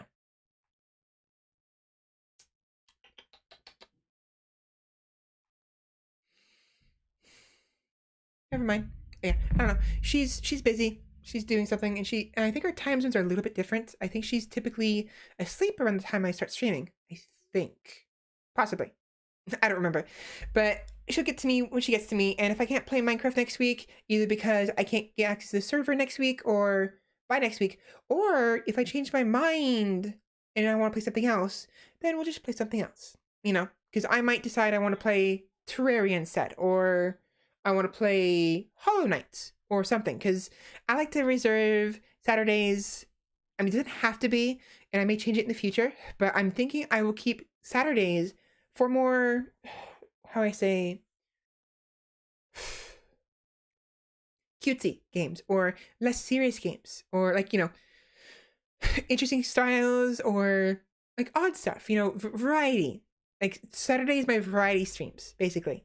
And sometimes I'll play multiple games on Saturdays, like today. Other times I'll play a single game for the entire time. So, meanwhile, Fridays will be my more serious games, or the games that I'm trying to finish an entire playthrough of. So, last time was Resident Evil 4. This time is God of War. And next time will be Resident Evil 8. And Thursdays will be an extra day. It'll be whatever. It'll be basically anything. It could be more God of War. Maybe I'll play God of War 2 days in a row. Maybe I will decide to start Resident Evil 8 early before I finish God of War. Or maybe I will do something else entirely different. We'll see. But I need to slow down.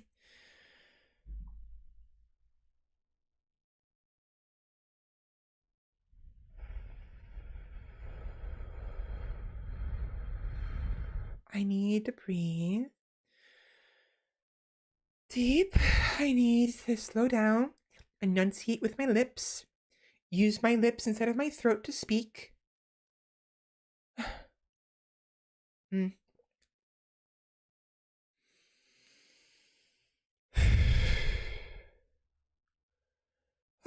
It's hard. It's really hard to break habits. Very hard. It's very hard to speak slower and to enunciate when you're like me, who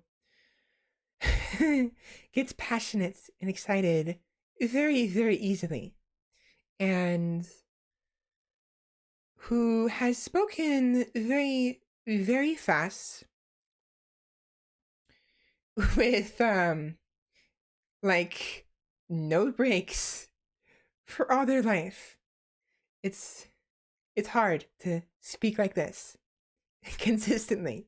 It's hard to maintain this slower and emphasized speech, if you know what I mean. It's very difficult. I'm consciously doing it right now. I'm forcing myself to speak, and yet I'm still, like, especially when I'm starting to laugh, I'm noticing I want to speak faster again. I'm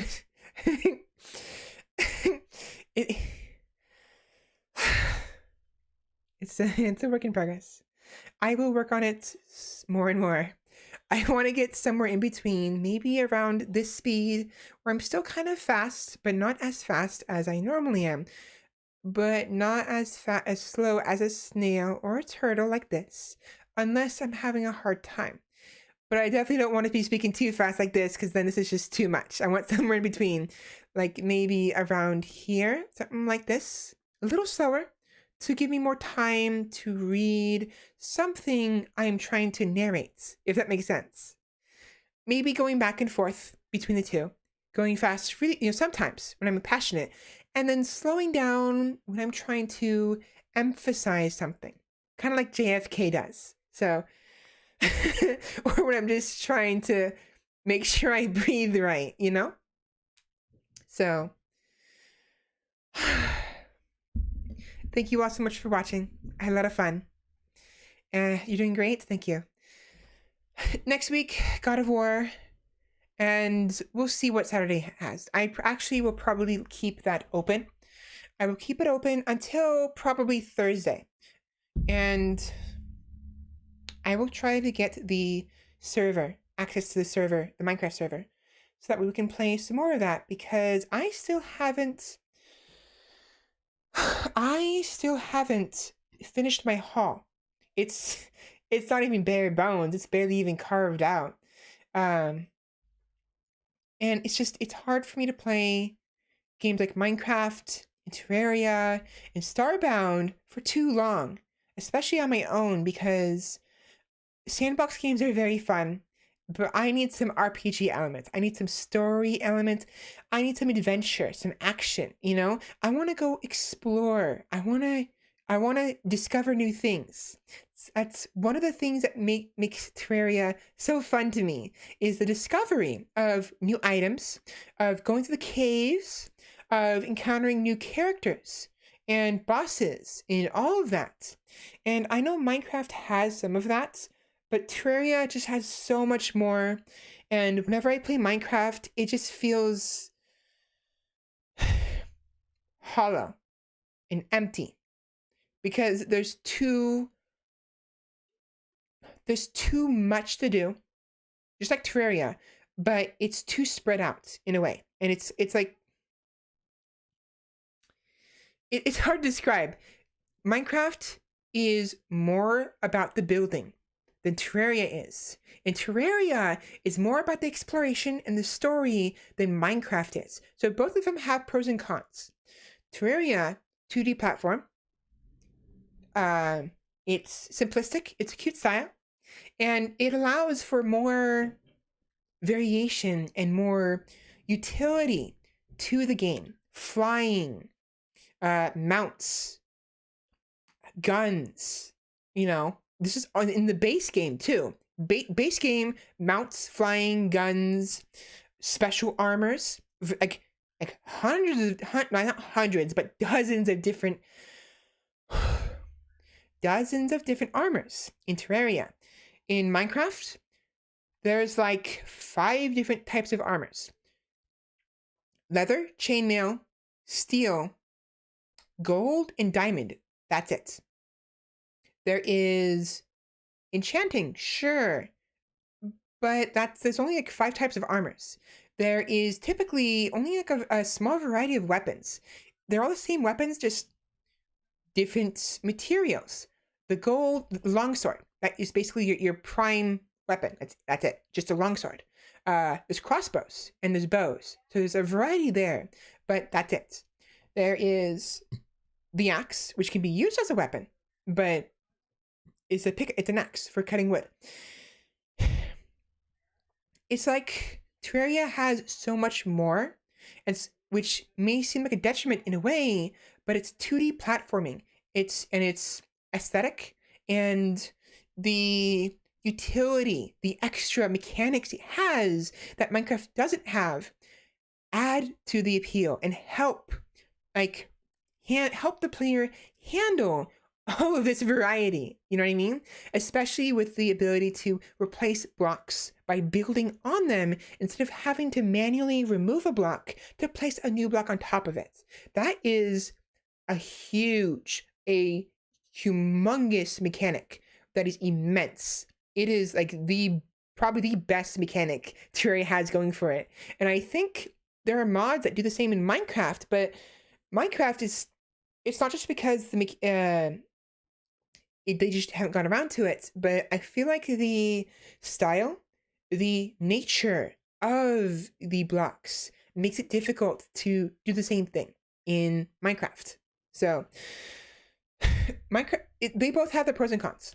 If you want to build and you want to be 3D and you want to build like perfectly sized, like 1-to-1, like the London, you know, or Paris, or, you know, building, you know, towns, Minecraft. If you want some more story and RPG, if you want more utility and more variety in mechanics, despite not having the 3D sort of like mechanic, then Terraria is good.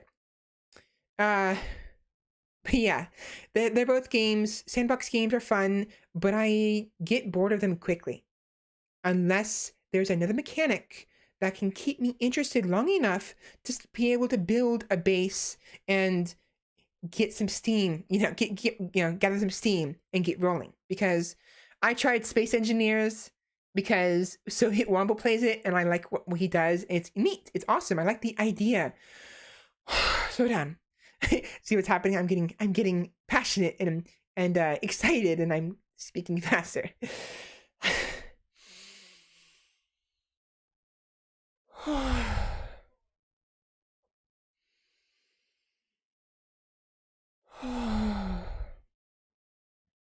But space engineers, it takes a long time to get going, and as a result, I lose interest in it before I can actually start getting anywhere near building a base or building a ship or getting weapons or stuff like that. It's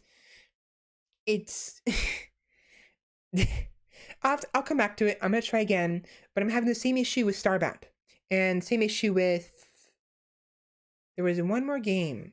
What was it? Similar. Um.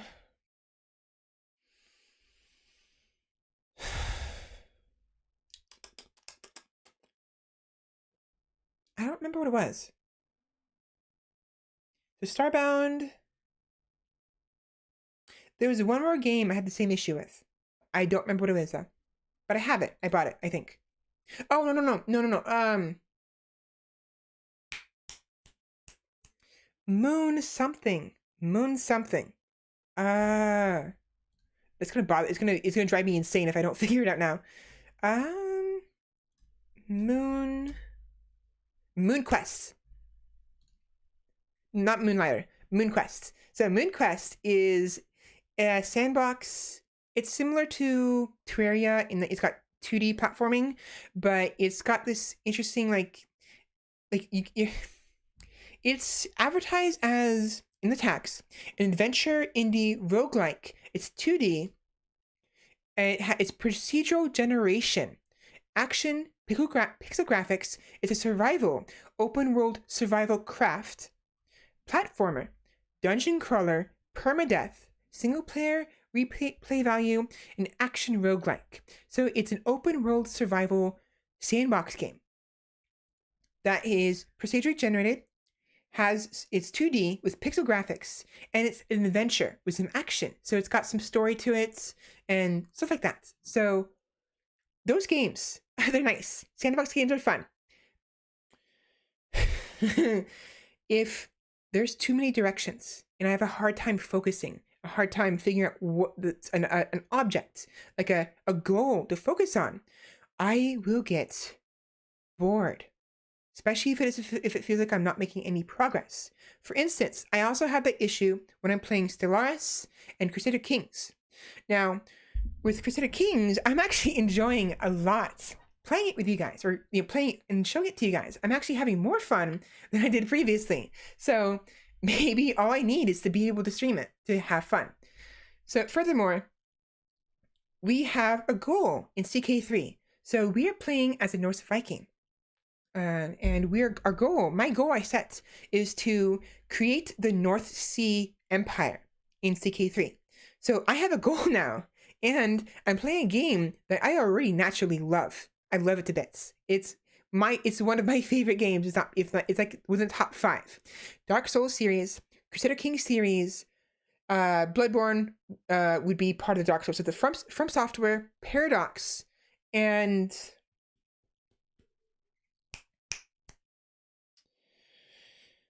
who makes Hollow Knight? I have the game in here. Why don't I just check? Give me a minute. So whoever makes Hollow Knight. So basically, Bloodborne, Dark Souls, Hollow Knight, Crusader Kings, Stellaris, and a couple of games. The producers are my top favorite producers. Game developers. And most of their games have some emphasis on RPG. Role-playing, the RPG element, the action element, the adventure element, and a little bit of strategy and difficulty. So I need a game that has some adventure, action adventure, role-playing, some customization. Character customization is a big plus for me. I want to be able to make a personal character. Some strategy would be nice. Some colony management. I actually enjoy managing a colony. RimWorld is wonderful. I love the idea of building my own nation. So nation management, strategy, action adventure, RPG, and a little bit of sandbox is okay. But not too much sandbox. If the sandbox overwhelms the rest of the mechanics, I get bored quickly. So I prefer RPG and strategy games, basically. And I prefer exploring and, seeing new stuff and, trying to fight against the world and develop my own country and my people and just, I want a challenge, but I don't want too much of a challenge, stuff like that. World of Warcraft, I tried to get into it. Honestly, I tried, but I got bored of it for some reason. I don't know why. Something about it, I got bored really quickly. And I think it's because of the mechanics of the combat. So I used to like MMOs a lot. But around the time of I don't remember which one it is, but I know that Terra had something to do with it. It wasn't Terra. There was another game, but around that era where Terra was released and a couple of games, that and the fact that I played Dark Souls, I became too accustomed to proper hitboxes, I've lost my desire with MMOs in the last few years. MMOs definitely have a lot to be desired. I have an interest in trying Phantasy Star, but for Warcraft, I don't like the point and click. I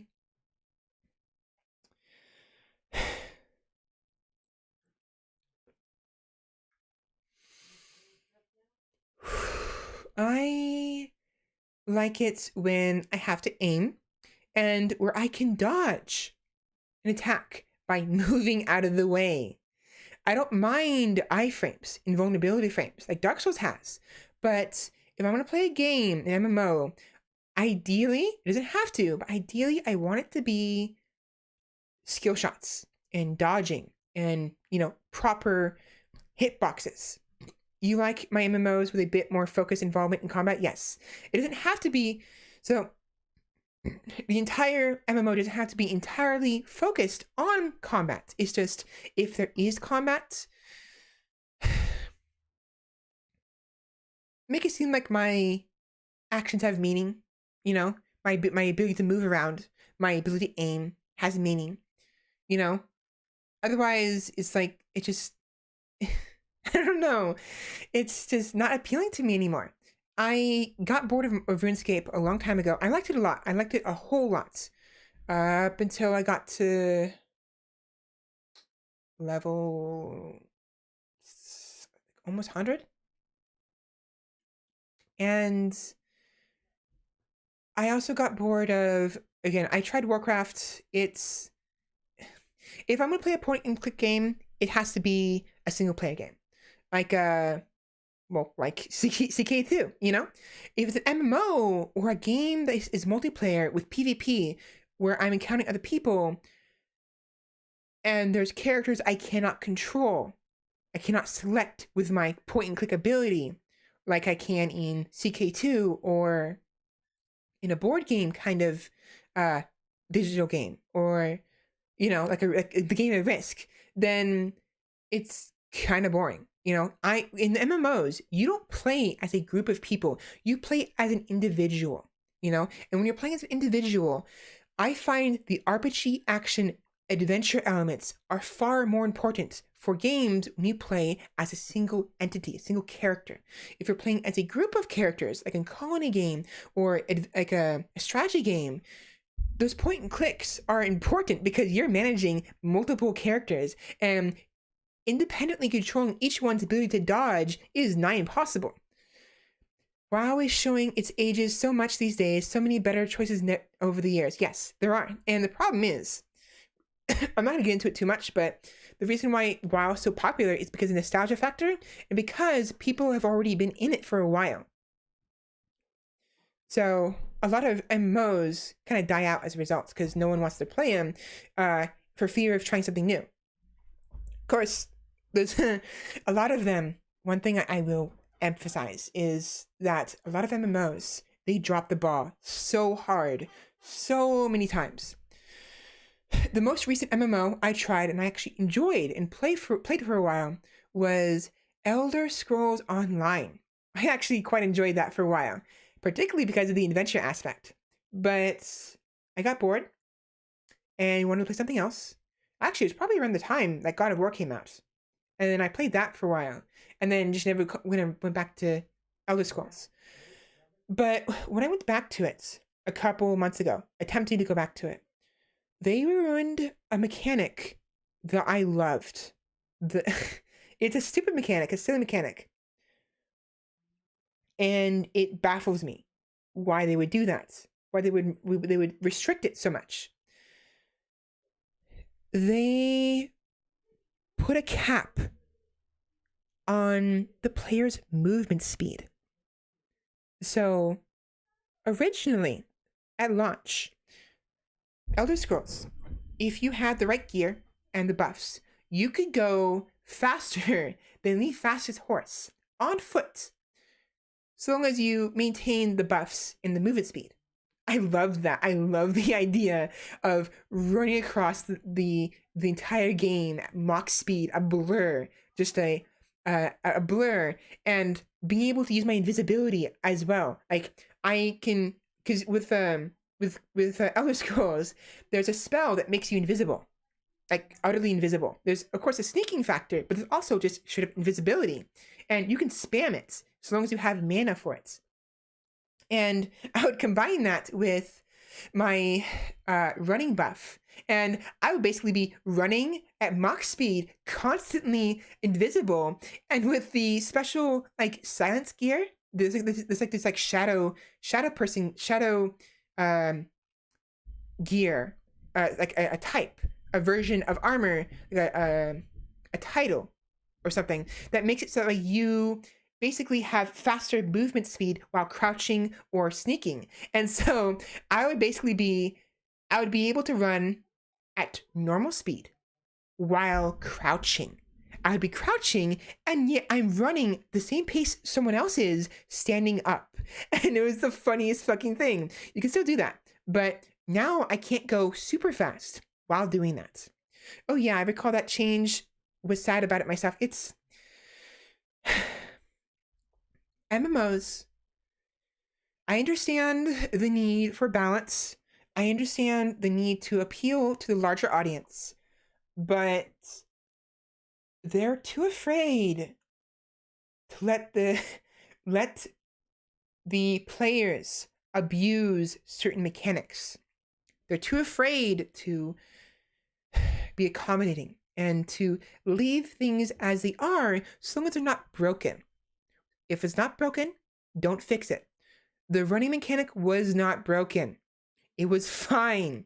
What they should have done, if they were worried about people abusing it, that what they should have done is put a detriment. So they should have made all of the speed boosting gear and the speed boosting stuff, make it so that they deal reduced damage while those boosts are up. So they have to choose between moving quickly or dealing damage or something like that. You know, they should have, instead of restricting the speed, they should have added an element to it, and they should have increased the speed of the mounts, because apparently I think that's one of the reasons why they did that, was because you can go faster with the buffs than the fastest horse at max level, because the horses have levels, and at max level with the fastest horse there's like a certain speed. So if I remember correctly, basically I think the fastest speed is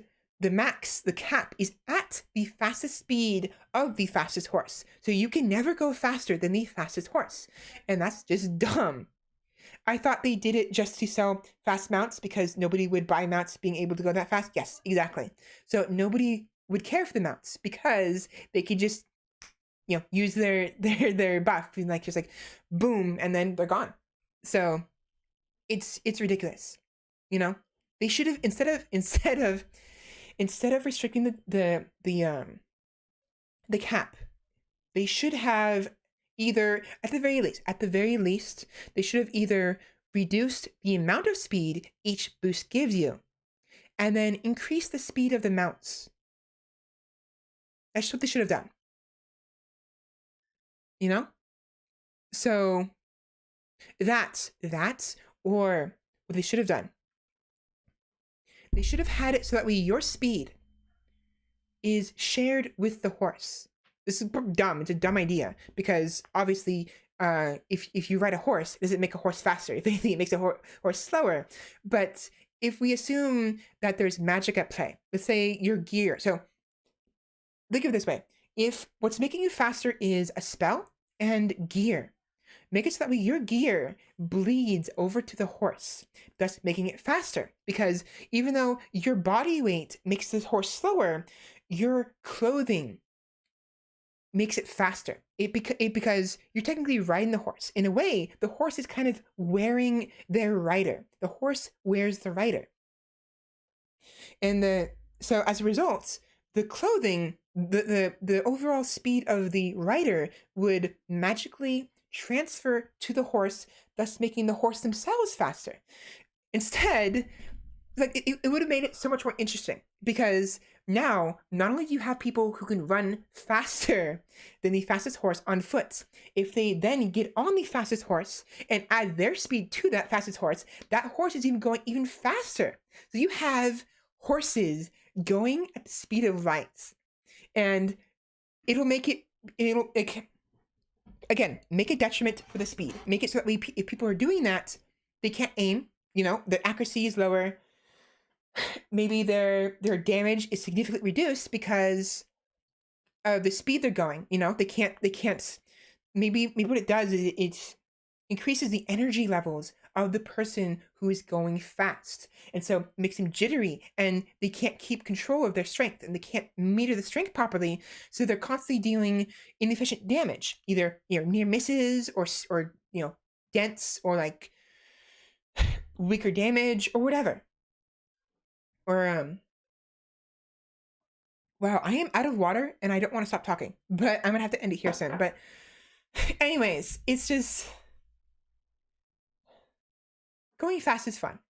Going fast is very fun, and they ruined that. And that was honestly one of the only reasons I even wanted to keep playing, was because of how fast I could move, because of the fact that horses cannot traverse the terrain as well as the player can.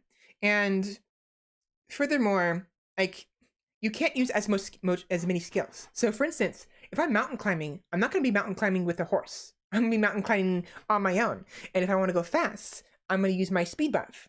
And let's say I find a way to negate fall damage by becoming a vampire, and I increase my speed, and I want to glide. I want to fly. I want to fly, right? So I'll go as high as possible, increase my speed to as much as possible with all of my buffs and all of my gear, jump off with my vampire abilities, and glide forever.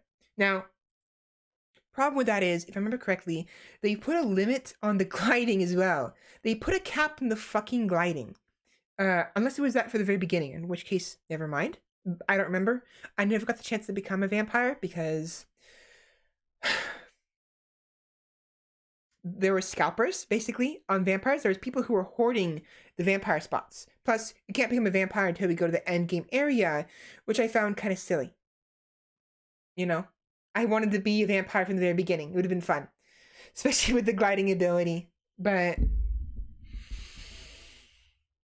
yeah, Elder Scrolls did some stuff, some changes, and it became boring to me. I didn't care anymore. It became like all the other MMOs, Developers are too afraid of balance. If they want their game to be a certain way, they should make it and release it the way it should be at launch. They shouldn't be adding restrictions by reducing the cap, or giving a cap to something that wasn't there before, if it wasn't intended originally to be there to begin with. That's just like saying the game was never finished being developed. It's still being developed. It's like, okay, cool. So you ruined a mechanic I loved. And the only reason I even wanted to play this game is because of that mechanic. Because that mechanic isn't the way I like it anymore, I don't want to play it anymore because I'm bored.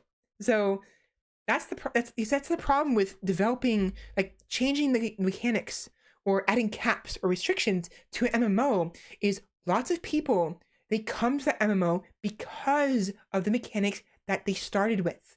the game started with. And then they add the caps to it and the restrictions and change everything, and nobody wants to come back. So yeah, it should have been a way to get a vampire and werewolf infection new starts. It being an end game feels like, why pick it up, you know? Why? It's garbage at that point, you know? No point. So it's just, MMOs need to stick to their guns, basically. They need to find ways to add new mechanics instead of restricting the ones that are there. Because preferably adding mechanics that don't break the game, of course. There is a possibility of breaking, and there are stuff that they start with that I understand should be fixed if they're a little too OP. That I understand. Nerf stuff. Don't restrict stuff. You know? Nerfing is not the same as restricting. You can nerf the speed bonus that the gear gives you and still go faster than the fastest horse. You don't want to restrict it completely, you know? Or add the mechanic of making it so the rider's speed is added to the horse's speed. It's so easy to think of this. Like, how did this not come across? Is it really that terrifying to have the fastest horse go even faster by adding the player's speed to it? You know, that's a way for for them to sell those expensive speed mounts, you know? It's like, you know, just give the horses a better dynamic with the rider. Make it worth buying. They didn't make it worth buying. They didn't make the horses worth buying. What they did was they made the speed less appealing. That's what they did. They reduced the value of on-foot speed by putting a cap on it to artificially boost the value of their mounts. And that is absolute garbage. That is trash. And it's a horrible idea.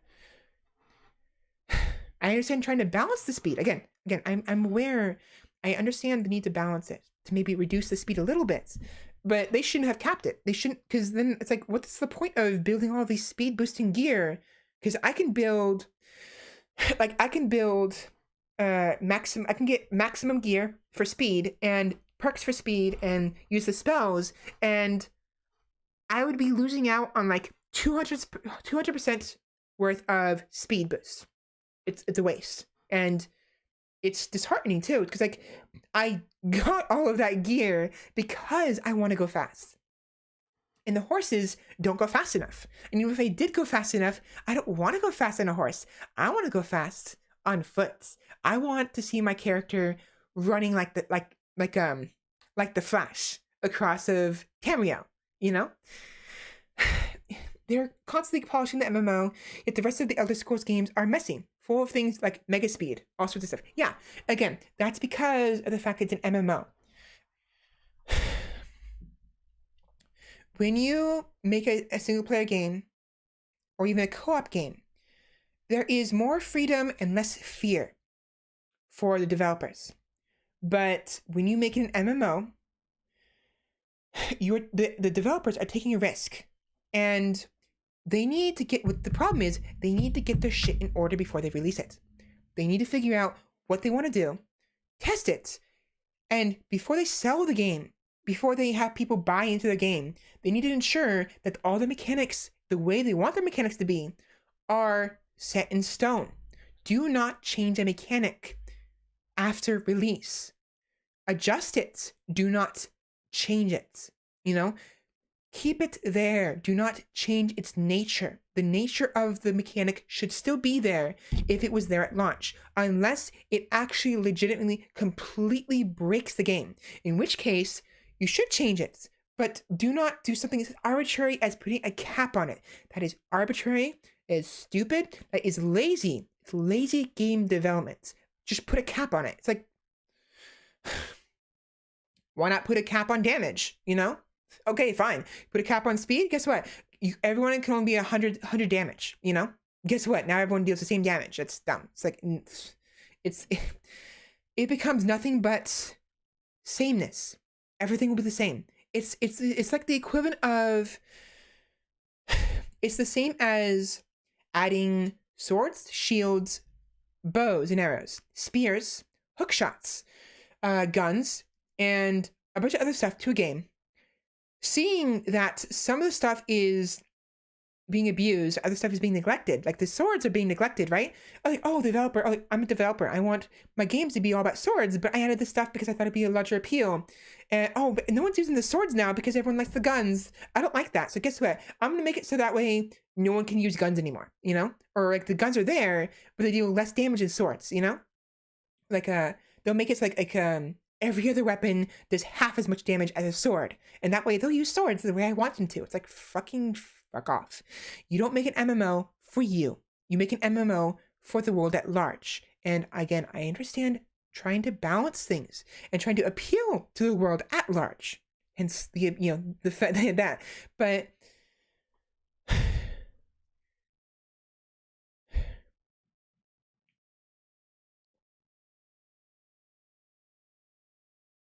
the nature of the game should be set in stone from the very beginning.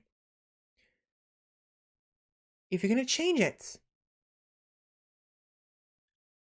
do not remove it. Add to it. Add to it. Do not remove it. Or have two separate mechanics create a new dynamic so they affect each other. You know? On foot speed and horse speed. Mix them. You know? The damage of a sword and a gun. You know? Let the player dual wield, you know? Dual wield like a pirate style, you know? A sword in one hand, a pistol in the other, you know? Or, you know, like don't remove it or change the mechanic so much it becomes an entirely separate mechanic, you know? I'd have much rather they remove the horses and exactly. At that point, just remove the fucking horses, you know? Just if you're that fucking stingy about people not buying your specialty mounts, oh my god, oh, the speed mounts, oh, buy them. $50 for a mount, oh cool. $10 per level. Fuck off. You know, just if you want them to be better, have the player's stats affect the horse's stats. It'll create something new. It won't remove anything. It won't remove the immense speed of the player. It won't remove the capabilities of the mounts, of the carrying capacity, of the increased inventory, the fact that they're horses and they have like stampede damage, you know? It'll create a whole new mechanic, a whole new system.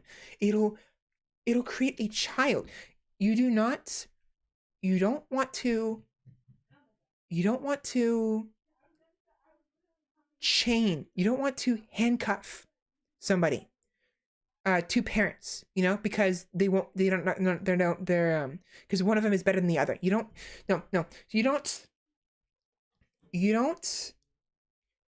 tie one person's hands behind their back because they're better than the other person.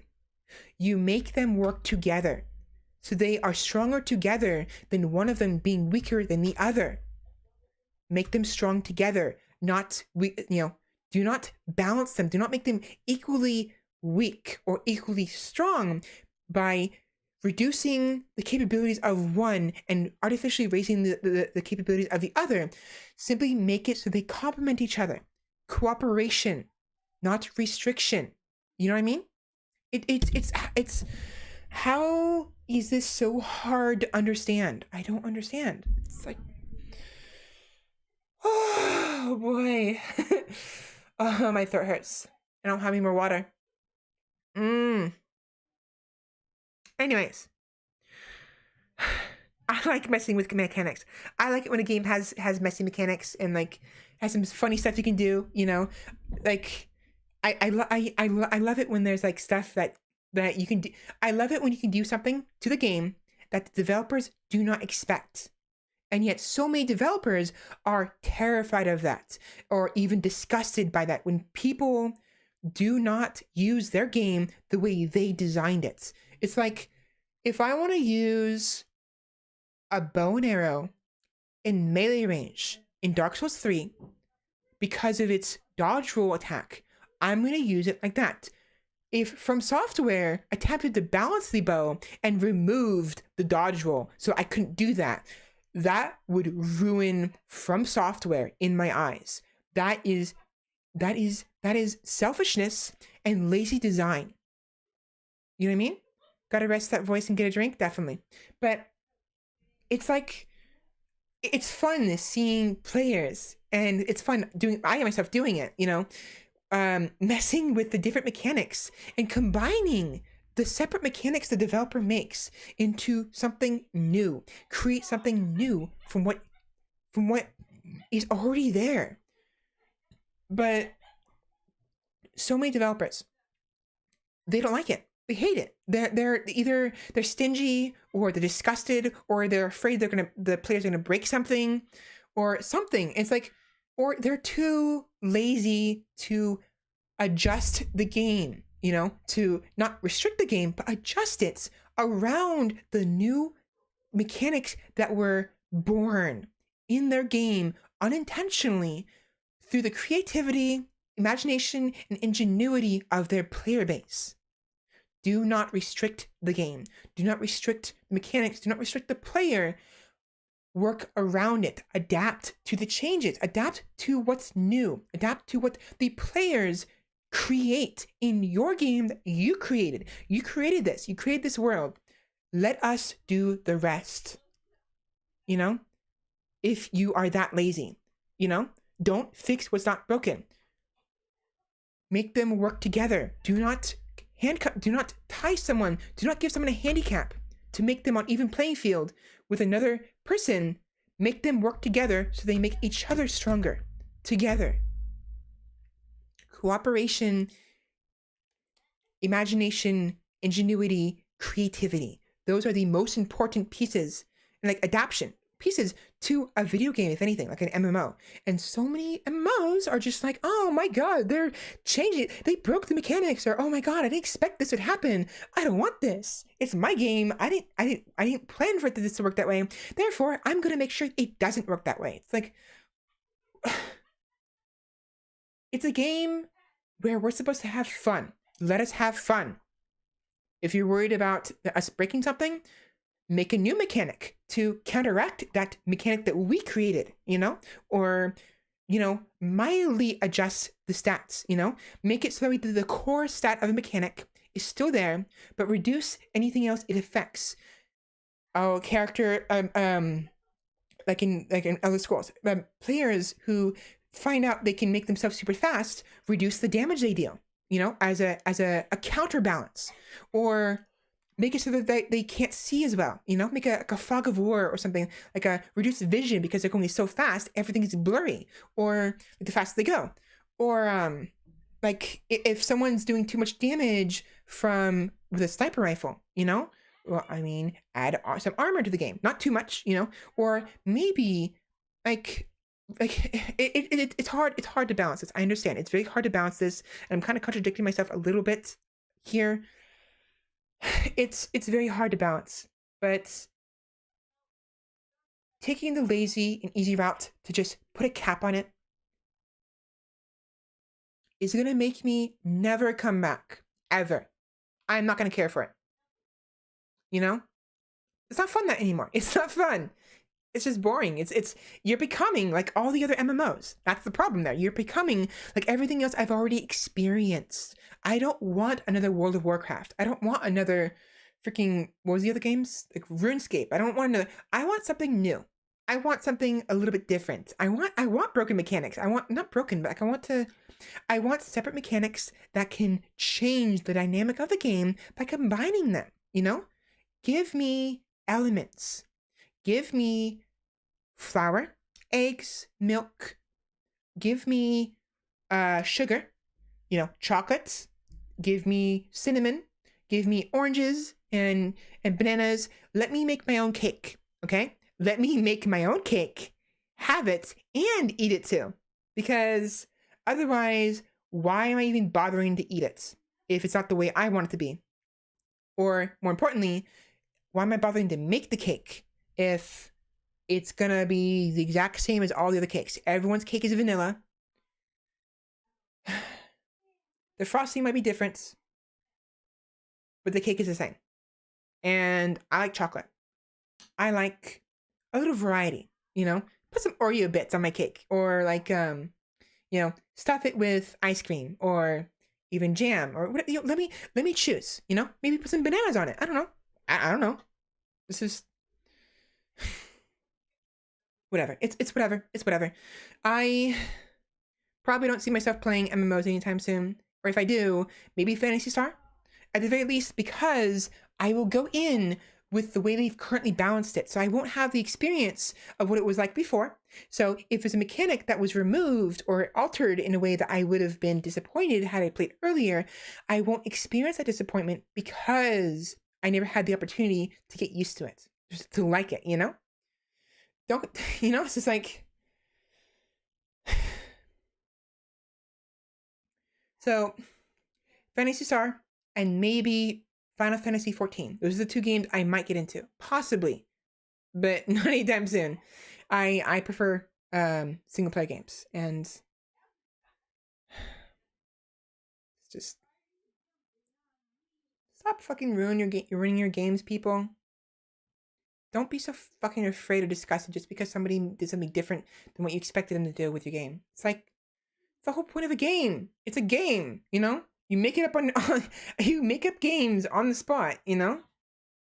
Like, for instance, Sierra versus Civilian in Grand Theft Auto 5, you know, Tomato, Kraken, Bebenez, and they created a whole new game in Grand Theft Auto called Serial versus Civilian. One person is a serial killer, the others are civilians. The civilians cannot use their minimap, and they cannot press the map button, I think. But the serial killer can. The serial killer can use the map, the mini map. They have their HUD, whereas the civilians, they don't have a HUD. They don't have a health bar. They don't know how much health they have. Civilians cannot use weapons. They can use cars. They can run over the serial killer with a car, but they cannot use weapons.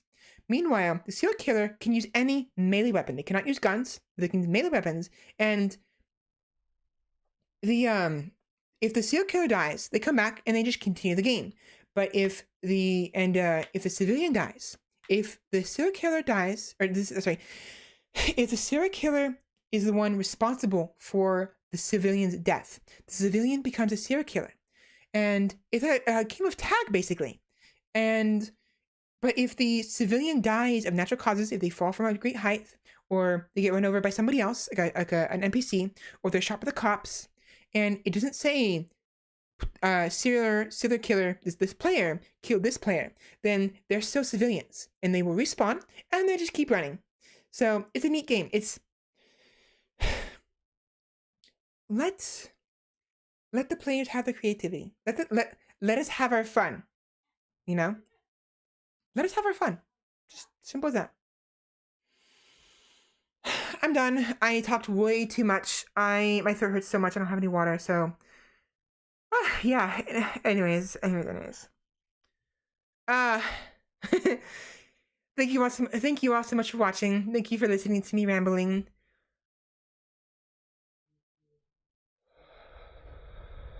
I will work on speaking a little bit softer for the sake of my voice, and try to slow down. And next week I will God of War, and you play more God of War, and probably, I say probably Minecraft. We'll see. Maybe something else. I will try to finish my uploads. It's going to be a while, another month or so, maybe more, before I can catch up. And I may decide to play Resident Evil 8 early. Even if I don't finish God of War, I might play it on Fridays. I might decide to go ahead and stream Thursdays and just play it then, and then God of War Friday. Or I'll play something else. But definitely God of War next Friday, 12 p.m. PST, so long as I wake up on time. As long as I get up on time and actually make it for my stream. Good night, favorite streamer. Enjoy the rest of the evening. See you next week. Good night, other viewers. Miss you. Good night as well. Good night. You're good at talking. Thank you very much. Try Red Dead Redemption. It's hella fun and lots of horses. If you like it, I have the second game. I may end up doing that. I'll probably enjoy it, to be honest. I didn't play much of it, but if I'm playing with people on stream, like I'm streaming it, I might actually have more fun with it than I did previously. So, good idea. I will add it to the list. Of course, watch me. The list is mental, so watch me forget the list and forget it completely. But feel free to remind me in the future. Not like next week, but like definitely someday if I ask, okay, what game should I play next? And I haven't played Red yet, then feel free to suggest it again. No guarantee I'll play it though. Because I have lots of other games to get through. Anyways, have a good night, everybody. I had a lot of fun. Skul was fun. I'll be playing more of it in the future. Kingdom 2 Crowns, always fun. I feel like I lost my current playthrough, so I'm going to continue the playthrough. I just have to restart from the beginning. And I'm going to get some water, yes. Oh, boy. Have a good night, everybody. And I will see you next week. Bye!